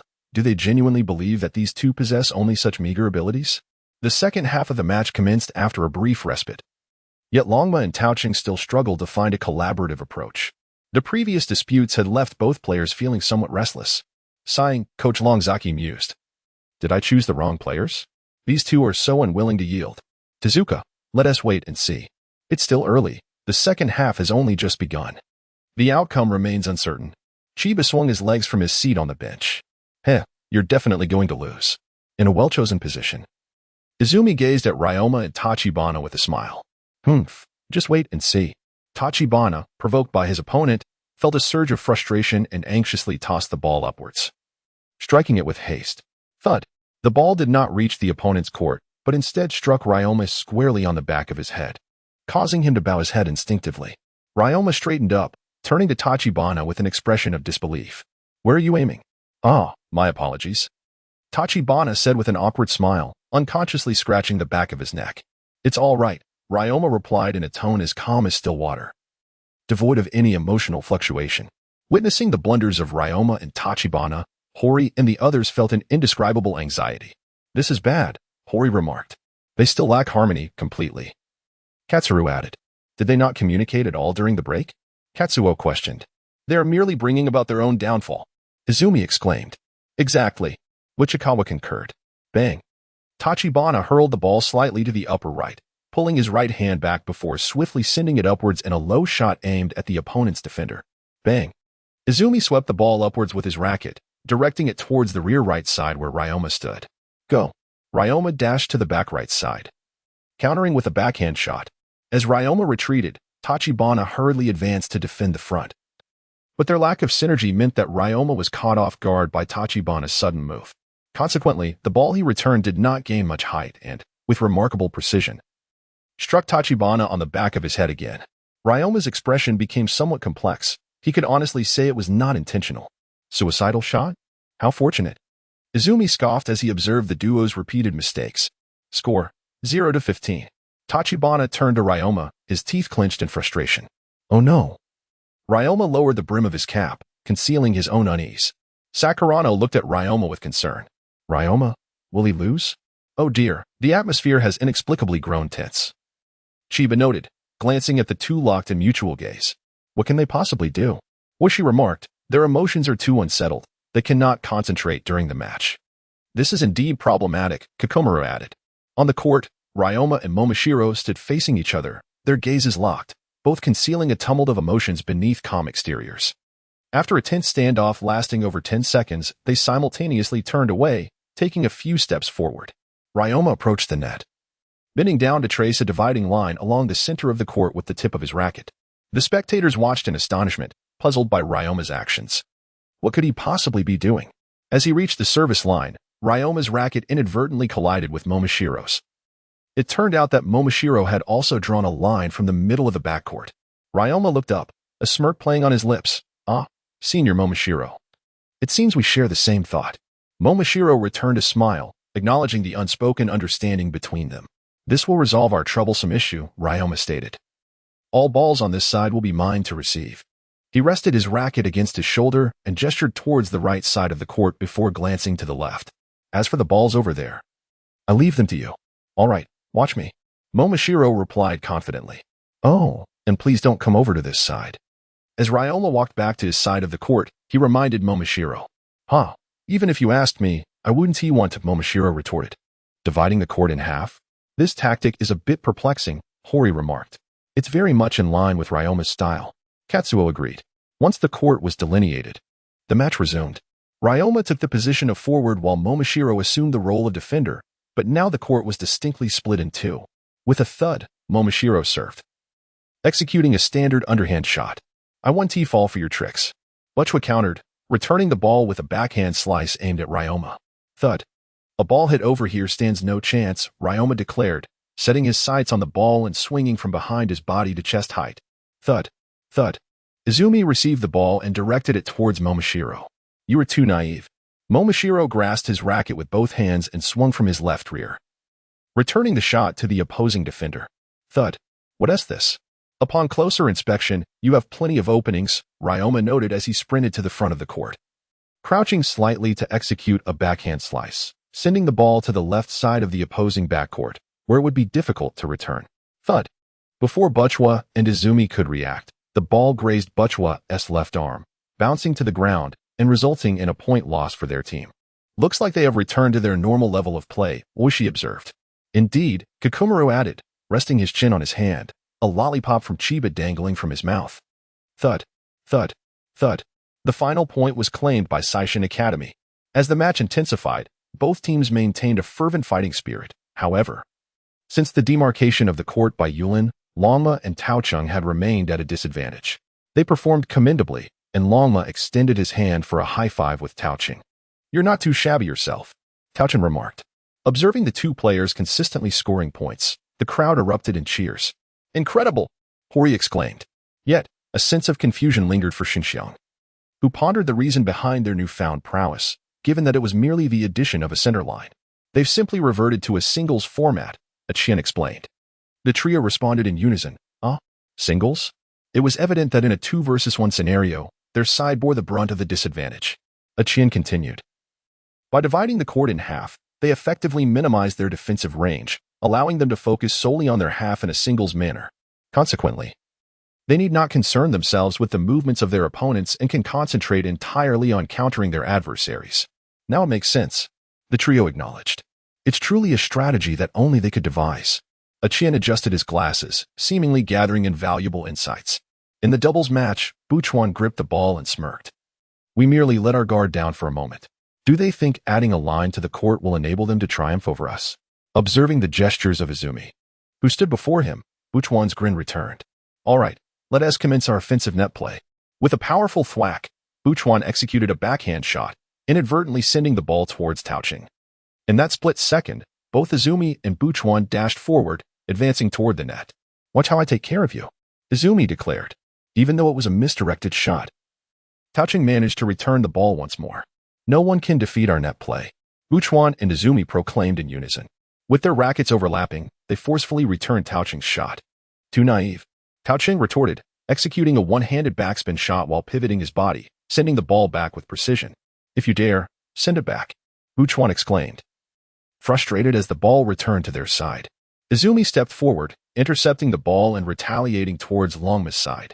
"This one's yours, handle it," Taochung shouted as he watched the ball soar towards Longma's half of the court. "Mind your own business." Longma retreated, angling his racket back, performing a lob return. As the ball hurtled towards him at high speed, Buchuan's pupils widened in disbelief. Is he truly attempting to play singles within doubles? With a swift retreat to the backcourt, Izumi reached out and executed a smash. The ball traced an arc through the air, reaching its zenith as it crossed the net. Taochung sprinted towards the net, leaping powerfully to aim for the ball, striking downwards with all his might. Bang! A straight smash soared through the air, piercing the space between Izumi and Buchuan in an instant. The sheer force of the ball left both players and the surrounding spectators awestruck. "Wonderful!" Sakura exclaimed, her excitement bubbling over as she observed the current state of play. "Momo, you really are impressive," Shizasaki remarked. "Here it comes, Momo's vertical smash," Daisher shouted. "Go, Momo!" Kikumaru cheered. "Hey, coach, did you choose the right person?" Chiba tilted his head, his gaze filled with unwavering trust in the two on the court. Coach Ryazaki remained silent, merely nodding with a smile after they divided the court. They truly have become like fish in water. In the resting area, the sound of the tap being turned on filled the air, releasing refreshing water that splashed around, washing away the fatigue of the players who had just returned from the court. "I heard Yulin and Seishin are competing," Player A said. "I thought this year's final would be between Kakugi and Seishin, but it seems." "What are you talking about?" A short-haired boy in a beige and brown interwoven uniform approached, interrupting their conversation. "This year's regional preliminaries will undoubtedly end with Kakugi facing Seishin. You better remember that." His tone dripped with confidence and disdain. "Humph, a bunch of defeated opponents," he scoffed, turning away as if nothing had transpired. "How outrageous." Player A clenched his fist in indignation. Who does he think he is to say such things? Player B pulled at Player A's sleeve, urging him to calm down. "Let it go, he is from Kakugi High, after all." "Wait, what? Kujo. That's the captain, Kujo Takakazu," Player A exclaimed in disbelief. On the competition court, Ryoma and his team were nearing the climax of their match. The next point would determine which team would score. If it was Yulin, they would have to play another round. If Seishin scored, the match would conclude. Double at the net. Izumi and Buchuan dashed towards the net once more, their rackets overlapping for a simultaneous strike. Bang, bang, bang. That is not a double. I refuse to acknowledge your style of play, Buchuan protested as he sprinted to the right, executing a side spin with his racket. All right, watch closely. Momo sprinted forward, launching himself into another vertical smash. Boom. Buchuan gritted his teeth in frustration. Damn it, those two. No matter where the ball goes, they find a way to return it. Bang, bang. What is happening? They're entirely different from how they started. Buchuan furrowed his brow, watching the incoming ball, and warned, Izumi, be careful. That ball at this height is bound to go out. Got it. Upon hearing the ball was going out of bounds, Izumi stood idly on the opposite side of the court, smiling as if victory were assured. Regrettably, it was a fair ball. Ryoma, still in the midst of his previous swing, observed the opponent's lack of intent to receive the ball and couldn't help but scoff. Did he truly believe he had not changed at all? Bang! The ball soared gracefully above Buchuan's head, curving beautifully to land within the backcourt's baseline, evoking disbelief from both Izumi and Buchuan. The height and speed of that shot were unmistakably bound for out of bounds. What was happening? I've discovered that doubles can be quite enjoyable, Ryoma remarked, interrupting their astonishment. Don't be ridiculous. That was not doubles. Izumi retorted. Bang, bang, bang. Come on, bring it on, shouted Tachibana. Bang. Buchuan glared angrily at the two opponents in the ball that had been returned. Damn it, which side should I aim for? Which side is best? Right. Over there. Perhaps in a fit of frustration or overwhelming anxiety, Buchuan faltered and struck the ball towards the middle of Ryoma and Tachibana, evidently forgetting that the issue of hitting to the middle had long ceased to be a problem. Idiot. Can't you see? Izumi lamented. Was Buchuan really so flustered that he forgot everything? Bang. Cried Tachibana. Ryoma responded. Bang. The ball was struck back forcefully by Tachibana, landing swiftly in the unguarded backcourt of Buchuan and Izumi. The match is over. Aoyama wins, declared the referee. Wow, they won. Amazing. Ekizan, Tachibana, Aoyama. So cool, cheered the crowd. We won. Their strategy prevailed. Fantastic. Ryoma won, Shizuka exclaimed, clapping joyfully along with everyone else. Awesome. Incredible. Hori, Katsu, and Masaru joyously embraced. They actually managed to win like this. Kawamura was somewhat astonished. The two, despite their lack of synergy, had turned the tide at the last moment. They only play doubles at the center line, noted Fujisaki. Where's the water? Ryoma is about to come off. Chiba rummaged through the storage box behind the bench. I can't find it. Chiba is biased. I didn't get any, exclaimed Kikumaru, nearly dropping his lollipop in excitement. Come now, how many lollipops have you had from Chiba? Oishi admonished as he pulled Kikumaru into his embrace. Ekizan only got a bottle of water. As the match concluded, both sides bowed in respect. You two are truly being ridiculous. Did I not tell you? Never underestimate us, Izumi stated. Tachibana raised an eyebrow and smiled. Honestly, you are so relentless with your words, Izumi sighed, wondering if Tachibana had truly been listening. Does his remark seem like a compliment? If you wish to engage in doubles, feel free to join us at the tennis court on the street, Buzawa gestured. Taken also extended his hand, politely shaking in return. Sure. No problem. Ryoma nodded in agreement. As Ryoma and Taken exited the court, Chiba rushed forward. Ryoma, Senior Taken, here is some water. Thanks for waiting. Ryoma accepted the water, only for Chiba to swiftly snatch the racket from his hand. Taken, looking at the water in his hand, smiled happily. Thank you, little one. I thought I wouldn't get any. Chiba laughed bashfully, tilting his head. Chiba, step aside. Coach Ryazaki, seated on a bench, looked sternly at Ryoma and Taken. You too. Come here. Chiba stood aside, puzzled. Ryoma and Taken exchanged glances and approached Coach Ryazaki silently. The coach pinched Taken's face with his left hand and tugged at Ryoma's face with his right, feigning anger. You two fools. It's not enough just to win. Consider my position when you display such a match. You both. 100 squats. Right now. Reluctantly. Ryoma and Taken moved aside to perform squats under everyone's gaze. I never want to play doubles again, Taken exclaimed. Neither do I. Seigaku and Futamine. Seigaku emerged victorious. Bang, bang, bang. The referee announced, the match is over. Seigaku wins. 6-0. While Ryoma and Taken faced their punishment, Kikumaru and Oishi, as Seigaku's second doubles team, took to the court. Seigaku's golden duo achieved their second victory with overwhelming force. How impressive. That ended so quickly. Truly deserving of being Sei Gaku-esque golden combination. Indeed, remarkable. Oishi smiled at the surrounding chatter. It would be disastrous if everyone thought that last pair represented Sei Gaku-esque doubles. Kakumura spun his racket and hurried to the rest area. Chiba. Chiba.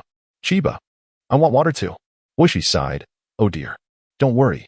If we can't win in doubles, we'll see how singles go next. Exclaimed Tamura. Yes. Let us go. Go for it. Ryuzawa patted the shoulder of Tanichi, who was preparing to take the court. All right. Tanichi stood and walked toward the court, looking up to see the opposing player enter. Katu turned, expressionless, casting a glance at Tanichi, then suddenly squinted, like a languid snake spotting an intriguing prey. Oh no. I don't want to.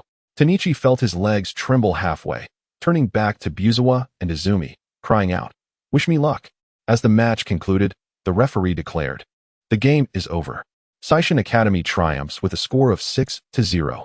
Yulin, filled with frustration, lamented, How could we have lost so utterly? Rising from his seat, he prepared to take the court. Aaron, try to ease up a bit, he advised. Hearing the comment, Yuichiro glanced at his opponent, Takamura, who appeared timid and fragile, resembling someone utterly unfamiliar with the sport. Yuichiro thought to himself, This individual seems easily conquerable. Please, do offer your guidance, Takamura replied, scratching his head with a bashful smile. Yuichiro's heart swelled with joy. Seishin has players like this? Splendid. I shall redeem our honor. Don't forget this, Daisher called out, tossing a racket towards Takamura.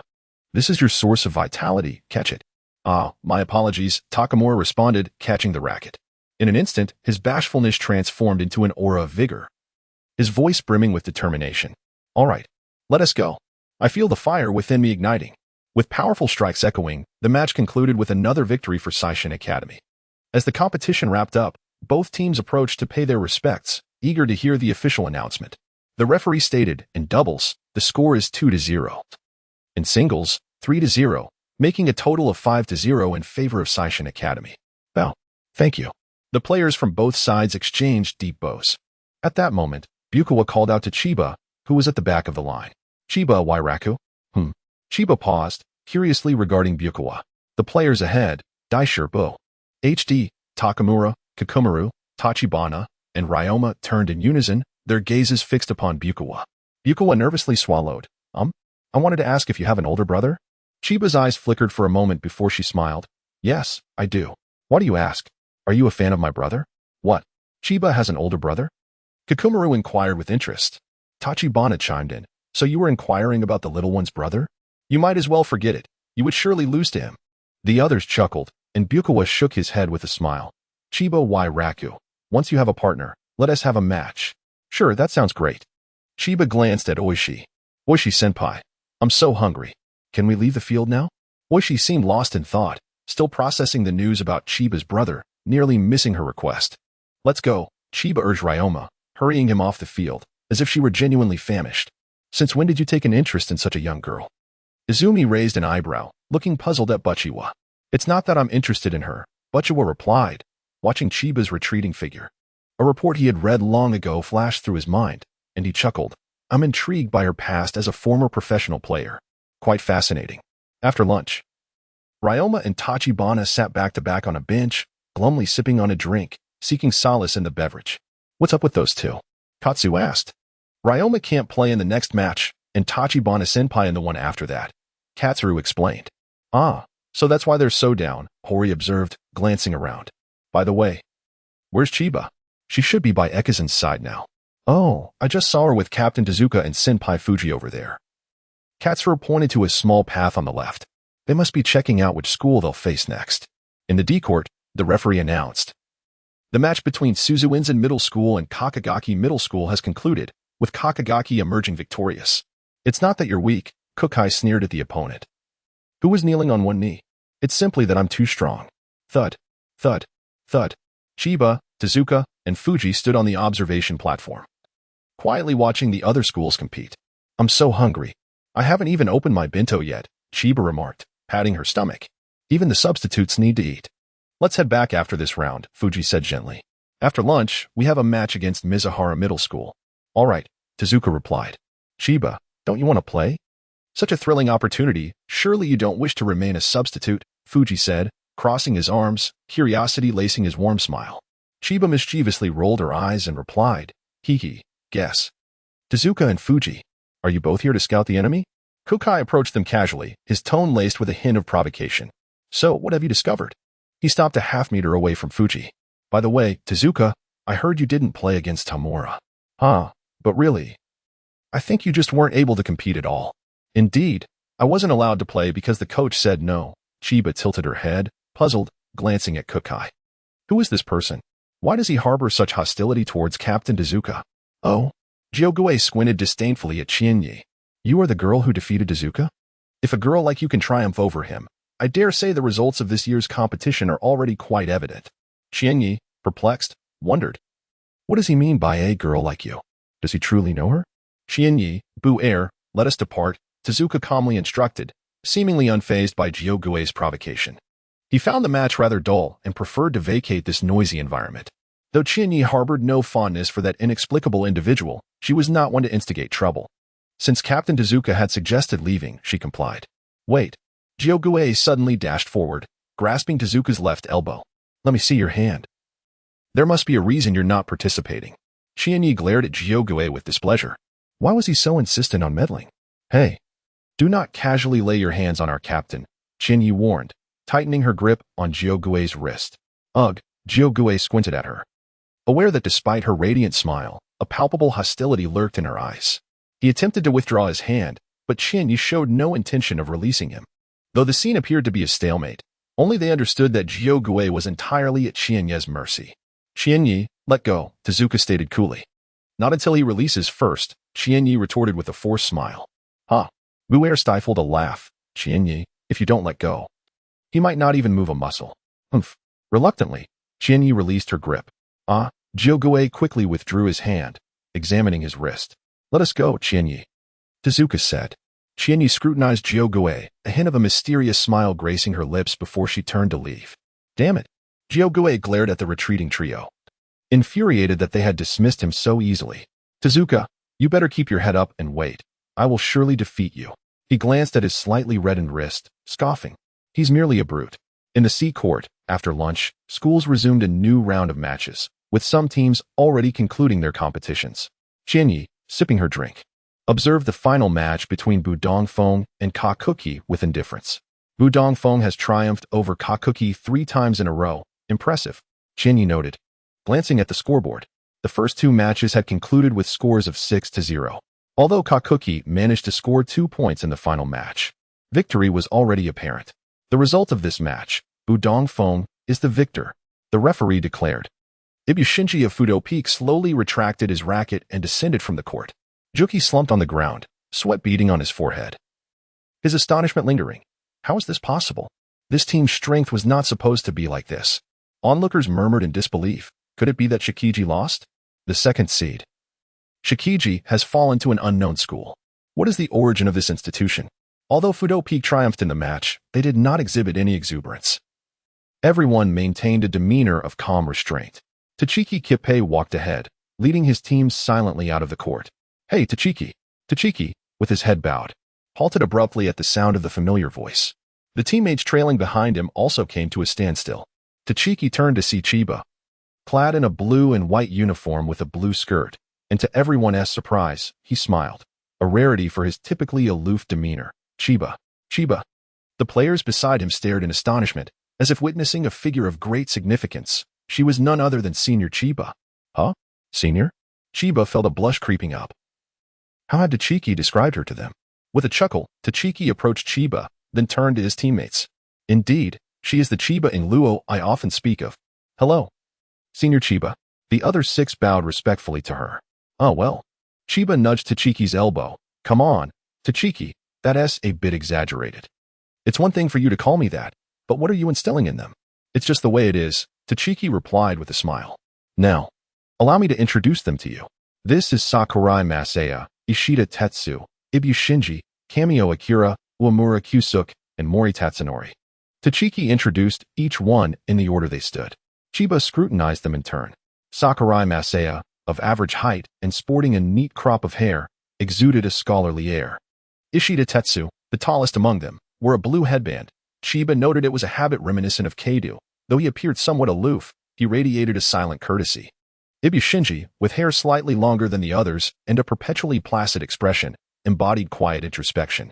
Kamio Akira, nearly as tall as Sakurai, had medium-length hair, his bangs obscuring his eyes.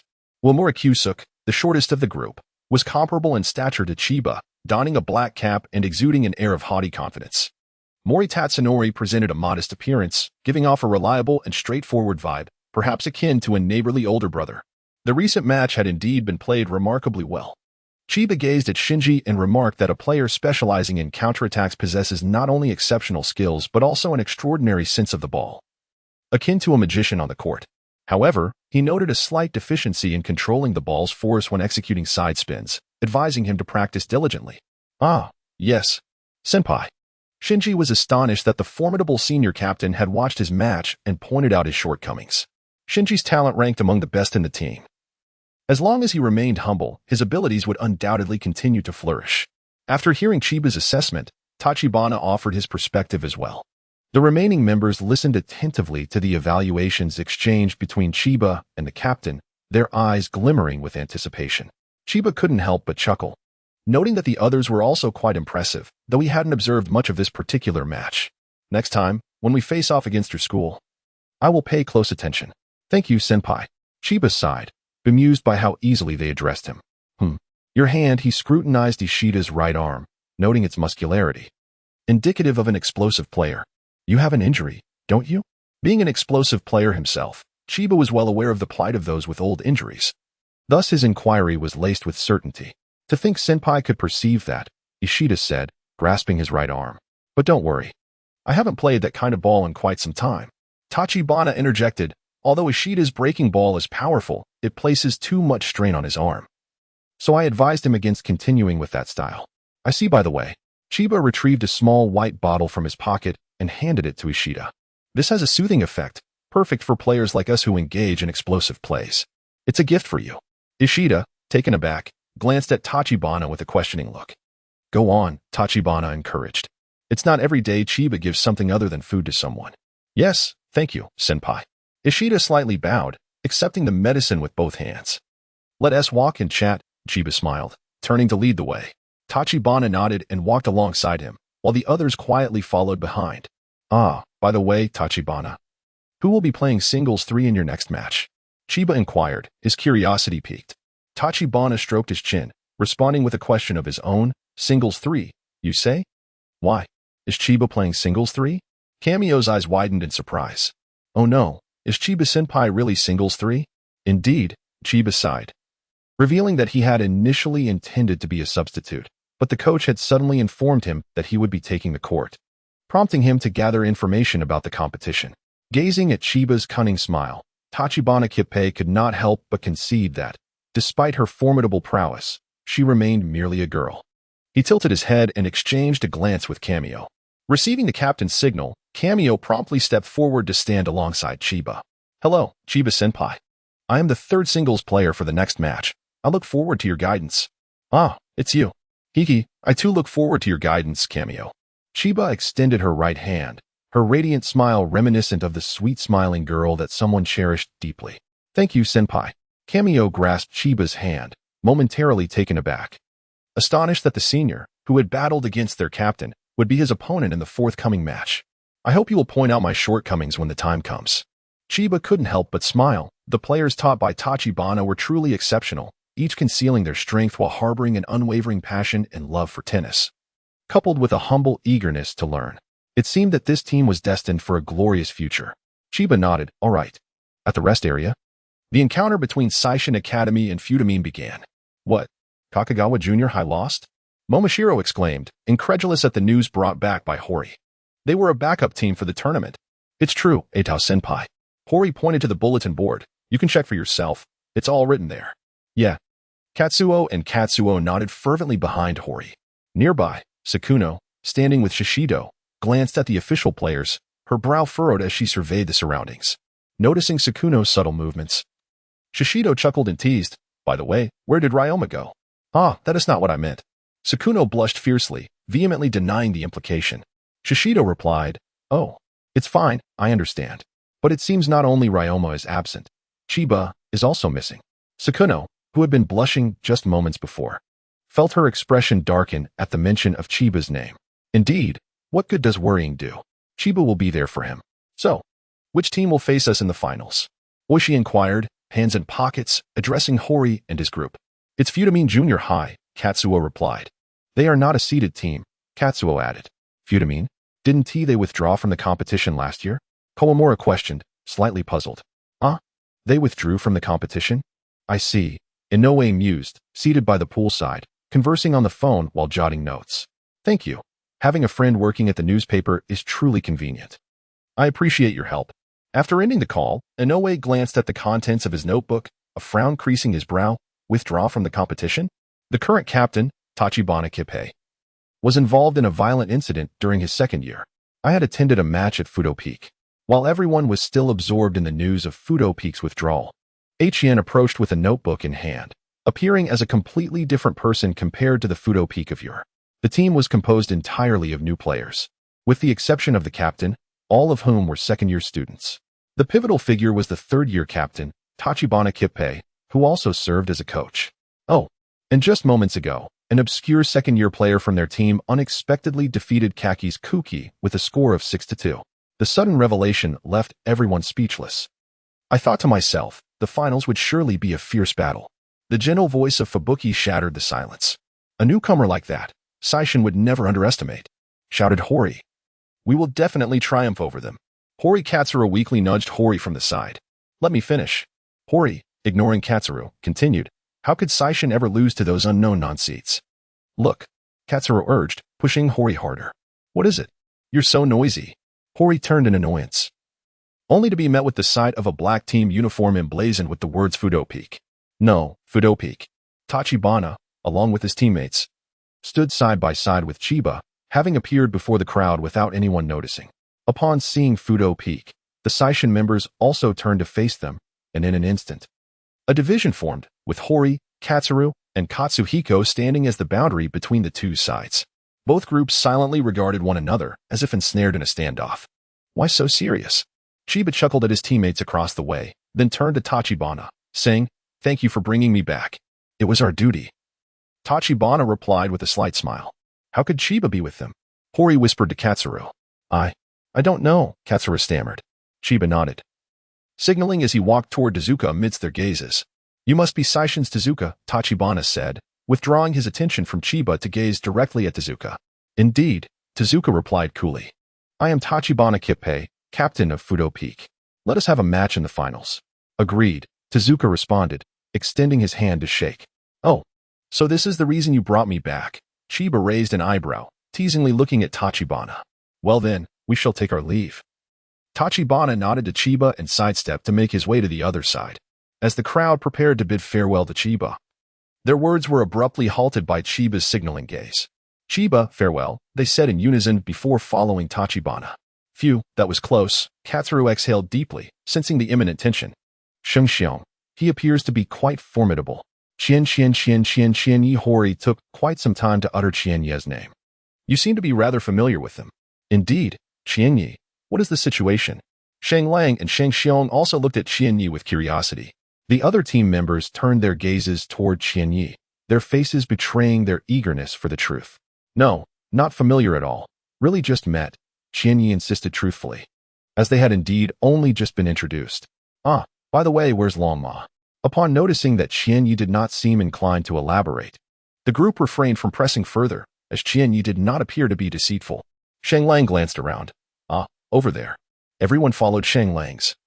Spotting Longma seated on a bench along the path leading away from the immovable peak, silently gazing in their direction, seemingly lost in thought. Longma quietly turned his head, feeling a hint of frustration. Wasn't it just supposed to be a meeting with a friend? Why did he bring back a crowd? Thud. Thud, thud. Longma observed the last person in the approaching group skillfully juggling a ball with a racket. A slight smile gracing his lips as he picked up a nearby racket to join in the fun. Thud, thud, thud. Longma, propping up his foot, sipped from his drink with his left hand while deftly juggling the ball with his right, exuding an air of leisurely ease. Tachibana Kippei, leading the group, paused in front of Longma, intrigued by his provocative antics. Thud, thud, thud. Shinji, juggling the ball, glanced at Longma with curiosity, surprised to find himself being provoked. It was rather amusing. Tachibana Kippei tilted his head slightly to observe Longma. Oh? It's Yuichiro Longma, Qianye's childhood companion. Let us proceed. With that, Tachibana Kippei turned and continued forward. The others quietly followed, as if nothing had transpired. Still far from it, Longma set down his drink, watching their departing figures, and murmured softly. His voice was neither loud nor soft, just perfect for Tachibana Kippei and the others to hear. Your opponent seems rather intriguing, Shinji. Tachibana Kippei recalled that Qianye had just mentioned that Longma would be their team's second singles player. Indeed, Shinji replied lazily, stretching his neck, considering that he was the one whose name had been spoken by Qianye-senpai. Longma. Qianye dashed over and flung himself into Longma's embrace, causing the ball he had been juggling to tumble to the ground. My drink. Longma did not push him away, allowing Qianye to snuggle against him, merely cautioning that his drink was about to spill. Hee. Qianye rose, snatching the drink and taking a sip. Your provocateur is quite accurate. He is indeed your opponent in the upcoming match. Quite impressive. Longma. He is your friend? Not really the one at the front. Their captain is. Qianye playfully tapped Longma's forehead with his index finger. With such a peculiar tone, you wouldn't be feeling envious, would you? Longma turned his head in resignation and suddenly caught a fleeting glimpse of a familiar figure. Alas, the individual moved too swiftly, leaving Longma unable to recall their identity. What does that mean? Sigh. As expected, your eyes are solely on tennis. Chiba rose, retrieving the tennis ball that had just fallen to the ground. Come on. Your tennis has already been pilfered by me. Longma stood and followed Chiba toward the team. Somewhere on the court, Chiba Genji, clad in a white athletic outfit and donning a black cap and mask, stood against the sunlight before the bulletin board, his ice blue eyes scanning for the results of Seishin Academy. His attractive features softened into a smile. My little girl-esque school is quite impressive. I wonder if she participated in the previous match? Bystander A. The finals are between Seishin and Futamine. Bystander B. If the top seed faces a non-seed, then Seishin is guaranteed to win. Inquiring about the finals, Chiba Genji turned to the two bystanders and asked, could you please tell me where the final court is? Oh, the finals are in Area A. Bystander A pointed to the left. Just walk straight ahead, and you'll see the largest court. It should be quite crowded, easily recognizable. Thank you. Chiba Genji nodded in acknowledgement, his charming smile almost perceptible even through the mask. As the match between Seishin and Futamine approached its conclusion, Coach Ryazaki gathered the team to announce the final roster. Coach Ryazaki, our opponent in the finals is Futamine. Do not compare them to our previous adversaries. The team responded, yes. Coach Ryazaki, for the doubles, we have Fudo and Kawamura as the second pair. We must secure a victory in the first match. For the first pair, it's Oishi and Kakomuro. Singles 3, Chiba, don't just play around. Singles 2, Longma, give it your best. And for singles 1, Tezuka. Ekizan is finally set to play singles. Horio exclaimed. Yes, yes. In Chiba, she will finally take the court as well. The first match, doubles, features Seishin's Fudo and Kawamura against Futamine's Sakurai and Ishida. Referee, the match begins. Seishin serves. At last, the competition commences. Shizuo and Sakuno sat in the stands, watching intently. Aren't you a reporter? Could you do me a favor and check? Inoue, talking on the phone, passed behind them. How strange, Shizuo wondered, observing Inoue's retreating figure. Isn't he usually the most enthusiastic about matches? Why isn't he watching today? Inoue approached a vending machine. Oh, no, it's not like that. Inoue leaned against the vending machine, merely wishing to inquire why you resigned as the coach of the tennis club at Futamine Junior High. Just as he was about to finish his sentence, the other party hastily hung up the phone. Hello? Inoue chuckled softly. How very typical of you, former advisor. To remain reticent, a bottle of beverage tumbled from the vending machine beside him. Shawan bent down to retrieve it and turned to face Inoue. Uncle, you're a reporter for a tennis magazine, aren't you? Inoue replied, indeed. How did you come to know? Are you investigating matters concerning Futamine? Shawan countered with a question of her own. Inoue probed further. Do you possess some knowledge? The current team is remarkably strong. Isn't it?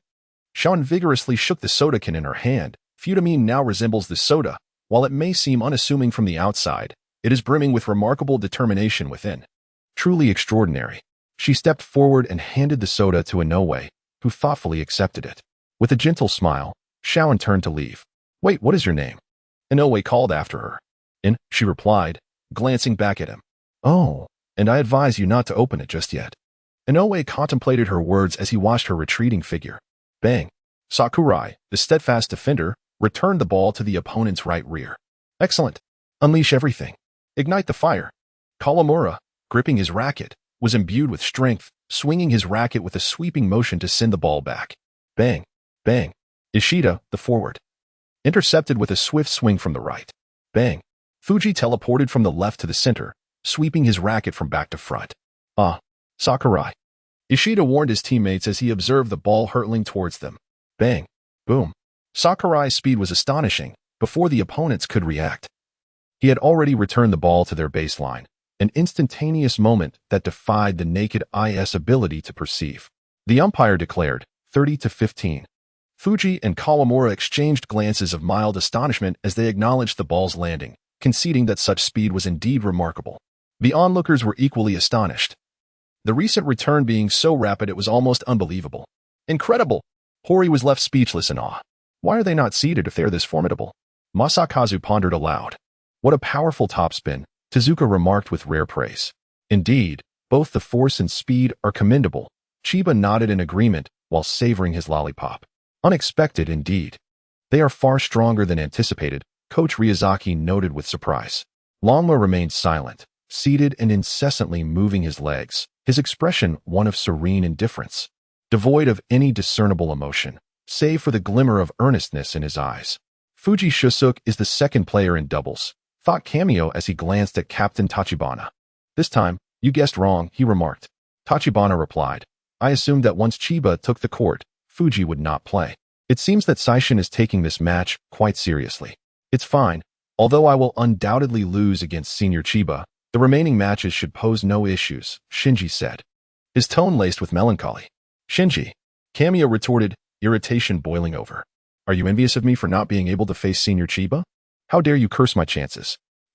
You were never going to win anyway, Shinji waved dismissively, stating the obvious. If even the captain couldn't triumph, how could Qianye expect to succeed? Indeed, Tachibana nodded, rising to head towards the exit of the court. Captain, even you think so of me? Chiba was engrossed in his candy, watching the match, when suddenly his view was obstructed. Tachibana? Chiba blinked in confusion. Hey, why have you come over? Chiba. May I have a word? Tachibana responded, continuing towards the exit without waiting for Chiba. Tezuka silently scrutinized Chiba and Tachibana. Hey, isn't he the captain? How can he leave mid-match? Kirihara queried, intrigued by Tachibana's actions. Why is he dragging Chiba with him? What is going on, Chiba? What does he want to discuss with you?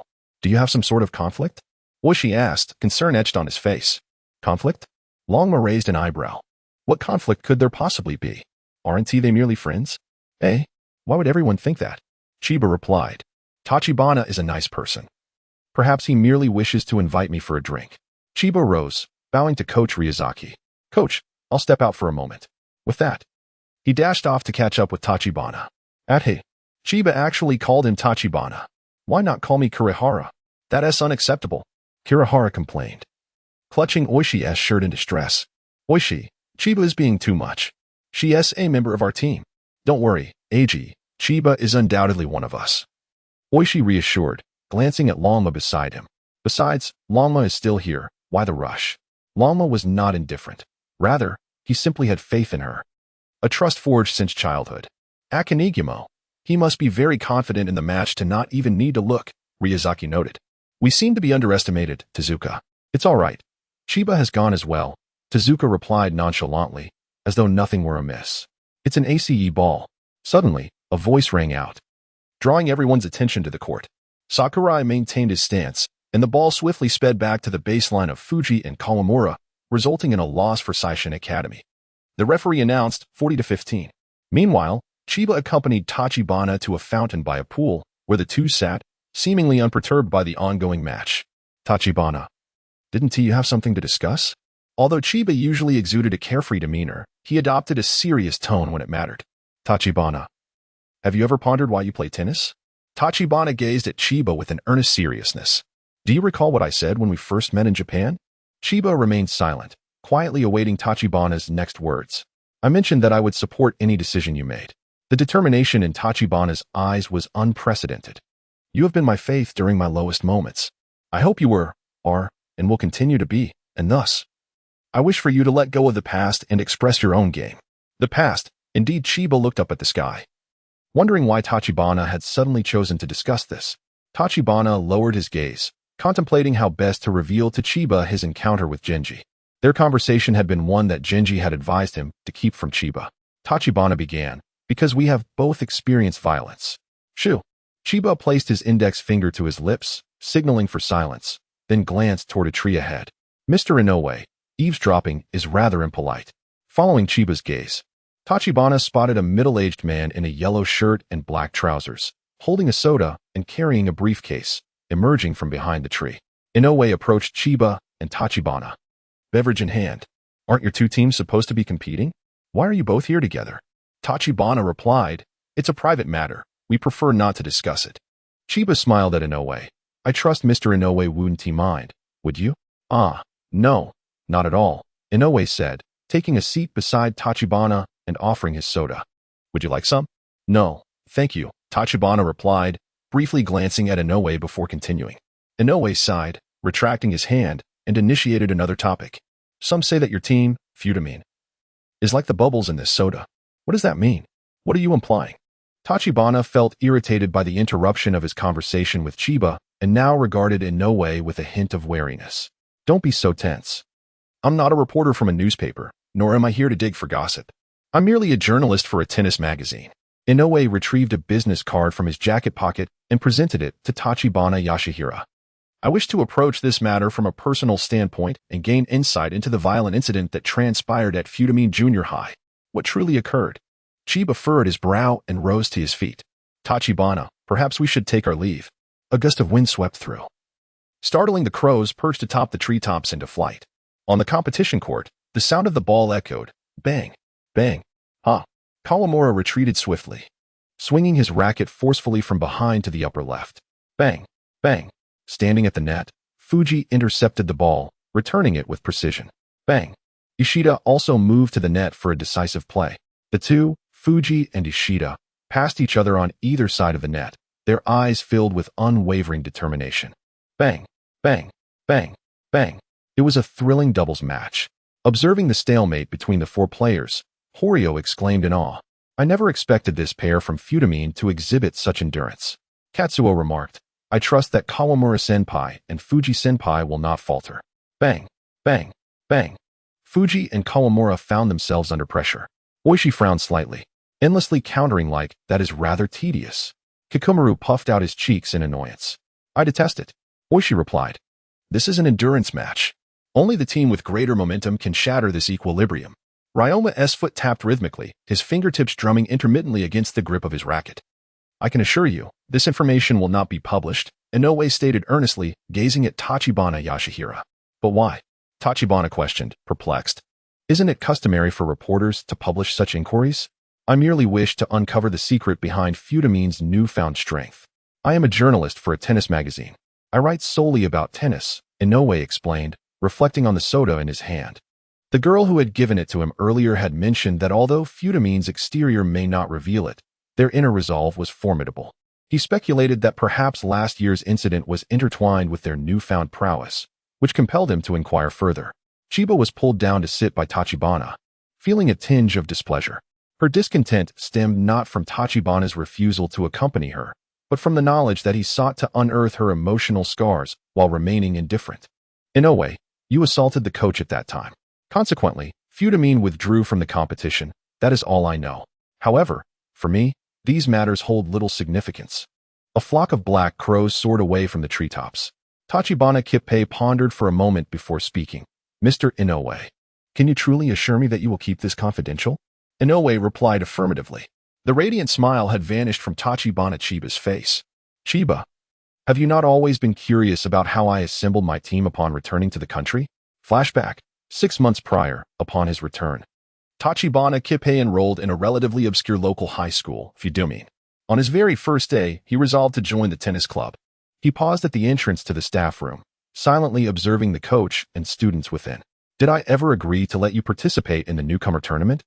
The coach lounged in his chair, legs crossed, casually resting his left hand on the table while holding a cigarette in his right, exuding an arrogant demeanor. In front of the coach stood Qianye, accompanied by Shinji, Sakurai, Uchiyama, Mori, and Ishida, engaged in a heated dispute. Coach, you said that if we defeat the seniors, we could become official team members, Sakurai asserted. The coach extinguished his cigarette, visibly irritated. Ugh, this is so frustrating. You're merely first years. For now, focus on retrieving the balls. Tachibana Kippei tightened the strap of his tennis bag and nonchalantly walked in. Excuse me? What is happening here? The coach looked up. Puzzled by the sudden entrance of Tachibana Kippei, he presented his application to join the club to the coach, speaking in a detached tone. I am a second-year student. Tachibana Kippei just transferred today. Qianye and the others scrutinized Tachibana Kippei in silence. He nodded at them and turned to leave without uttering another word. Incident at Seishin Academy in Fudumine. One day, during a routine training session, Tachibana Kippei leaned against the wall with his racket. Observing the official members of the tennis club feigning diligence in their practice, his eyes filled with pity for them. Qianye, who was retrieving balls, was suddenly shoved to the ground by an arrogant official member. Qianye, Shinji and Sakurai rushed over to assist him. What are you reporting to the coach about? Official member A confronted Qianye and the others with an air of superiority. You need to understand the hierarchy within the club, official member B added. I find them utterly unforgivable.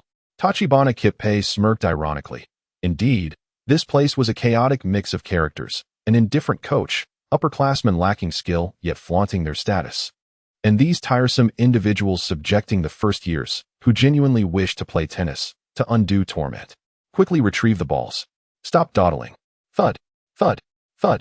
The formal team members from the second and third grades intentionally directed the ball towards Qianye and his companions, some even hitting it over the court's netting. This was nothing short of mockery. Formal team member B, you all appear to lack spirit. Go.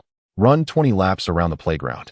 Qianye and his friends clenched their teeth in fury, had it not been for the fact that these individuals were upperclassmen in charge of the tennis club. They would have retaliated long ago. It is you who should be running.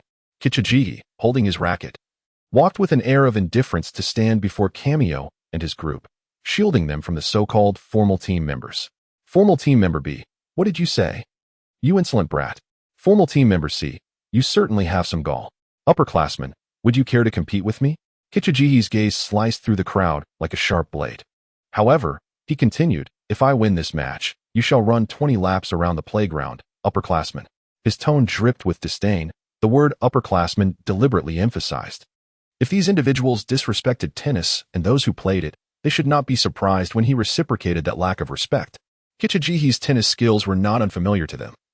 They had all faced him when he first joined the club, and not one had emerged victorious. What is he doing? Formal team member A rolled his eyes, thinking that no matter how skilled he was, he still had to address himself as an upperclassman. How tedious. Let us go, let us go. Formal team member B retracted his racket and headed towards the court's exit. The others cast Qianye a puzzled glance before following suit. Qianye turned his head, observing Qianye and the others behind him. Those who consider themselves superior to me, step forward. Qianye and his companions were momentarily bewildered by Qianye's sudden declaration, still processing what had just transpired.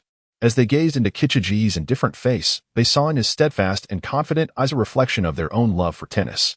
They exchanged glances, nodded in agreement, picked up the rackets from the ground, and approached Qianye. From that day forth, the few first-year students remaining in the Fudumine Tennis Club all withdrew and formed a new tennis club with Qianye. Bang! Qianye was forcefully knocked to the ground by several formal team members. Qianye, just a few days ago, I spared you. Yet you, this insolent brat, show no gratitude. Do you wish to endanger your life? Formal team member A stood with his foot on the recently torn net, glaring at Qianye and the first-year students behind him. Qianye withdrawing them from the club was one thing, but forming a new tennis club was outright provocation. Did they dare to dream of standing above them? Not a chance. Qianye dusted himself off, casting a glance at the court he had meticulously arranged, now reduced to a state of disarray by these upperclassmen's actions, his heart brimming with indignation. Everyone, please refrain from intervening. Tachibana wiped the blood from the corner of his mouth, shielding the few individuals behind him. You lot are truly bothersome. The tennis coach, cigarette in hand, swaggered out from behind the official team members, casting a condescending gaze upon Tachibana and his companions. What a tennis club. You freshmen are to obediently retrieve the balls until next spring. With a dismissive flick, the coach discarded his cigarette onto the ground, regarding Tachibana and the others with scornful eyes. He ground the cigarette but underfoot, exchanging glances with several official team members, laughing. I bet it was those little brats from the first year who instigated this. The crowd erupted in laughter. Furrowing his brow, Tachibana rose to his feet. Tachibana, what are you planning to do? Qianye asked anxiously as he watched Tachibana approach the coach. Tachibana stood before the coach and seized his collar. You are utterly unworthy of being a coach. What are you doing? The coach protested, breaking free. Without hesitation, Tachibana swung a punch at the coach's face, sending him sprawling to the ground. Tachibana did not relent. He crouched down and delivered another blow. You little brat, what are you doing? A few official team members sensed the shift in the atmosphere and joined in the fray. Tachibana, Qianye, and the others, no longer mere spectators, rushed to support Tachibana. That day, a sensational news story broke out at Futamine High School. New student campus violence at Futamine High. Teacher assaults student. Due to the involvement of several affluent students and a teacher from the school, the news was swiftly suppressed. Not long after, the coach resigned. And even those official team members withdrew from the tennis club. One day, Tachibana walked through the corridor with Qianye and the others. Everyone bore the marks of the recent altercation. It was you who told everyone not to fight back, Qianye observed, touching the bandage on his cheek. It's so noisy. Tachibana chuckled. Yet you ended up joining the fray yourself. Tachibana halted at the staff room door, gazing at the application form in his hand. We are here to apply to become the new tennis club. Do you think it will be approved? Deepishi questioned, his concern stemming from their recent transgression. Although the school had only issued a reprimand, the incident had made headlines. We must strive until it is approved, Tachibana declared, his eyes brimming with unwavering determination. Our goal is the national competition. National. End of recollection. I see, Inoue nodded. Tachibana remarked, those coaches and seniors had no genuine interest in tennis. Inoue replied. So that incident became your driving force, just as I suspected. Not quite. Tachibana Yashihira interrupted Inoue, stating that it was merely a trigger. That incident bore no relation to our strengthening. At present, regardless of the opponent, we shall never concede defeat, pouring our utmost efforts into the game of tennis. This is the fervent love and unwavering belief a tennis player possesses towards the sport, akin to life itself. Nothing more than that. Chiba's eyes sparkled. This sentiment had remained with Tachibana until now. The counterattack from Seishin Academy was about to commence. I apologize, but we must take our leave, Tachibana declared as he rose. Chiba, let us go. Indeed, Chiba responded, pausing only to remind Inoue to honor his promise. While it was indeed commendable to absolve Tachibana, should it be publicized, those privileged few from years past might not remain placated as they once were. In truth, Tachibana need not have confided these thoughts to him. Chiba sighed as he walked alongside Tachibana. It is all right. Secrets kept for too long often become unbearable. Tachibana gazed at Chiba earnestly. Moreover, I intended to share this with you. I do not relish hearing others' secrets. Chiba halted, tilting his head back to meet Tachibana's gaze, his tone suddenly icy. Likewise, I do not appreciate others prying into mine. Tachibana's eyes flickered. He had never witnessed such a frigid demeanor in Chiba before. That gaze was akin to a tempest of ice, chilling the very heart. A gust of cold wind swept by, stirring a bit of dust that blurred Tachibana's vision. When he reopened his eyes, Chiba had donned his usual radiant smile, as if Tachibana's previous thoughts had been nothing but a fleeting dream. Come on, Tachibana. Chiba urged with a smile, tilting his head, his skirt dancing in the wind, celebrating the girl's unrestrained beauty. As they entered the court together, Tachibana wore a serious expression while Chiba remained lively, filled with laughter. Look, Chiba and the captain of Futamine have returned, Oishi exclaimed, the first to notice their return. The group shifted their attention from the match to the entrance of the court at his words. Was that intentional? Ryoma mused, resting his head on his hands against the wall. Intentional? Katsuhiro inquired. What do you mean? Such a clever psychological tactic. Aquino adjusted his glasses. In the crucial opening match, the captain leaves the court, taking one of our players with him. We inevitably feel pressured by their absence. What are you all analyzing? Chiba asked curiously, observing the others engrossed in Aquino's commentary. Ah, Chiba, Horio exclaimed, startled. Am I truly that frightening? Chiba chuckled. Tachibana, you should head over now. Indeed, Tachibana replied. Yamato nodded and approached his team. Oishi inquired, Chiba, why were you gone for so long? Did anything happen? Nothing at all, Chiba responded, shaking the soda in his hand. It was simply an invitation to have a drink. Really? Kikumura teased, glancing at Chiba. You seem quite familiar with him, and yet you never call me Eikiju. Oh, about that. Chiba pondered Kikumaru's name, smiling. I think Kikumura-senpai sounds much more pleasant. Why would I call you Eikiju? Humph. Chiba is so biased. Kikumaru turned away, feigning annoyance. Oishi sighed in exasperation. Upon noticing Tezuka nodding at him, Chiba smiled and returned the gesture, indicating that all was well.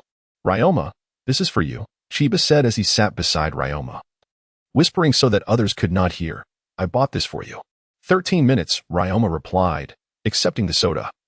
His tone laced with unasked questions of why Chiba had taken so long. Silly, just focus on the match, Chiba continued to smile. But Ryoma sensed that the smile did not reach his eyes. Boom. Sakurai executed a sweeping strike, sweat dripping from his brow and dampening his hair tips. We are the victors. Fuji's previous mirth was replaced by seriousness as he observed the ball spiraling in midair. Numerous conclusions flashing through his mind. Their willpower is extraordinarily strong. The outcome of the first match would undoubtedly influence the subsequent performances of other team members, making it imperative not to lose. Fuji raised his racket, utilizing the ball's trajectory for leverage, angling the racket to alter the ball's path, sending the high topspin shot from the opponent back as a high-speed side spin ball. Bang! The ball landed without bouncing, gliding along the ground towards Sakurai and Ishida. It didn't T-bounce. Sakurai exclaimed, astonished by this unusual ball trajectory he had never witnessed before. What was that? Nainuma stared, dumbfounded, at the recently returned ball, gliding as if it were skimming the floor. That was one of Fuji's signature moves. The flying swallow returns to nest, Yamato announced, arms crossed, sitting upright among the group. Flying swallow returns to nest. Utilizing the opponent's topspin, the ball rotates in the same direction, combined with the applied rotational force to create a slice. Fuji Shisuke is truly a genius, Yamato thought, recognizing him as a formidable rival. Click, click. Ah, senpai, where have you been? Shiba Saori, who had just put down her camera, noticed Inoue's serious expression. Inoue-san, Sakuno greeted politely. Inoue, with a furrowed brow, surveyed the court for a while before finally saying, perhaps Aoyama cannot win. Boom, boom. Let it burn. In Yahei Village, with a vigorous swing of the racket, the paddle tilted slightly downward, lifting the trajectory of the spinning ball as it was returned. Bang! The ball soared past Sakurai's right side, striking the ground. Point scored. Click, click. Shizasa was tirelessly capturing the moment. Now, Seishin Academy was in the lead. Akane, with her tennis bag slung over her back, hurried to the stands. Watching the fierce contest unfold, a smile gracing her lips. Wow, this is getting more exciting. Bam, bam. How could we allow you to continue basking in triumph? Sakurai unleashed another horizontal topspin shot. The moment the opponent struck, Fuji swiftly widened his stance, arms poised, ready for an offensive position. Had he anticipated the ball's trajectory? Sensing danger, Sakurai quickly darted to the right. Fuji reached out, brushing the ball with his racket. The ball's speed escalated instantaneously, hurtling back to the opponent's court. Bang! The ball landed in the right front, skimming across the ground before halting at the backline. Ah! Both Sakurai and Ishida gasped in astonishment. Hori exclaimed, here it comes. The soaring swan returns to the nest. Katsuo, incredible. Katsur, truly worthy of Senior Fuji. Ah, the genius lives up to the reputation. Remarkable. Akane couldn't help but marvel. Bam. Bam. Bam. Come on. Kawamura's gravity-defying return. Bang. Seishin scores once more. Katsuo, Seishin is completely dominating. Shizasa, wow. This team from Seishin is truly firing on all cylinders. Alright. A golden opportunity for points. The true battle is only just beginning. Focus on the shot. Time has passed. Yet Kawamura remains brimming with energy. Fuji nodded with a smile. The next point is crucial. If we score, it will be 5-3. Our next turn is serving, and we will undoubtedly have the advantage. The atmosphere grew tense. As a forward, Sakurai was somewhat breathless. Sakurai, step aside. The defender Ishida stretched his right hand, loosening his muscles, his gaze directed towards the resting area where Tachiki stood. Captain, I want to use that move. In a flashback, after practice, Ishida's hands were beginning to feel weary. He turned on the tap, rinsing his arms with cool water to soothe the ache. What's wrong, Ishida? Is your hand hurting again? Tachiki paused as he walked past Ishida, inquiring. Captain, Ishida turned off the tap. Your shots carry a force of 120%. I believe that most people would struggle to return them. Tachiki observed Ishida's face, marked by endurance, and remarked, however, the strain on your wrist is excessive. I trust you understand that if this continues, you won't be able to play. From now on, you must refrain from such forceful strikes. With a resigned chuckle, Ishida addressed his captain. If you insist on that, then I suppose I shall refrain from playing. The recollection concluded. Kawamura gripped his racket, ready to strike. Bam! Bam! The next point was critical. Ishida retreated to receive the ball, his gaze shifting once more to Tachibana Yashihira, silently seeking his captain's consent. Captain, Ishida is awaiting your decision, spoke Shinji with a hint of melancholy. Tachibana stroked his chin, furrowing his brow. While victory was paramount, the toll on Ishida's injured arm was concerning. Bam! Bam! Bam! Captain. There's no alternative, Shinji remarked, though Tachibana raised a finger, his eyes conveying an imperious command to Ishida. You may only use it once. Aoharu and Futamine had waited long enough. Ishida acknowledged Tachibana's signal, a smile gracing his lips. Bam! Bam! Tachibana observed Ishida. A mix of worry and trust in his heart. Ishida, do not squander this opportunity. Bring Futamine back into the game. Go for it, Ishida. Mori encouraged. You can do it. Use the wave ball. Wamura cheered. Ishida stepped back with his right foot, adopting an offensive stance, his right hand pulling the racket back. Wrist slightly bent downwards, drawing all his strength into his right hand. His forearm bulged with newly awakened muscles, veins pulsating beneath the skin. Bang! The ball lingered on Ishida's racket for several seconds, creating a thunderous sound as it propelled back with astonishing speed, stirring a gust of wind in its wake. This shot absolutely could not result in a point. Fuji squinted, preparing to receive the ferocious ball, positioning himself to the right. Ishida thought, do you wish to return it? Fuji, it's futile. With your slender arms, how could you possibly withstand the full force of my wave ball? Stop. Fuji, your wrist strength is insufficient. Oishi exclaimed. Wave ball, Chiba murmured. In that fleeting moment of urgency, Kawamura dashed from behind Fuji, intercepting the ball. Kawamura. Fuji gasped in astonishment. Though Kawamura caught the ball, he did not immediately return it. The force was overwhelming, and he struggled to maintain control. Veins bulging on his arms and beads of sweat forming on his forehead. Yet, he could not let go, for behind him stood Fuji, and if he released his grip, Fuji would surely be harmed. In a fleeting moment, Kawamura felt a twinge of pain in his wrist. Upon regaining his composure, he tightened his grip around the racket, summoning every ounce of strength within him to propel the ball forward. Bam! Ishida, Sakurai called out, turning swiftly to his teammate as the ball rebounded towards him. Ishida, momentarily stunned, regained his focus, repositioning himself with a right step, drawing back his racket, and bending his wrist. He channeled all his energy into his right hand, this time exerting a force 50% greater than before. His stance. Sakuno marveled from the sidelines. This posture was strikingly identical to the previous one.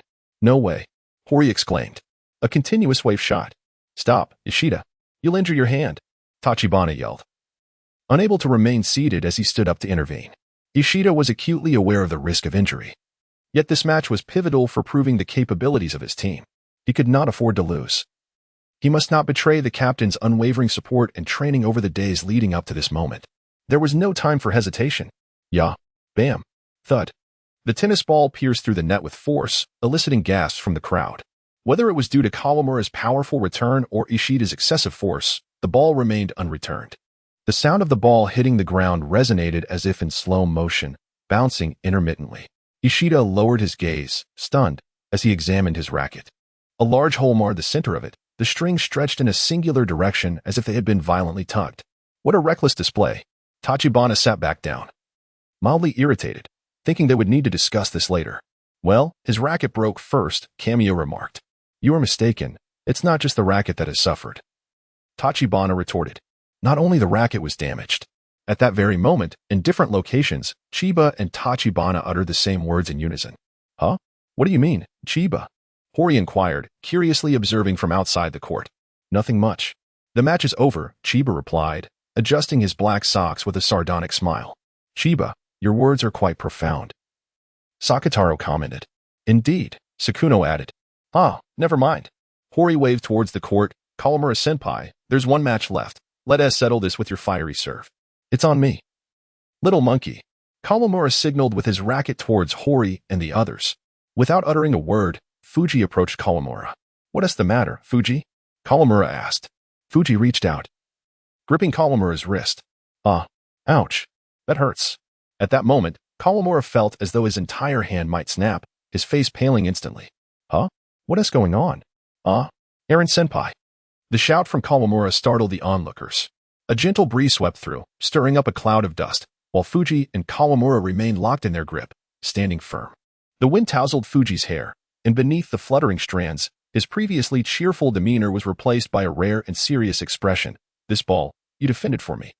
Fuji's eyes glimmered, hinting at unshed tears, his voice low yet resonant with conviction. Referee, in this round, we forfeit. He turned to address the referee seated above. Kawamura, what?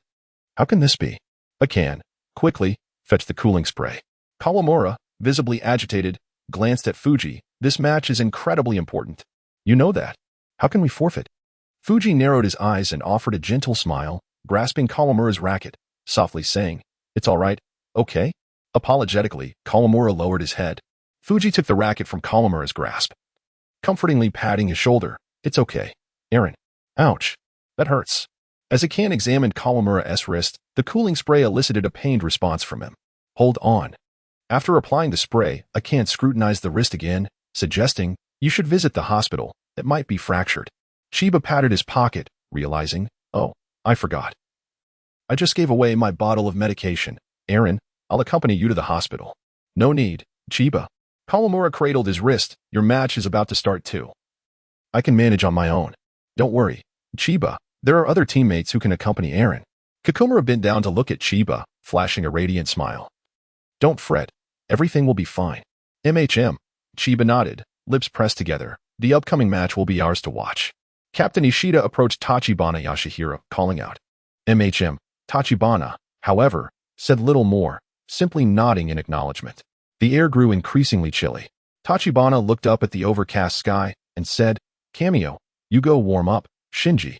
Lend a hand, and it would be best for you to relax your body as well. Understood. Shinji and Cameo departed the court, rackets in hand. What about the next match? Inoue turned to inquire of Shiba Saori beside him. Shiba Saori, the next match is doubles 1. With Saishin's Oishi facing off against Futamine's Uchimura and Mori. No way. Saishin actually forfeited, especially with Senior Fuji in doubles. What will happen next? In a spirited warm-up match between Saishin Academy and Futamine, Kikumaru playfully urged Chiba, Hey, Chiba, remember to cheer for me. He nibbled on the collar of his jacket, deftly unzipping it with his right hand while winking at Chiba. Absolutely. Go for it, Kikumaru-senpai. Chiba responded, accepting the jacket that Kikumaru had shed and signaling encouragement with a gesture. All right, time to hit the court, Kikumaru declared, turning his back to Chiba. Twirling his racket between the back of his hand and palm, his gaze fixed on the court with a hint of seriousness. Daisher chuckled at Kikumaru. That usually unserious guy seems to be taking this seriously. This could be quite something. As the brief intermission concluded, the second pair of competitors took to the court. The referee announced, the match begins. A serve from Saishin's Daisher. Uchimura, show them what you've got. Mori, playing as the foreguard, exchanged a knowing smile with Uchimura. All right. Let them witness my true skills. Uchimura replied confidently. With a resounding thud, Daisher served from the right rear of the court, delivering a standard topspin shot. Here it comes. Let them understand why I am called the foreguard slayer. Uchimura proclaimed, his eyes narrowing beneath the brim of his cap, keenly observing for the opportune moment. As Kikumaru dashed to the left, Uchimura swiftly executed a powerful smash aimed directly at Kikumaru's face. Watch out, shouted Katsuo and Hori in alarm. Katsuo, he asked, targeting the face while they're off balance. This is dangerous, Sakuno exclaimed, covering her eyes in trepidation. With a mischievous grin, Kikumaru tilted his head, executing a backhanded return by swinging his racket across his chest, connecting with the ball from behind his head. Thwack! The ball ricocheted back, grazing Uchimura's left foot as it sped past. Hey, what kind of shot was that? Uchimura exclaimed, his face a mask of disbelief. 15-0. The referee announced. That was amazing, Katsuo exclaimed. Go, Kikumaru-senpai. Daisher-senpai. Hori cheered. Thud. Thud. Thud. The referee declared, this game is won by Saishin Academy. Ryoma shook his empty soda bottle and stood up. Chiba, I'd like some water. Chiba, linking her arm with Ryoma's, replied, I'm a bit thirsty too. Let us go together. Ryoma nodded, leading Chiba toward the court's exit. Where are you two going? Momo called out as they passed by. Ekizan, Chiba, where are you off to? Our water ran out, and Ryoma is a bit thirsty, so I'm accompanying him for a drink, Chiba sweetly replied over her shoulder. But the match is still on. You two, hurry back. Momo urged. Okay, Ryoma replied nonchalantly. Honestly, those two really are a pair. They always do as they please. Momo sighed. Chiba. Aki, who was engrossed in the match, turned her head and immediately spotted Chiba and Ryoma departing from the court, hastily chasing after them. At the general hospital. What? You injured your hand while attempting to return the opponent's ball? And you even broke your racket? How could such a thing occur? The doctor examining Kawamura's wrist burst into laughter upon learning the cause of his injury, as if he found Kawamura's predicament excessively exaggerated. Is that truly the case? Kawamura scratched his head in bewilderment. Is it really that amusing? On the competition court, bang, hey, bang, ha, bang. The referee declared, this round is won by Seishin Academy. Aside from the sounds of rackets striking the ball and the thud of the ball hitting the ground, the court was also filled with the cheerful laughter of Kikomaru. To him, this match seemed merely a delightful and entertaining game. In the rest area, a crowd gathered around the water fountain, seemingly captivated by a spectacle. Their voices resonating with admiration, creating a lively atmosphere. Wow, that is impressive. They can hit from such a close distance. This is truly remarkable. Chiba and Ryoma halted, obstructed by the throng. What is happening? Chiba curiously peered ahead. Ryoma also glanced towards the crowd. Bang, bang, bang, bang, bang, bang. In the midst of the crowd, Shinsuke and Qianye stood opposite each other, approximately 2 meters apart, engaging in a rally where the balls frequently met their rackets. Their play flowed seamlessly, showcasing a remarkable synergy. Are they warming up? Chiba chuckled at the sight of their spirited exchanges, admiring their actions and speed. I wonder if they could add a few more balls. Ryoma observed Chiba's thoughtful demeanor, contemplating. It seems Chiba is already strategizing future gameplay. Winning against the pair of Jiru and Kato in doubles would be sheer luck. Qianye, focused on their duel, remained unaware of Chiba and Ryoma. However, the responsibility of singles rests squarely on us. Do you lack confidence? Shinsuke retorted seriously, his tone unwavering. You speak as if you were guaranteed to defeat Senior Chiba. Qianye chuckled, but aside from my match, surely our doubles and your singles will secure victory without needing our captain to step in. Ha ha ha, Shinsuke and Qianye exchanged knowing smiles. Quite confident, aren't we? Chiba tugged at Ryoma's sleeve. Ryoma, didn't you want to drink some water? Ryoma casually rested his racket on his shoulder, lowering his head so that the sparse strands of hair spilling from beneath his cap obscured his eyes. He ambled towards Shunsher and Qianye. Thud, thud, pat, pat, thud, thud. Ryoma glided between the two, gently swinging his racket to return the balls they were exchanging back to their respective paddles. Then, with an air of nonchalance, he retracted his racket and continued on his way, never once lifting his gaze to observe the ball or the players. Shunsher and Qianye, engrossed in their ongoing rally, were momentarily stunned. Could it be? Did he just pass by? What just happened? That guy seems to be an official member of Seishin Academy. Shunsher and Qianye halted. Ryoma, seemingly unfazed, casually turned on the tap to drink water. He lifted his head, his back to the crowd, and chuckled lightly. You're still far from it. Being closest to Ryoma, Shunsher and Qianye overheard his words clearly. Hey. Ryoma turned, a mischievous grin on his face. Do you want to add another ball? You little brat. Qianye, aware that Ryoma was a partner of Chiba, found it hard to resist the provocation. Who is still far from it? Ryoma remained silent, merely returning the gaze. All right. Chiba emerged from the crowd, addressing Shunsher and Qianye. You were just warming up, right? It's about time to head back. If you engage in any unnecessary activities, I will inform the captain. In front of the crowd, Akane added to Chiba's words. Senior Chiba, Akane. Shunsher and Qianye exclaimed, surprised to see them together. Chiba was momentarily taken aback by Akane's appearance, then smiled. Let us hurry back. Be careful or Oitori will punish you.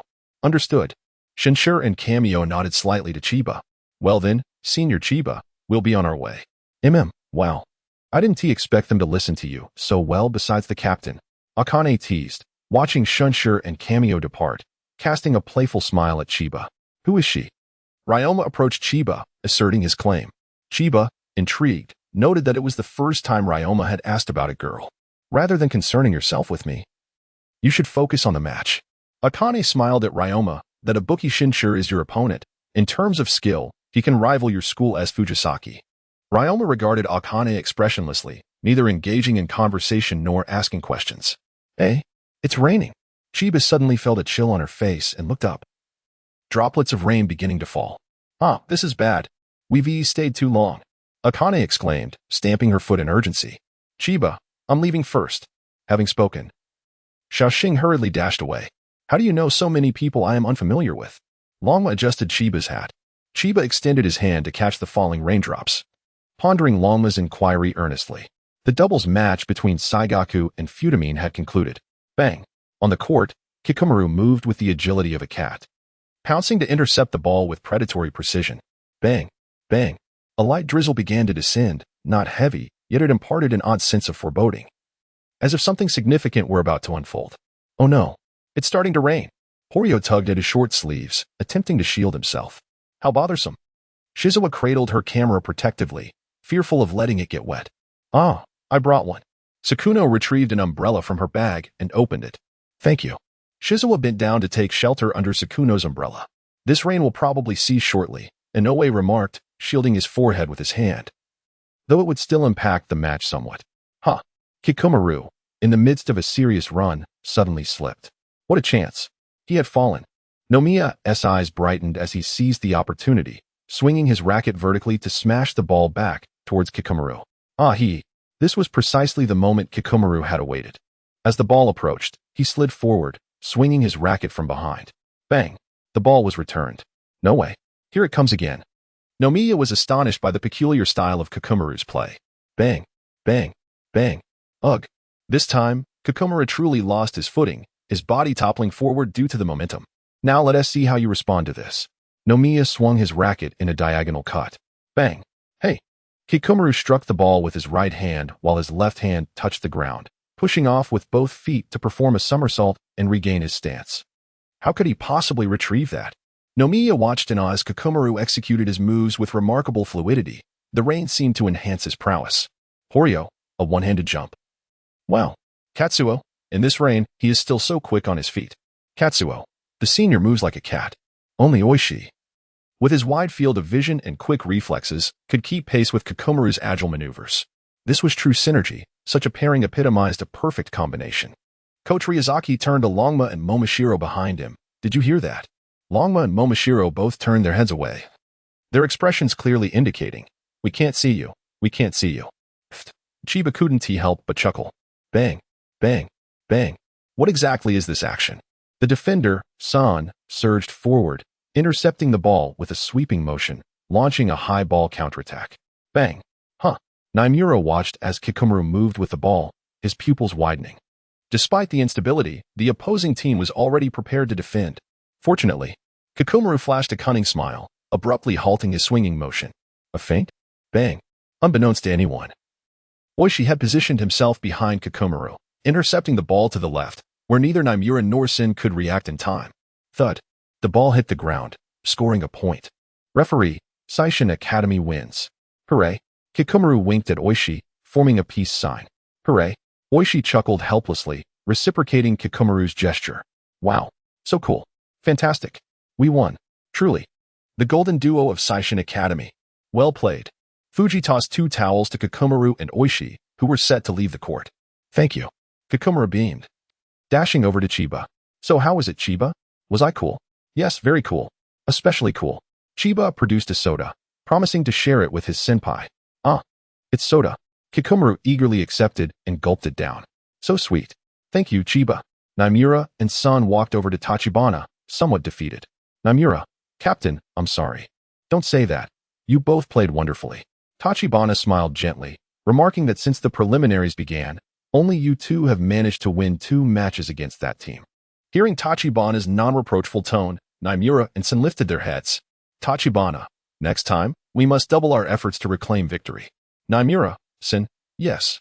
In the resting area behind the peak, Inoue stood silently beneath a tree, observing Tachibana and the two teammates who had just exited the court embrace. Inoue-senpai, are you hiding from the rain? Shirasawa, holding a notebook above her head, rushed to Inoue's side.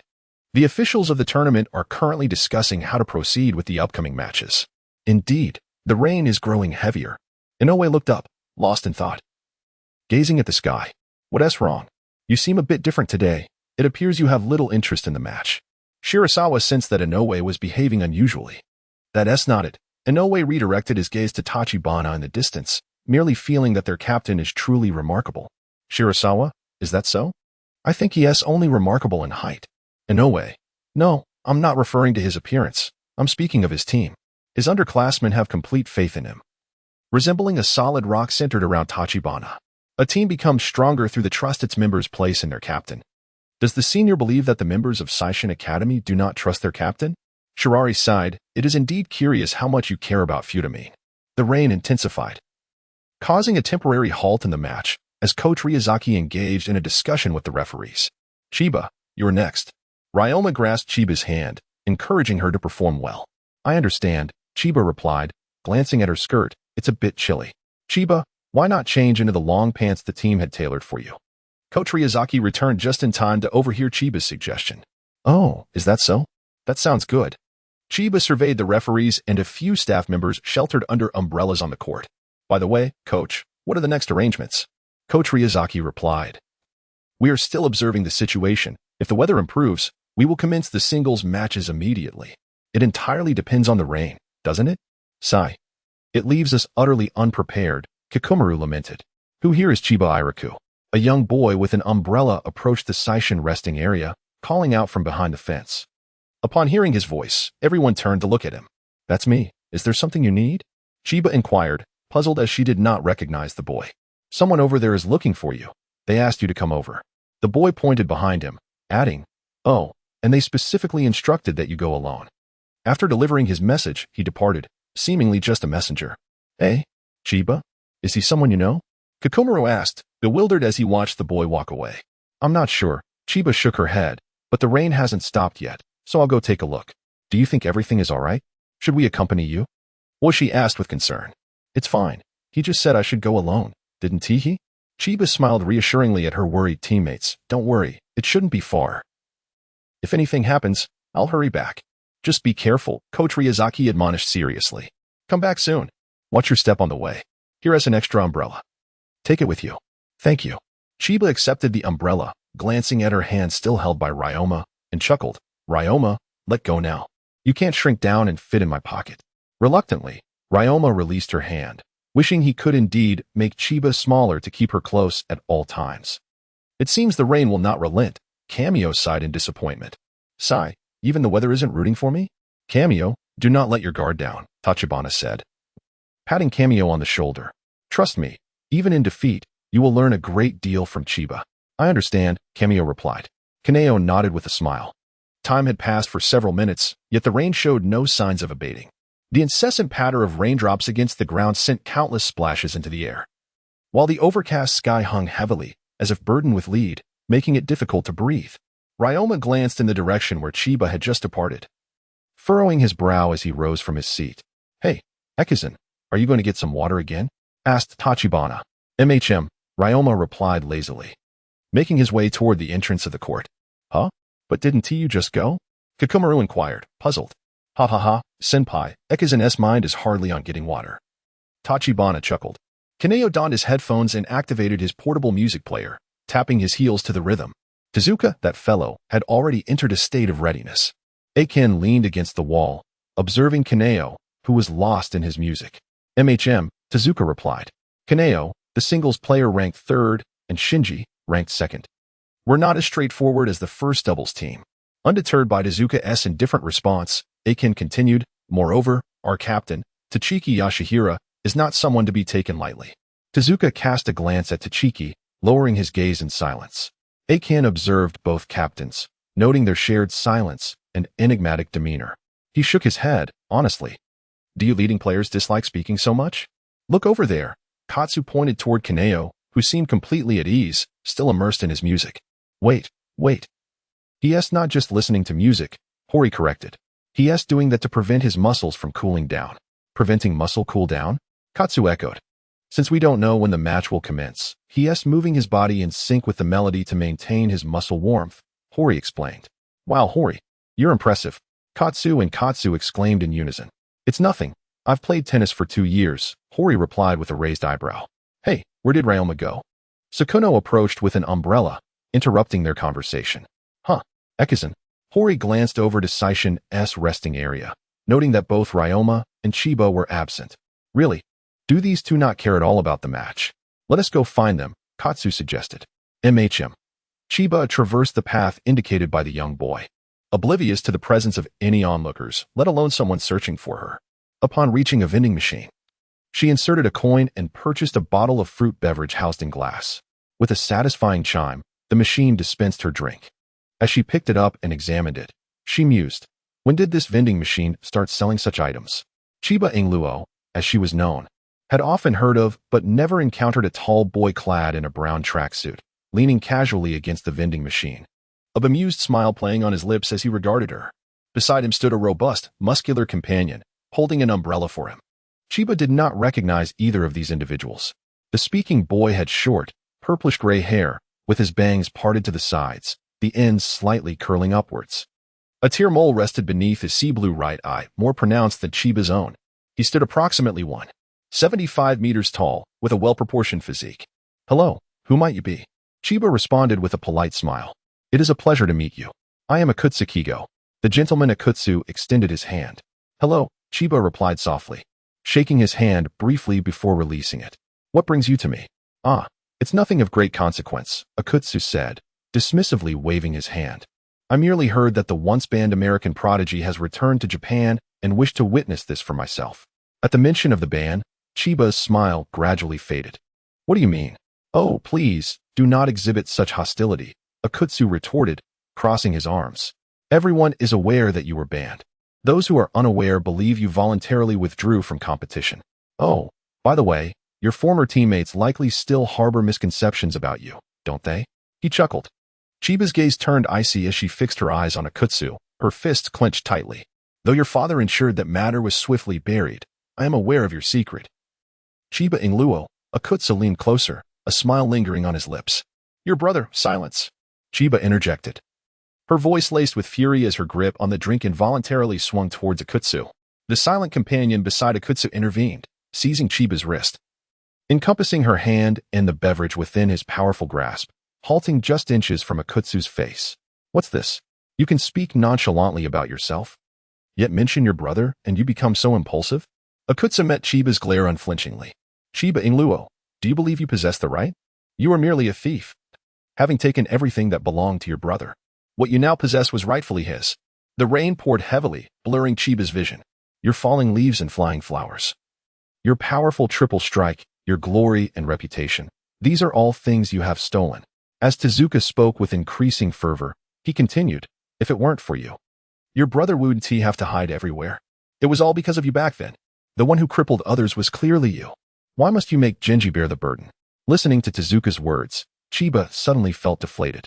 As Chiba abruptly relaxed his grip, the boy had been exerting greater force, causing the glass bottle in Chiba's hand to shatter with a sharp crack. Drops of crimson blood fell to the ground alongside the rain, and a flicker of surprise crossed the boy's eyes as he quickly released his hold. No, that's not it. It's not me. Chiba's throat ached as if a knife were slicing through it, and tears filled his usually bright blue eyes, hovering on the brink of spilling over. Cry? Do you even have the right to cry? Tezuka straightened his posture, looking down at Chiba from above. You are utterly unworthy of playing basketball. The game you play belongs to Genji. Without Genji's sacrifice, you would never win. You cannot win in the game or in life. Chiba Iloa, you will never triumph. Chiba's throat was too sore to utter a sound, and his hand remained in its previous position, though the blood from his palm flowed more freely. Hida, let us go. Tezuka instructed the boy holding the umbrella as he turned to leave. Yes, Hida adjusted the umbrella toward Tezuka, wary of letting him get even a drop of rain on him. Oh, by the way, Tezuka suddenly halted, turning his back to Chiba, and remarked, I heard you're going to play in the match soon. Will you only rely on your brother's abilities again? Ha ha. As Tezuka and Hida walked further away, Tezuka's laughter faded into the sound of the rain. The last remnants of Chiba's strength dissipated, the umbrella slipped from his grasp, and he fell weakly to his knees. The relentless rain pounded against Chiba, his hat falling to the ground, and his once vibrant hair, drenched by the downpour, hung limply. If it weren't for you, your brother wouldn't have to hide everywhere. It was all because of you back then. The one who crippled others was clearly you. Why must you make Qianye bear the burden? You are utterly unworthy of playing basketball. The game you play belongs to Qianye. Without Qianye's sacrifice, you would never win. You cannot win in the game or in life. Chiba Ilua, you will never triumph. I heard you're going to play in the match soon. Will you only rely on your brother's abilities again? I know your secret. You are nothing but a thief, a thief, a thief. Chiba's mind was incessantly replaying Akutsu's words, his right hand tightening its grip, the shards of glass embedding deeply into his flesh. Not me, truly, not me. Warm rain trickled down Chiba's face, splattering into the filthy puddle below. Akaishi and Akutsu walked silently along the path, the tension in Akutsu's heart seemingly unspent.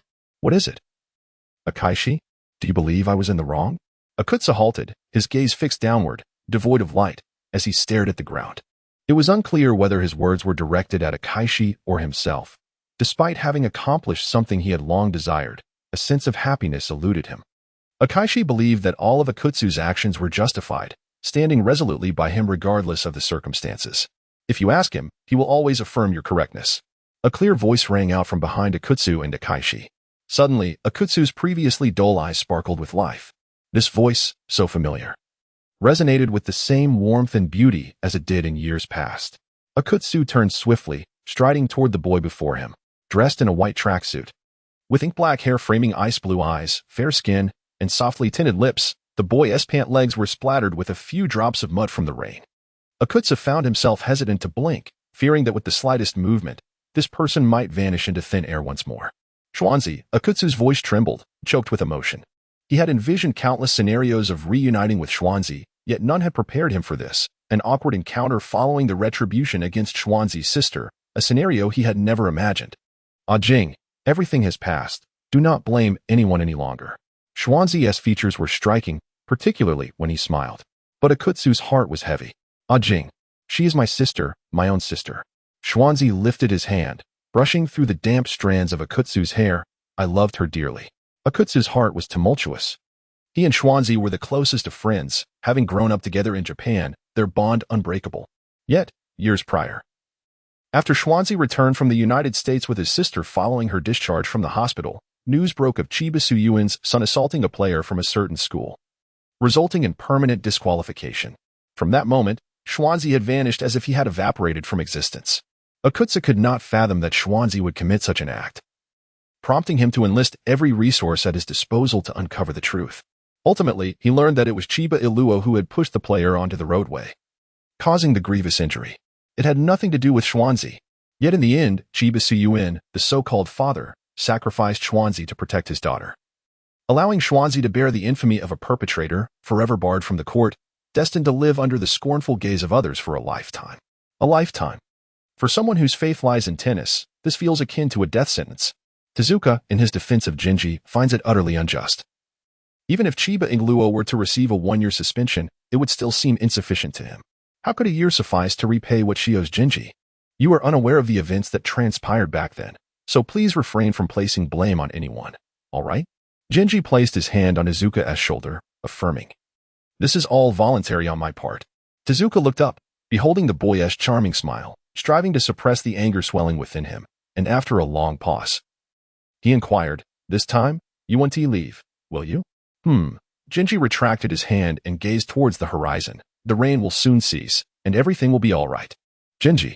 As he turned to depart, Tezuka hastily grasped Qianye's arm. Aki, we shall meet often in the future. Qianye smiled gently, delicately freeing his hand from Tezuka's grasp, and with his back turned, waved farewell as he walked away. Kawada, holding an umbrella, approached Tezuka's side. Uncertain of what to say, he resolved to remain silent.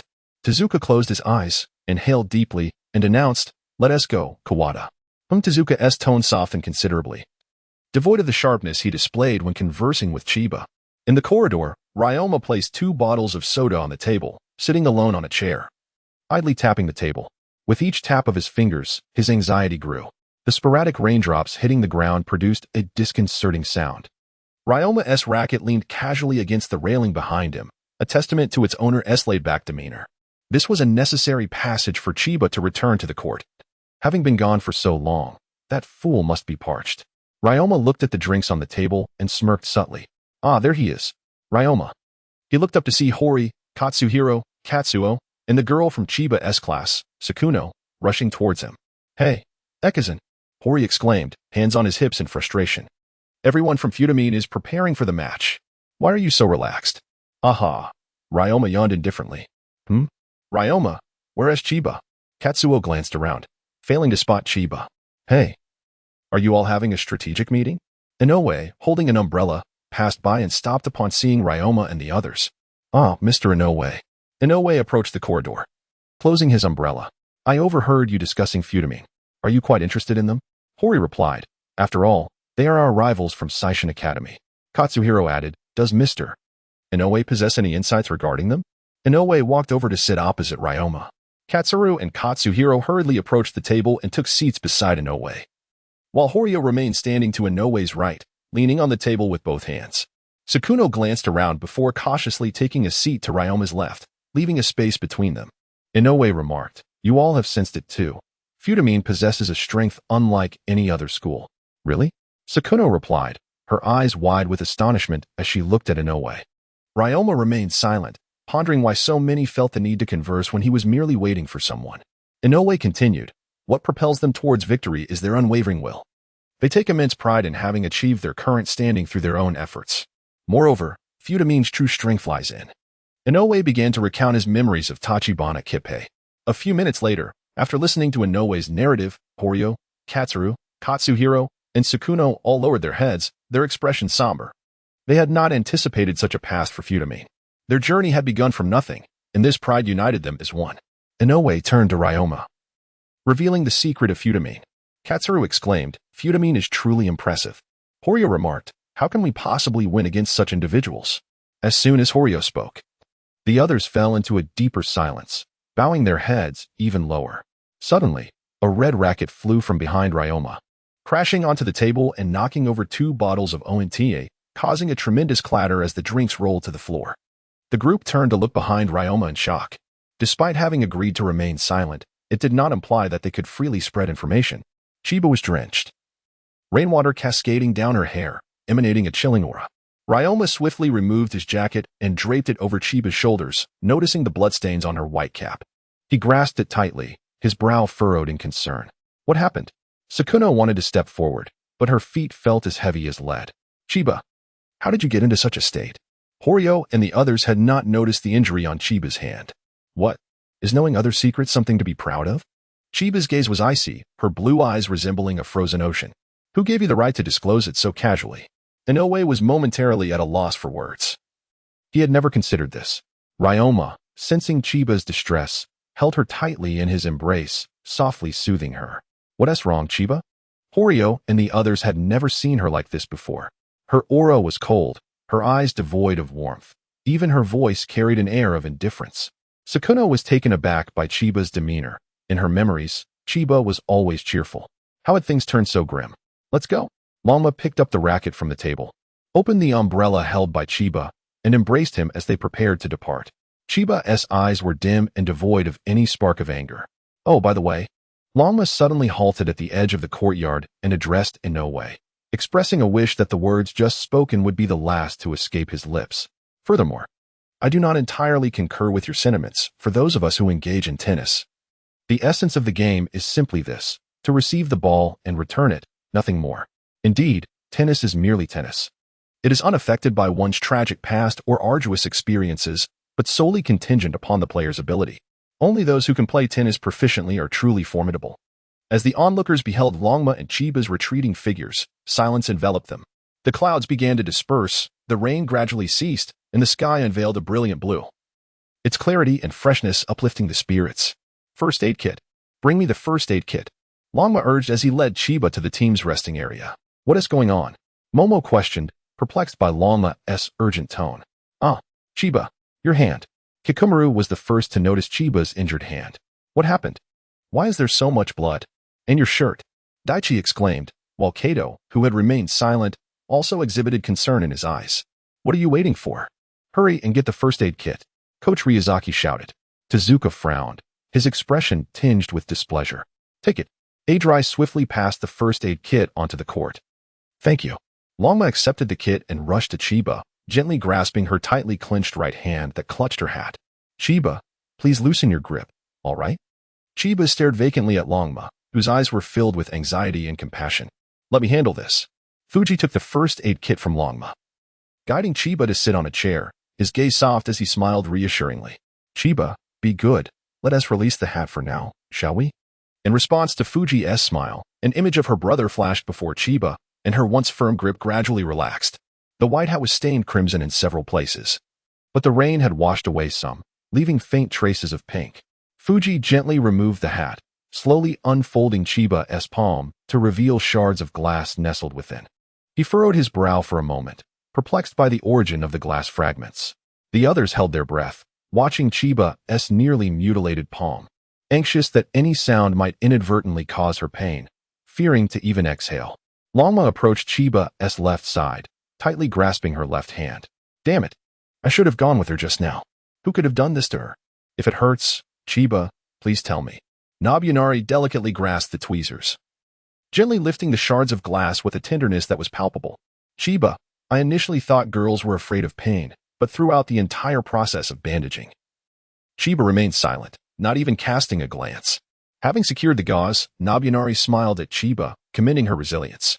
Chiba stared at her right hand, lost in thought, speechless. What to do? Tezuka. Oishi approached Tezuka, stating that Chiba had injured her hand, suggesting perhaps it was time to substitute a backup player. Ryoma firmly held Chiba's left hand, enveloping her in a half-embrace. Tezuka remained silent, quietly observing Chiba. Coach Ryuzaki interjected, if a substitute is necessary, then let it be Hato. I will play myself. Suddenly breaking her silence, Chiba lifted her gaze to the group. Ryoma reassured her, Chiba, it's all right, this is my match. Rising to her feet, Chiba inquired, Coach, where's the spare uniform? I wish to change. Coach Ryuzaki smiled with resignation. Shinji, what just happened over there? Tachibana frowned, watching Chiba and Oishi leave the court. Feeling perplexed, Shinji replied, I heard that Chiba-senpai got injured. Injured?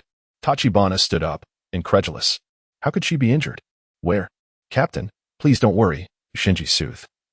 Grasping Tachibana's arm, it's not serious. They say she has already been bandaged up and is now going to change clothes to prepare for the game. Tachibana felt a surge of annoyance, realizing she had let her concern cloud her judgment. Cameo, how did Chiba-senpai end up injured? Sakurai, I overheard someone mentioning they were speaking with Chiba-senpai, but I never anticipated she would return injured. Uchimura, could it be true? Can a conversation cause injury? A conversation? Tachibana's first thought was of Jinji, but she quickly dismissed the idea, for Jinji would never harm his own sister. So who could it be? In the changing room, Chiba replaced her soaked top and skirt with a spare long-sleeve shirt and long pants. Lacking extra shoes and socks, she begrudgingly continued wearing her damp footwear. Exiting the changing room with her discarded clothes in hand, she found Oishi had vanished, replaced instead by a solemn Tezuka. Captain. Chiba cast a fleeting glance before lowering her gaze again. Tezuka observed Chiba's despondent demeanor, his heart heavy with complexity. This version of Chiba was unfamiliar to him. He had always perceived her as strong, her ever-present smile leading him to believe her spirit was unbreakable, impervious to sorrow or distress. The match was about to commence. Let us proceed. Chiba remained silent for an extended period, then resolutely made his way towards the court. Chiba, Tezuka called out, watching as Chiba halted. And with a grave tone, he advised, do not overexert yourself. Tezuka was unaware of what Chiba had just endured, yet he sensed something was amiss with Chiba's demeanor, compelling him to express his concern. Captain, what do you think of my game? Chiba turned to meet Tezuka's gaze, but in his eyes, Tezuka discerned neither light nor the tumult of emotions, merely a stillness akin to stagnant water. You are exceptionally skilled, Tezuka affirmed, yet you seem overly preoccupied with many considerations. He refrained from voicing the latter part of his thought. From their initial match, Tezuka had recognized Chiba's formidable technique, yet Chiba resisted its application, opting instead for conventional shots, only resorting to his special move when cornered. Tezuka could not fathom what Chiba resisted, but out of respect for his privacy, he chose not to inquire. After all, everyone harbors their own secrets. Is that so? Chiba's tone bore a hint of sarcasm. Indeed, I am strong, especially since this skill was pilfered from my brother. In the stands, Genji donned a mask and cap, settling in the uppermost row, his brow furrowed as he observed Chiba's unsteady silhouette. My dear sister, do not yield before your brother does. If you concede, all my efforts will be in vain. The third match was about to commence. Singles match number 3, Aoyama Chiba against Futamine's Qianye. Contestants, please take the court. The announcement echoed throughout the venue. Chiba swept her hair back, retrieved a red ribbon from her tennis bag. Carelessly tying her hair into a ponytail, and with an impassive expression, she stepped onto the court. Ryoma clutched Chiba's cap tightly, his face etched with worry. Tezuka stood gravely beside Coach Ryazaki. How is she? Ryazaki inquired, glancing at Tezuka. She appears to be in turmoil. This challenge rests solely upon her. Tezuka sighed, recalling Chiba's earlier remark, if only I were not myself. Coach, what has Chiba gone through in the past? Tezuka pondered for a considerable time before asking. Ah, Chiba. Coach Ryazaki's gaze drifted to Chiba, her thoughts wandering to a time long past. She was once blind. Aoyama and Futamine frequently faltered in their plays. Qianye stood transfixed at the net, his eyes following Chiba as she approached from the rest area. Chiba-senpai, are you all right? Qianye's gaze fell to Chiba's bandaged right hand. Chiba lowered her eyes, shook her head, and extended her left hand for a handshake, signaling her readiness for the match. Chiba's demeanor remained remarkably calm, as if nothing had transpired, though her face lacked the usual radiant smile. All right, Qianye quickly grasped Chiba's hand. She responded with a brief acknowledgement and turned towards the preparation area of the court. Qianye's understanding of Chiba was limited to what he had gleaned from the captain. He knew her to be an optimistic and cheerful senior, exceptionally skilled at tennis, and a girl who cherished the sport and was easy to get along with. During their brief encounter, Chiba indeed left a similar impression, yet in the fleeting moment of their conversation, he noticed a distinct lack of light in her eyes. What had transpired after she stepped outside? As the match commenced, Qianye of Futamine prepared to serve. The umpire, noticing both players were ready, signaled the start of the game. Qianye positioned himself at the service line, shifting his right foot back while preparing his racket with his right hand. He thought to himself, regardless of the circumstances, since Chiba had chosen to continue playing, he must approach the game earnestly, not for Chiba, nor for victory or defeat, but simply to give his all in tennis, which is the most fundamental respect one can offer to an opponent. With a resounding thwack, Qianye served the ball, which soared towards Chiba as he sprinted towards the net. Despite her injury, Chiba gripped her racket firmly with her right hand. She lifted her gaze, momentarily captivated by Qianye, who approached in tandem with the ball. Stepping forward, she halted just half a foot from the net, positioning herself sideways to utilize her body's rotation in her swing. Thwack! Upon striking the ball, it changed direction sharply, heading towards Qianye's right rear side. The trajectory placed it far from the center of the net, requiring not only swift reflexes but also rapid footwork. Otherwise, most would find it impossible to chase down the shot. Wait? The opponent left such a large defensive gap behind. Momashiro pondered, baffled. Could they be intentionally letting Chiba have a chance? Kikumaru expressed concern. Don't take advantage of our Chiba. Qianye smirked slightly, his feet halting in an instant. With a powerful push from his left foot, he rapidly shifted to intercept the ball flying towards his right rear. Thwack! Qianye executed an upward sweep, returning the ball to Chiba's right side with remarkable speed. Thwack! The ball landed, bouncing aside as Chiba stood in stunned silence, seemingly astonished by Qianye's swift reaction. Wow, that was incredibly fast. How can his footwork be so quick? Oishi exclaimed. Ah, it truly is a trap. Kikumaru clenched his fists tightly, questioning why Chiba still used her right hand. Isn't she also adept at using her left? Could her left hand be injured as well? No. Ryoma responded after a prolonged silence, uttering only 2 words. It was hard to believe he had managed to reach that ball. Inoue had witnessed Chiba play, as well as her father, and he initially presumed that Chiba's ball speed would be equally formidable, making it difficult to return. However, he was taken aback when the player from Futamine managed to return it.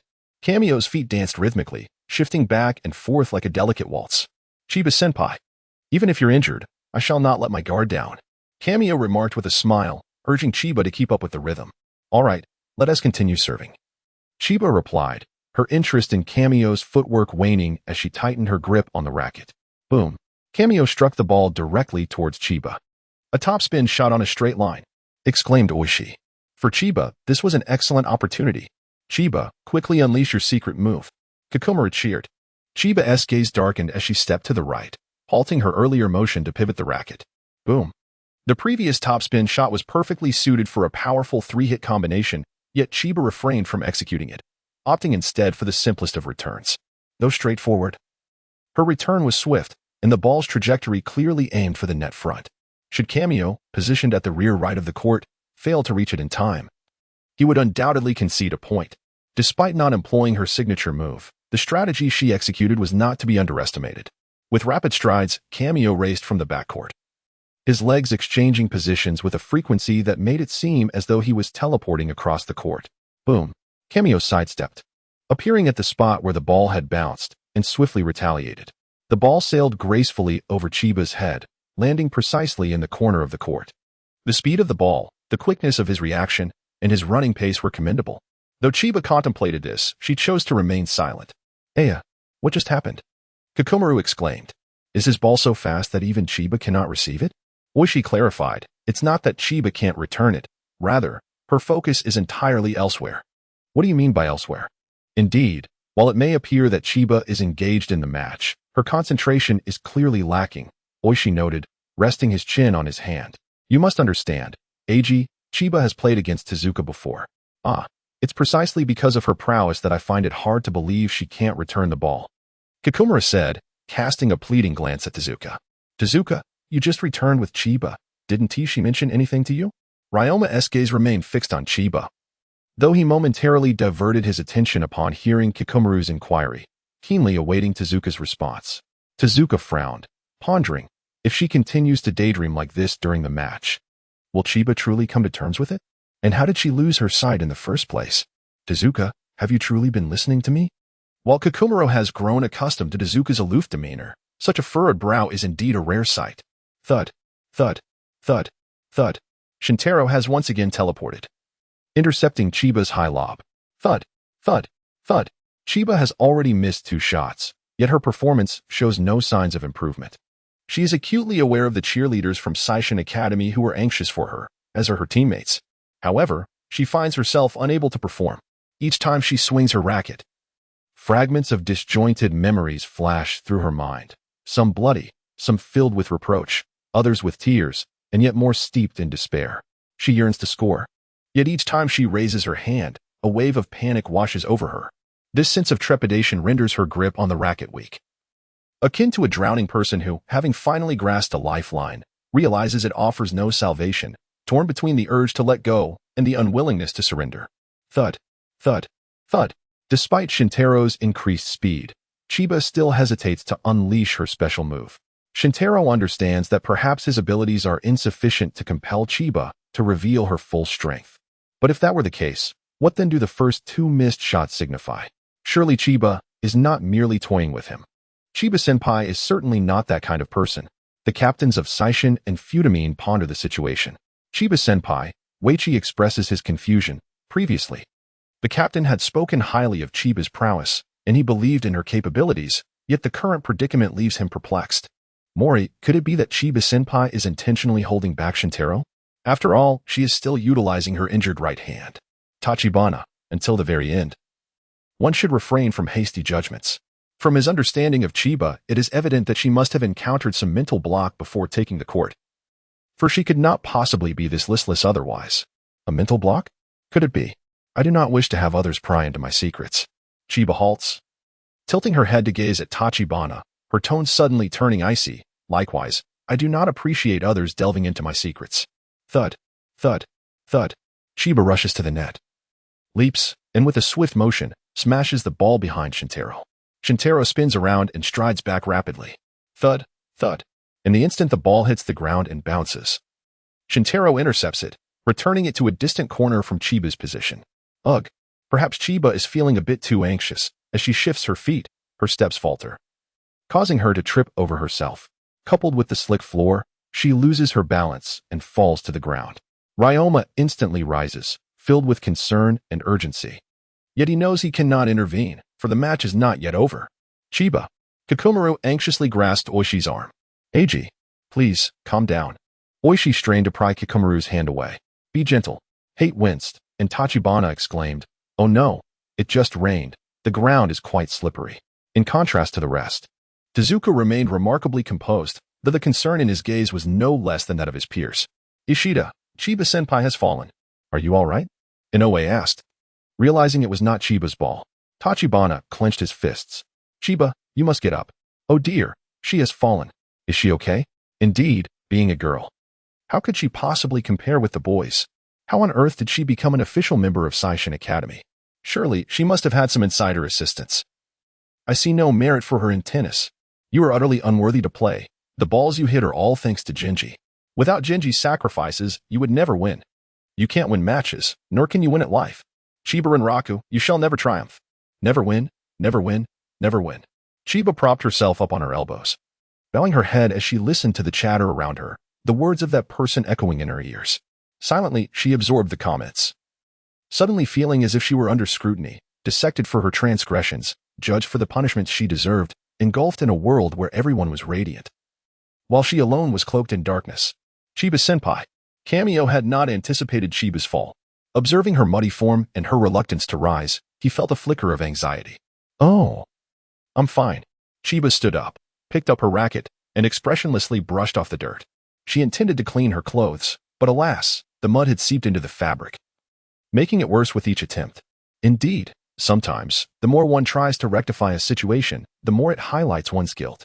As Chiba gazed at the once pristine fabric, now soiled, her already heavy heart felt even more burdened. The referee inquired, "Are you all right? Do you wish to continue?" Chiba raised her hand, wiping her face haphazardly with the back of her hand. "Yes, let us proceed." Qianye, clutching the ball tightly, felt a twinge of hesitation. "You need not feel pressured," Chiba said, positioning herself at the center line and tucking her stray hair behind her ears. "Play at your own pace. Do not let me affect you." Qianye struggled with his thoughts for a few seconds before resolutely nodding. Understood. With a swift motion, Qianye tossed the ball slightly into the air, swinging his racket at the opportune moment, sending the ball soaring. Thud. The ball zipped past Chiba's left side, creating a gust of wind that scattered her neatly arranged hair once more. Chiba gazed indifferently at the ball that came to rest in the corner, her already dull eyes growing heavier with despair. The first game is won by Futamine. The score stands at 1-0. Quick serve. Well played. Qianye expressed rare admiration. Shengxiong remarked, "A quick serve? It involves tossing the ball lower and striking it earlier." Qianye sighed, bemused by the unexpected performance of the player from Fud Peak.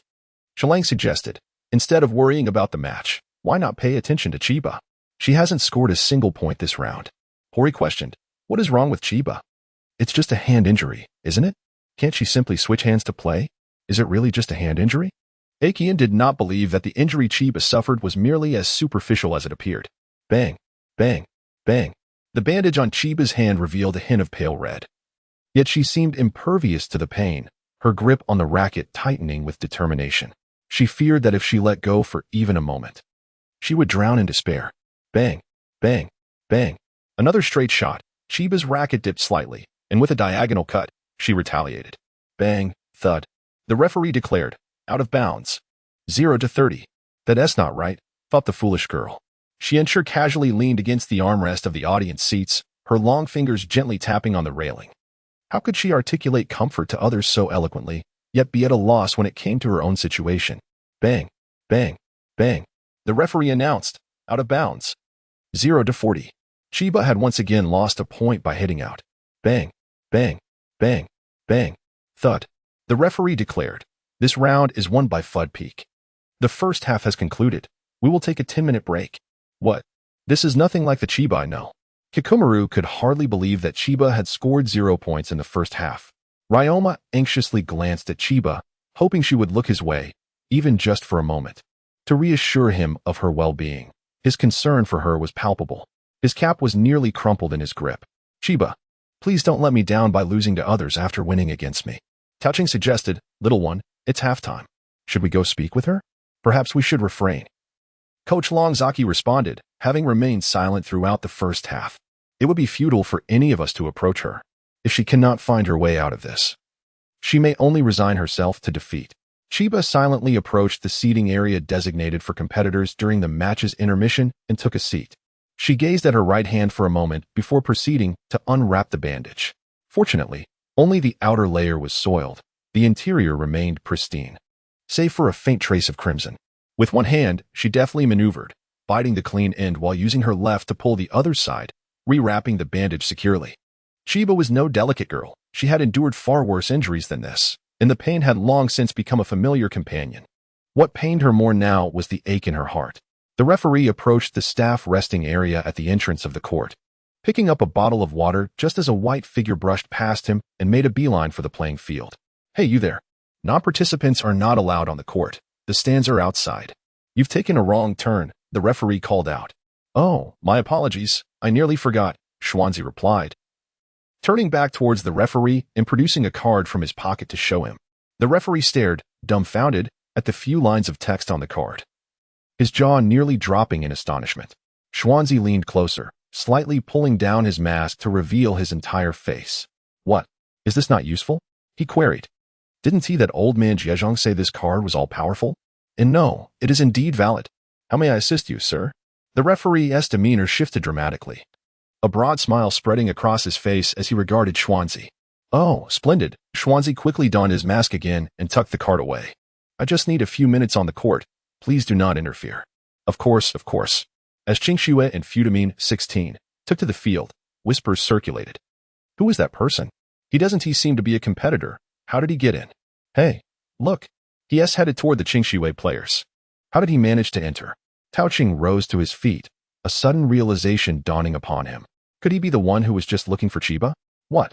Kikumaru also stood up, a fierce determination igniting within him. "If that is the case, I must teach him a lesson," Tao Qing exclaimed, approaching Chiba. "Should we go help her?" "Wait," Kato interjected, glancing towards Coach Ryazaki and Tezuka. "No need." Coach Ryazaki and Tezuka had yet to respond when Ryoma's voice cut through, dismissing everyone's suggestions. Tezuka cast a curious glance at Ryoma, who was observing the figure advancing toward Chiba, a weight finally lifting from his chest. Ryoma exhaled deeply and settled back down. "Rest assured, that person will not harm Chiba." "Eh? You know him, Ekizan?" Kikumaru inquired. Tao Qing pressed. "Someone you know? Which school does he belong to?" "Captain, look." The person signaled toward Jinji. Akihisa squinted his eyes, gazing meaningfully at Jinji. After Chiba finished bandaging, his gaze drifted vacantly to his own clothes. The new outfit had become soiled. How long would it take to wash? When would he have the chance to do laundry? The match was not yet over. The match. Chiba found himself perplexed, his mind swirling with chaotic thoughts, growing increasingly agitated. How did my little Ye end up in such a predicament? Lost in thought, a warm hand suddenly rested on Chiba's head, accompanied by a clear, melodious voice from ahead. Chiba was momentarily stunned. Was he not still in America? When had he returned? Jinji crouched down, casting a gentle upward glance at Chiba, his hand tenderly caressing Chiba's cheek. "My silly girl." Chiba looked at Jinji, whose eyes were the only visible part of his face, and felt a pang in his nose. It had been so long since they last met. His brother seemed to have changed somewhat. "What's wrong? Are you so speechless upon seeing your brother?" Jinji's eyes sparkled with warmth as he smiled at Chiba. "Brother." Chiba cautiously grasped Jinji's sleeve, tears streaming down his face, falling onto his mud-stained clothes. "I'm sorry. I'm so sorry. Why are you crying?"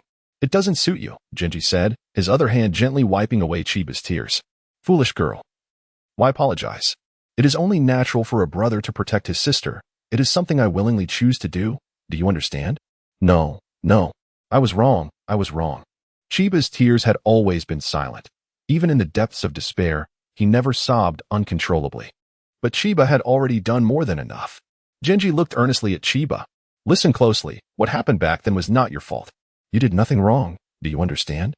It's just, because I did nothing, I took my brother away." You did not. Jinji interrupted Chiba. "Little Ye. What you learned was rightfully yours. You know that I never favored father-esh training methods, correct?" "But," Chiba began. "Sure." Jinji placed a finger gently on Chiba's lips. "I've always spent little time by your side. How could I let my dear sister remain sad for so long after doing something for her?" Listening to Jinji's feigned lightheartedness, Chiba could no longer contain his emotions, tears flowing more fiercely, scalding Jinji's palm. "Stop crying. If you keep this up, your brother will be heartbroken." Why had I never noticed before how much little Ye enjoys crying? Qianye gently ruffled Qianye's hair, saying, "You foolish girl, you have done enough. You willingly withdrew from the arena for my sake, forsaking tennis. and now you have returned to compete again for me. That is more than enough. Qianye stared blankly at Xuanji, realizing he was aware of her sacrifices. But, little year, do you not understand? This pains me greatly. Xuanji produced a red wristband from his sleeve, removing it from his own wrist to adorn Qianye's. This was once yours to give to me. Now I return it to you. Why, brother, do you not want Qianye anymore? Her voice trembled. No, my dear sister. I wish to convey that I am back. Xuanji removed his mask, revealing his striking features, and declared, this time, I will not leave. Qianye grasped his hand tightly. Brother, do not deceive me. When have I ever deceived you? Xuanji teased, gently tapping the tip of her nose. However, the little year I wish to see is not like this. Qianye gazed at him in confusion, her bewilderment akin to a small boat adrift in the vast ocean. Suddenly bereft of direction. A rudderless vessel is destined to be swallowed by the sea. Allow me to finish. Xuanji firmly held her hand. Little year, one cannot always live in the shadow of others. You are not merely my reflection. You need not live for me. I am striving to uncover the truth of the past for you. Why must you remain anchored in yesterday? The truth? Qianye questioned. Promise me, dear sister, that you will play this match well, and every match thereafter. Will you? Xuanji placed his hands on her shoulders. You are not playing for me. You are playing for yourself. As long as the game is not over, you cannot falter. Do you understand?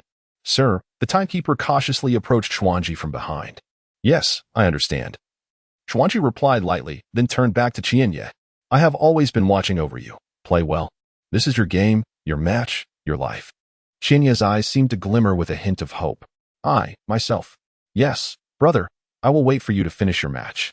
Xuanji patted her head 3 times before donning his mask, rising, and nodding to the referee as he made his way towards the court exit. Qianye watched Xuanji's retreating figure. Her fists clenched tightly. Aoyama's second half is about to begin. Are you ready? The referee, having noticed the lengthy conversation between Xuanji and Qianye, regarded Xuanji with a mix of admiration and caution. I apologize, please wait a moment longer. Qianye's voice, already melodious, now carried a tremor of sorrow that tugged at the heartstrings of those who listened. All right, there are 2 minutes left. Take your time. The referee, after speaking, made his way towards the chair. Chiba, with her hands covering her face, wiped away her tears in a haphazard manner. Do not worry, my brother. I shall not let you down. Chiba lifted her head, pursed her lips, and offered a faint smile. Azora and Futamine 17 were playing blindfolded. Chiba, are you all right? Tachibana, noticing Chiba approaching, quickly stood to greet her. Ryoma swiftly stepped in front of Chiba. Chiba, what did that person say to you? Was he the one who spoke to you earlier when it rained?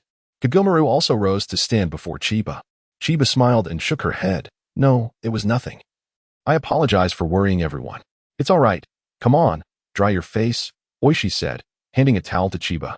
Thank you, senior. Chiba accepted the towel. I'll wipe my face later. I just came back to change my gear. Kagomaro asked, change your gear? Yes, Chiba replied, walking to the spot where Ryoma had just been seated and sat down. She bent over, rolled up her pant leg, and removed the lead weight strapped around her ankles. Lead weights? You actually carry those? Tachibana exclaimed, somewhat dumbfounded. Kagomaro gasped, goodness. Chiba, you don't wear those all the time, do you? Ryoma squatted down. Taking the weights from Chiba, instinctively weighing them in his hands, they're not heavy, only 5 kilograms. Chiba smiled and nodded at Ryoma, then stood, retrieving a pair of white gloves from the compartment of her tennis bag. The previous match was my fault. From now on, I will play properly. Chiba bowed to everyone and, without looking back, walked onto the court. As they watched her leisurely don the gloves by the court's edge, a smile gracing her face. Her entire demeanor had transformed from before, leaving everyone puzzled about the identity of the man who had spoken to her and the contents of their conversation that allowed her to recover so swiftly. Captain, Chiba-senpai seems different now, Seishi remarked. Chiba, you're here, and I never expected you, Jinji, to show up at this moment. It seems many things are destined to unfold sooner than anticipated. Due to a bandage on her right hand, Chiba only wore a glove on her left. The white glove contrasted sharply with her soiled team uniform, the bright white reminiscent of a lotus blooming in a muddy mire, a radiant moon in the dark night, or a guiding light for vessels navigating the sea at night. Standing at the service line, Chiba removed the red headband from her head, her inky tresses cascading down. She placed the headband over her eyes, securing it at the back. Referee, we may begin, Chiba declared. picking up her racket and signaling to the referee with her left hand. Qianye looked on in surprise. The captain had never mentioned that Chiba possessed such a hidden talent. Wow, Ekizan, what kind of technique is this? Tachibana looked at Ryoma in confusion. Fighting with eyes covered? Chiba possesses such an impressive skill. Kikumaru seemed to have discovered a new world. We have been on the same team for so long. Yet this is the first time we are aware of it. Chiba is so cunning, hiding it so deeply. Oishi remarked, how can one play with their eyes covered? This is indeed Chiba. A smile lingered at the corner of Ryoma's mouth, as if he felt a sense of pride. Coach Ryazaki chuckled. It seems that individual from earlier is quite extraordinary. Tezuka nodded thoughtfully, blindfolded, with eyes covered. Chiba, have you rediscovered yourself? What is she doing? Covering her eyes. Is she giving up because she is losing? Is Saigaku conceding defeat? Hori, hearing the murmurs from everyone, was also puzzled by Chiba's actions. Heaven help us, Chiba wouldn't truly be giving up, would she? Not scoring a single point in the first half. And now in the second half, she isn't even looking at the ball? Katsuya, but Hori, look, Chiba seems different now. Katsuo, indeed. Although we are far away, I can still feel that Chiba has transformed, as if she has suddenly been re-energized. Hey, where is Sakuno? Katsuya looked at the empty space beside him, puzzled. Sakuno is just here. Oh, Sakuno? She mentioned she was going to the restroom. Shizuka replied, putting down her camera. At a nearby resting area, Sakuno hurriedly jogged, her eyes scanning the surroundings in search of that familiar white figure. She was certain she hadn't mistaken him. That person was undoubtedly the boy she had encountered in the park that day. In truth, Sakuno herself didn't know why she felt compelled to chase after him. She simply felt that if she didn't greet him this time, he might forget her. As for why she harbored such a fear of being forgotten, she was unsure. Where did he go? He was just walking this way a moment ago. Sakuno stopped, looking around. Truly, I hope I haven't gotten lost again. In her frantic search, Sakuno inadvertently stepped on someone's foot. Ouch, that hurts. The person she stepped on was a boy dressed in a purple-blue tracksuit and white shorts, with brownish-yellow hair. Oh, I'm so sorry. I didn't mean to. Sakuno quickly stepped back and bowed in apology. Hey, you little girl, you stepped on someone's foot, and you think an apology suffices? Huh. The boy hunched over, glaring fiercely at Sakura. She was nearly brought to tears by his harsh tone, staring blankly up at him, unsure of how to respond. Referee, Chiba wins this round. The second half of the match had commenced, and the situation had dramatically shifted.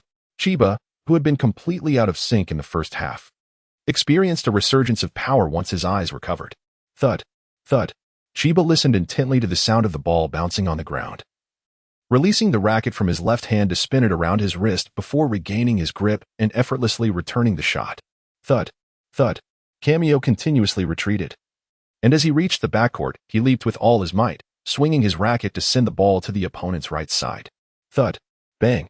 Chiba stepped back with his left foot, steadying himself, then pushed off with his right foot, spinning around and swiftly crossing several steps to the right, executing a decisive strike. Referee, Chiba wins this round. Thud, thud, thud. Qianye, having run tirelessly, was now beginning to breathe heavily. How could this be? Despite being unable to see, his movements were several times faster than when he had vision. Is such a style of play even permissible? Qianye was utterly perplexed. Thud, thud, thud. Referee, Chiba wins this round. Coach Ryazaki, Chiba has finally figured it out. Tezuka, though there's a slight difference from the first half, Chiba is still holding back.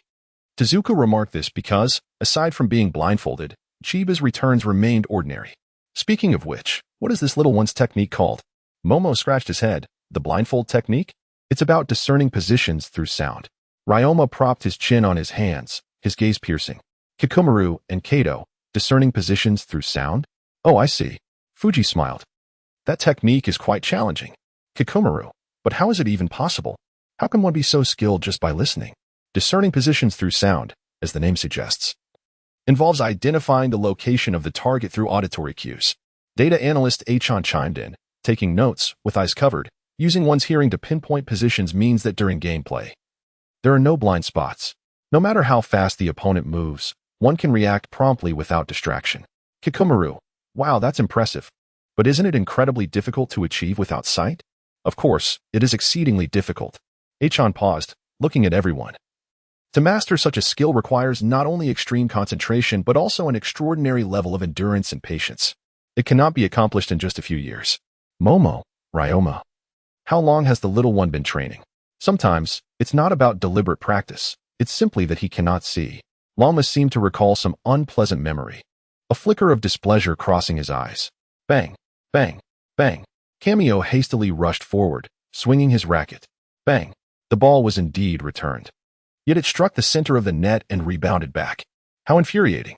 Was it to be that he would exhaust his stamina first? At this moment, Qianye was drenched in sweat. Chiba Senpai, truly deserving of the title. The referee declared, it's a tie. Splendid. They had caught up. Hori, Katsuo. And Katsuo could not help but cheer. Shizasori remarked, I never expected she would catch up to Futamine without even using a single special move. Moreover, Azijing furrowed his brow. I had assumed Chiba would play similarly to her father, yet her current style indicates she possesses her own unique approach. In a nearby area, 2 tennis club members returned after visiting the hospital with Kawamura. How is it? Aaron is all right. Isn't? Player A responded, no worries, there is no bone injury. He is perfectly healthy. Is it that hospital over there? I'll go check on him, exclaimed HJ, vaulting over the fence from the player's resting area. Player B called out, hey, wait, how's the match going? HJ shouted while running. Haha, it's getting more interesting. In another resting area, a boy who had been stepped on by Sakuno was still complaining. Seriously, don't you watch where you're walking? I'm sorry, Sakuno said, gripping her skirt tightly and sincerely apologizing to him. Is saying sorry enough for stepping on my new shoes? The boy indignantly raised the foot that had been stepped on. I didn't even get to dirty my shoes in the match. These shoes are hard to come by, do you know that? So, what are you going to do about it? I'm really sorry. Sakuno's eyes brimmed with tears, but she truly had no idea what else to say. She was terrified of such a fierce person. The boy declared, how about this? The cleaning fee will be 30,000 yen. 30,000. Sakuno gazed at him in disbelief. Of course. Look how dirty they are. It wouldn't be fair without 30,000, would it? 30,000 was an enormous sum for Sakuno. You're being too stingy. Just as Sakuno and the boy stood their ground, a girl's voice came from behind him. Both Sakuno and the boy turned to look at her. Kano chuckled as she gazed at the boy. You're demanding cleaning fees just for stepping on a shoe? Isn't that a bit much?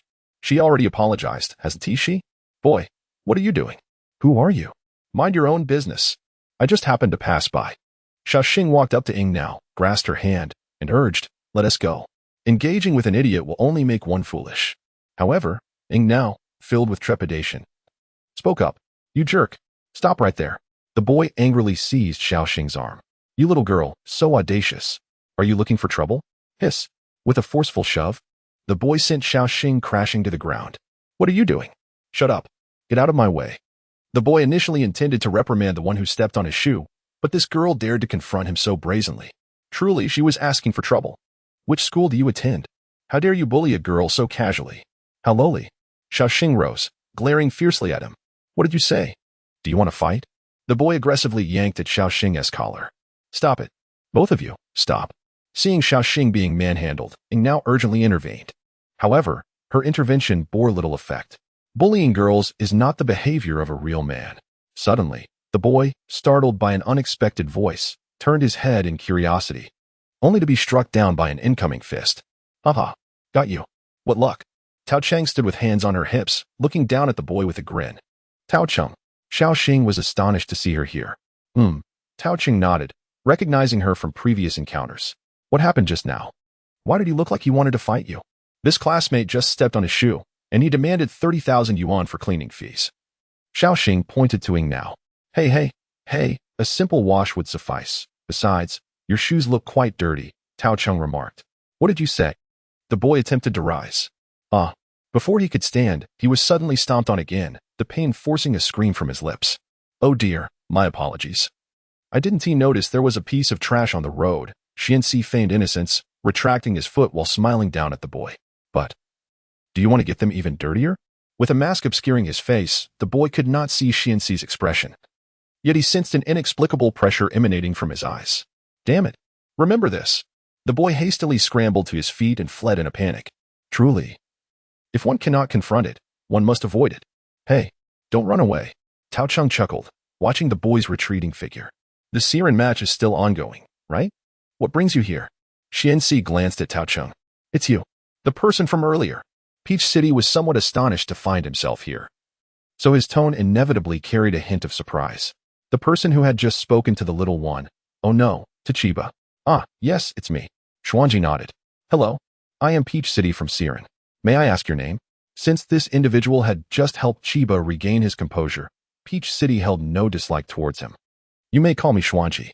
Qianye? Sakuno tentatively called out. Qianye curiously turned to Sakuno, pondering for a few seconds. Oh, you are Sakura. Nice to see you again. It truly is you. Thank goodness for you. Peach City. Akane walked over to Peach City, smiling gratefully. Ah, by the way, I sincerely thank you, senior. Sakuno bowed politely to Peach City. This situation occurred because of me. No, it's nothing to worry about, Peach City said, feeling a bit embarrassed as he scratched his head. Oh, by the way, you're the girl who often comes to the court to watch Ekizan, right? Although Sakuno frequently appeared at the court, Peach City did not know her well. Yes, my name is Ryazaki, Sakuno replied with a sweet smile. Oh, you came to cheer for Ekizan. How wonderful to be young. Peach City couldn't help but express his admiration. However, Chiba's match is also quite thrilling. The skill of discerning sound and position is remarkable. Don't you wish to take a look? Sakuno shyly lowered her head. I was originally watching the match, but upon seeing a familiar face, I thought to step out and say hello. Oh, I see. And what about you? Why aren't you watching Chiba's match? Peach City turned his gaze to Qianye. Chiba's subsequent transformation was due to you, right? Aren't you curious about the outcome? There exists something called absolute trust. She is my person, and I undoubtedly believe in her without reservation. Qianye indeed wished to remain and watch his sister's match, yet he had unfinished business. He had promised to return to her side, and only by completing this task could he fulfill that promise. Wow, you speak with confidence. Your person? Peach City responded. By the way, Peach City, what brings you out here? The match for Siren hasn't concluded yet, so it's unusual for you to be here, Akane inquired curiously. Oh, I must head to the hospital for a moment. Huh? Are you injured, Peach City? Sakuno asked. No, it's not me. Peach City quickly waved his hands, explaining. It's Senior Kawamura. Didn't he injure his wrist during the first match? He is in the hospital now, and I want to go see him. Oh, you mean Kawamura, who returned Ishida's volleyball. That was truly impressive, Peach City remarked. You are quite knowledgeable. Because I am a second year at Futamine. Futamine? Qianye murmured. I attended the same school as Tachibana Kippei. Oh, I see, replied the others. That school seems rather interesting, especially their captain. He appears remarkably formidable. Tachibana raised his hand. Mimicking a swing with his racket, I truly wish to challenge him in a singles match and unleash my powerful shots against him. I must be candid about this, Tachibana. Akane interrupted. Indeed, your smashes surpass those of an average middle schooler. They are quite ferocious, and the speed is impressive, making it difficult for most to return. However, should you encounter my brother, he would undoubtedly prevent you from executing any smashes. Qianye squinted slightly. Brother? Tachibana Kippei? Tachibana exclaimed. Huh? Sakurano inquired. Brother? Are you indeed? I am Tachibana Akane, the reticent younger sister of Tachibana Kippei. Akane playfully winked. Oh, by the way, Qianye, I recognize you. Is that so? But what does it matter? Qianye turned away, his back to the trio as he walked off. What does it matter if I am known?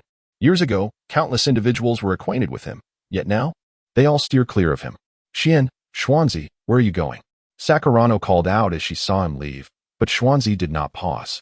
Merely waving his hand dismissively behind him, Tachibana remarked, this person is quite peculiar. Akane replied, he possesses many intriguing stories. On the court of Seishin Academy in Futamine. The match unfolded. Bang, bang, bang. The referee announced, Chiba wins this round. In the next round, Seishin will serve first. Hooray! Chiba is incredible, shouted Hori. Go Katsu, go. Katsuo, what is happening, Captain? Chiba-senpai seems transformed after being blindfolded. Uchiyumi questioned Tachibana Kippei, perplexed.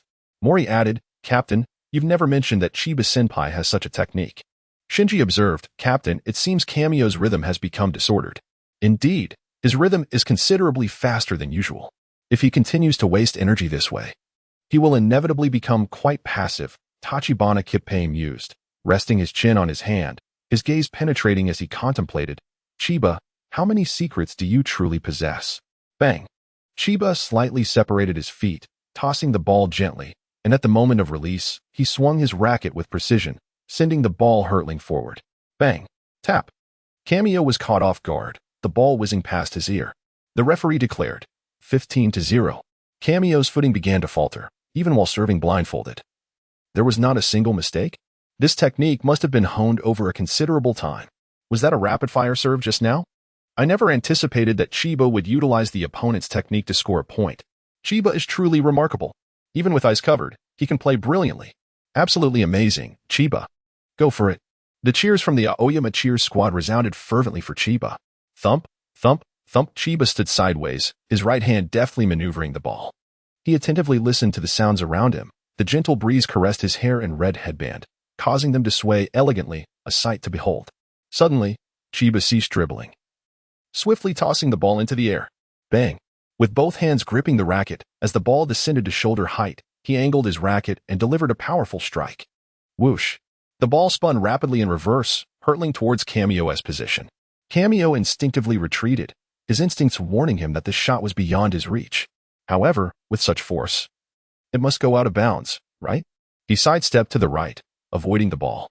Since it was destined to go out, there was no need to attempt to return. Bang! Whoosh!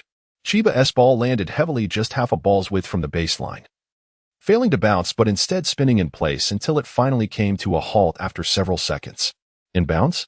Qianye could hardly believe it. He had visually assessed the speed and trajectory. Factoring in the force Chiba had exerted, this ball should have been out. How could it not be? Sometimes, one must not overly trust one's own eyes. Chiba's voice seemed particularly faint in the breeze. Chiba-senpai is truly cunning, Qianye thought, as he tightened his grip on the racket. My speed and rhythm will not yield easily. That's the spirit. Chiba's lips curled into a slight smile, illuminated by the light, creating a striking visage. Qianye pondered. Chiba's endurance is unmatched. In the first half, she barely moved, conserving a significant amount of energy. Now, the rhythm he had established was being disrupted by her. If that's the case, I shall quicken my pace. After all, there is a considerable disparity in stamina between power players and agile ones. Tezuka, slowly wearing down the opponent, psychologically leading them to exhaust their energy excessively. This strategy demands immense endurance, yet it applies the greatest pressure. Chiba's endurance is indeed extraordinary. Although she moves swiftly, her breathing remains perfectly steady. Kikumaru's eyes sparkled with admiration. I want to learn from Chiba too. I'll wear weights every day. Such stamina is not achieved overnight. Surprisingly, the usually reticent HD interjected. What? HD, you actually spoke. Do you know something? Kikumaru grinned mischievously at HD. Spill the beans.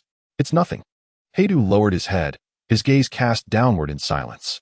Why did he utter such words? It was because he too was honing his own endurance, fully aware of the hardships it entailed. Moreover, he encountered Chiba nearly every day during his runs, witnessing firsthand the intensity of her training, which still left him somewhat astonished. Heidu thought, unconsciously clenching his fists. If a girl could train with such fervor, then he must strive even harder. Bang, bang, bang, bang. Qianye furrowed his brow, perplexed. Hadn't he already accelerated his speed? Why did his opponent's responses remain so methodical? Bang, bang, bang. A golden opportunity. Qianye noticed Chiba, after returning the ball, was adjusting her left-hand glove, her focus entirely diverted from the right. This was splendid. A momentary lapse in concentration was the gravest sin for any player. Bang. Qianye directed the ball towards Chiba's right. Chiba smirked, her right foot planted while her left spun in a circle. She rotated halfway, her back to Qianye, and swung her racket backward with her left hand. Bam. Bang. Thud. Thud. A beautifully executed lob sword over Qianye, landing in the backcourt. The speed was astonishing, almost instantaneous. The referee called 40-0. Match point for Saishin Academy. Chiba remarked, Didn't I tell you not to trust your eyes too much? How could you know I wasn't doing that intentionally? Chiba's voice, at that moment, resonated in Qianye's ears like a command, incessantly disrupting his thoughts. Thud, thud, thud, thud. Chiba paused her dribbling, grinning. You wanted to see my special move, didn't you? If you managed to return this shot, you might catch a glimpse of my second technique. The second technique. Qianye pressed his lips tightly together. I must absolutely give my all to return this. Chiba positioned herself sideways, her right hand tossing the ball into the air. A gust of wind swept by, causing her ears to twitch. Bang. Just as the ball was about to touch the ground, Chiba struck it upwards, causing it to ascend directly. Chiba chuckled softly, crouched slightly, and leapt with force. Bang! Bang! The sound of consecutive strikes echoed. Here it came, Chiba's triple heavy strike. The spectators held their breath, recognizing the familiar technique. The ball, struck with Chiba's second heavy blow, veered sharply towards Qianye, spinning wildly in midair. As it approached the net, the rapidly rotating ball suddenly split into three. Wait, this isn't the triple heavy strike. Qianye's pupils dilated. The three balls did not fly off in different directions. Instead, they spiraled around each other, creating a powerful current directed straight at Qianye's chest. Qianye closed his eyes, bracing himself for a desperate attempt. Even if he couldn't return the ball, he must at least manage to catch it. As the three balls struck the racket held before Qianye, he was jolted backward a step, and in an instant, the three balls vanished from sight. Thud, tap, tap, tap, an unfamiliar ball gently rolled to Qianye's right side, unnoticed. No, this cannot be. I clearly caught it. Qianye glanced at his racket, and then at the ball lying far from him. Referee, this round is won by Chiba. Hearing the referee's voice, Qianye felt a sense of unreality. How could everything shift so swiftly? Chiba leisurely removed his headband, casting a glance at Qianye, who was still in a daze, and chuckled softly. Who told you my secret move was a powerful three-hit combo? Did I not mention? Do not place too much faith in what your eyes perceive. Qianye, but I just caught the ball, didn't I? Chiba smiled knowingly. Are you certain there were only three balls? I actually struck twice the second time. Referee, the first singles match has concluded. The score is 7-5, victory goes to Saigaku. The referee announced the final results of the match.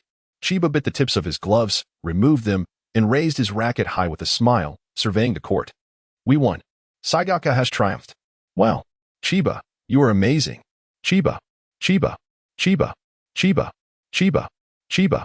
The cheers from Saigaku supporters resounded loudly, echoing endlessly. Come on.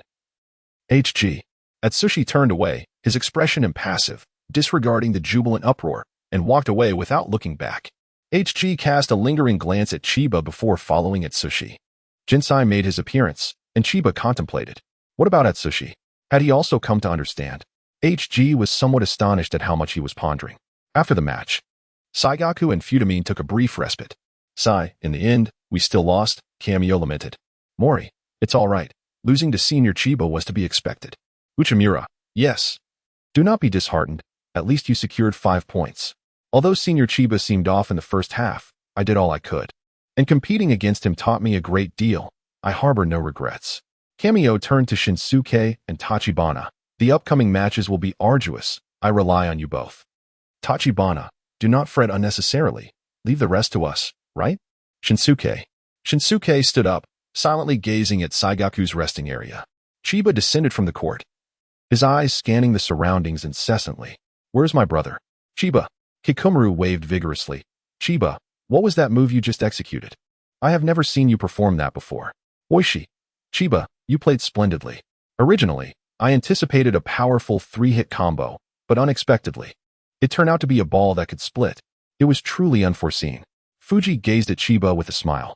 Chiba, distracted by the praises from everyone, was oblivious to Genji's presence. Stop looking. He has left. Ryoma stepped forward, positioning himself before Chiba, grasping her left hand. Do you feel anything? Does it hurt? Oh. It doesn't hurt, Chiba replied, regaining her focus, lifting her right hand. It's my right hand that is injured. Ryoma responded, playing that kind of ball. Do you intend to injure your left hand as well? Having grown up alongside Chiba, Ryoma was well aware of her techniques. The type of ball Chiba had just executed was one she had devised herself, but due to the precise force required during play, it could easily lead to muscle damage if mishandled. Consequently, Chiba's father had always forbidden her from playing such shots. I'm fine, Chiba retracted her hand. So, who were you really meeting just now? Ryoma initially refrained from asking, but feeling left in the dark was quite unsettling. I've already said I'm fine. Realizing her tone had been somewhat hasty, Chiba sighed. Oh well, I apologize. Chiba meant no harm. She was merely too anxious, and often, hasty words can inflict the deepest wounds. The atmosphere between Ryoma and Chiba grew increasingly tense, leaving everyone else feeling a bit breathless. It was perplexing. They had just won the match, and their concern for one another was evident, yet it seemed as if they were quarreling. Ah, by the way, Ekizan, you're up next. Kikomura quickly diverted the conversation. Haha. Yes, Ekizan, do prepare well. And also, Achan, please take Chiba to the hospital for a rebandaging. Daichi joined in to shift everyone's attention. Huh? Me?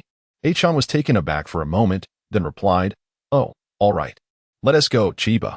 Chiba set down her racket and exited the court. Ryoma remained silent, preparing with his racket off to the side. What is going on with those two? Kikumaru quietly nudged Daichi's elbow. I have no idea. Perhaps it's because of that boy from earlier? Daichi speculated. Oh, I understand. This is what they call rivalry. Kikumaru exclaimed, shaking his head enthusiastically. Fuji couldn't help but chuckle. Perhaps that's it? On the way to the hospital, Chiba remarked, Achan. I can actually go to the hospital by myself. Walking alongside Achan, they both remained silent until Chiba broke the quiet. It's all right. I also happen to want to say a few words to you. What do you wish to say? Chiba inquired, puzzled. Chiba, from this match. It seems you are gradually revealing your true self. Qianye continued to clutch his notebook, recording observations as he walked. Regarding your unique style of play, I can devise a tailored training regimen for you. Really? Qianye responded, isn't training like everyone else's sufficient? Each individual possesses a distinctive training method. It's essential for rapid improvement. For instance, Hate's personal training volume far exceeds that of the team, Qianye remarked, halting his steps. Qianye, trust me, if you persist in concealing your abilities, you shall ultimately become an ordinary person. Ordinary? Qianye paused, lost in contemplation. What do you think? Qianye inquired. How peculiar today is. So many people are approaching me with nonsensical remarks. Qianye waved his hand dismissively and resumed walking. In light of this, Qianye adjusted his glasses and smiled faintly. The individual who just entered the court must hold significant importance to you, correct? Qianye stopped once more. He merely exchanged a few words with you. Yet the contrast in your performance is striking, raising suspicions. Qianye continued. Initially, I believed Tezuka to be the most enigmatic, yet now I find you, Qianye, to be the most mysterious. Not at all, Qianye turned, grinning at Qianye. Qianye closed his notebook and proceeded, passing by Qianye with a resigned tone. Qianye, you truly lack charm. Sometimes, despite smiling, your eyes never reflect that joy. Qianye gazed blankly at Qianye's retreating figure. I really don't understand people like you. Those who are taciturn seem aloof, while those who speak often harbor hidden daggers in their smiles, Qianye remarked as he walked. His tone filled with the essence of you are indeed inscrutable. Those who dislike conversation? Are you referring to Tezuka? Qianye chuckled awkwardly, hastening to catch up with Qianye. On the competition court, the match for singles number 2 commenced, with Ryoma and Shinji stepping onto the field, shaking hands and taking their positions. Observing the two on the court, the spectators couldn't help but murmur among themselves.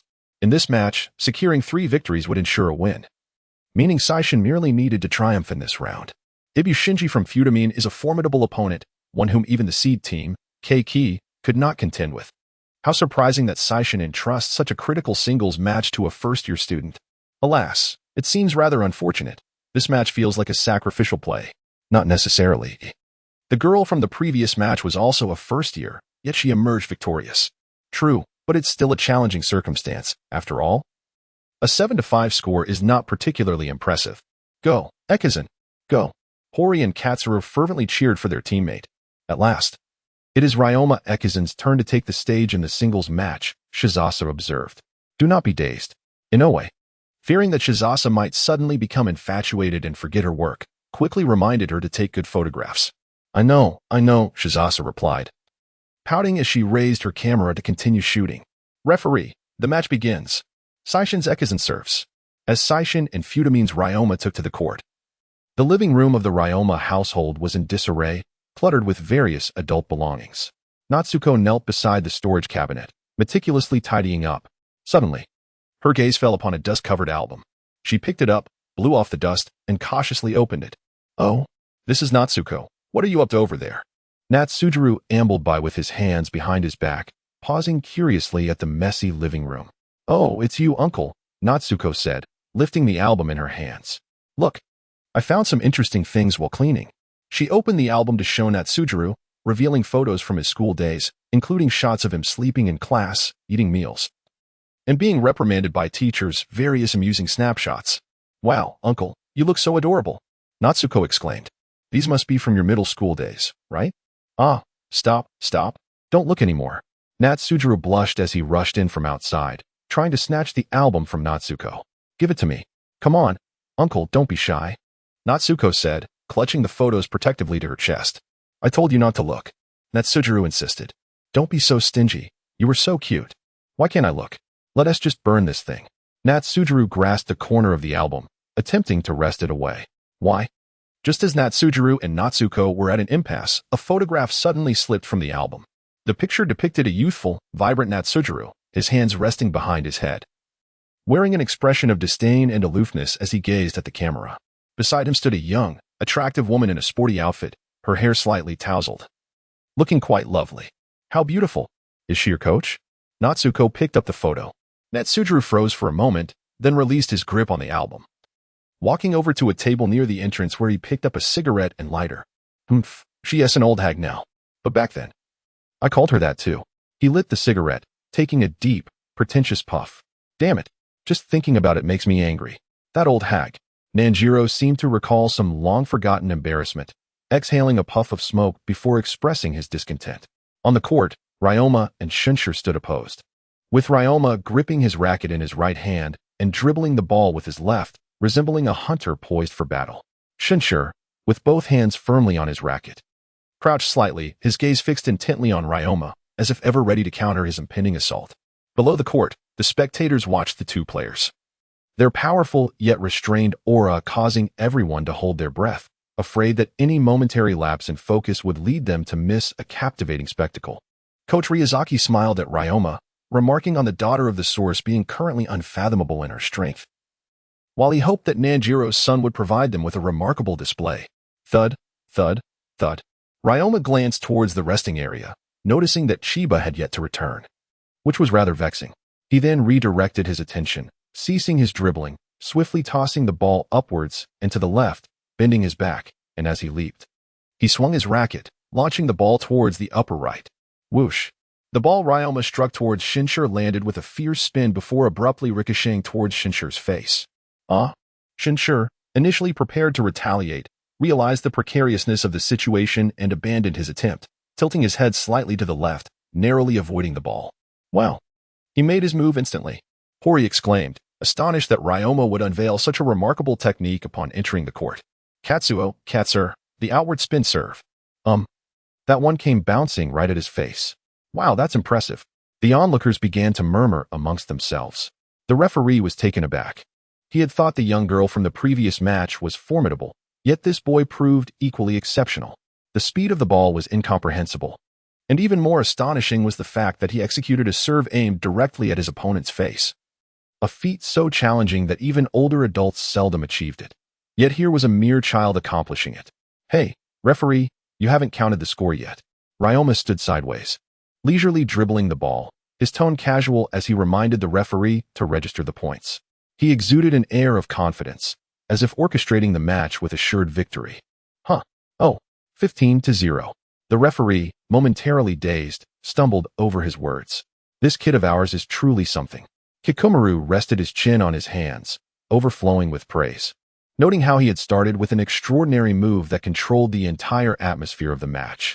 Indeed, observing Ryoma's slightly superior momentum on the court, smiles adorned the faces of the onlookers. Another spin serve.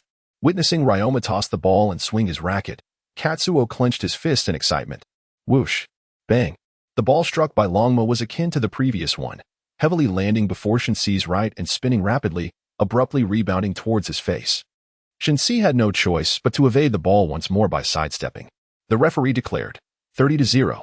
Hori urged, come on, Qianye. Defeat him. What is happening? That first-year student is incredibly skilled. The last first year was already astonishing, yet this one exhibits commendable prowess as well. It is not merely commendable, they are practically on par. Who was it that claimed that Saigaku's second singles player was a sacrificial player? Nonsense. Indeed, as the crowd murmured. Kamio cast a glance at Tachibana Yashihira. Could it be true, that first year? Tachibana appeared calm on the surface. Yet internally, he was astonished. I never imagined he could execute such a reverse spin serve. It seems that merely learning about him from Chiba was insufficient. Look, here it comes again. Hori shouted from not far away. Whoosh. Bang.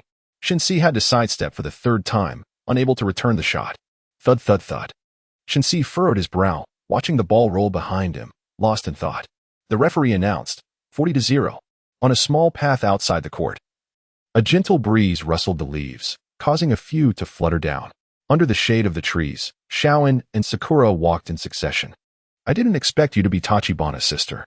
Noticing the silence, Sakura couldn't help but initiate a conversation. Qianye halted. Turning to face Sakura with a smile, what of it? You're also the granddaughter of Coach Longzaki, are you not? Sakura was taken aback that the other party already knew her identity. Qianye replied, there's nothing to be surprised about. How did you find out? Sakura's astonishment was evident on her face. Oh, please don't misunderstand. I am not a spy, nor do I harbor any ill intentions. I am merely curious about my brother's opponents. Qianye explained, noticing Sakura's surprised expression. As for you, I learned about it after researching, through Coach Longzaki's information. And since I almost mistook you for my friend earlier, I paid a bit more attention to you. It was not an intentional inquiry into your identity. I apologize if this caused you any discomfort. I see, is that so?